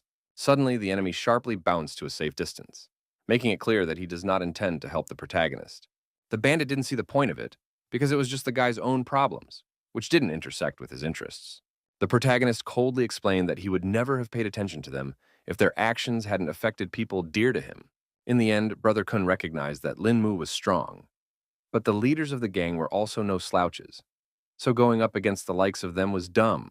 The young man emphasized that it would no longer be the bandit's own problem, because he only needs to take our hero to the top. The gangster couldn't stand up to the guy anymore, so he agreed to help if the guy didn't give him away. Lin Mu understood perfectly well that the guy was afraid, but he also emphasized that he was definitely not in a position to set conditions. Brother Kun explained that if his bosses found out that he was the one who snitched on the gang, they would just kill his whole family. The protagonist promised that he would not give away the bandit, so he asked to finally take him to the right place. It wasn't long before they pulled up to Kaishuan nightclub, one of the most famous places in Jindu. Brother Kun had explained to Lin Mu that the person he was looking for, known by the nickname Leopard, should be here, but his real name remained a mystery. The young man thanked him for his help, but warned him that there would be no mercy if he had just been tricked. Before parting, the bandit even wished our hero good luck, because he understood perfectly well what kind of people he would be dealing with. The lad quickly approached the boys who were standing outside the club and told them that he had some business to attend to with Leopard and asked to be shown the way. The bandits were outraged that some youngster wanted to talk to their brother Leo and advised him to leave the place nicely. The protagonist has realized that he's not going to have an easy time dealing with these guys, so he needs to deal with them forcefully. All the guards tried to stop Lin Mu, but he scattered them in different directions and went inside without any problems. In fact, the guy couldn't understand what was wrong with all the people in the club, because there was a serious fight going on here, and they weren't even paying attention to it. Lin Mu realized that just his fists wouldn't be enough here, so he decided to act tougher. He decided to make a louder noise, and pulled out his gun to finally get some attention. Just then, the DJ finally heard some rumbling and stopped the music. The protagonist didn't wait and fired another shot, assuming that now everyone would finally scatter. The clubgoers finally realized it was gunshots and stopped dancing. Lin Mu said that his bullets didn't care who they shot at and gave 10 seconds for everyone to leave the publication. Chaos reigned in the room at the sight of the battle weapons, and the crowd rushed in terror towards the exit, knocking over everything in their path. After that, the dance floor was left a complete mess, and Lin Mu tried to shout for Leopard to come out before the guy blew the entire club to smithereens. The bandit patted such skills of our hero and noted that he had not seen such daring youth for a long time. The young man immediately interrogated if it was really the same leopard standing in front of him. The man in the leopard coat confirmed that he was the leader of the gang. He inquired as to the reason why the protagonist had made such a big fuss here. Guy inquired whether Leopard had received a guest with the surname Dunn last night. The bandit immediately realized that the man who had crippled his client stood before him, not expecting him to come to her lessons himself. Lin Mu explained that he had decided to save a little time and advised the leader to let his men go if he didn't want the same fate for them. The leopard thought it was all just bragging and suggested that the young man go through his fighters first. He had already had to face death many times to achieve his position, so he wasn't afraid of some kid. The bandit wasn't happy that the kid had decided to trash an entire club, so he wasn't going to let him leave here alive. Lin Mu was still calm, despite his opponents surrounding him from all sides. The protagonist quickly glanced around the room, noting at once that this was a very dubious contingent. Lin Mu had already attacked the first opponent and said that it was still unclear who would die today. The first bandit, of course, could not resist such a precise and strong blow, so he flew aside without strength. The bandit became even angrier when they saw what had become of their comrade, so they tried to attack the young man again. The protagonist looked around the entire crowd and asked them to attack together so as not to waste his time. Without losing momentum, he instantly switched to a new opponent, his fist already rushing towards the face of his next victim with frightening precision. The other bandit was kicked right in the chest and also could no longer continue the fight. After dealing with all the gang members, Lin Mu turned to Leopard and emphasized that it looked like he had just collected a bunch of trash. The leader only recognized that the guy had great technique and now understood why he dared to come alone. But he also reminded about the saying that says that one is not a warrior in the field, and promised that today our hero will definitely learn it. Also, new warriors had already come to their aid and suddenly jumped down from the balcony. Lin Mu immediately sensed that these were more serious opponents because their speed was surprising. Other than that, they had a stacked job because the whole group decided to attack from below and above at the same time. The protagonists saw that their movement was free and their understanding was at the highest level, so they acted without any words. In any case, Lin Mu was confident in his strength, so it still wasn't enough to win. He, having slipped through all his opponents, decided to attack the first one he could get his hands on. The fighters stopped abruptly because they couldn't understand what technique the protagonist decided to use. In the end, with one strike, Lin Mu attacked 3 enemies at once, but those enemies managed to put up a block. As a result, they flew off to the side and were now asking Brother Leo to come down because they were beginning to feel that they could not handle such a strong opponent. The boss definitely didn't expect things to turn out this way because he was afraid that more the guy himself would get hurt from such a fight. The bandits were still trying to change their leader's mind because they hadn't seen such an experienced fighter yet. Then the man called out his other armed fighters and laughed at how weak the youth were. Everyone pointed their pistols at our hero, and Leopard praised him for not being a fool and bringing a gun. But at the same time, the leader wasn't sure if Lin Mu would be able to give a rebuff to such firepower. So he advised him to kneel down and beg for mercy. Suddenly, the man noticed that while he was talking, the agile guy had already disappeared somewhere. Turns out the main character was already behind him and explained that there is a simple truth that says that speed rules all the martial arts of the world. The gang leader couldn't understand at all how such a thing was even possible and couldn't believe that there were people who could dodge bullets. He ordered his subordinates to fight to the end, and Ye still stood bravely and promised to protect Brother Leo at all costs. Lin Mu was displeased that some rascals thought that if they mastered a bit of kung fu, they could create mayhem everywhere. The guy decided it was time to use his sword, because he couldn't just bitch about insulting a martial arts principle. He didn't wait and rushed forward, because he wanted to teach the bandits a lesson for this attitude. Suddenly, all the fighters felt a strange tingling sensation in their limbs. Their muscles numbed as if paralyzed, leaving only the ability to watch helplessly. Everyone started screaming fearfully because they realized that they had already lost this fight. One by one, the fighters began to fall like underlings, their bodies hitting the ground hard, and trying to warn the boss to run away from this place sooner rather than later. Lin Mu informed Leopard that he had already wiped out the rest of his subordinates, so everything else he already had to blame on himself. In the end, the bandit asked the young man to take his time like this, because he would definitely not dare to cross the path of the organization behind him. Our hero was, of course, interested in this information, so he asked the man to elaborate on what kind of power was behind his back. The leopard explained that the Yan family was behind him, and anyone in Jingdu who dared to insult any of them would turn into a walking corpse. Linmu was shocked when he heard who was actually behind the whole incident. The man realized that the kid was also familiar with the ruthlessness of this family, so he asked him to just let him go and forget about everything that had happened today. The protagonist explained that he originally wanted to keep the bandit alive, but since Yan was supporting him, this death would serve as a warning to them. The leopard started to stagger back in horror because he realized that the young man was not joking at all. Lin Mu announced in a firm voice that he would send this rascal to his final destination at this very moment, and his words sounded like an inevitable sentence. The man screamed and tried to prevent the inevitable, but the deadly blow could not be stopped. The protagonist did attack the bandit, but he didn't end up spilling a drop of blood. The leopard fell on his knees and started begging for mercy because he didn't want to die at all. Suddenly, he looked at his hands and realized he wasn't bleeding at all. Kyohong had actually struck the man's internal organs.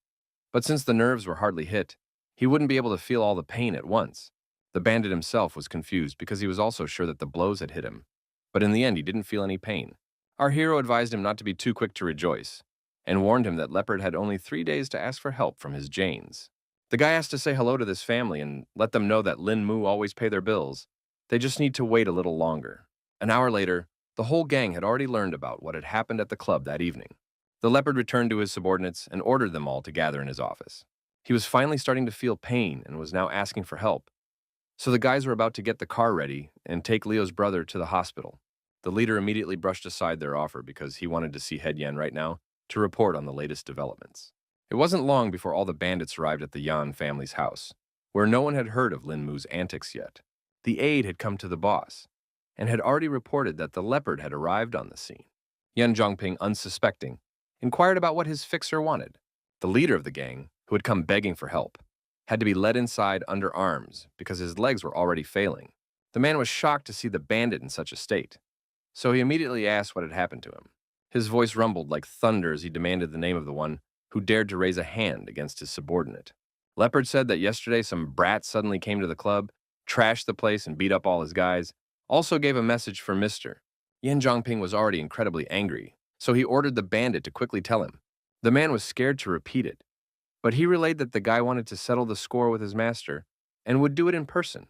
Then the head of the family was even more surprised, because he didn't expect that there were still insolent people who could throw such a thing towards the Yanyas.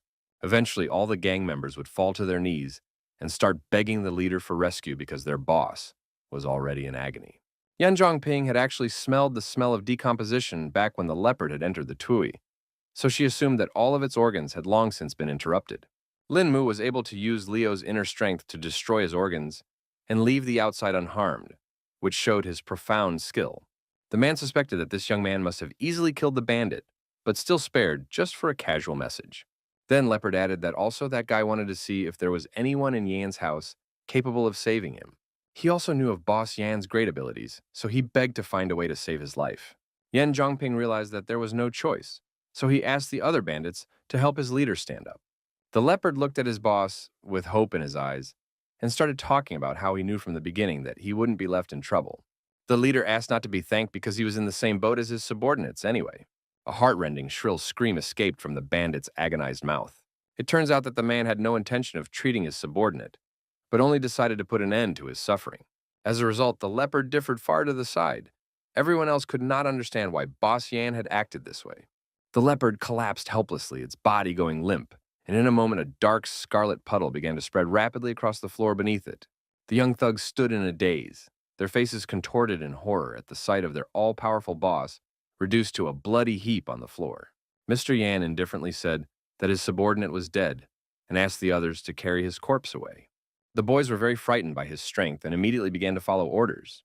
They tried to do everything as quickly as possible because they were afraid of getting under Yan Zhongping's hot hand. The head of the family watched Ali doubtfully, realizing that he probably hadn't fully grasped the depth of the reasons that had led to such ruthless actions. The subordinate called himself stupid and admitted that he didn't understand anything, but was sure the boss must have his reasons for doing so. Yan Zhongping explained that he had killed the leopard because it was no longer salvageable, and besides, he had not told the whole truth. He suspected that the bandit had done something unforgivable to get this man to kill him. And since he dared to ask him to deliver a message, this guy must not be afraid of offending the family. Ali understood it all now, but he never would have thought that someone in the world had the audacity to threaten their clan. The man explained that the world is full of people like that, but they just wouldn't dare cross them. The head of the family still understood that it was unlikely that this brash man really had the claimed power, because their dialogue would no longer have to take place. Meanwhile, police officers who wanted to see the girl arrived at Yao Shanxian's hotel. The girl asked the employee why these people would be looking for her, but he also didn't know anything.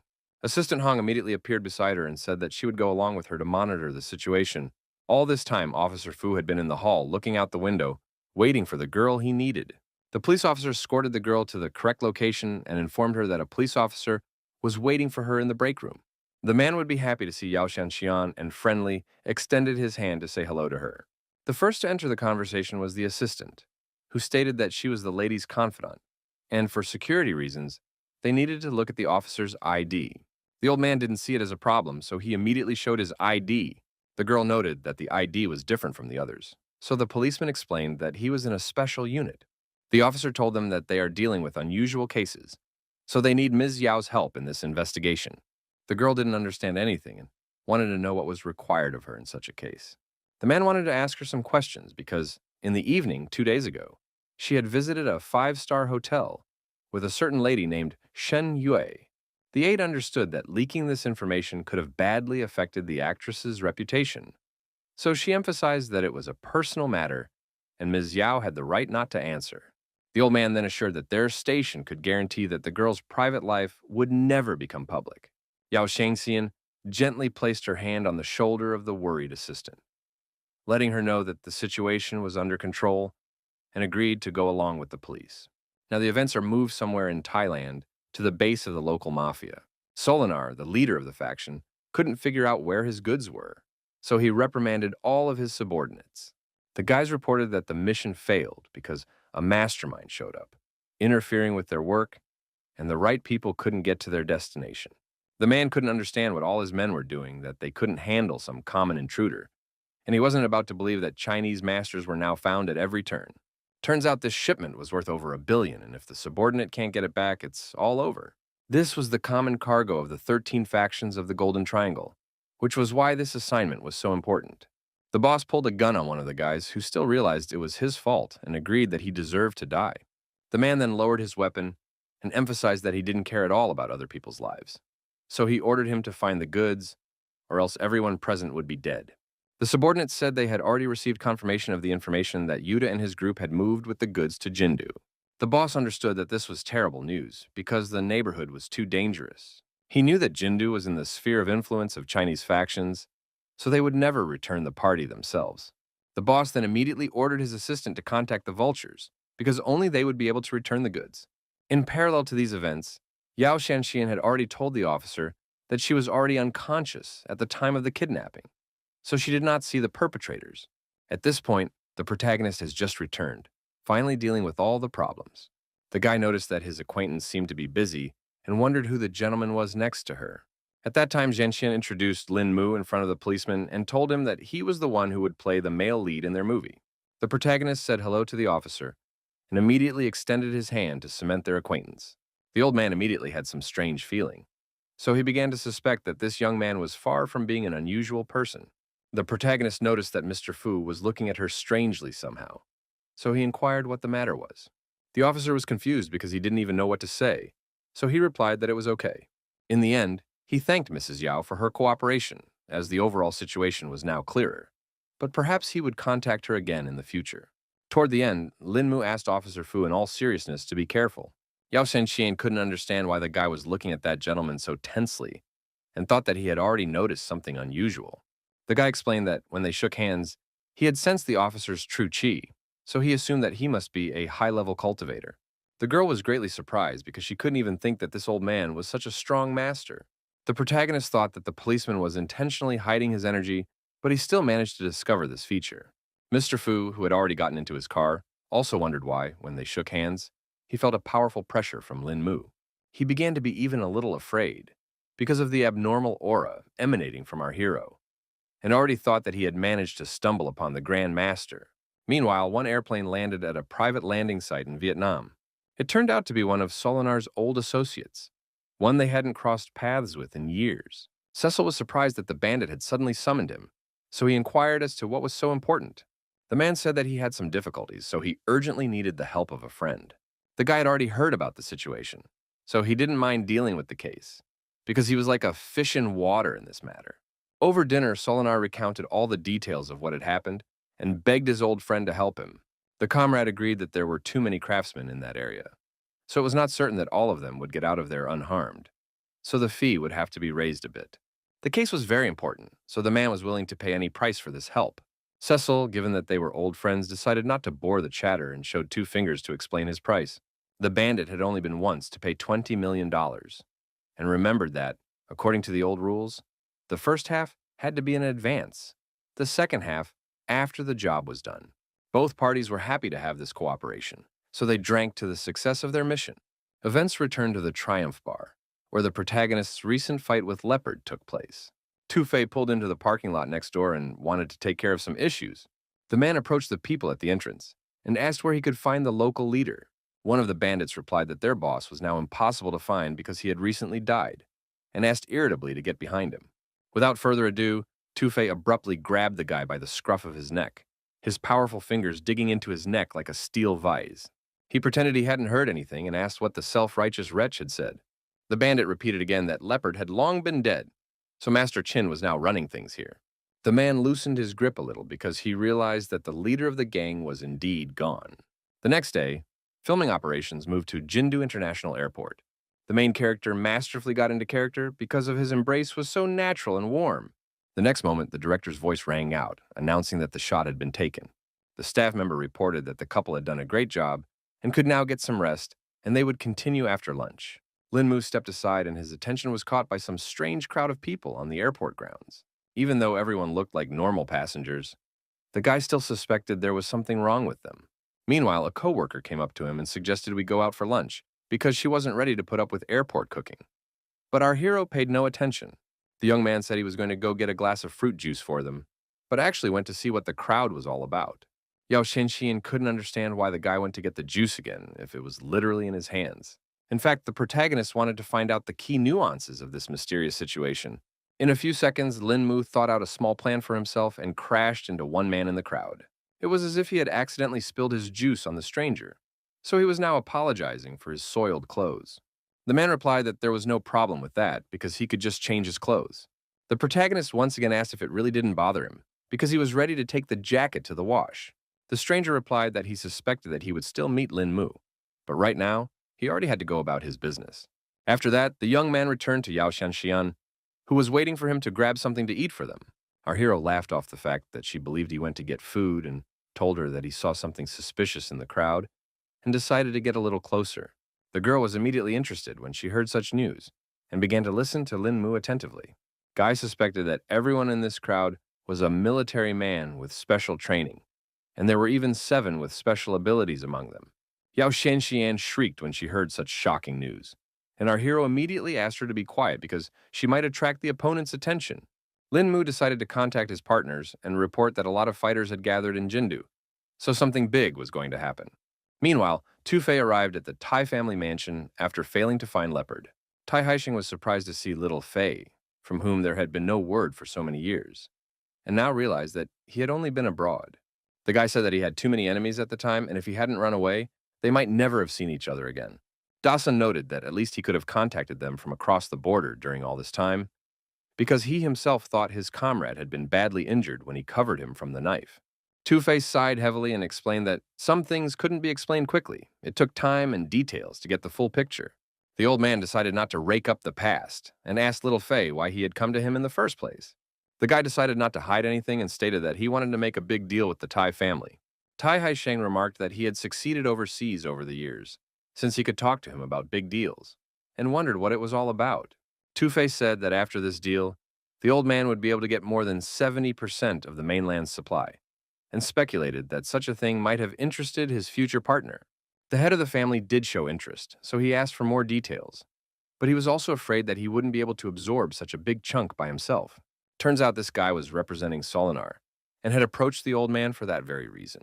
Meanwhile, Captain Zhang and his men had already arrived at one of the ports in the city to monitor the whole situation, but no one had discovered anything unusual. The man, betraying his excitement, asked where the protagonist had been all this time. Linmu already suspected that something serious had happened in his absence, so Brother Zhang told him that 2 tons of cargo had fallen through the ground. The captain decided not to delay and take the young man to the scene at once. Our hero asked what the guards had to say about it, but even they didn't notice anything unusual. The warehouse was searched up and down, but in the end nothing was found, and moreover, the rest of the goods were left untouched, indicating that the cargo had been taken out through the main gate. At the same time, those who had a shift today assure that they did not step down, which only adds to the mystery of the incident. Lin Mu then inquired when they had determined the disappearance, and the partner said that it had happened last night when the police were inspecting the goods. The lad immediately concluded that, in any case, they did not yet know the exact time of the theft. The captain confirmed his words because the last inspection was as long as 3 days ago, but they also have a chance to get a more precise time. So he's already sent his men to get the footage from the cameras, and then at least they'll be able to find out some details. One staff member reported that he did receive the tape, but he wasn't sure if it would help in their investigation. In the end, the problem turned out to be that the data had been deleted by someone and was now unrecoverable. The protagonist inquired about the cargo that caused such a strange occurrence. Jiangchu said that the goods were seized not long ago from an international terrorist group that is now in intensive care. Suddenly, the capital noticed that his subordinate had already managed to contact his superiors. Meanwhile, as it turned out, someone was lodged in a skyscraper that was not far from the port and was watching the actions of our heroes. They watched all the group's activities intently from the window through the blinds. The man behind the spyglass informed his allies that so far the harbor was empty. It turned out to be Officer Fu, and in the meantime, his subordinate reported their target out. Even this policeman agreed that this Lin Mu was not as pro as it seemed at first glance. The old man immediately inquired what was so interesting that his employee had noticed. It was so serious that the policeman asked his supervisor to come over and see for himself. In the next instant, Officer Fu's pupils dilated dramatically, his eyebrows flying up at such an unexpected revelation. It turns out that such a strong reaction was because the main character was next to Jiang Chu. The police officer immediately remembered that, in a case 2 years ago, the captain had tried to delete everything and asked the officer what the man was all about. The old man said that he too became aware of Jiang Chu from Baolan's group after the same case. The officer was even more surprised when he heard that the man was connected to the very same mysterious organization. The officer explained that Baolan was a secret unit of the Chinese army, which included the highest level of armed forces. Now they no longer had the need to continue their surveillance, so Mr. Fu decided to gather everyone else to discuss the situation. Meanwhile, the protagonist met with the port security guard, who reported that the security service conducts a guard change every 6 hours, and surveillance at the post goes on around the clock. Linmu took note of this information and said that he would need to examine each soldier. He quickly chose the first guy to examine and used special powers to scan his body. Eventually, after careful examination, the protagonist finally uncovered an important clue. Now the young man realized that it was not at all surprising that the soldiers had not noticed anything unusual. Linmu informed the captain with seriousness in his voice that the consciousness of all the guards had been attacked by someone else. The main character explained that no one remembered anything because a time period had been removed from their memories. For his part, Jiang Chu did not expect at all that someone would be able to brainwash their soldiers. Moreover, the protagonist suspected that everyone had been indoctrinated with fake memories, further confusing the situation. Although the guards answered firmly and clearly, they had blank looks on their faces, and it was all because the memories weren't true, causing them to react like robots trying to go back to that day. The captain realized that their enemy was able to affect so many people at once, which proved that a powerful psionic was fighting against them. Lin Mu was sure that they were the same fighters from the airport and asked Jiang Chu where they could be found now, and the latter, after some thought, suggested that the group was probably hiding in one of the major hotels in the city.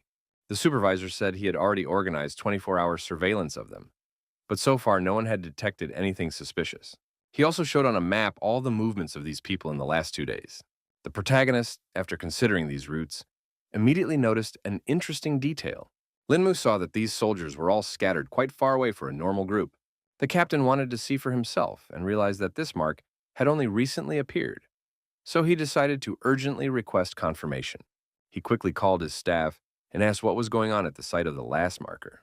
A fighter from the recon squad reported that all these people had suddenly disappeared from sight, and the protagonist was afraid that someone might have alerted them to the surveillance.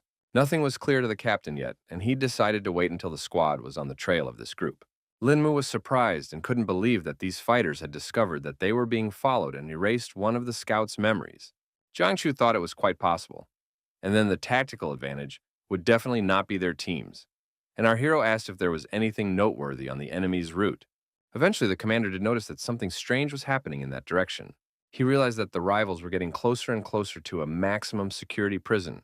It was now obvious to all that the goal of the enemies was to free the prisoners. Then the captain immediately recalled the very hijacking of the airplane, flying to Jindu that Linmu had inadvertently revealed. Our hero began to guess that those terrorists were in the same group as these very robbers.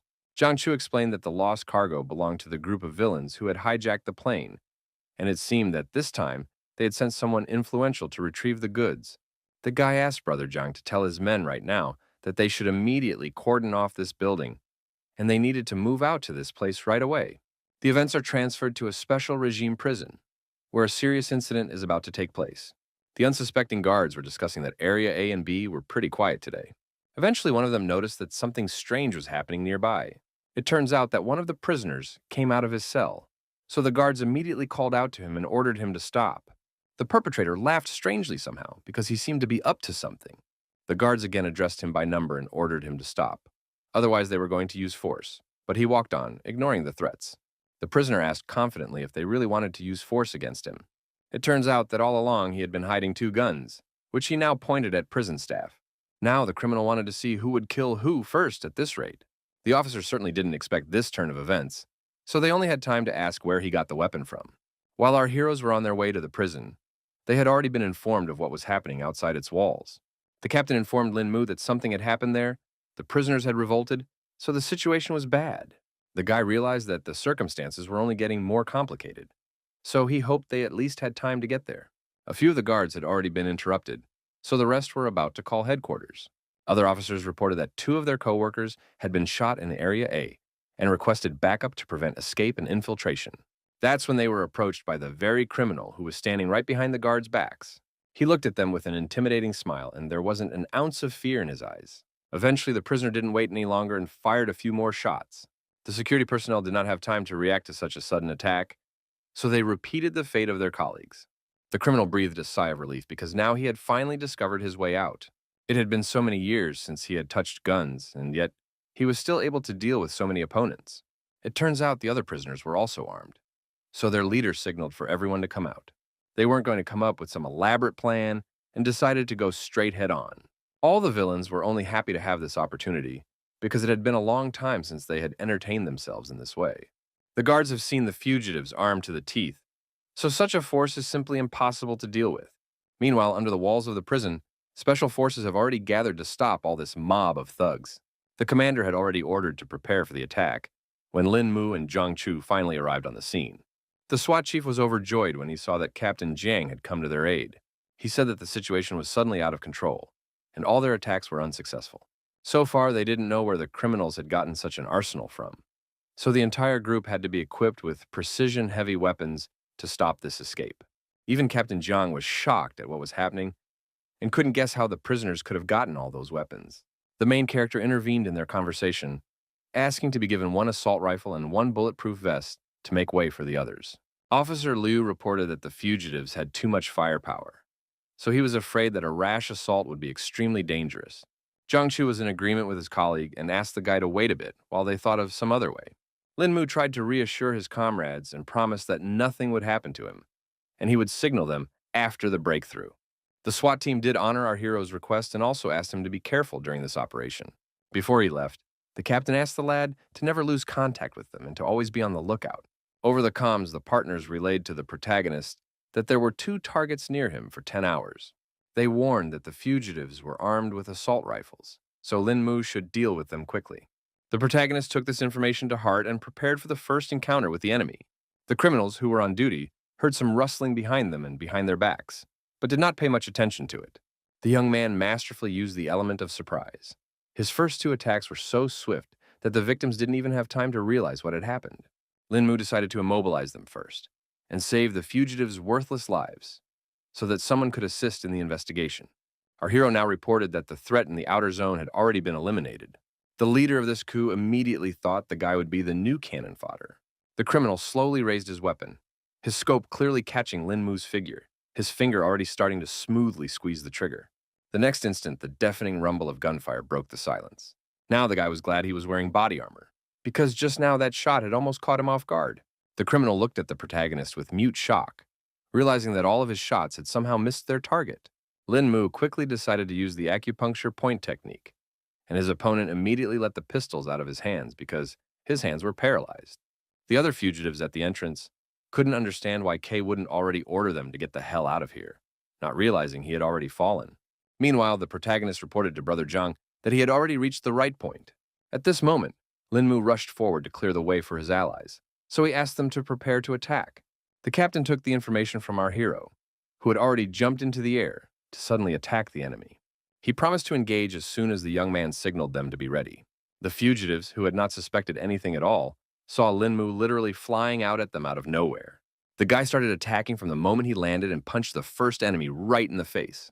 From the powerful blow, the prisoner flew helplessly to the side and was no longer a threat. The other criminals thought that this kid was just looking for his death and were about to open fire on him. A smirk immediately appeared on the protagonist's face, and he declared that death awaited only his opponents. Suddenly they noticed that the young man had vanished somewhere, and now they didn't know where to aim. Lin Mu suddenly jumped out from a completely different place and began mercilessly shooting everyone in his path. The opponents, who were in a different position, had time to react to this attack and were now going to focus their fire on our hero. The guy immediately read what his opponents were going to do and began to run away from the bullets rapidly. No one could understand how the boy had such speed that made them unable to hit him. The protagonist thought that it was his enemies who were too slow and were already in a different location. So an opportunity for him to attack opened up. The young man was acting on his old tactics, so he attacked the hands of his opponents again to paralyze their hands. In a second, all the armed prisoners were already lying on the ground with no way to continue this fight. Lin Mu radioed that the entrance to the prison had been cleared, so the squads could begin their assault. The commander gave the order in a sharp voice, and the soldiers instantly began checking their ammunition, their movements honed to automaticity before the coming battle. He also said that the attack should neutralize all fugitives at first contact. Captain Zhang immediately found our hero to thank him for his help, because it would have been much more difficult without it. The guy also said that he smelled a strange soil odor during the shooting, so he wanted to go back and find out what it was. Zhang Chu immediately suspected that perhaps someone with superpowers had cast a curse and allowed his comrade to go to that place while they dealt with all the other enemies. Our hero started inspecting the area and saw that the cells are made of reinforced concrete, so it is not yet known where the smell of earth is coming from. The young man began to feel that the farther he went, the stronger that scent became. He finally realized that the strange smell must be coming from one of the cells. Lin Mu went inside and realized that other than the strong, earthy smell, there was nothing suspicious here, so he couldn't understand what the problem was at all. He crouched down beside one bunk to take a closer look at the cell, and still noticed one interesting detail. It turns out that somewhere under the bed, a ragged piece of paper was visible, which the guy immediately reached for. Now the situation is clear, and the protagonist finally realizes what was going on. He realized that these fugitives had managed to dig a huge tunnel that helped them escape from here. Lin Mu suspected that they couldn't have run far, so if he moved out now, he might be able to catch them in time. In the end, the young man's guesses came true, and most of the prisoners were already fleeing through the forest. It turns out that their guide was Tu Fei, who sensed a dangerous aura approaching, causing him to tense up.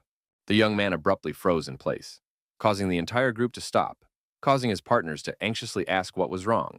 The leader explained that he sensed someone approaching them, so he asked all the prisoners to go on without him while he covered the entire team.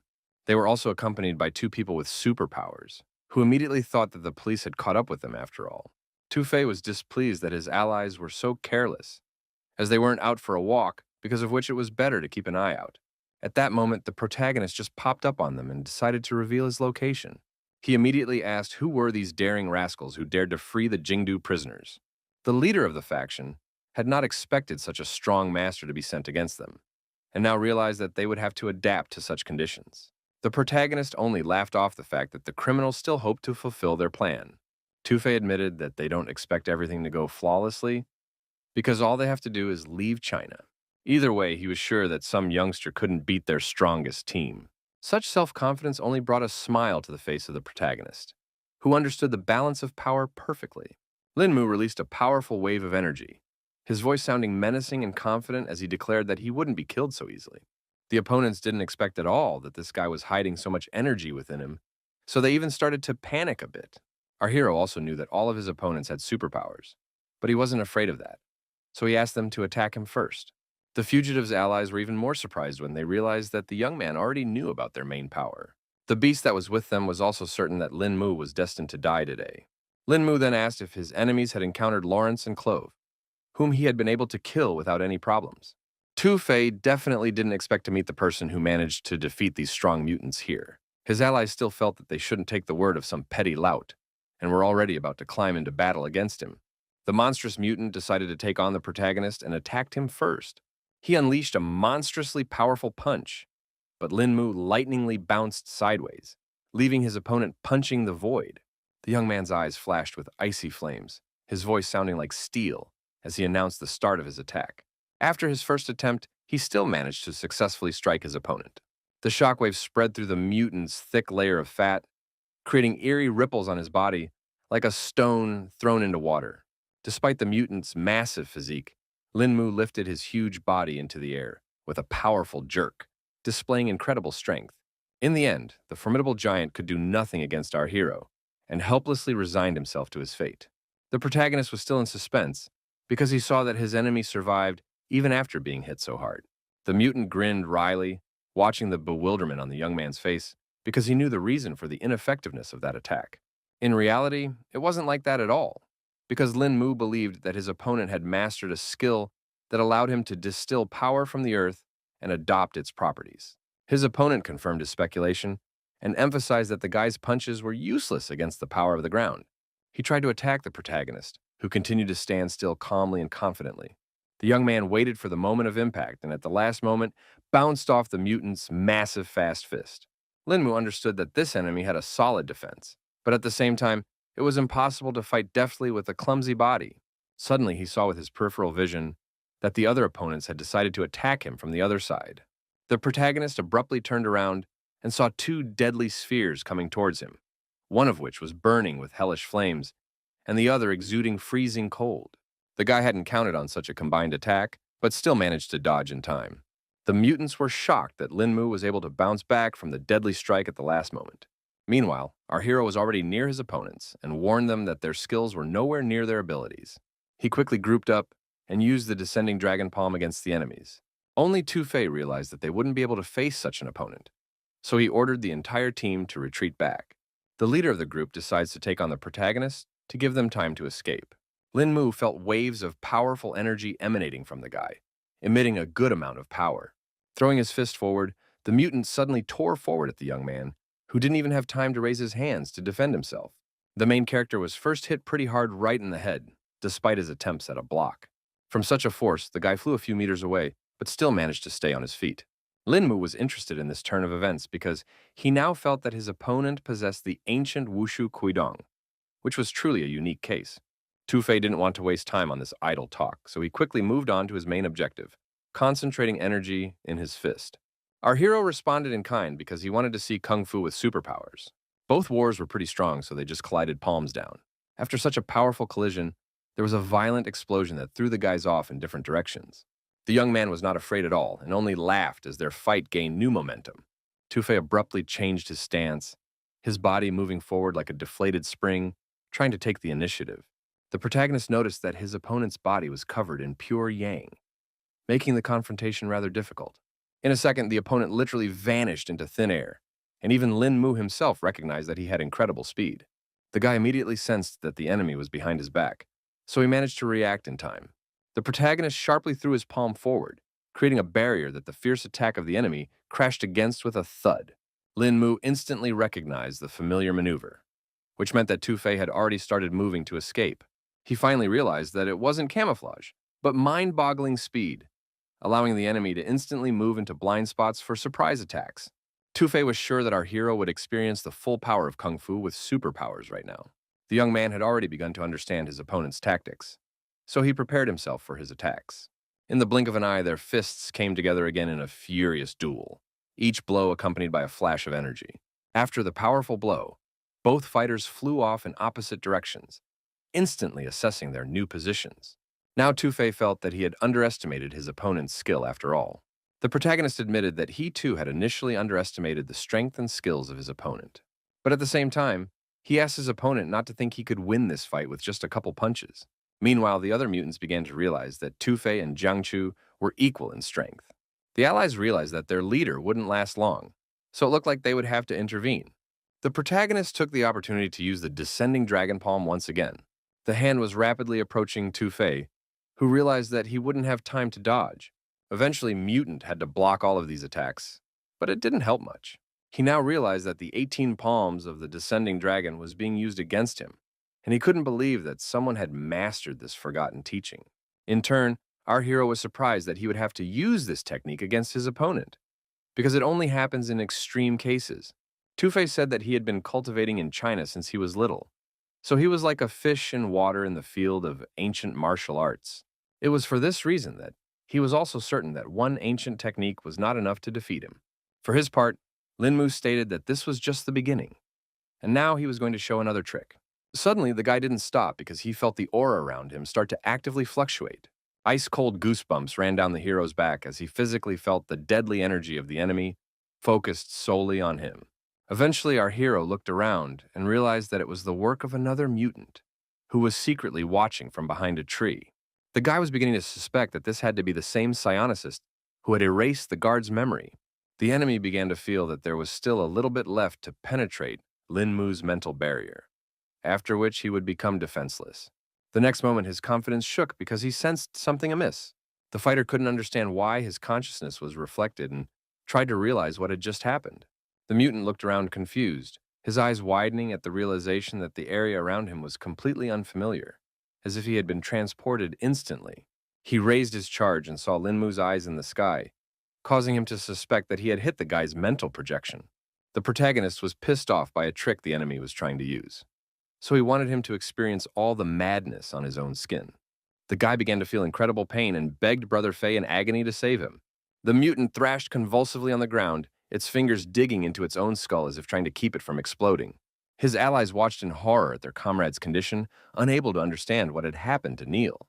They began to suspect that the guy's abilities were out of control, causing such a terrible condition. Meanwhile, Tu-Fei and Linmu continued to exchange strong blows, but neither of them hit their opponent.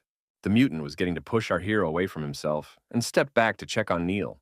Brother Fei quickly ran up to the guy who was still rolling on the floor in agony and asked him to hold still to allow him to be examined. He probed with chi energy at Neil's head, who couldn't stop screaming that he was in a lot of pain. Eventually, Tu-Fei realized that things would be too bad because their ally was seriously injured. He explained that their comrade had just been subjected to a powerful mental attack, causing his spinal cord to be paralyzed. The mutant guessed that it was the main character's doing and asked him how he was able to pull off this stunt. Guy emphasized that he didn't have time to babysit his enemy and suggested that Neil might have caught up with some heavenly punishment. Tu-Fei chose to believe his words because he had seen with his own eyes that Linmu didn't have the ability to be distracted by others. In fact, our hero's soul was at a high level even though he had lost his former cultivation, which helped him deal with the psionicist. It was for this reason that for such a weak soul, an encounter with a young man turned into a shortcut to the other world. The mutant realized that the guy had decent strength because he was the first equal opponent. But also Tu-Fei regretted that our hero was a leaguer, because with his abilities, you could bring the whole world under him. Linmu emphasized that a true cultivator should follow the righteous path and do good, not gain wealth through iniquity. He was certain that only the noble ones could absorb the boundless energy of heaven and earth, so one must discard the source of all evil to attain greater power.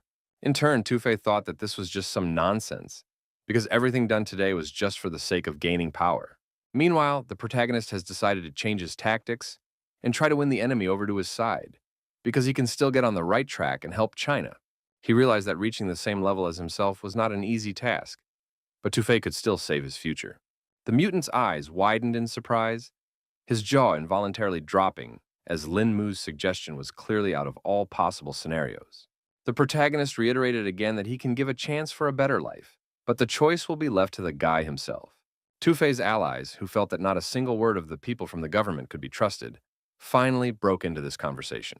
Eventually, the leader ordered Tatas to take all the wounded while he dealt with the enemy. No one could understand what Brother Fei was saying because there was no way they could abandon their comrade. Tu-Fei emphasized that they couldn't even realize this person's strength, and warned that no one would be able to leave this place alive. Eventually, Tudis realized they would have to leave, and hoped the leader would catch up with them after all. Then everyone quickly climbed on the giant to get away from here as quickly as possible. In an instant, the ground beneath the mutant and his companions opened up, completely swallowing them. The protagonist watched closely and realized that his opponents had just simply fallen through the ground. In truth, Tu-Fei wanted to give up after such a sermon, but he was afraid that he could no longer turn from his path. The young man accepted his enemy's choice and stated that he would definitely fight him at full strength now. Suddenly, the opponent let out even more energy to show his perfect form. Linmu watched as he continued to increase the load on his body with superpowers, not at all afraid that it would cost him dearly. Tu-Fei didn't even realize that the young man had such knowledge of superpowers. However, he feared that the protagonist had no idea how much power the mutant could hold within him. After that, the subscriber immediately attacked Linmu, who did not expect to see such a deadly speed at all. At the last moment, the young man still managed to put up a block, but Tu-Fei's fist was already too close. Thus, the mutant was able to throw our hero back a few meters without any problems. During his rather long flight, Linmu had used the Nine Suns block to protect his body from serious wounds. The guy still managed to successfully bounce off and regroup, to now consider that the enemy's strength had indeed increased by several dozen times. It would take at least 5 times the force to create such a shockwave, which now looked rather amazing. The protagonist became as serious as possible because he realized that now he had no right to make a mistake. At this moment, Tu-Fei began to catch up with the young man and laughed at the fact that he seemed to have now realized how powerful superpowers were. In any case, the young man felt that compared to true chi, this was all just like child's play. But it wasn't that simple, so our hero froze in place again in shock, not expecting such a strong opponent. Tu-Fei once again attacked Linmu and suggested that he try to endure a couple more of these blows. Even such a high-level master couldn't resist the mutants' combined attacks and flew from side to side through the forest. The situation was getting worse, and at this rate, even the 18 palms of the descending dragon would not be able to penetrate such an enemy. Our hero was beginning to feel that now all he had to do was use his last hold. Tu-Fei felt that his strength was already enough to knock Linmu down and reminded him that he couldn't be defeated by some kung fu technique alone. The young man agreed that now that his enemy had revealed his full power, he had nothing more to hide. In that case, our hero wanted to see a worthy enemy, so he asked Tu-Fei not to disappoint him. A second later, she attacked first, so her opponent didn't have time to react to it. The mutant froze in bewilderment, his brain frantically trying to realize what unfathomable technique the enemy had just used. He recoiled in horror from Linmu's unknown strength and cried out slightly in pain. Tu-Fei had already grabbed his arm, which was badly injured from the young man's punch. The guy finally realized that our hero had just used the bone-style Mianzhang against him. Linmu decided not to hide his attack and explained that this particular technique could weaken his opponent quite well. The mutant admitted that the kid had caught him off guard because no one would have guessed that he had been able to master the ancient arts of Jigan and Jizu at such a young age. Still, he felt that even such high-level techniques wouldn't be able to save our hero from death. Despite such serious threats, Linmu didn't believe that the opponent wanted to neutralize Mianzhang's weakening effect by adding more strength. Tu-Fei confirmed his crazy intentions and noted that this was the only way he would be able to understand how this technique weakened him. And then the young man would definitely lose. The protagonist still did not give up and accelerated for another strike, emphasizing that the opponent should not overestimate himself. It turns out that while the mutant was focusing on his defense, Linmu managed to find his weak point. Only now did Tu-Fei realize that this entire fight was a huge distraction. In just a second, the guy was already flying off to the side, feeling the full power of true chi on him. He crashed into the ground with a deafening rumble, as his body had no time to react to the protagonist's lightning-fast attacks. Now Tu-Fei could hardly stand on his feet, so he thought that he had encountered a real devil. Suddenly, from somewhere out of the darkness, Linmu's hand appeared, who was already about to use the cloud-dispelling stroke. It was still hard for the opponent to realize what was being done by the protagonist, who was definitely not going to stop. At the last moment, he managed to put out his arms and let out sharp spikes from his body to protect himself from Linmu's strike. Despite his defenses, the young man found a gap and lightning fast. His fist was already rushing towards the stunned Tu-Fei's face. The mutant didn't expect at all that such a simple technique could release such a large amount of true chi. In the final phase of the fight, Tu-Fei could not even raise his arms, which made his face a target for our hero's fists. The guy only managed to fly off in different directions and could not attack his opponent. He realized that Lin Mu was using two completely opposite true chi and couldn't guess how such a thing was possible. The protagonist guessed that the enemy would definitely be interested to know how he switched between the two polar chi so easily. Tu-Fei knew very well that people who could cultivate true chi were extremely few, and even they only mastered close chi. Eventually, the young man admitted that it was all a credit to Tai Chi, which he had only recently learned. The mutant was even more surprised because he had previously thought that this martial art only existed in legends.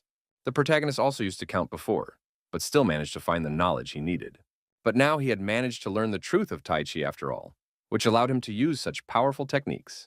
Linmu explained that to know Tai Chi means to know the world from beginning to end, to see all things as one. To demonstrate his strength, the guy decided to destroy one tree, which is now shattered into small pieces. Although our hero had only mastered the first stage, it was already enough to demonstrate the full power of Tai Chi. Tu-Fei could now only think of this power instilling terror in anyone who saw its effects. He collapsed heavily to his knees. His head bowed submissively and his lips whispered one last plea for a merciful death. The protagonist asked his opponent to just get out of here because he can't fulfill such a request. Tu-Fei couldn't understand what the reason for the rejection was, and thought that he wasn't worthy of even a couple punches. In the end, he decided not to wait for Lin Mu's decision and end it all on his own. The young man quickly intervened and gave his opponent a hard slap to finally come to his senses.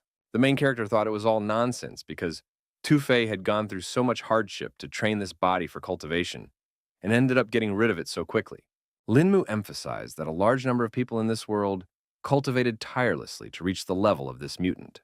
At that time, the guy revealed that he had been hanging around with local bullies since he was a little kid to get a chance to practice martial arts, all for a chance to cultivate true chi. But after that, those superpowers appeared, causing him to go off the path of cultivation. There was nothing in common between the ability to cultivate and the gradual development of true chi, so Tu-Fei was afraid that it was already too late for him to do the right thing. Our hero reported that he was deeply mistaken because it doesn't matter when the heart is on the right path. It was only now that Tu-Fei realized that he actually had a chance at a normal life. Lin Mu decided to end this conversation because the police would soon arrive on the scene and let the mutant go if he didn't want to be caught. In the end, the lad thanked the master for all these instructions, and before parting, they exchanged their names. After that, the protagonist went to the police station, where everyone thanked him for the successful completion of the operation. The young man felt that he didn't need so many thanks for him, and informed him that there was someone he wanted Zhang Chu to meet. There was a bound mutant lying on the bunk, but the captain had no idea what Lin Mu was up to. Our hero explained that it was the psionic Neil who was behind all of their organization's troubles. The man asked what had happened to the guy, and Lin Mu told him that the guy had tried to get into his head during the battle, but had failed for some unknown reason. The young man assumed that Neil couldn't handle his power and ruined his nervous system, so he became an ordinary vegetable. He also added that there were 4 other fighters with abilities with this mutant, and one of them let them hide underground. But still, they couldn't get their psionic. Zhang Chu realized that this gang posed a great danger since they were able to escape right out of the hands of the protagonist. The guy also hadn't forgotten that one of the fighters appeared to be almost equal in strength to him. The captain was surprised when he heard that Lin Mu had met a worthy opponent, and immediately asked what ability the enemy had used. The protagonist revealed that he used an unconventional method, and combined superpowers to advance in ancient martial arts. Jiangchu was shocked after such news, because it was the first time he had heard of such an approach, and he couldn't understand how such a thing was possible because the body should reject such a power. Lin Mu was also clueless, but he knew for sure that his opponent was perfectly fine. They decided to end the subject for now, because the captain remembered that after the incident with the hijacking of the airplane, the head of Van wanted to meet with the guy. The young man was surprised because he hadn't heard the name yet, so he wanted to find out a little more information. The man explained that the gentleman wanted to reward our hero for freeing the hostages and thank him for saving his daughter. Lin Mu had learned back on the plane that things weren't going well with Mr. Wen with her daughter, so he was surprised at such a reason for the meeting. Jiangchu only laughed and explained that our hero had a completely wrong idea about the chapter, so he would personally understand everything after the meeting. The protagonist resigned himself to the fact that he would need to fulfill this request, and the man informed him that he needed to pack his belongings as early as possible and head to the right place as early as tomorrow. Events then continue at the Qin family's country estate, where Tu-Fei has returned after his defeat. The head of the family at once inquired of the lad how his last case had gone. The guy said that thanks to mutual aid, he was able to avoid a lot of difficulties. So the goods and people of Solinar have already been delivered. The old man was happy about the news because the deal was a big one after all, and offered to talk it over in private. In addition to that, Two-Face said that he would have another small request. He handed him some piece of paper and asked the old man to look at this. It turned out to be a photo of the main character, so Mr. Chin inquired as to what kind of business he had with this young man. The guy said that this man's name was Lin Mu, and they had encountered him in a fight on this case when Tu-Fei had almost gone to the other world. The head of the family didn't expect the Chinese government to have such masters, because on the surface, Lin Mu was just a 20-year-old brat. Tu-Fei continued to say that this young man had overpowered him, but then allowed him to leave. So he suspected that this was not just an employee, because of which it was better to find information on such a person. Mr. Chin felt that no matter which way one looked at it, this young man was still helping the government, and looking for information on him would be difficult. In any case, the guy was trying to change Chin's father's mind because consider that he would be doing it for his own business. The next day, the protagonist went to Guangdong with his girlfriend and were now trying to find a cab for themselves. It only took them a few minutes to find a car, and the guy immediately asked the driver to take them to Yilin residence. Yao Shenxian wanted to know who this Principal Wen was, but the problem was that even the guy himself wasn't sure of this information. The young man immediately recalled the moment when the man's daughter had spoken to the bandit and complained about her father. But at the same time, Lin Mu remembered Brother Zhang's words, saying that our hero had a mistaken opinion about this gentleman. Eventually, they reached the residence rather quickly, which looked simply gorgeous. The protagonist immediately warned the girl that she was sure to stick close by, despite what other people would say. They were met at the entrance by a female employee who immediately guessed that these young people were waiting for the head of Wen and asked them to follow her to this meeting. She invited the dear guests to taste tea and relax in the waiting room after the road. The girl also announced that Director Wen would be arriving at their place any minute. Lin Mu, studying the area around him, sensed that two people were approaching the room, which meant that the man had come with someone else. The gentleman finally went inside and immediately apologized for his tardiness.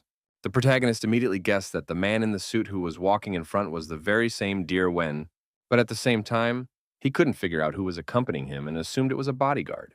In addition, Lin Mu noted that this fighter had a light, almost soundless footstep, which meant that he was an unusual person. The man held out his hand to say hello to the young brave, explaining that he had been greatly delayed in his previous meeting, causing him to keep his guests waiting. Our hero didn't see this as a problem because they themselves had just arrived at the residence and didn't have a particularly long wait. In addition, the guy decided to introduce his partner Yao Xianxian, expecting Director Wen to do the same. The girl also shook his hand and whined that she was glad to make this acquaintance. It turned out that the man was familiar with the work of the actress and singer, so immediately recognized her. Mr. Wen explained that Rongzhen just loves her music and hasn't missed a concert yet. Yao Shenxian was very pleased to hear such words, and because of this, she was truly flattered. In the end, the principal finally cut to the chase and explained that there was a bodyguard named Yang Guangqing standing to his right. The protagonist then immediately extended his hand to cement his acquaintance with this fighter and introduced himself in return. Now Lin Mu made sure that he had met another master. In turn, the bodyguard could not understand how the young man was able to achieve such a high level of strength. As they shook hands, Yang Guangqing felt an incredible surge of true qi, causing his own energy to collide with it in a ferocious confrontation. Our hero also recognized that this guy was quite interesting because, contrary to expectations, he was able to skillfully suppress two true qi.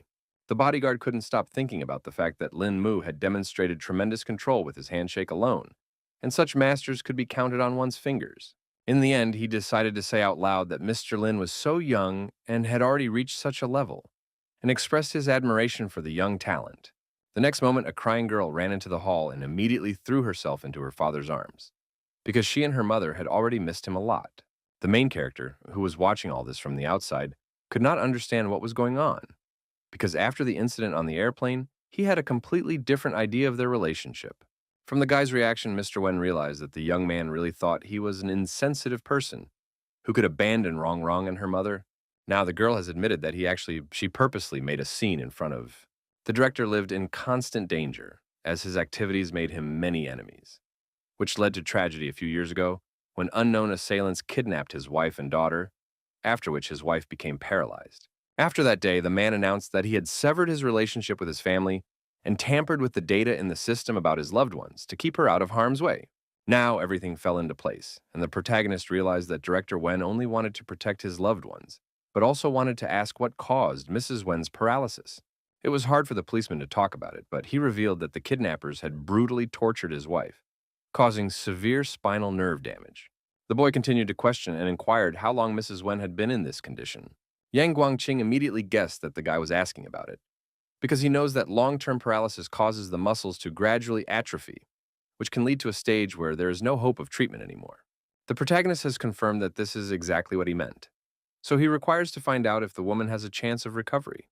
The man said that in the year his wife was paralyzed, they tried the most advanced medical technology, but all was in vain. However, they still didn't give up, and all these years, every day, Ian would give his wife a foot massage to keep her muscles working. The bodyguard assumed that Mr. Lin knew a famous healer who could help them with this problem.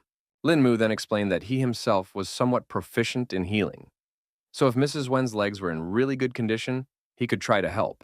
Mr. Wen hopefully grabbed the guy's shoulders and asked if he really had a way to heal his beloved.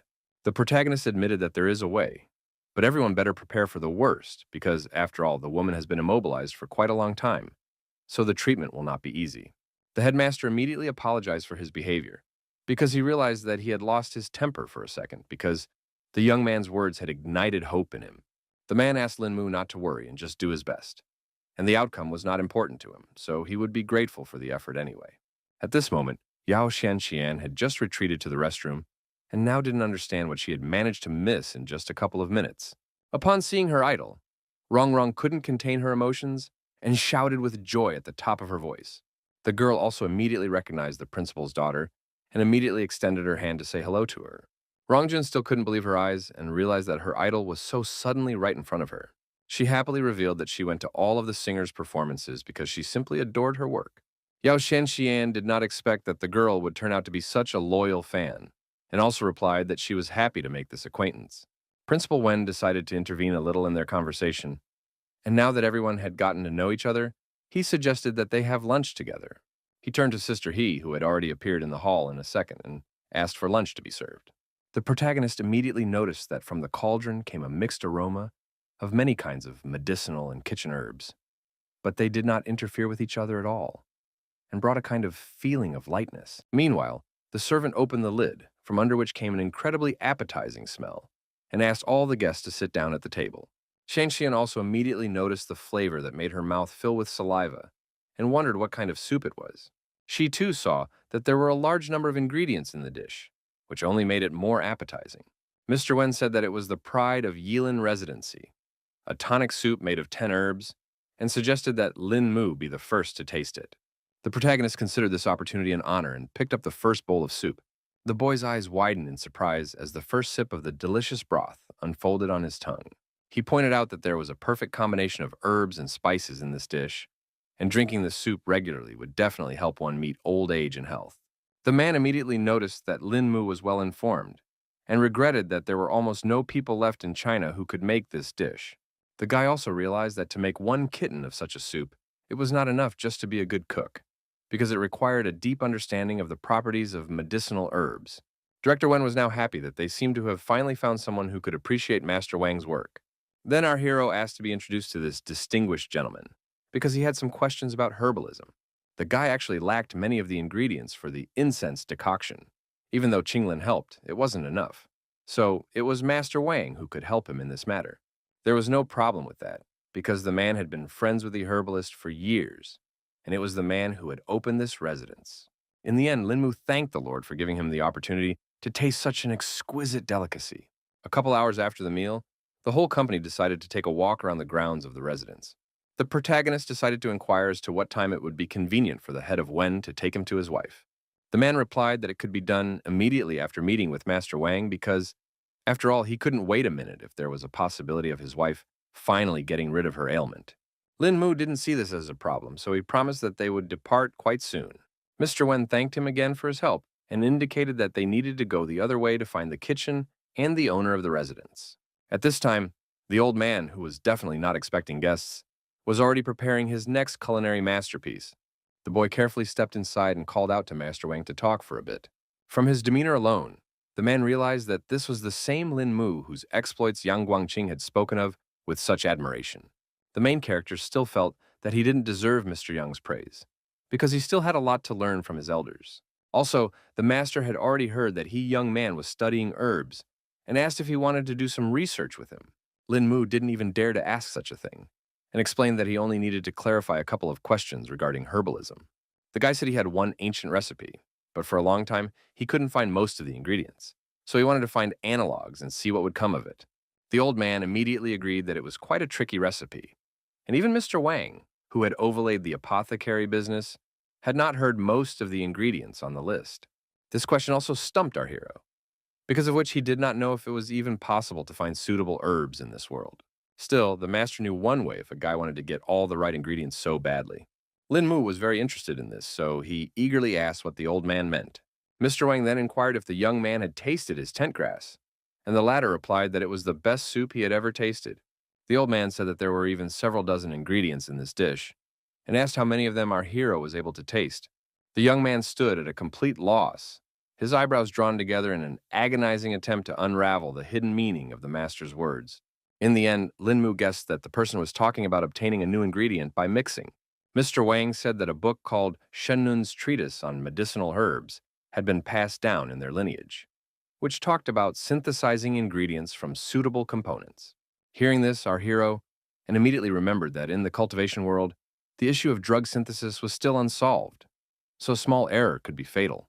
It is for this reason that so few people in alchemy dare to do blind testing, and most rely on long-standing practices.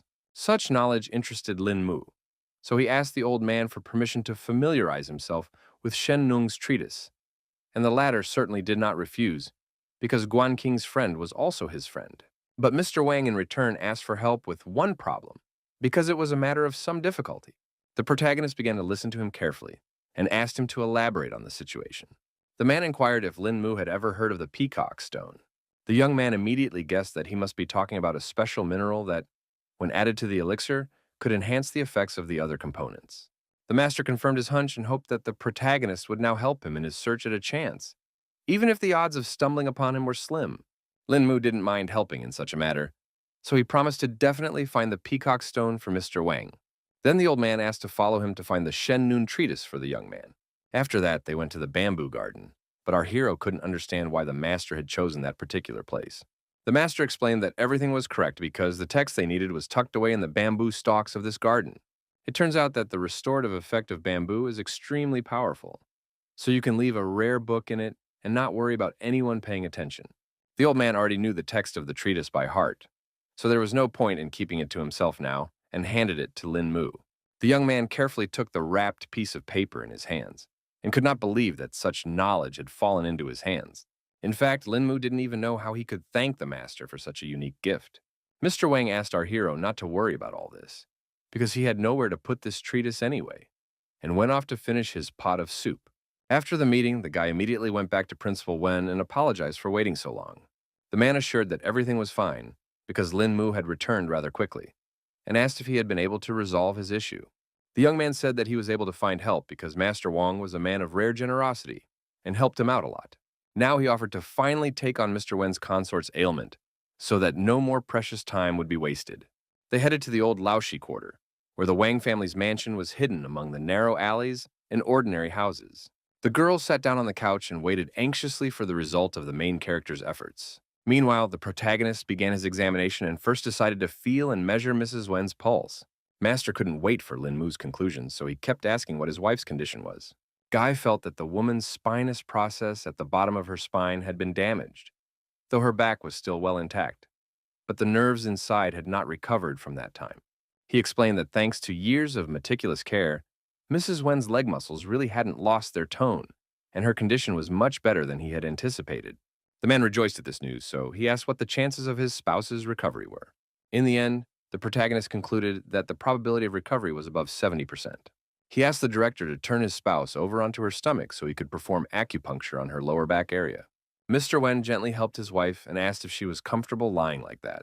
Lin Mu couldn't stop being happy that Master Mu had passed down the secret acupuncture technique. He filled with his energy and was already confident that this technique should heal Mrs. Wen.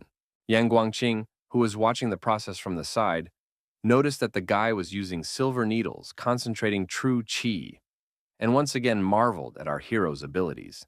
Meanwhile, Lin Mu asked his patient not to worry, promising that the treatment would be quick and painless. In fact, the woman hoped it would hurt at least a little, because after all these years, she had already forgotten about the feeling. The protagonist didn't wait any longer and started executing his secret technique. He was going to take yin and return yang to Mrs. Wen's body using needle convergence. Lin Mu was as serious and concentrated as possible because now he had no right to fail. The bodyguard never ceased to marvel at his fine control of the force and was sure that if he maintained such precision, everything would go off without a mistake. Mr. Wen was also in mute shock because his spouse's lower back seemed to be enveloped by some silvery gas. After a couple seconds, our hero felt that the damaged nerves in his lower back had already fully recovered. So now what was left was to inject the needle with true qi to revitalize again. Gathering the energy in his palms, Lin Mu smoothly but confidently directed its flow into the woman's body, where it began its healing work. The guy finally reported that the treatment was successful and asked the director to roll the spouse back onto her back. The man asked his beloved how she was feeling, and she replied that she seemed to feel something in her legs. The protagonist explained that the focus of the lesion had already fully recovered, so the patient's body only had to go through the process of adaptation. The headmaster was incredibly happy about this news, and now he didn't even know how he could thank Lin Mu. The guy asked him not to worry about it because the man himself had been a great help long ago when he met Mr. Wang. After that, the man stayed to give more massages to his dear wife, and our hero was left to rejoice that their family would be reunited again.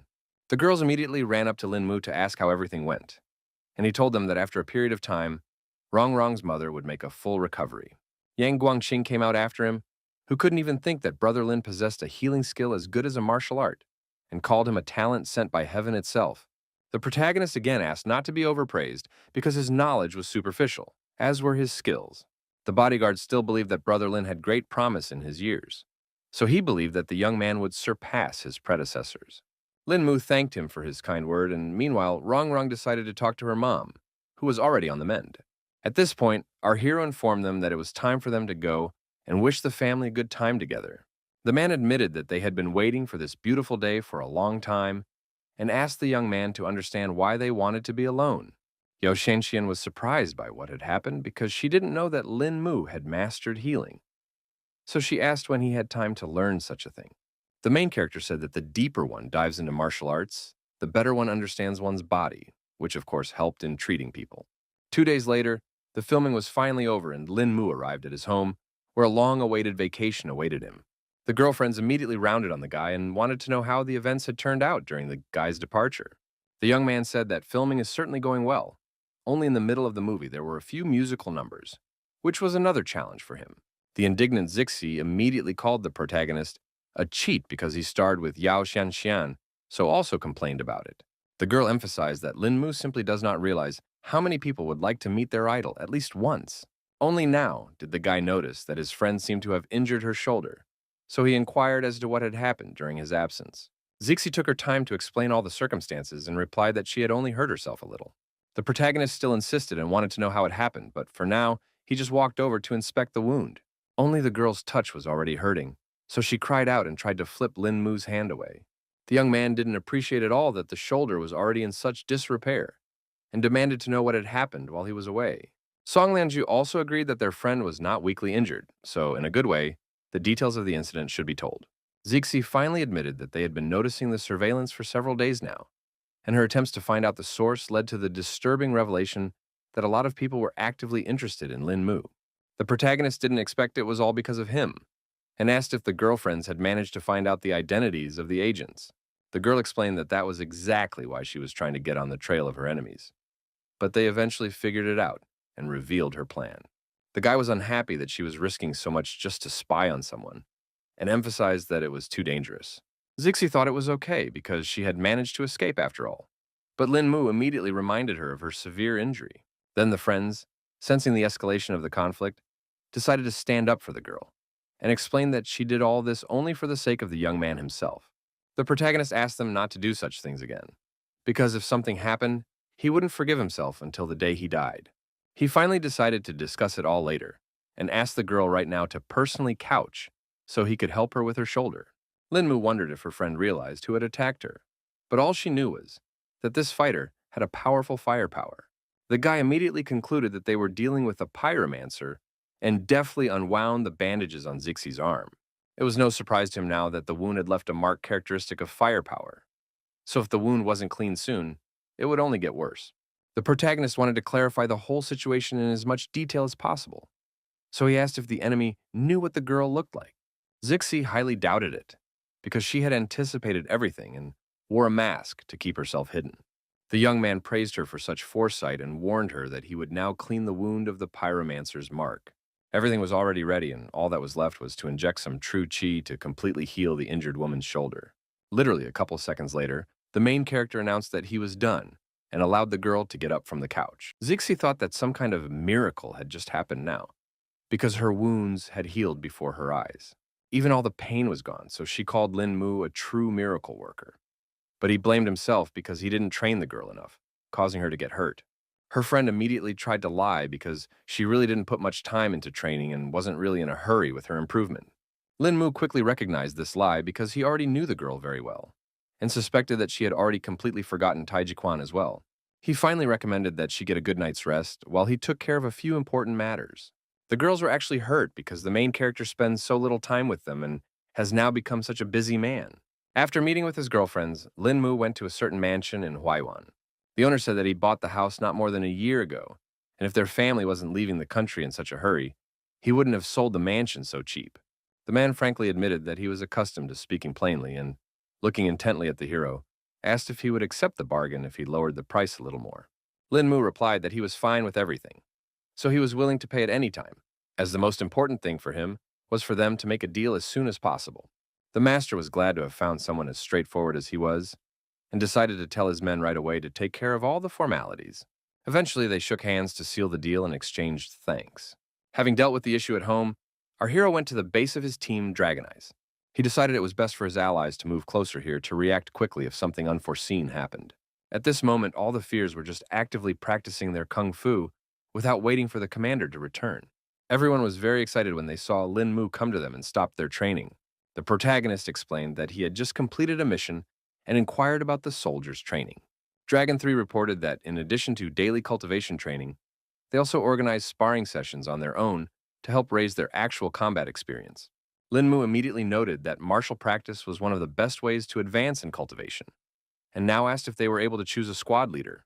All the fighters immediately lined up and reported that they nominated Dragon 3, Dragon 5, Dragon 14, Dragon 19, and Dragon 23 for the role of commander.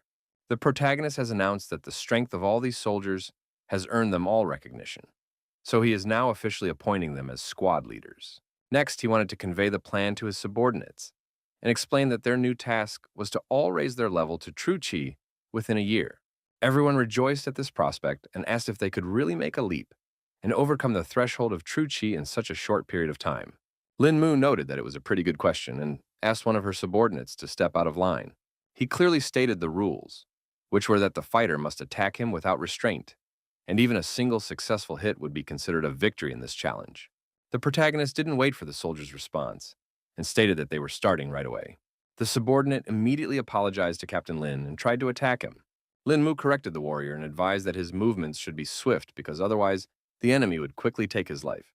The soldier realized that completing the captain's task would not be easy, so he tried to think of another strategy.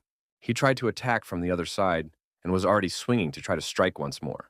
The protagonist was still able to dodge such an attack, so he kept yelling that it was too slow. Lin Mu coldly stated that with such slowness, the fighter was only interesting as a training target for practicing basic strikes. Eventually, the soldier was unable to resist the strength of his commander and fell to the ground. The other fighters noted that Captain Lin seemed to have overdone it with his last strike after all. The protagonist explained that in order to quickly raise his chi level, he was willing to personally conduct a real battle with each of the Dragon Eyes without sparing his strength. The subordinate reported that he was fine and thanked Lin Mu for such a lesson anyway. After that, the guy handed Dragon 3 a list of healing remedies that he should get from the main headquarters and bring to the base as soon as possible.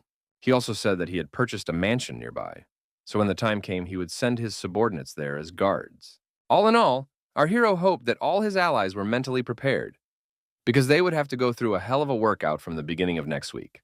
After that, Lin Mu traveled further on his business and came to Yinghuang Zhaoge. The guards at the entrance immediately recognized young Master Lin, so they now let him inside without any problems. The guy inquired if Chen Ming was on the top floor because he had come specifically to meet him. The staff member at the entrance confirmed this. and explained that he had to go straight down the hallway and then up the stairs. After a couple of minutes, the protagonist has already met with a man who immediately inquired about the reason why the young man decided to come to visit him. Linmu explained that he had come to get his acquaintance's opinion on the surveillance of him and to find out the information he knew. The bandit said that they had indeed heard similar rumors before and feared that this was not a simple case. Hearing such assumptions, the guy immediately tensed up and wondered why the acquaintance was talking like that. Tianming explained that after receiving the news, they had secretly sent people to reconnoiter, and as a result, they all died because of the pure and quiet work of some unusual professional. The young man realized that under the circumstances, only his acquaintance could help uncover the truth, especially if professionals were behind it. But for now, he preferred to temporarily postpone the investigation. It turns out that Lin Mu came to the bandit to offer to start a security company and turn his affairs into a serious business. The gang leader definitely didn't expect to hear such an offer, but our hero relied on him because he heard that there were many retired military men in Jundao. The protagonist was sure that these fighters would be much better able to fulfill their potential by providing security services and performing tasks around the globe. Tianming was still afraid that there were some difficulties in setting up such a structure, and right now every clan was secretly preparing their own personal guard units, so someone was bound to put sticks in the way. The guy was well aware of all these risks, so their company will not be registered domestically, and at first, there will only be a branch of the company here. Now the man was well aware that the young man had thought it all out long ago. Anyway, our hero was already going to find people to help with overseas registration, and Chen Ming had to make sure to lure decent cadres to their side. Lin Mu had come to the important realization that relying on himself alone was not enough to have a firm foothold in this world. So it was time to create his own business and a solid foothold. After that, our hero went to Lo Bi Yun to talk about how he wants to register a European security company. The girl was surprised at such plans, but Lin Mu explained to her that he wanted to do something like Blackwater. Bai Yun agreed that owning something like this in China was indeed unlikely, but in Europe it was a different matter. She immediately suggested choosing Italy for the case, but the protagonist did not fully understand why this country. Then the girl explained that there were only two countries in the world for this kind of company, namely Italy itself and their eastern neighbor Japan, which didn't fit all the conditions so much. The protagonist absolutely trusted the choice of his businesswoman acquaintance and chose a European country without any hesitation. Finally, Luo Biyun decided to ask why Lin Mu suddenly decided to start his own company. Without hiding anything, the guy revealed that Guangdong is now a complicated environment, so he has a lot of important issues to deal with, which he needs to prepare for now. The girl had agreed to help him register the company, so now the foundations had been laid. After that, the protagonist went to a military hospital to visit someone. He recalled the last conversation with Duan Fusheng, who had turned out to be a very trustworthy old man, so it would be good to have the support of such a person. At the entrance, the young man approached the receptionist to find out which room head Duan was currently lying in.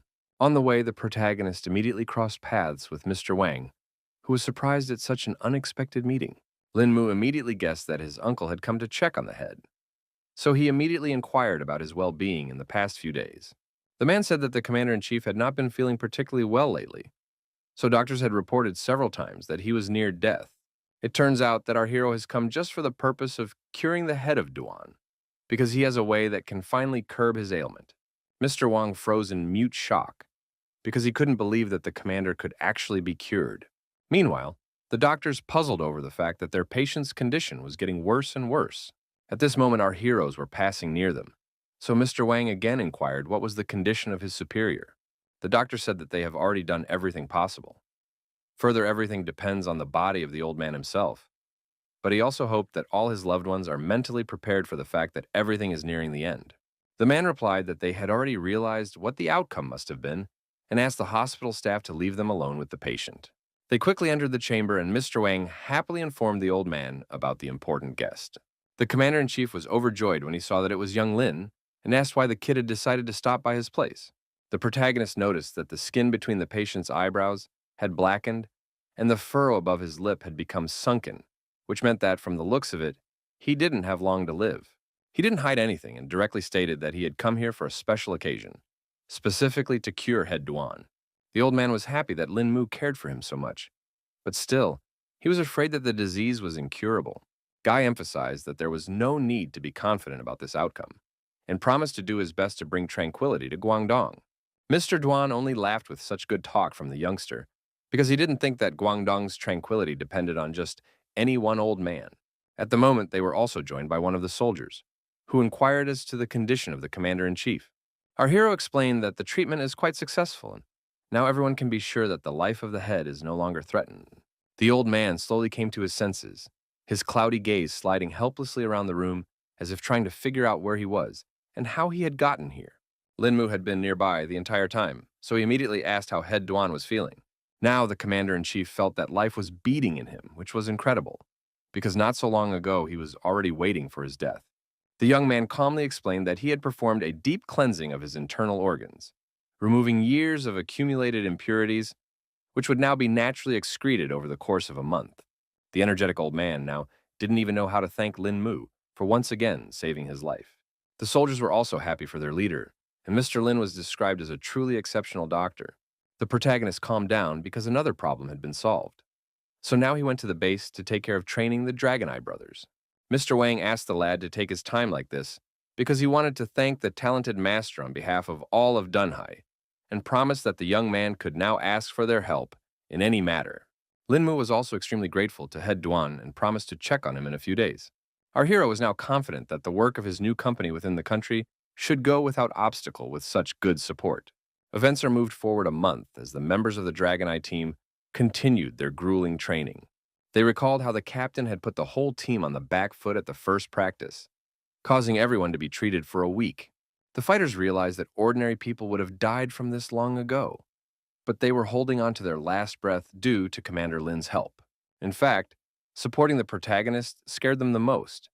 As everyone caught in his arms envies the dead, Lin Mu suddenly found himself behind the backs of his subordinates and noticed that they seemed to be well rested already. The squad leader then immediately ordered everyone else to stand up and line up in front of their leader. Our hero reported that it had already been a month of training, and the number of true key-level Dragon Eye cultivators had increased from 9 to 14. He was pleased with the results and thought it showed the obvious effect of his rigorous training. Although a few people have not yet reached the level of true Qi, the intensity of the training will continue, and they will definitely succeed. All the soldiers didn't mind and were willing to go all the way to the end with Captain Lin to achieve high success.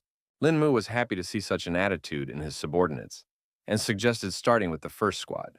The protagonist stood in the center and asked all the fighters to show what they had learned along the way. The team members also asked for guidance from Captain Lin to further work on their mistakes. The first soldier overcame his fear and lunged forward, his fist whistling through the air, aiming precisely at the target, just as the commander had ordered. Lin Mu noted that he had pretty good speed, but accuracy was still lacking. Our hero was still able to dodge all attacks with no problem, so he ordered his team to attack all at once. After only 15 minutes, all the fighters hit the ground without strength and once again lost to their teacher. The captain announced that this was the end of today's training and praised all the students who had done well today. Everyone around them could not get up from their seats because the pain from the wounds was too strong, and the attempt to move caused new waves of agonizing spasms. The main character realized they needed help, so he asked everyone to relax so he could heal all their bruises. Lin Mu concentrated true Qi and used the awakened spring, enveloping the entire hall with energy. He warned that for now, the pain would remain, but in any case, the soldiers could already at least move around on their own. The team member who was in charge of medicine said that he had already prepared the medicines, so everyone could go to the infirmary and be treated themselves. Our hero began to notice that the fighters were getting used to this pace of training and indicated that they would meet after they had fully recovered. After the training session, Lin Mu went to the office building where they were already waiting for him. Tianming revealed that their company had now leased this large office as young Lin had requested. The guy was satisfied with such successes, but noted that it would be possible to rent a simpler building because the Saber Group was just taking its first steps. The protagonist decided not to muse on the subject and asked how his comrade was getting on. The man said that so far everything is going smoothly and about 1,000 people want to join them, which is far beyond expectations. Lin Mu was glad that events were unfolding this way, but he also warned that the company only wanted the best of the best, so the selection should be well controlled. Tianming smiled softly and reassured reassuringly that all these moments were under his watchful control.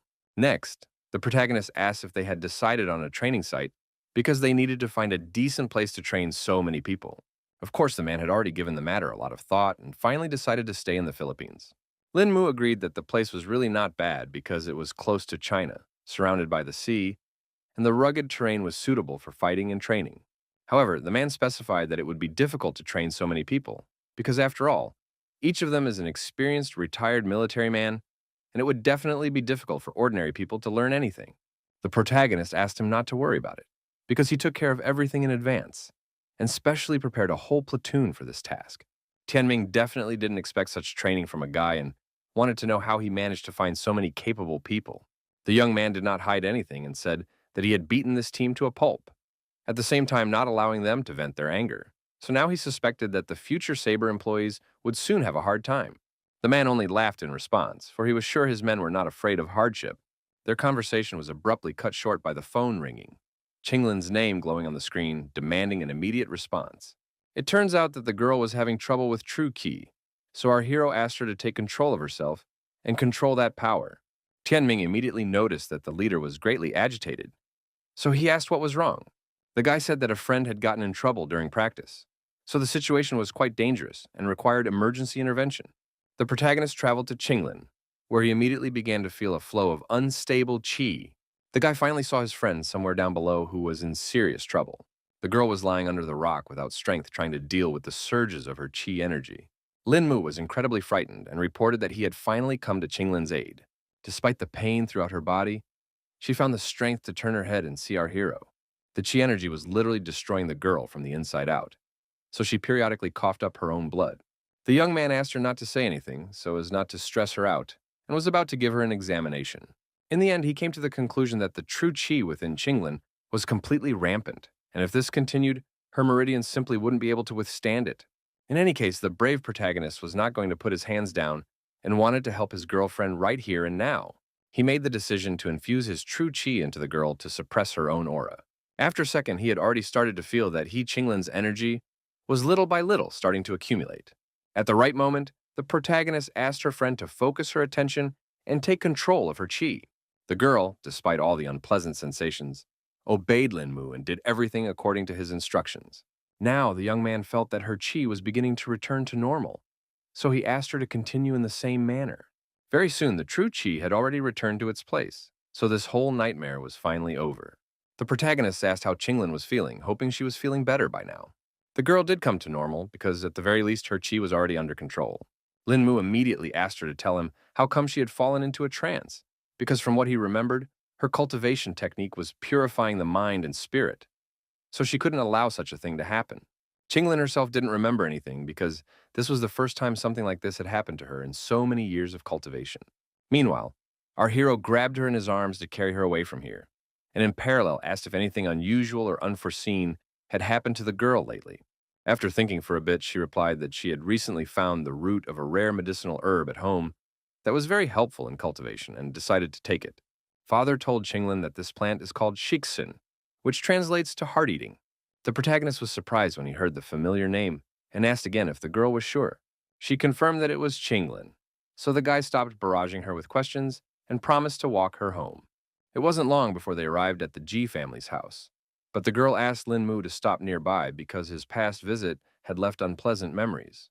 The lad took no offense at all at this, for such a trifle cannot lay his heart low. At this moment, one of the estate staff appeared on the horizon and inquired on what business a guest was visiting a lady so deep in the night.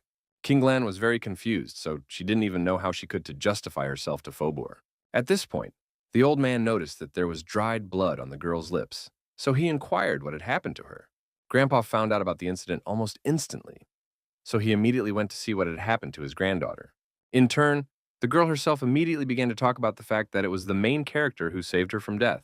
Mr. G immediately began to suspect that it was because of the attention of Qinglin's friend, whom he disliked so much. The young man stood silently by, but was outraged that the old man still had the nerve to say such things about his granddaughter's savior.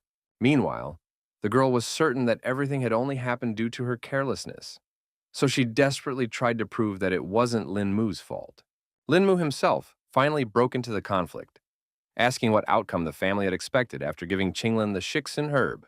The rest of the family, who had been silent all this time, finally made a sound because they were shocked that the young mistress had been poisoned by this plant. Our hero briefly confirmed their speculation and emphasized that one should not get into healing if one doesn't know much about it. The herbalists were still confident that this herb was used according to strict formulation rules, so they couldn't believe that somehow Shixin had harmed Madam. The girl's father also reminded that the guy was in the G family's house, so he definitely shouldn't be handing out his nonsensical edicts here. In the end, he couldn't help himself and attacked Lin Mu to teach him and the entire Lin family a lesson. The protagonist also could no longer tolerate this attitude towards himself, so he prepared to fight back. The girl raised that things would turn out badly for Mr. G, so she asked her acquaintance to stop, but he no longer listened to her. Lin Mu had already concentrated the chi energy in his hand to teach the man who dared to insult him like this a lesson. It seems that the opponent definitely didn't expect our hero to be so strong, so he just bumped into his fist. The man had been hit incredibly hard in the stomach and now couldn't understand and how the young man managed to move with such speed. In the end, he couldn't do anything against Lin Mu's strength and simply flew off to the other end of the room. In turn, the protagonist solemnly announced that the battle was over before it had even begun. The head of the family couldn't believe his eyes because he never suspected that this boy hid such power behind him. He didn't wait and decided to also engage in battle with Lin Mu to learn similarly strong techniques. The young man was only glad of this opportunity and, preparing for a new fight, concentrated even more energy around his body. The others noticed that our hero had absolute control because a second ago his aura was raging, but now it was centered in the palms of his hands. In fact, the secret was that the guy had learned to freely mix the power of opposing elements thanks to Tai Chi. Meanwhile, Mr. G had already gotten into a fighting stance and motioned for Lin Mu to attack first. As always, the protagonist didn't trifle and immediately unleashed the Tai Chi dragon towards his opponent. One of the brothers couldn't watch the head of the family being put at such risk, so he covered him with his own body.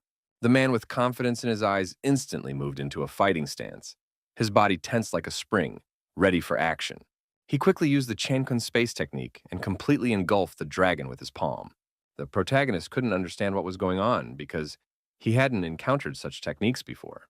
But at the same time, even such an experienced master tensed up when he sensed the huge amount of true chi that this kid had as well. In the end, the old man decided to use star spinning to see how Lin Mu could handle such a strong attack.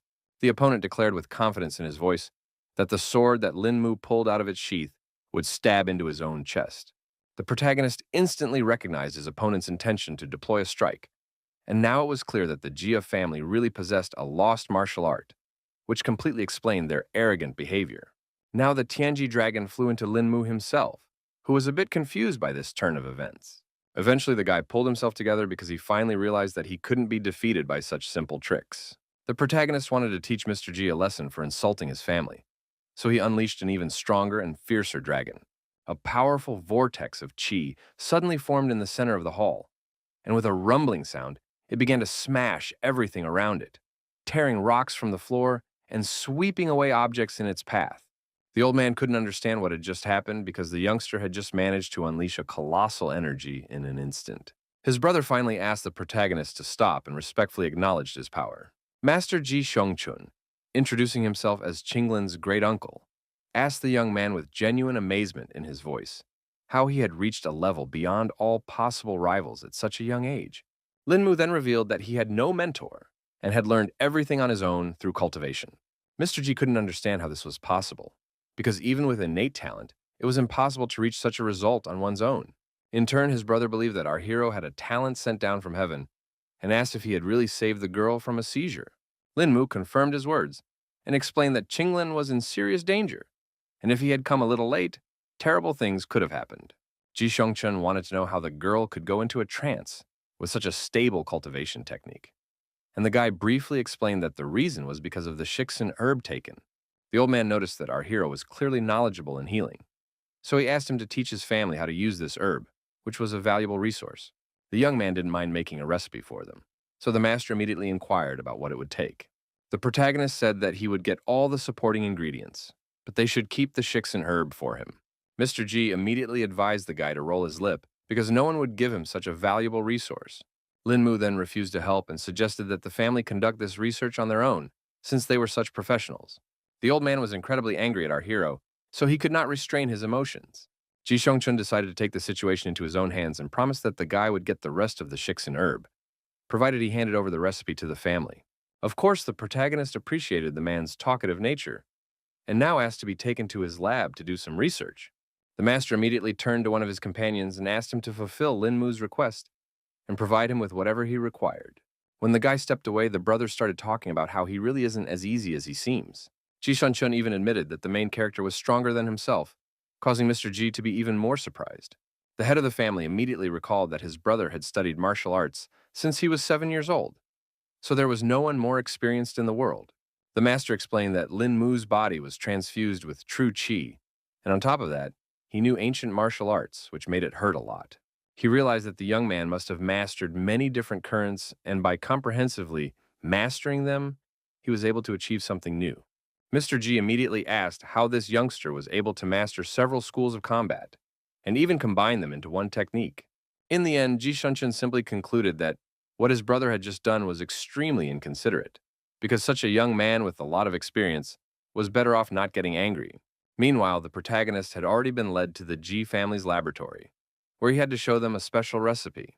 The man went to a girl named Yao, who worked here as an assistant, and asked her to provide Mr. Lin with shixin herb. Then the employee, quickly rummaging through the warehouse, brought out a not small stalk on a tray. The protagonist scrutinized the plant and confirmed that it was the authentic shixin grass. Lin Mu didn't hesitate any longer and immediately left a detailed recipe for the Ji family. He then handed the sheet to the female workers and asked them to gather all the herbs on the list for him to make a medicine. The helpers were happy to note that they had all the gradients listed, so they began to prepare them. 5 minutes later, all the ingredients were on the table in front of the protagonist, so now he could start crafting. The young man used the knowledge from a passage in Shen Nong's treatise, which said that all these ingredients should be ground. Some ingredients had to be sliced, and the shixin stems had to be separated from the flour. Next, the recipe calls for putting the parts of the ingredients into an herb vat and pouring glacial water over them, then simmering over high heat. When the water boils, add the rest of the list of herbs and further stew on low heat. This recipe had to be followed carefully because at every step in the preparation of the medicine, dosage plays a crucial role. Everyone watched this process with amazement on their faces and waited for our hero to finish. Eventually, the guy reported his success when he tried the cure, which really turned out to be a hit. He then asked Miss Yao to divide the medicine into 100 milliliter ampules, explaining that taking one dose at a time should be fine. Also, the protagonist recalled that they had agreed that he would take the rest of the shixin grass. The man reported that he has no problem doing this because their family always keeps their word. In the hall, Lin Mu was met by Ji Xiongchun, who wanted to know how everything went. The guy said that his medicine is already ready, so the family just has to follow the instructions as they apply it. The master thanked the protagonist again and noted that the granddaughter had already managed to tell him that Lin Mu's inner qi and her ice qi had entered into harmony, and after flowing, their energies were noticeably stronger. The young man confirmed his words and emphasized that this was one of the reasons why he and Qinglin had met. But he didn't know the reason for this phenomenon. The old man bills that the reason was not at all important, because he believed that they just needed to practice together if cultivating together had such an effect. The protagonist wouldn't mind if there was such a possibility, but other than that, he wanted to get Qinglin's own consent. The old man immediately turned to the girl and asked what her decision on the proposal was. Ji Shongchun also added that he was not as stubborn as his brother, so he just wanted prosperity for Qinglin. The girl ended up getting very embarrassed, but replied that she wouldn't mind continuing those workouts either. Afterwards, the protagonist and the master decided to talk some more about their recent fight. The old man said that the star rotation technique had been passed down from the earliest ancestors of the Ji family and was capable of neutralizing an enemy attack. Lin Mu pointed out that the martial arts of the Celestial Empire were truly limitless, so he had a lifetime of learning to do. The master agreed with him because he knew that the Chinese civilization was more than 5,000 years old, and their martial schools simply could not be enumerated. He also noted that our hero showed simply amazing techniques, but the latter behaved modestly and did not consider it some kind of discovery. After that, the old man remembered that he had a small request for Lin Mu, and directly asked if he was willing to keep his promise. The protagonist had no idea what he could ask for, so he asked Mr. Ji to explain himself. The master said that the ice qi that Qinglin cultivated was quite far from their family school, so this was the first time in many millennia. For this reason, no one can mentor the girl, and Lin Mu had tremendous abilities that he can channel into her training. The young man realized that the old man's anxiety stemmed from fear for Qinglin's safety, as today's events could happen again at any moment, putting her in danger. Ji Shongchun also emphasized that he would not ask our hero to work for nothing, and promised to give him a book of the star rotation technique for one day. Lin Mu was immediately interested when he realized that he could have such a great opportunity to improve his skills. The master assured me that he meant what he said, but the amount of knowledge the boy would be able to absorb depended only on himself. Qinglin warned that the guy might turn out if he wasn't happy with those conditions. Ji Shongchun confirmed that the girl was saying all the right things and asked what the protagonist thought about it. In the end, the boy firmly replied that he would help Lady Ji and learn a new technique in return. The old man was glad that Lin Mu was so accommodating and decided to take the young man to the library right now. The protagonist thanked the Lord for giving him such a great opportunity to increase his power level. Meanwhile, the head of the family had already learned that his brother had gone to train Lin Mu in star spinning. The man couldn't understand what Ji Shunchun wanted to accomplish because he couldn't believe that this brat liked him so much. The aide said that the old man planned to get the young man's help in order to supervise Qinglin's training. In the end, Mr. Ji relented because the main character would only get a textbook for one day, so it was unlikely that he would be able to learn anything at all. He understood that star spinning was the highest technique of the Jia house, and a large number of people in their lineage had dedicated their entire lives to mastering it, but had ultimately failed. Meanwhile, the protagonist has already made it to the library to pick up the promised payment for his help. Lin Mu noticed that this place was heavily guarded because he saw a large number of traps on the way here. The master explained that their family simply wouldn't have lived to see these days if they had forgotten precautions. After going through all these obstacles, Ji Shongchun finally reported that they had come to the right section. There were many ancient texts collected here, but the old man wasn't sure if they would be useful to Lin Mu. He quickly found the right shelf of books to give our hero the star spinning technique. The textbook had fallen right into his hands, so now the master announced that the young man could finally begin his training. In fact, the protagonist did not expect these very texts to fall into his hands. The young man froze, his eyes widening at the realization that he was holding a book on the heavenly Tao in his hands. For his part, Ji Shongchun thought that one day was too short, but the guy could still read as much as he could under his supervision. Lin Mu did not expect that the founder of the school had somehow managed to learn the secret of the heavenly Tao on Earth, where spiritual powers were so weak. The ancient text says that each type of energy has a human seal bearer of the great power, and when two mediums want to combine their energy, it has to be by consent. Otherwise, mutual exclusion will occur. If something goes wrong, the colossal energy will rupture the deadly shell, and the consequences will be catastrophic. However, the rotation of the stars allows the mortal shell to be tempered as if it were in the heavenly Tao, and the resulting body will be able to accommodate any form of energy. In fact, the guy had already managed to memorize the entire content of the book, so all that remained was to gradually penetrate its sacred intent. After that, the young man closed the textbook, so Ji Shongchun thought that he had already managed to solve the entire mystery. Lin Mu pretended that he had not been so successful so far, and agreed that the knowledge of this forgotten teaching was worth its weight in gold. In any case, Ji Shongchun was happy to help in any way, and suggested that the young man take another look at the text because he still had some time left. The protagonist decided not to take on too much because he felt that when his cultivation level was insufficient, it was much better to take it easy and practice. Now the master believed that Lin Mu definitely had a great future, because not everyone would be able to gain strength and overcome their greed with unique knowledge in front of them. Having finished all matters with the Ji family, the guy finally crossed the threshold of his native home, where he was waiting for a long-awaited rest after the intense events. Entering the courtyard, our hero immediately felt some strange aura, so he did not hurry to go inside. Turns out there's a real craftsman here, showing up so late and uninvited. In the end, the guy saw that Zixi was communicating with the person from whom that energy was emanating. Lin Mu was even more interested because he couldn't understand why a girl would go out with a master for her. The woman still sensed the presence of the protagonist and immediately guessed that it was the same young man Zixi had mentioned. The guy couldn't understand how this could happen because he tried his best to hide his aura. Lin Mu immediately apologized for following them and explained that he had just returned and had unwittingly overheard their conversation. Zixi then explained that it was her abbess who had been teaching the girl since she was a little girl.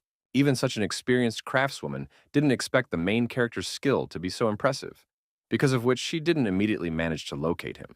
Lin Mu finally suggested that everyone go inside and continue their conversation at home. But the woman replied that there was no need for that because she had only come here to pick up Zixi. In fact, the girl didn't want to go back to the mountains at all because it was too boring. The abbess didn't want to force her student, but emphasized that they had a serious matter to deal with. She said that Zixi's older sister was severely injured at the foot, so the mentor had no one else to turn to. The girl didn't expect it was that serious. So thankful how something like this could happen. The woman then said that one of her students was still in a coma, and even she herself had no idea what had happened that day. Zixi realized that there really wasn't any way around here without her help, so she decided to head for the mountains right now. Before leaving, the mentor told our hero that she represented the Ime school and asked what kind of teachings the young man himself was undergoing. Linmu replied briefly that he was self-taught, so he didn't belong to any school. The woman admired the guy's amazing skills and was displeased that her student lived under his side, but conducted her teachings behind her sleeves. She said that on that note they had to depart and promised to meet up in a few days. At this moment, the girl remembered that Linmu was also proficient in healing, so she assumed that he would be able to help her sister. The abbess then turned to the protagonist and asked if he really possessed the healing arts. Zixi also added that the guy was no ordinary healer, and told the story of how she was shot in the shoulder. That day, Linmu managed to heal this serious wound in just a few minutes, which was a true miracle. The woman couldn't believe it was possible, but her student would never lie. The mentor immediately thanked God, who leaves ways to save her student, whose condition was already critical. The nun inferred from Zixi's words and assumed that the protagonist was cultivating the secret practice of Kungguang Doyang. Linmu was surprised at such a high skill because it was enough for her to hear just a brief recounting of his abilities. The girl immediately asked her teacher why she had never heard of Qingguan Doyang before. Mentor said that in her youth, she had seen the practice in action with her own eyes and had ascertained that it was capable of healing even the living dead and returning flesh to white bones. She thought that the master had personally passed on this practice to our hero, but the latter admitted that he had mastered this skill by a fortunate coincidence when Mu Zhenqing had long since left this world. Hearing such news, the abbess was not surprised that in their time, no one could find traces of the healer anymore. She finally asked us if the protagonist would be willing to heal her student if he had reached such heights in his training. The guy didn't seem particularly eager, but he wasn't even allowed to say a word. Zixi immediately started talking about how she and the abbess were too close to each other, so she wanted to save Big Sister. The woman wasn't happy that her student was being so brash, so she asked her to drop the nonsense. The old nun had respect for our hero, so on her knees she begged him to save the novice and give some glimmer of hope. Linmu was immediately confused because he didn't expect Master to resort to something like this. At the same time, the woman realized that this technique takes a tremendous amount of energy, so she just didn't know how to pay for such help. The protagonist then explained that he was misunderstood because he couldn't stand by when someone was dying anyway, and warned that he couldn't guarantee the healing of the student. The old nun asked him not to worry about it because she would be happy even with a simple examination of the novice. And as for curing the ailment, we could leave that to nature. In the end, Linmu asked his girlfriend to pack immediately because they would be departing very soon so they wouldn't waste time. Zixi understood the responsibility, so she promised to pack in a flash. It wasn't long before they arrived at the Dunghai International Airport to head to the mountains. The girl couldn't understand how the teacher hadn't even picked up the documents after leaving the house, but she explained that she hadn't used them in a long time, so she had forgotten where they were. The disciple then inquired how the abbess had reached Dunhai, and she replied that a layman had given her a ride here by car. The protagonist asked not to worry about this problem, and promised that he would figure something out now. After all, he had arranged their plane tickets in just one call. So Zixi began to doubt if there was anything impossible for Linmu to do. After a couple hours, they arrived at the right place, where our hero was already waiting for a driver who would take them to Dogra Imi. The girl was even more surprised when she saw that the young man was even able to get the car ready. The driver stopped at the foot of the mountain and informed Mr. Lin that they would go no further. Then the protagonist turned to his mentor and asked her to show him the way forward. Then the woman showed the shortest way up the mountain and asked Linmu and Zixi to stick to her side.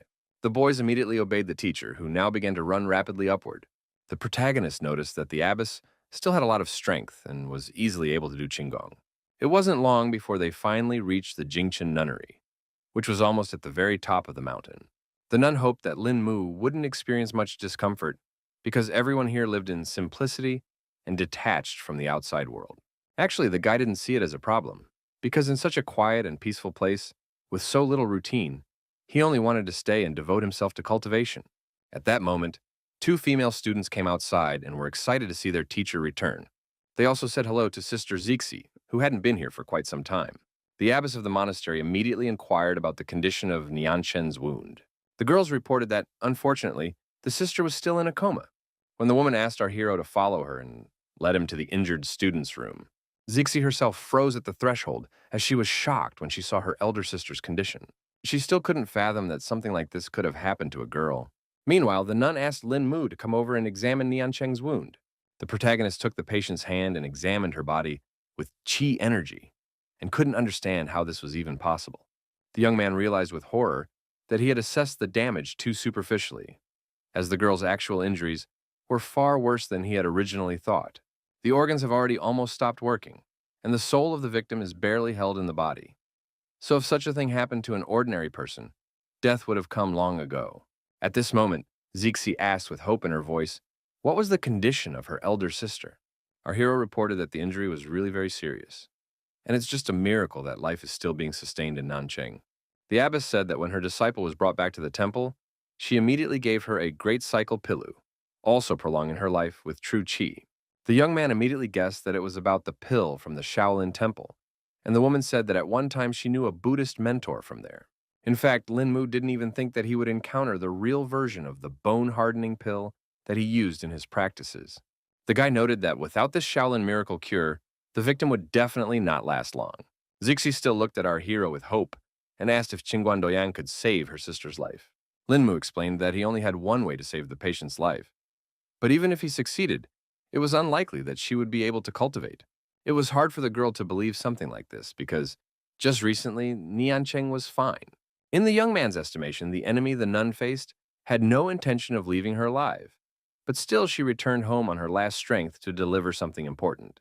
In the end, the mentor only now realized that she had completely overlooked this so important detail. The protagonist calmed her down and reminded her that if the abbess hadn't taken up the healing, there was no way they would have saved Nancheng by now. Putting all talk aside, the young man declared that this matter could not be delayed. So he proposed to proceed right now to the rescue of the girl. He asked if the monastery had medicinal raw materials, and the nun replied that there were some ingredients, but it was not proper for them to keep many healing herbs. Lin Mu then asked Zixi to bring a pen and pencil so he could write down all the herbs he would need for the medicine. The protagonist explained that their sister's injury required treatment with medication and external exposure, so they would proceed in two ways. After a couple minutes, he handed the mentor the recipe and asked her to combine the ingredients as per the described requirements as soon as possible. The woman was happy to report that they had all the herbs on the list. So right now she was going to tell her sisters to get it all ready. Half an hour later, the two girls had already brought Lin Mu all the ingredients he had asked for. For starters, the guy asked for help setting up a roaster to distill the medicine. It wasn't long before the helpers reported that the roaster and cooking pot were ready. After only an hour, the protagonist was carefully pouring the finished potion into a porcelain bowl. After that, he handed the bowl into Zixi's hands and asked her to give the patient 1/3 of this decoction to drink. Meanwhile, Lin Mu turned to the nuns and asked them to bring a piece of black cloth. A couple minutes passed, and the girl handed the main character the piece of cloth he needed. The boy was already ready for acupuncture and asked his friend if Master Qinghe should be called here. But the teacher said that the girl would also be able to handle the task. Then the protagonist, blindfolded, declared that they were coming right now. First, he asked Zixi to completely remove Niancheng's clothes to prepare the patient for the procedure. The aide quickly complied with the guy's request, hoping that the older sister would be able to make it through the ordeal. Lin Mu now asked the girl to guide him to the needlepoint called Shen Qiue. It turns out that our hero only needed to find this point on the patient's body to determine the position of all the others. He calculated that in order to heal such a serious wound, all 49 needles would have to be used. Before starting the technique, Lin Mu carefully enveloped the girl's body in a dense cocoon of purest true qi. This will make it easier for him to not only insert the needles, but also to control the needle points. The protagonist concentrated as much as possible and warned Zixi that he was starting to inject the needles, asking her to move to a safe distance. The girl only wished Lin Mu good luck because he was the one everyone was counting on right now. In fact, keeping 49 meridians under control at the same time was a challenge even for such an experienced master. In any case, the guy wasn't going to give up so easily, so he did his best not to make a mistake. Zixi, who was watching from the side, noticed that her sister was enveloped from head to toe in a silver haze. It all looked as if the girl, A, was now in a cocoon of silver. This method of acupuncture is called huade, and the patient is given a second life by coming out of this cocoon. In the art of acupuncture, this technique is one of the most sophisticated in the world. Although the protagonist's true qi can't run out in such a short period of time, his concentration won't last long. The young man didn't even know if he could save Niancheng because it was all too complicated. Because of his worries, Lin Mu was a bit distracted from the process and almost made a fatal mistake. At the last moment, he almost made a fatal mistake, accidentally blocking the flow of true qi, which would have completely ruined the entire effect. The girl also began to notice that the protagonist had almost reached her limit, and now she didn't know how to help her in such a case. Lin Mu himself was well aware that now was the most important moment. So he tried to gather himself and concentrate on the main task at hand. The next moment, he sensed that Huadi had already reached the final stage, because Shi's silver cocoon showed cracks. The last moment of leaving the cocoon was to release the maximum of true chi to fan the fire of a new life. And only in this way would the guy be able to fully open the barrier. The silvery glow around the body intensified to a dazzling glow, signaling that the treatment process was nearing its final stage. It turns out that the protagonist miscalculated after all, and the cocoon can't open in any way. Linmu realized that he couldn't give up on this, and tried once more to break the silver barrier. He had failed again and was now beginning to guess that true chi only penetrated his hands, and that was only for a single moment, which would not be enough to open the cocoon. The young man realized that he had no more time because, if it went on like this, there would be a complete failure, and in such a situation, the only thing left was to break the road by force. The protagonist remembered that he needed to open up the paired meridians if he wanted to utilize all of his body's true chi at once. If you start at the Huoyan acupoint and go up the center, straight up to Chengjiang, this is the right meridian. If you go up the back along the spine and reach the top of the head, this is the main meridian in the body. In turn, the first meridian is responsible for blood circulation, and the second for the circulation of qi. So together they form a single stream that runs along 8 meridians that cross 100 veins. True qi will flow through the entire body along these 100 veins, and then it will be possible to break through the cocoon. The girl noticed that there were some strong changes happening inside Lin Mu's body, so she couldn't even guess what was about to happen. The protagonist still also realized that all his attempts to get through were to no avail, and the meridians were already at their limit. A scarlet drop protruded from the corner of Lin Mu's mouth, a clear sign that his energy channels were working at their limit and were about to fail. In any case, the guy thought that the consequences would not be critical for him, but at the same time, Nian Cheng, whose life was held by his flow of true qi, was lying in front of him. The girl began to worry about the protagonist himself, because she could see perfectly well that he was maxed out. Meanwhile, the young man was still thinking that he couldn't interrupt the flow of qi in the paired meridians, because then his patient wouldn't be able to be reborn. Despite all this, Lin Mu didn't lose faith and continued to stand his ground for the injured girl. Despite the obvious hopelessness of the situation, he clenched his teeth and gathered his last strength for one more attempt, refusing to admit defeat. The cocoon once again flashed with an incredibly bright light that gave a small ray of hope, piercing this darkness of despair. Zixi watched this without taking her gaze away, and at him that our hero had managed to complete the technique after all. The young man's plan worked after all, so the paired meridians in Nian Cheng's body finally came into harmony. Lin Mu began to feel countless meridians opening up all over her body, as if all the pathways had merged into a single stream, open in front of him as if in the palm of his hand. A clear path to completing the Huade ritual now lay before him. All that remained was to take the final step. The girl covered her face with her hands in confusion as the blinding flash that accompanied the opening of the silver cocoon was so bright that it cut her eyes. Meanwhile, the other nuns stood in front of the entrance and waited for the protagonist to finish his technique. Suddenly, the abbess felt a burst of true qi inside. Things finally calmed down, and Zixi asked if the guide managed to save his older sister. She ran closer and asked how the sister was, but Lin Mu didn't bother to answer the question and asked her to hurry up and dress the patient. The young man explained that Nian Cheng's wound had healed for the most part, but whether or not she would be able to cultivate afterward would only be decided by luck. Our hero asked his girlfriend to keep an eye on his older sister, while he himself left the room for the time being. The abbess of the temple immediately ran up to him to ask about his condition, but the lad replied briefly that he was fine. But Lin Mu also honestly admitted his exhaustion and politely asked the nun for permission to linger in the temple for a brief rest. The woman immediately turned to Wenchen and asked her to prepare quarters for Lin Mu. Afterwards, she immediately went to her student's room to see how it went. Zixi excitedly asked what condition her sister was in, while the abbess was giving her an examination. In the end, the nun was greatly surprised when she saw the results the protagonist had achieved. She saw that Nian Cheng still had tangled meridians, but all the other organs were perfectly fine, which was a true miracle.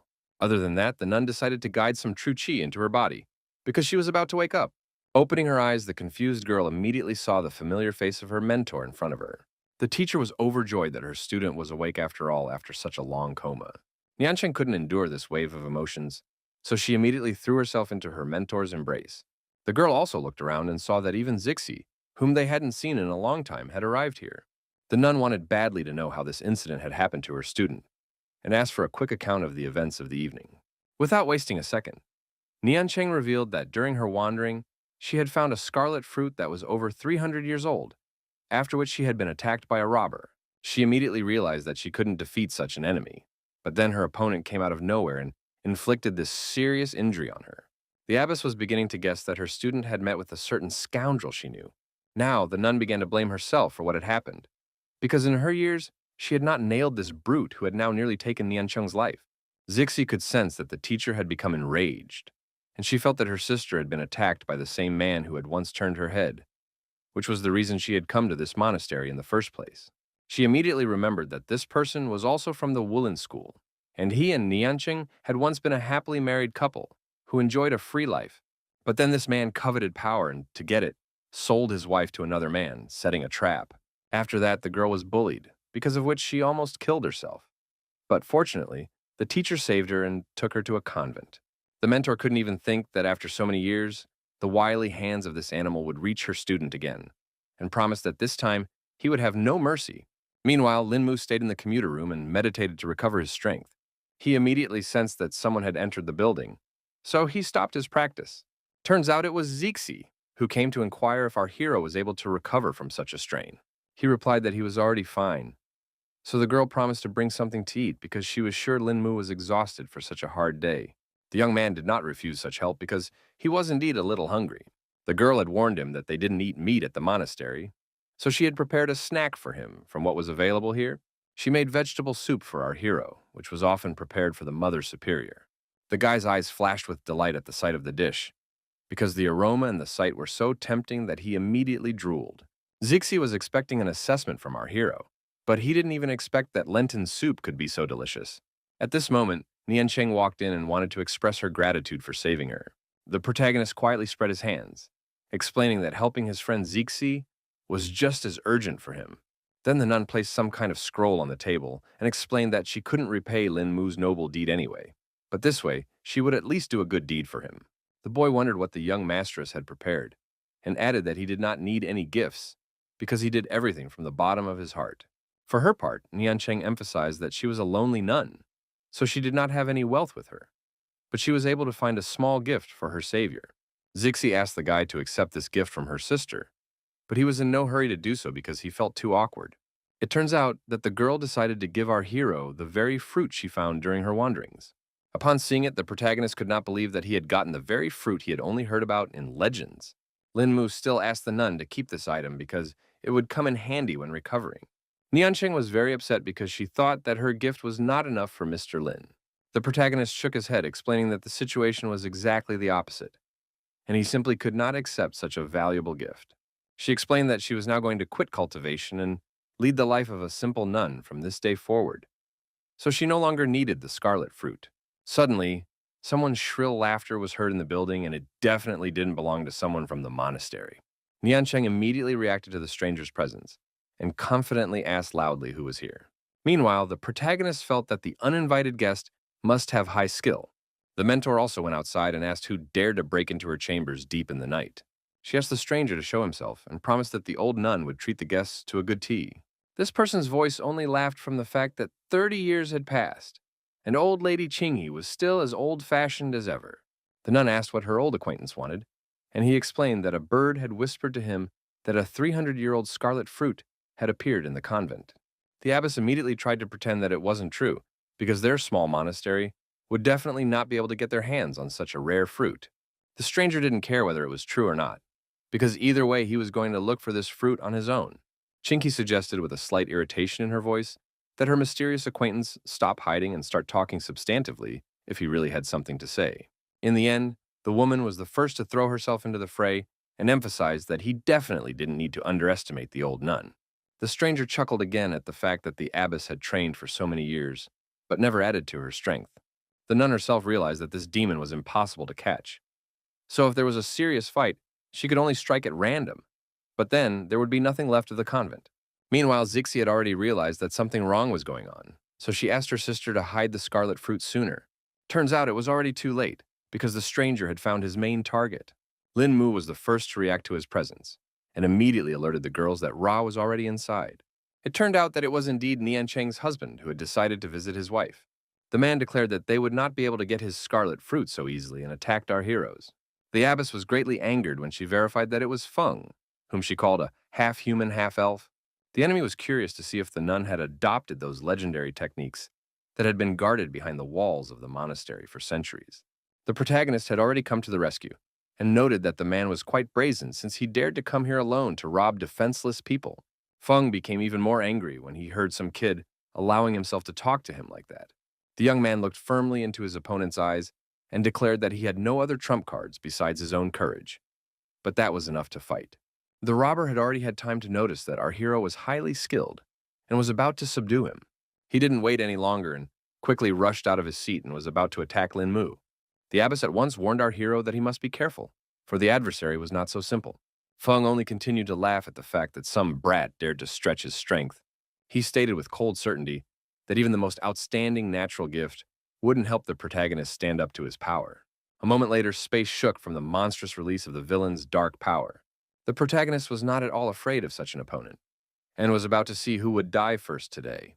Feng also wasted no time and had already used the Nine Suns Bone Claw technique to finish off the young man.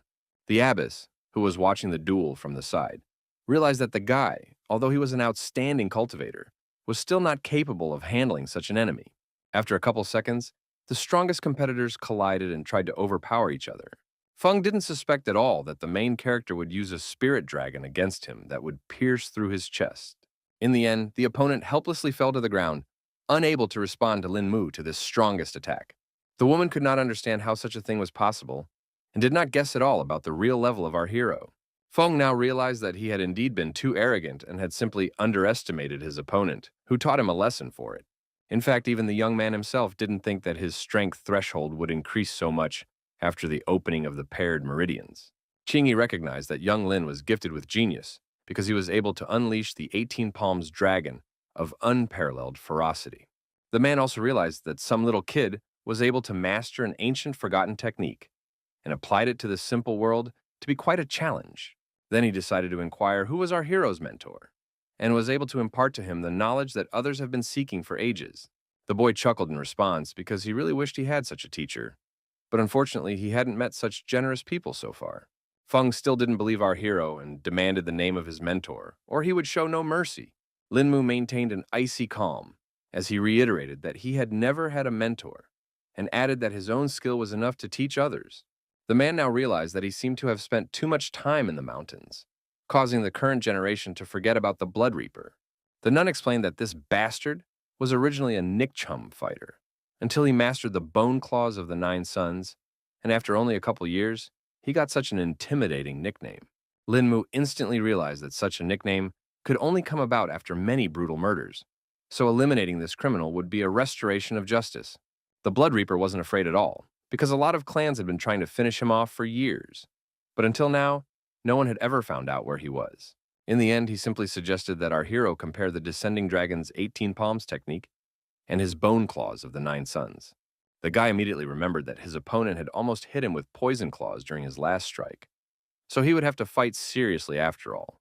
He, pulling a hidden sword from his belt, declared that he could kill his enemy without secret techniques. Feng thought that the kid had already gone completely insane with his insolence, since he dared to go against the Reaper himself. Our hero decided not to waste time on idle talk, and made several accurate and strong blows. The villain had no idea about Lin Mu's flexible sword, so he was at a loss to understand why the attacks were so strange. The young man who was about to mercilessly massacre the scoundrel had swept his claws of the Nine Suns definitely didn't know how to do that. In the end, Feng was unable to resist this whirlwind and snapped off all of his poisonous claws. Still, he managed to group up and re-attack with his extra huge arms. The protagonist stood frozen in amazement for a moment, feeling a cold sweat on his back as a sight so sinister and unnatural appeared before him, as if the darkness itself had come to life. He was sure that such a man was a real nuisance to the locals. After a couple of attacks, the man realized that Lin Mu wasn't being taken by his usual attacks, so he decided to try a new method. In fact, Feng realized that the youngster's strength was immeasurable, and he might not be able to bear his second blow. He realized it was better to back off now, because Scarlet Fruit already belonged to him. Our hero had time to see that the dastardly coward had decided to hide behind a poisonous cloud. Lin Mu declared that it was not easy to escape from him and prepared to chase after his opponent. He wasted no time and concentrated the energy in his hand to form a dragon splitting the field. Very soon, the kid managed to catch up with the enemy, who didn't expect that the little guy had already brought the nether dragon technique to such a high level. The protagonist was going to see how Feng would dodge such a thing. The man tried to dodge at the last moment, but the powerful blow still caught up with him, sending his body into an agonizing flight, and he screamed loudly in unbearable pain. Still, the guy suspected he had miscalculated his strength a bit and let his enemy get away. It turned out to be true, so Feng had the opportunity to come back after a time and take revenge on the damn brat who had humiliated him so much. Lin Mu didn't waste any time and went in pursuit of his rival, because he was sure that the old man was living his last day today. The young man stopped abruptly and felt that there was someone in the bushes near the monastery. The protagonist stopped where he was and tried to figure out where Feng had gone. Now he began to guess that the blow was so powerful that it not only knocked the fugitive off his feet, but gave his body an additional acceleration, hurling him forward with unexpected force. Meanwhile, the insistents pondered that, during the last battle with the old demon, their strengths were equal. But now Lin Mu appeared. It was still hard for the woman to believe that the young man could defeat his opponent with such ease. She couldn't even guess what kind of training the main character went through to harden his body to such a degree. At this moment, Lin Mu's familiar voice sounded above the abbess's head, announcing that he had returned. He reported that the old man knew how to save his own skin after all, so he couldn't catch up with him, but ended up bringing some other people. It turned out that the young man had managed to catch some two guys in the woods who had appeared here in some unknown way. Lin Mu suspected that these guys were climbing under the temple walls at this late hour, not out of good intentions. Afterward, it turned out that these guys were familiar with Master Qinghe, so they were even more scared because of that. The woman finally realized that it was He Jiangcheng, but she couldn't believe that this person still had the conscience to show up here. The terrified young man raised his trembling hands in panic, covering his face, and began desperately begging the teacher for mercy. Then the protagonist decided to intervene in the conflict, who asked the mentor to calm down and figure out what's wrong first. Qinghe explained to Lin Mu that this worm was the one responsible for what happened to the novice of the convent. The protagonist was also angry when he heard that this particular guy almost killed a defenseless girl. At this moment, Nianshan herself came out, finding it hard to hold back after seeing her abuser. Through clenched teeth, she uttered the name of He Jiangcheng, who had inflicted so much pain on her. Meanwhile, the protagonist guessed that the guy must have been here at the behest of old demon Feng since he wanted to steal the scarlet fruit. He also noticed that the combat skills of these thieves were higher than the local disciples, so he couldn't understand why they didn't just rob the monastery and take the fruit while the teacher was away. The bandit was pretty scared, so he promised right here and now to tell them why they were here. He explained that the trail had brought their team here that day, but they had sensed the presence of a strong master and decided to step back and enlist Mr. Feng's help. Now everything fell into place for the mentor, and she realized that the villains were only working with the old demon because of a strong rival. He Jiangchen immediately promised that he would definitely make amends for what he had done to his ex-wife. The girl only held back her tears and kept silent because she hadn't believed her husband for a long time. The abbess couldn't stand it and grabbed the vile creature whose words sure meant nothing, about to cut his doggy life short. The man was frightened for himself and hoped that the nun would still show him some mercy. It was already too late, because Lady Qinghe had made the decision to end such a scoundrel who had no place on this earth. He Jiangcheng, unable to resist the crushing force of the blow, was thrown aside. The helpless boy had no choice but to scream in pain and choke on his own blood. The abbess believed that if one death saved 100 lives, it meant that it would do a good deed for all. The other bandit was scared out of his wits when he saw what the woman had done to his comrade. The next moment, the nun moved on to him as well, for she realized that this fellow was made of the same dough as his mean friend. The robber's wide-open eyes expressed animal terror, their gleam and trembling pupils eloquently begging for mercy. The abbess had no pity for this insolent man and hit him on the head with all her might. The bandit obviously couldn't take the blow, so a thick scarlet veil began to cover his eyes. Qinghe believed that these guys had done too much evil, so something like this wouldn't be redeemed even by death. She asked her students to bury the bodies of the bandits and to do it far away from the convent, so as not to desecrate the land. In fact, she had no idea that it was because of these two that she would have to cross herself today and do something that would forever be a bloody stain on her conscience. After that, Lin Mu handed over the scarlet fruit that Nianshan had given him to his mentor. The woman believed that saving a life could never be repaid, so she also wanted the protagonist to keep the legendary fruit for herself. Eventually, our hero gave thanks for such a gift and had already decided that he would make a pill from the scarlet fruit that would serve Zixi well. The mentor still wasn't happy because they were making a gift just for Lin Mu, and he's still trying to bring him back to the monastery. The young man explained that it could now be considered that the fruit belonged to him, so he could dispose of his gift as he wished. The woman couldn't object to anything because the protagonist was basically telling the truth. Lin Mu reiterated that the scarlet fruit wouldn't help him much in cultivation, but it would be a great bonus for Zixi. The mentor then quickly turned to her disciple and told her to thank young Lin right now. The guy asked not to do all these formalities because he was doing all this out of old friendship. Already 2 days after the recent events, he had already prepared as many as 30 scarlet fruit pills. Our hero decided to keep 25 pieces for Zixi, which should have been enough for her for a short time, and save the remaining 5 for Zhenxian. He realized that his other friend was about to reach the true qi level, so the medicine would help make the transition smoother and faster. Zixi offered the young man to stay at their monastery for a while longer, but he could not afford to do so because he had too much to do in Dunhai. Lin Mu asked the girl to train hard because now her sister had lost her strength and couldn't help. Before parting, she smiled softly and, with a light sadness in her voice, asked the protagonist to be careful and take care of himself. Zixi now realized that the teacher was right in saying that she needed to train hard because there would come a moment when Lin Mu wouldn't be able to be around. In fact, the protagonist wanted to take the opportunity to climb the impregnable mountain to look for rarities. On one of the rocks, the young man had at once already found an herb that should be suitable for incense. At this moment, Lin Mu, he looked up and saw that he still had so much more to climb. He suggested that now that he had opened his paired meridians, he could try flying. This isolated wilderness was perfect for his first attempt, so he wasted no more time. The protagonist was confident that this mortal shell, thanks to his efforts, should be able to withstand the tumultuous influx of qi he had burdened it with. The guy unintentionally tried to hold himself in the air, but the release of true qi was too powerful, causing it to be very difficult. After an update, he finally felt his energy settle, and now he could keep moving. Lin Mu now tried to channel the released qi to try to fly upwards, and he succeeded. Our hero rejoiced as he finally regained his long-standing sense of riding the wind and a sense of freedom. He darted quickly from side to side and couldn't stop enjoying that feeling of free flight. An hour later, the young man felt that he had almost reached his limit and realized it was time for him to land. This time the flight was stable, so the protagonist couldn't wait for the next opportunity to practice. Suddenly, Lin Mu heard some strange movements ahead and realized that it was the sounds of battle. He finally realized that it was little Tang's voice, who seemed to be chasing after someone. The guy couldn't figure out how his acquaintance had ended up here, but that didn't matter for now because he needed to get close to her first. The protagonist got closer and saw that unknown masked people surrounded some man. This gentleman was already quite battered, but he kept talking about how the great and glorious Bashu Tang family would descend to minions. The leader of the group believed that sooner or later that day was going to come because of the way the case was handled by this man. He was convinced that this family was driven by greed and lust for profit, and that their members were honing their dark skills with poisons and dubious potions, steeped in the teachings of Udu.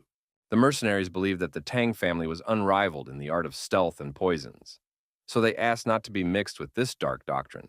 The leader decided it was time to end these useless words, and informed the man himself that he would be better off if he gave it all up and kept his life. The Lord only laughed because he was being mistaken for a 3-year-old child, and he wasn't about to believe the words of some mercenary. In the end, for his audacity, he received a shuriken to the head with no chance of escape. The leader then emphasized that this is the fate that awaits anyone who gets in Tan's way. At that point, one of the subordinates said they had been given information about the whereabouts of what they were looking for. After that, their boss did not hesitate to head to the scene, entrusting the victim's corpse to Tang Lian. The lad made no objection to this order and walked over to the breathless body. He quickly opened a bottle of concentrated poison and poured it directly on the man. The protagonist, who was watching from the sidelines, didn't expect Tang's poison to be so caustic. After a couple of seconds, there was nothing left of the body, and the guy concluded that the mercenaries had used a special powder to dissolve the corpse. The protagonist noticed that that guy's weapon-throwing technique exactly mimicked little Tang's, and it was most likely a mid-level Tang member. The issue was that these people in black had now killed a person without blinking an eye, which was not at all like what Tang Bei had described to him. Lin Mu realized that he couldn't just let the situation go, so he decided to conduct his own investigation. Meanwhile, the Tang family mercenaries had already found new victims for themselves and began to interrogate them. All of the staff members in trembling voices told of their ignorance, but the bandits only grinned as they watched those literally tucking their tails in fear and realized that such genuine terror was hard to fake. Eventually, the leader decided to take one of them with him and asked him to inspect the place they had just been given. The main character immediately noticed that they were going out in such a hurry, so he was afraid that it might not end well for little Tang. Afterwards, everyone went to the Haochain parking lot to cover their tracks.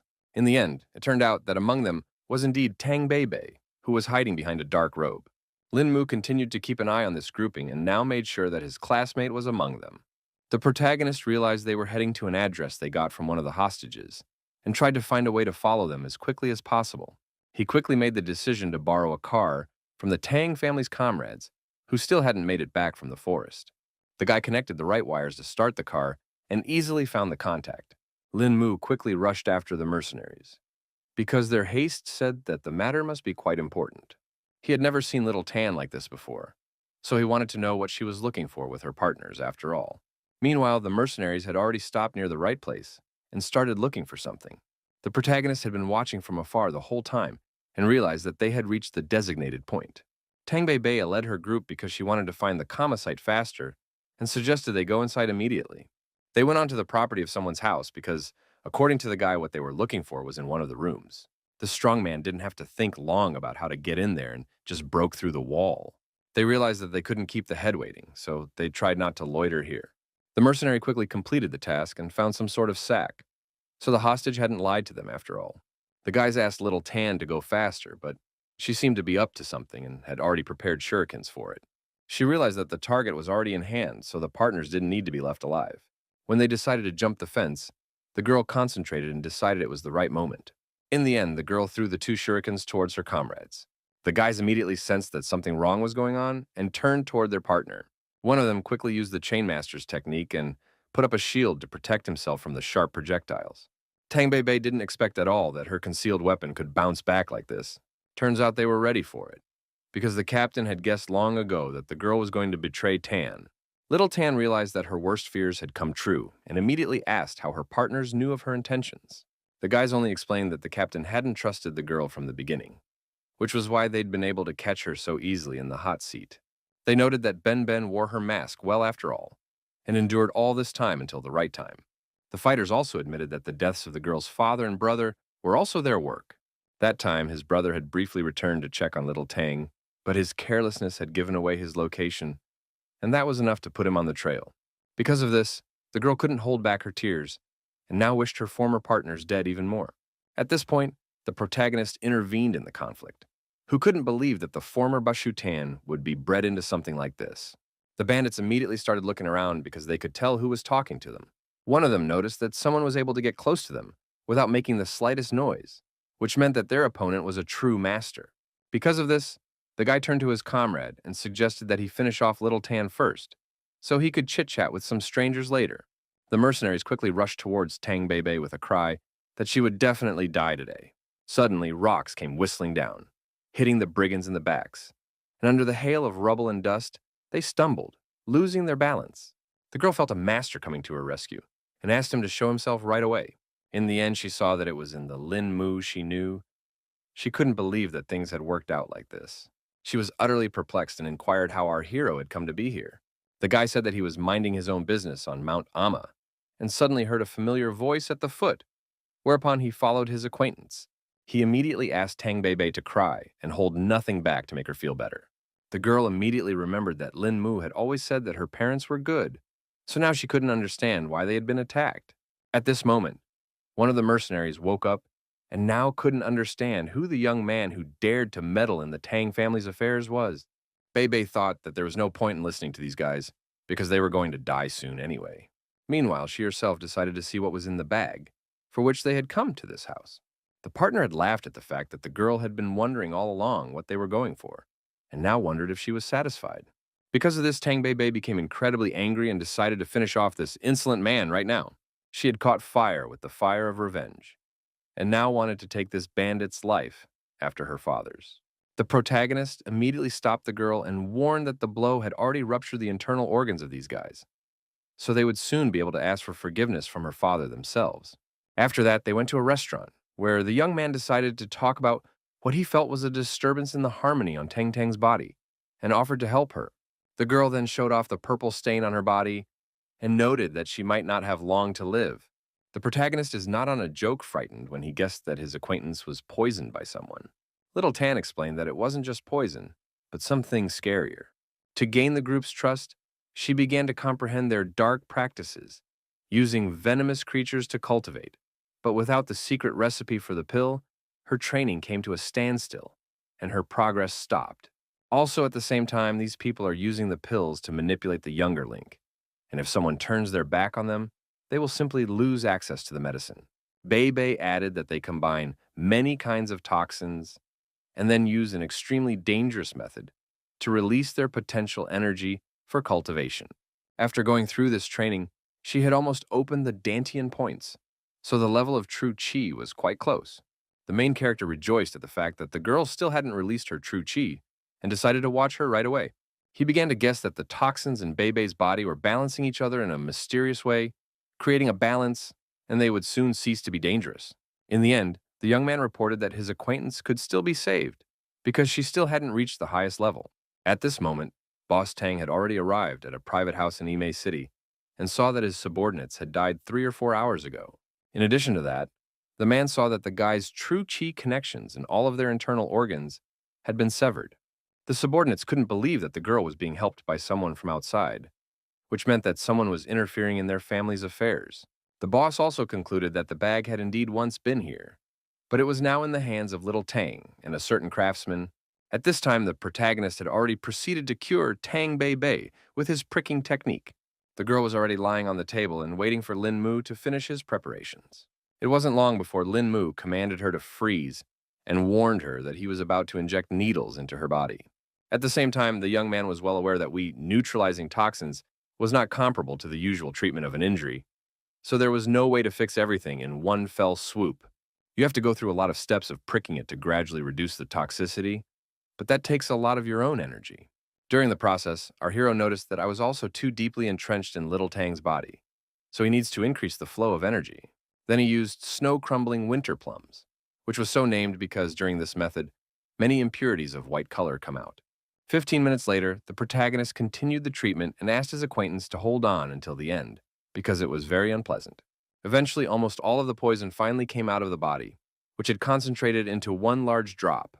The toxins removed were already out of balance, and if they penetrated deeper into the skin, the effects would be irreversible.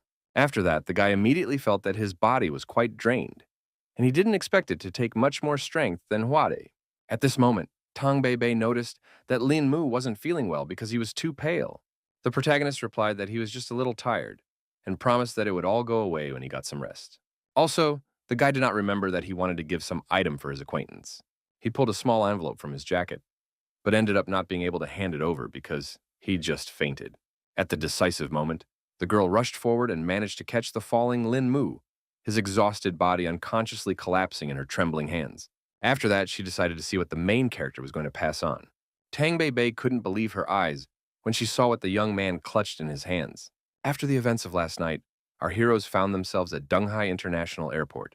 Tang Bei admitted that the guy had scared her out of her mind yesterday, but he calmly explained that the poison treatment had taken a lot of energy. It turned out that before passing out, our hero was trying to give his acquaintance her baby photo, so she asked where he got it. The young man didn't understand at first what it was about, but then he realized that he hadn't had time to do all of this because he had just blacked out. He admitted that he actually passed on the photo at the request of a man. Lin Mu also added that he had a box for Little Tan, but he wanted to give it to her after they got home. Quite soon, they arrived was the country house of the protagonist, so now he was trying to find the very box. The guy hid it pretty well, but in the end, he still managed to find this gift for Bei. He explained that the person who had handed over the box had apparently gotten to know their relationship well and had asked him to give it to the girl. Little Tan accepted the gift, but couldn't understand at all what was inside. The protagonist himself also had no idea about the contents, so he asked the girl to hurry up and open this mysterious box. Tang Bei was greatly surprised when she realized that this was where her photos from high school were located. There was also a savings book and some kind of bank card lying next to the photos. On the very same box, the girl found an ancient book called Heavenly Rain Watering Flowers. The guy hadn't heard of such a tutorial, but he immediately noted that it looked like some sort of rare battle drill. With tears in her eyes, Bei explained that it was a lost relic of the Tang family lost over 2 centuries ago, hiding the incredible secrets of learning to wield hidden weapons. All these years, their family had been searching for these texts, and now they were suddenly in the girl's own hands. She was immediately reminded of how much she missed her parents, but at the same time, she was a little relieved because she could at least find the lost manuscript. Lin Mu was already doubting whether his acquaintance needed all this truth, because she had already gone through so many difficult events. Through her tears, Tang Bebe asked if that person had said anything else. The main character relayed that he wanted to tell the girl that they would always be one family, no matter what happened. You girl couldn't understand why this mysterious, generous man was talking about family. The young man looked intently at little Tang and asked if she had even the slightest suspicion about who might have been behind the gift. Bebe cried even more because she realized that it was probably her older brother who had run away from the family many years ago. At that time, everyone said that he was a scoundrel, that he stole from the family, because of which the girl almost killed him with her own hands, but now realized that she was very wrong. After a conversation with his acquaintance, the protagonist went to the office of his security company to settle business matters. It turns out that Chen Ming was the one who decided to suddenly summon the young man for some reason. The company director explained that the people they sent had passed on new information and said that something had recently happened in the Lin family. The man pulled out a small flash drive and explained that the case was quite serious, so our hero had better see it.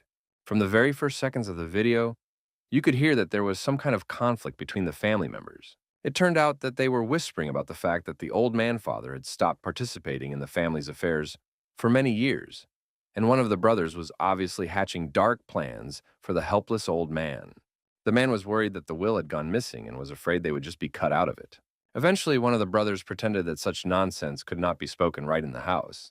The other man immediately laughed at the fact that he was so frightened and emphasized that there was no need to feign innocence here. He was even certain that it was his brother who had killed Laos's consort and deliberately let Lin Mu off their hook.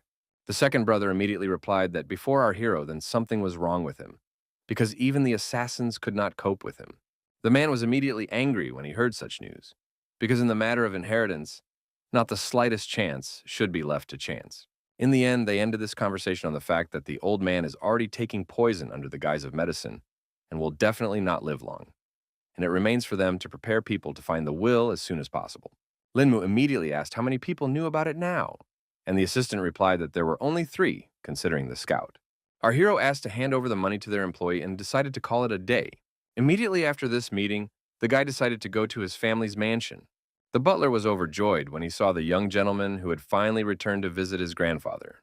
Lin Mu continued to pretend that he didn't know anything at all, and asked what the old man's condition had been recently.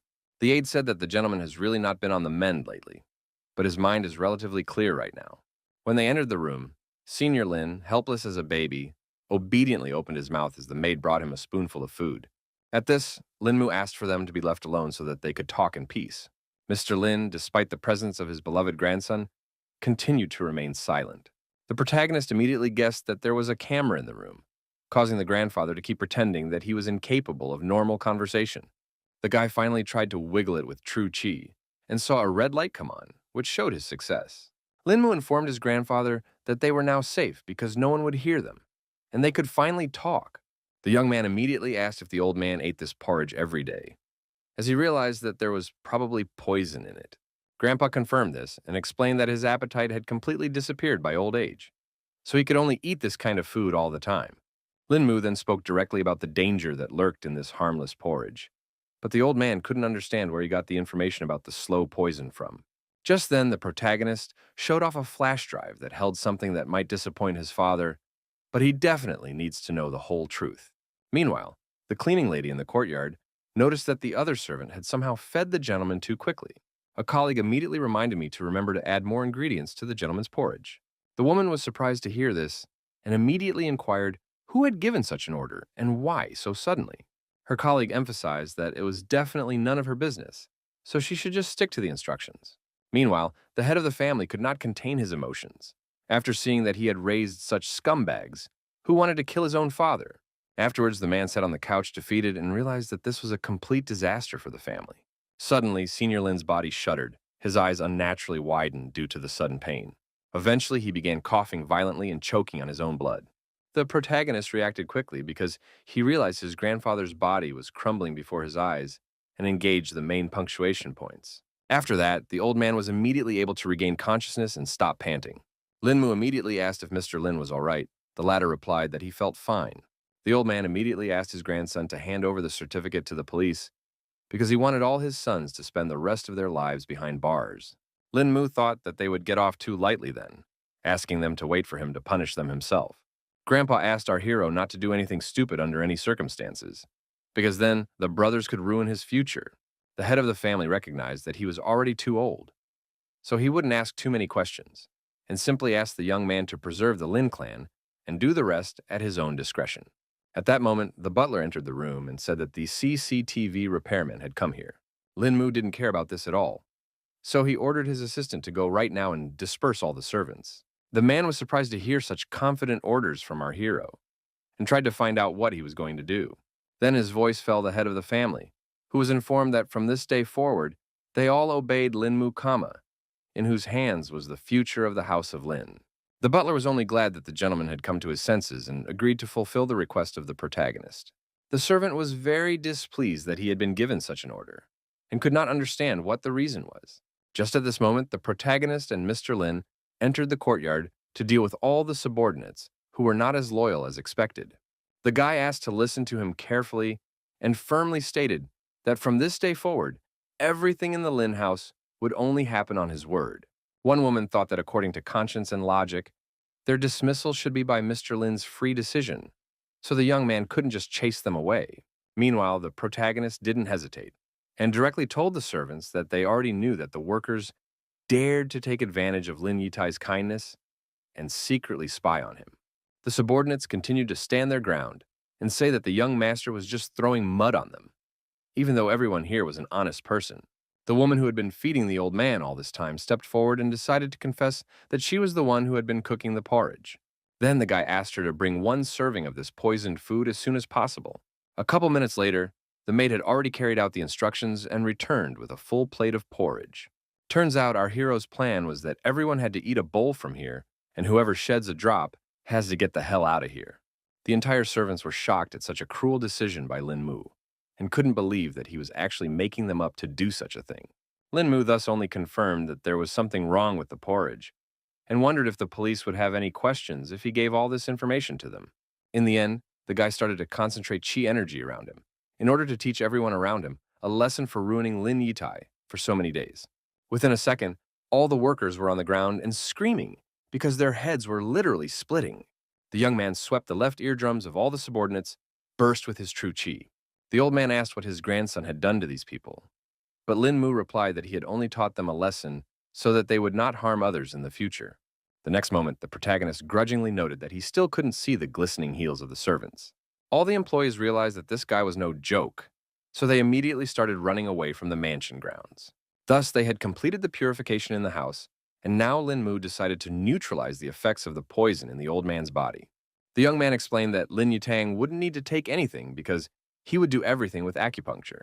They quickly entered the house, after which the protagonist carefully laid his grandfather on a flat surface and began the acupuncture process. Before this, Lin Mu had already gained experience when he had removed the toxins from Little Tang's body, so now he would do everything simply and quickly.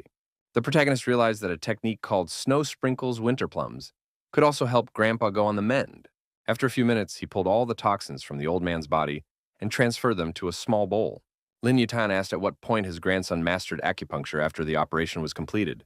The guy said that it was as if he got interested in it when he was discharged from the hospital, and then at the right time, he met an experienced fellow student who imparted the right knowledge to him. He also emphasized that he was doing it from his heart. So people praised him and said he had an unearthly talent, which only made his grandfather happy. After dealing with Mr. Lin, our hero decided to leave the manor, but in return, he sent his men here for protection. The old man couldn't stop being happy that Lin Mu was such a savvy guy, so he could be calm if the Lin house passed into such safe hands. The butler wasn't completely confident that the youngster could handle this duty, but Lin Yutan didn't worry about it because there was simply no other suitable person in the family. On the second day, the main character decided to meet Yao Xianxian, who was just at a photo shoot. He immediately noticed that the rising star is not lacking in diligence, because he just finished shooting in the movie and already poses for a new advertisement. The girl was surprised when she saw that her filming colleague had decided to pay her a visit. She asked why Lin Mu had come here, and he replied that he just wanted to see her. To talk privately, they went to a cafe nearby, and our hero explained his absence by saying that he was helping Sister Zixi at the Ime Monastery. Also, the guy mentioned that he was told that for the past few years, they have all been preparing for some big gathering. Yao Shengxian was surprised and froze, when she heard about this unexpected news. Turns out she guessed right away that this was the House of 1,000 Swords, a heroes' reunion that takes place every 30 years. The girl explained that this was the Lu clan from Fangman Village, whose masters were countless, and no one could compare to them in the teachings of stealth. She said that their teachings included the secret knowledge of the clans. So many schools send students to the meeting, which caused Lin Mu to get interested and want to go himself. In addition, Yao Shanxian revealed that the first three at the heroes' gathering would be able to choose one book from the Sutra Vault. This meeting is held once every 30 years to test the strength of the younger generation. So only those under 30 can participate. The protagonist agreed with this because the first 30 years were the most favorable time for cultivation, and if one didn't manage to reach a certain level during this time, then the chances only drop further. The girl herself had heard that in her years, her grandfather had been fortunate enough to participate, but had lost to some 19-year-old young man from the Lu house. Even Lin Mu was surprised when he heard that the teenager was able to fight with a more experienced master, which proved his high level of skill. Suddenly, the young man remembered that he wanted to ask how his girlfriend's training was. Yao Shengxian was confused and began to explain that she works all day, so there is only time to practice in the evening, so she doesn't know when she will be able to gather true qi. The protagonist was well aware that being a big star was hard, so he came to deliver the cure for her. Of course, the girl was surprised because she couldn't understand what the point was if there was nothing wrong with her health. Lin Mu explained that it was not a medicine for her illness, but to help her cultivation. He said that he had made this potion from the 300-year-old scarlet fruit and a dozen other ingredients, so it had quite a strong effect. The girl did not expect to receive such a valuable gift at all, so now she did not know how to thank the hero's head. After meeting his friend, Lin Mu immediately went to his family's mansion. The new guards at the entrance now kept out anyone who was involved in the plot against the Lord. The guards said that this was now Mr. Lin's quarters, and no outsiders were allowed to enter. The man couldn't believe he was being treated like this because he actually belonged to the clan. He thought Junior couldn't manage the house comma and still wanted to get in. Eventually, the staff began threatening Big Brother with weapons because young Lin had told them to eliminate all intruders. At this moment, the old man was just sitting by the window watching his son not being allowed into the mansion. Meanwhile, the protagonist has gone to a real estate development in Dunhai, where, according to information from Tianming, those who are keeping tabs on him are hiding. He decided to use the mask he still bought at the black market during his visit to America. Just now, there was a gathering of Chris's second squad of superhumans, at which the staff were to report for their catch. All the soldiers talked about how tracking the right person goes quite hard, because they can't even learn anything new besides the name of their target. Suddenly, they heard some unfamiliar voice address Mr. Chris, apologizing for the impertinence. All the subordinates immediately pointed their pistols in the direction from which the sound had come, but the leader asked them to leave, intending to speak to the dear guest himself. The man immediately sensed that a celestial master had come to visit them and suggested that he step out of the shadows. The disguised Lin Mu emphasized that it didn't matter who he was because it was much more important who Mr. Chris was looking for. The special agent said that Mr. Lin's influence in the Middle Kingdom cannot be overestimated because he was able to get information and find surveillance with such speed. The guy pretended that he was only a friend of their target and asked what the agents would do with the information they received after the stakeout. Only now did Mr. Chris realize that it wasn't Lin Mu himself in front of him. So he asked if this man knew about his friend's encounter with the superhuman squad in New York. The man complained because that time, our hero had not weakly cracked Clove and made him an invalid. He stressed that Lin Mu had a direct connection to all of this, which was why their organization had sent this surveillance. But the young man decided to wonder what would happen if they did find their target. Mr. Chris did not hide anything and revealed that their organization has now split into two factions that have completely different views on the situation with the protagonist. In turn, the man himself believed he was in the resistance faction. The guy immediately decided to wonder what their resistance's plans were. The leader of the tracking said that their researchers sharpened their focus on sharing experiences there with Chinese master cultivators because they could complement each other. After listening to Mr. Chris, the protagonist immediately noted that this was a perfectly reasonable position. But at the same time, he realized that the superhuman device did not match at all with the ancient Chinese martial arts. The Americans originally thought the same, but they recently discovered that ways to enhance the physical abilities of superhumans could also apply to cultivators. In the end, the guy took note of this information and promised to pass it on to Lin Mu, still also not giving away his disguise. Lastly, the man handed over his business card, hoping that an opportunity would open up for them to reach new heights of cultivation. After that, He immediately contacted the Bureau of Superhuman Research in the United States and reported that he had managed to meet someone who had contact with Lin Mu and promised to consider their proposal. Dr. Hamilton was delighted at this news, but still wary, for he realized that the young man was not so simple. At this moment, Yang Guangqing arrived at the Dragon Eye base and apologized for his impertinence and explained that he was looking for Lin Mu. The guards immediately warned that here was an important strategic point of the organization, so they could not let anyone through. The bodyguard realized he wouldn't be able to get through here that easily, but continued to stand his ground. Then the main character finally came out of the base, who immediately recognized his acquaintance and asked why he was here. Also, the young man asked everyone to relax because it was his friend who could be here with no problem. Yang Guangqing noted with a smile that he had some rather challenging subordinates, who had almost all reached the true Qi level.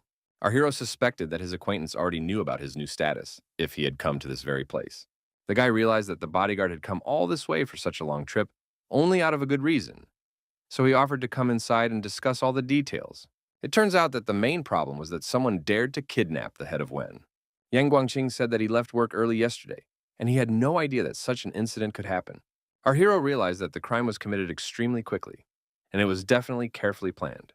The man added that the kidnappers were working at the request of the Golden Triangle Mafia, who want the confiscated goods back. Then the young man inquired if the keeper had any clue as to the kidnappers. The bodyguard admitted that he had no solid information yet, but that the first thing he did after the kidnapping was to shut down all land and air routes. He also asked some of his friends for favors. So, at the very least, it was known that the kidnappers were still in Guangzhou.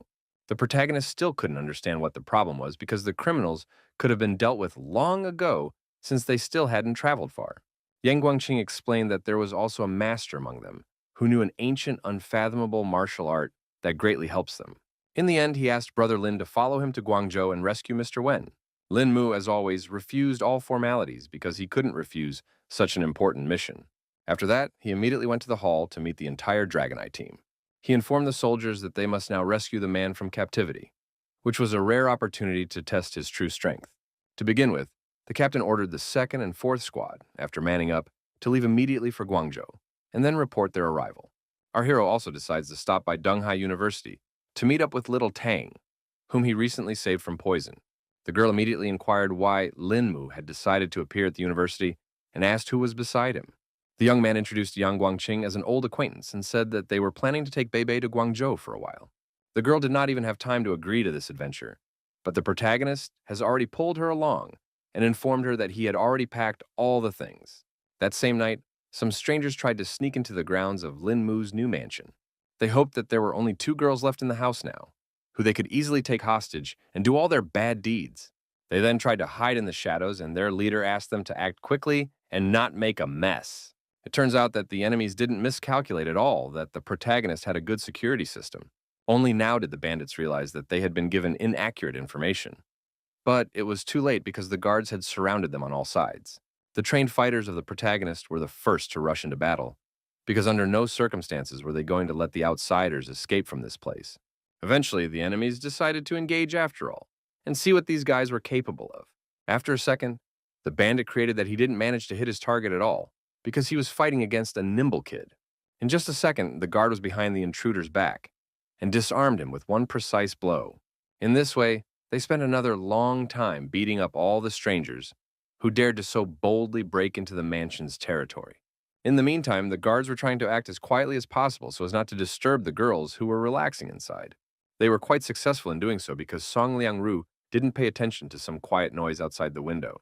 Meanwhile, our heroes have stopped at an abandoned construction site and have been keeping an eye on the factory across the street where, according to information received, a van is located. Lin Mu was already actively solving matters on the phone because he was immediately informed of the territory invasion. All the allies immediately inquired what had happened, but the fellow briefly only explained that some leisurely guests had paid a visit to his house, but they had already packed for them. Beibei immediately remembered that Teacher Sun and Xuanzhong were still at home, so she asked if they were fine. The protagonist asked not to worry about their friends because they had everything under security control. At this moment, Yang Guangqing interrupted their conversation because he saw some important detail. The bodyguard was already certain that this was the place where Mr. Wen was being held. The guy looked through the binoculars and now couldn't understand why the factory across the street was still running at this hour. The protagonist began to suspect that the workers inside had also been taken hostage, and Yang Guangqing confirmed that more than 1,000 people were now in danger. At that moment, a panting soldier came running in and reported that he had managed to get a plan of the factory building. He said that there were too many hostages, so they could not afford to storm the factory, and now no one knows what is going on inside. Yang Guangqing, after comparing all these facts, came to the conclusion that the special forces should wait for the order at the starting position and would only receive the command when the situation was clear. In turn, the protagonist suggested to start by penetrating deep into the territory of the factory to reconnoiter the situation. The bodyguard has also agreed to this adventure because the two of them can definitely figure out what's going on inside. Very soon, our heroes have already found themselves on the territory of the factory, where everything is swarming with enemies. Yang Guangqing, who was walking in front, emphasized that time was of the essence, so they should get into the deepest depths as quickly as possible. The young man asked his companion not to rush so forward, for there was surveillance posted everywhere. Our hero emphasized that they would have to be more cautious, and the bodyguard agreed because things would go badly if they were spotted. Meanwhile, the workers inside the factory were actively engaged in some kind of work. Yang Guangqing assumed that the kidnappers were dressed as employees, so it was no wonder no one suspected anything. He realized that this was a gamble that would be to the bandits' advantage, and for the time being he suggested going around the building from the other side. The protagonist immediately calculated that there were 54 kidnappers, disguised as workers along the road, and memorized the position of each of them. Yang Guangqing said that there was only one warehouse left that they hadn't looked at, and that was most likely where Wen was being held. The young man was about to go there, but for some reason he asked his partner to wait a bit. It appeared that Lin Mu had sensed the fierce chi energy emanating from there, so there must have been two masters there at once. In the end, our hero sensed that there was someone else there whose chi was very secretive, so he missed him. The bodyguard also sensed that there were as many as 3 masters there, and our hero began to fear that their actual power might have been far greater than his own. He thought it all seemed too strange, because they were using 3 such strong fighters to protect some ordinary principle. Anyway, the situation was that they had learned the kidnapper's location around the factory, so now it was better to go back and think about the whole plan of action. They quickly returned to the observation point and, opening the map, began pointing out the areas that needed special attention, because there was a large group of bandits concentrated there, hiding among the workers. Eventually, our heroes laid out everything they'd managed to scout and began to plot the course of the operation. Bebe wasn't standing idly by, so she asked if she could borrow a sniper rifle from one of the SWAT team. The bodyguard was surprised to hear such a request and wondered why the girl needed such a serious weapon. She replied that she was only doing it to help and said that in conditions without wind, she could hit a coin-sized target from 5 kilometers away. The soldiers were shocked by such a statement and thought that Little Tan had decided to play a joke on them. Yang Guangqing also agreed that there might be difficulties here, but Bebe asked him not to forget that she was from the Tang clan. With confidence in her voice, the girl stated that the entire team could count on her skills. The bodyguard saw that she had a lot of confidence, so he decided to rely on her gut. Before the operation began, the main character filled that their goal was to save the head of Wen, so all the soldiers must carry out the capture in the shortest possible time and avoid casualties among ordinary workers.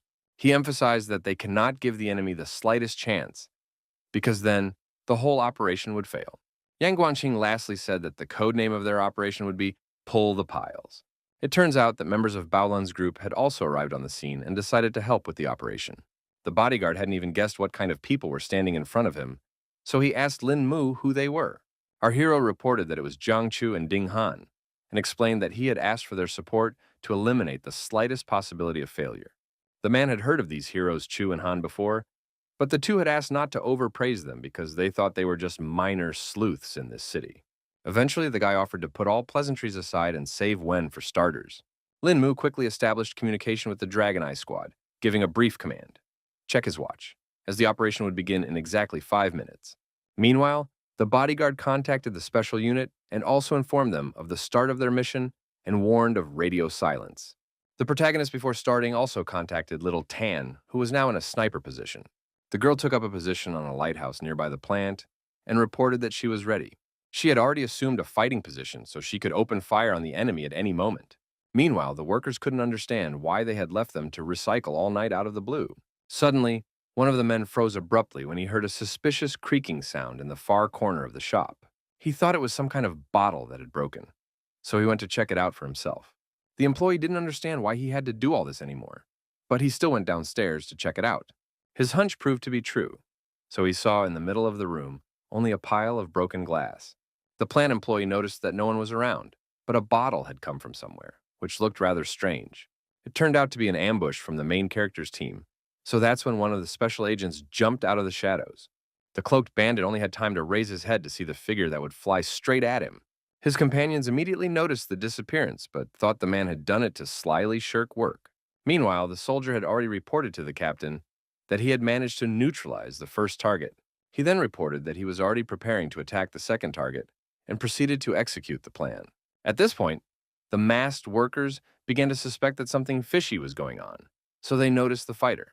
The young man froze like a hunted animal for a moment, feeling the heavy glares of his enemies. The employee attempted to radio that an intruder had broken in, but it was too late.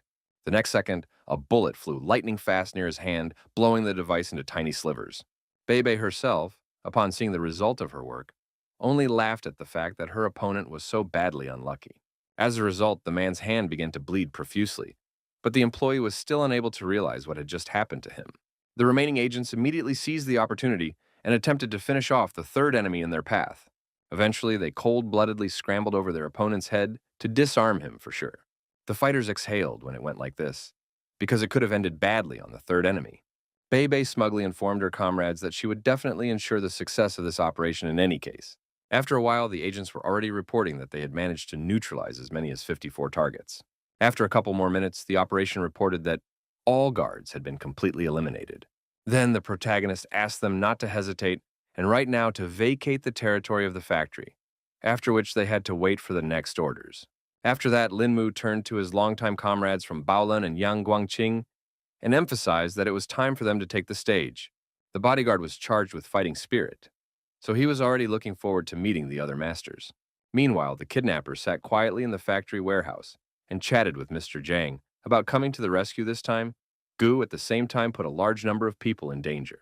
Gu was also unhappy that his partners were prying, though he too knew the pitfalls in China. John Changlin recalled that they had negotiated the price in the beginning, so he couldn't understand why the fighter was so unhappy with his small fee. The man then explained that the situation had already changed a lot, because the plan was for them to have already left China, but in the end they were still sitting in the factory, and the bandits agreed that it smelled like kerosene because they demanded a raise for such a dangerous job. John Changlin didn't expect things to turn out this way at all, so he asked the other to give his opinion. The man confessed that he too wanted Boss Chin to raise his salary and figure out a way to quietly get out of here. The gentleman was well aware of this attitude of the workers about the whole thing, so he promised to raise the pay and not disappoint them. For his part, Koob understood that everyone had long since heard that Chin didn't want money, and stressed that just a word from Mr. Zhang would be enough to turn the tide. Suddenly, everyone felt that a criminal had sneaked into the area and immediately forgot all questions about money. The next second, the protagonist, accompanied by his legendary team, burst into the warehouse, and Zhang Chu wondered why Qing Haisheng's right-hand man was in Jingdu, Guangzhou. Lin Mu finally made sure that the enemy's strength was not inferior to his own after all, which made everyone tense up. In turn, the man was also surprised that he had not sensed this young man's qi until now. The guy did not hesitate and said directly that these people kidnapped his manager in China, and openly and brazenly in the center of the city. Obviously, this was all to bring back the very same party and gang people. But Jian Chenglin had no idea that he would meet such a young man here who was able to achieve high skill at such a young age. Lin Mu emphasized that he didn't belong to any school, and his cultivation skills were superficial. So he joked that he hoped to receive guidance from his opponent. The man still kept saying that a person who had reached a high cultivation level on his own was incredibly rare, so he would never be able to accept Lin Mu properly.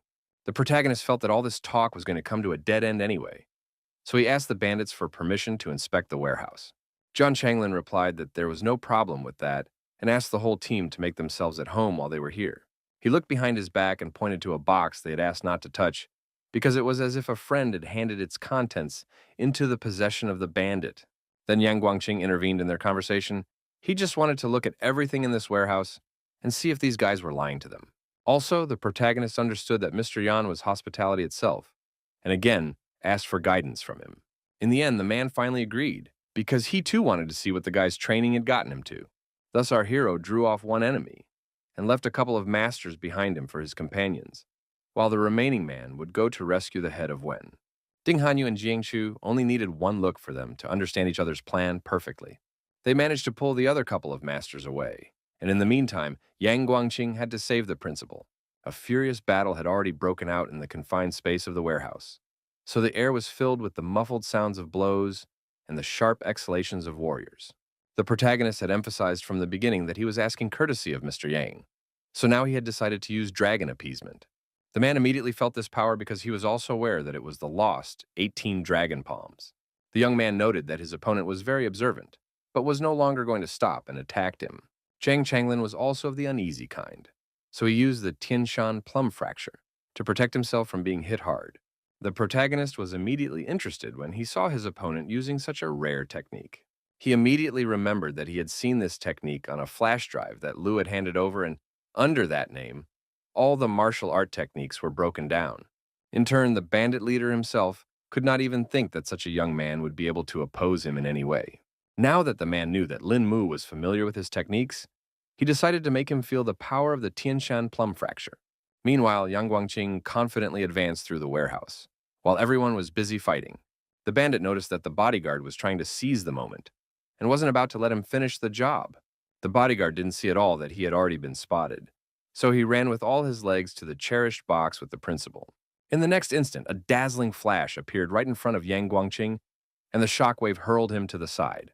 Suddenly, the man saw that it was definitely unusual pyrotechnics, which surprised him even more.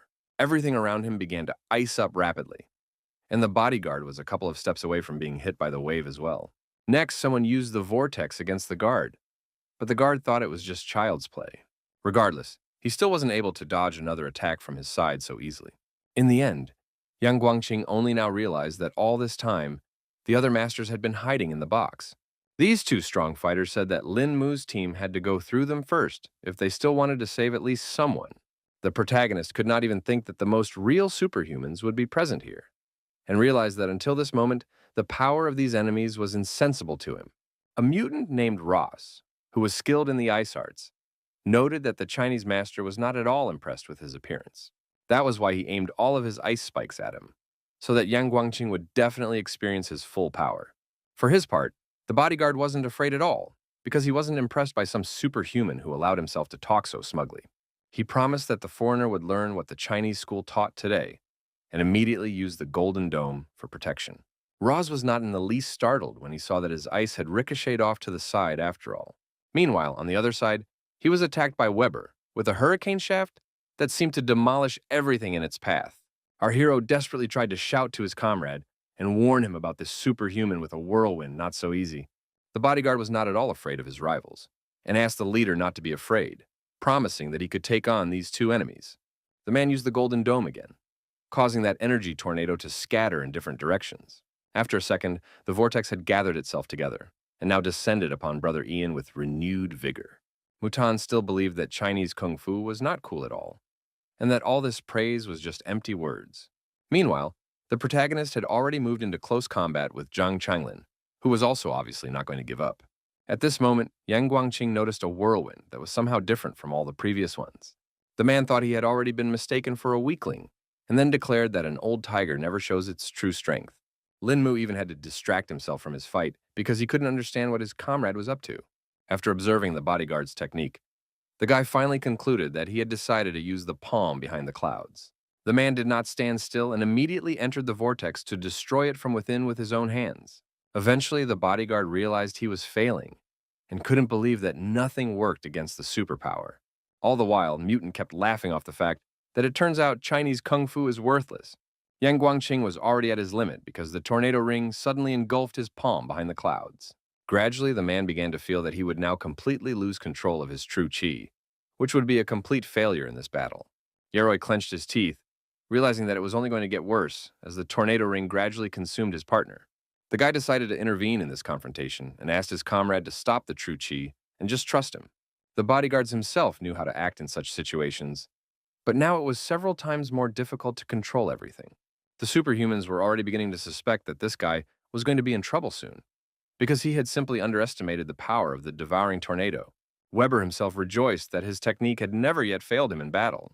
At this time, the protagonist had already had to return to his rival who was keeping him from their battle. John Changlin's movements sped up because he must have noticed that the young man wanted to help his friend, so he was in no way willing to let him do so. But Linmu was not going to give up so easily and decided to use his strongest techniques to show that he was no match for this mutant. The guy let out so much energy that it sent fiery sparks throughout the warehouse. The opponent had only to cover his hands from such bright flashes and marvel at the incredible strength of our hero. Jian Chenglin couldn't believe that the boy had actually managed to escape from his strongest control. Meanwhile, the protagonist turned to his brother Ian and asked him to stop his admission now. The bodyguard didn't hesitate and immediately complied with Lin Mu's request, who must have known what he was doing. After exerting himself so hard, he coughed up blood and almost fell back into the vortex again. The young man had already concentrated as much as possible to continue this fight and asked his comrade to take a break on the sidelines for now. Without wasting a second, our hero quickly threw himself at the devouring vortex and announced that he would now take this enemy on.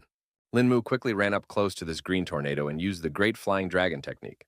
Everyone around him immediately realized that this was another long-lost and at the same time most powerful technique.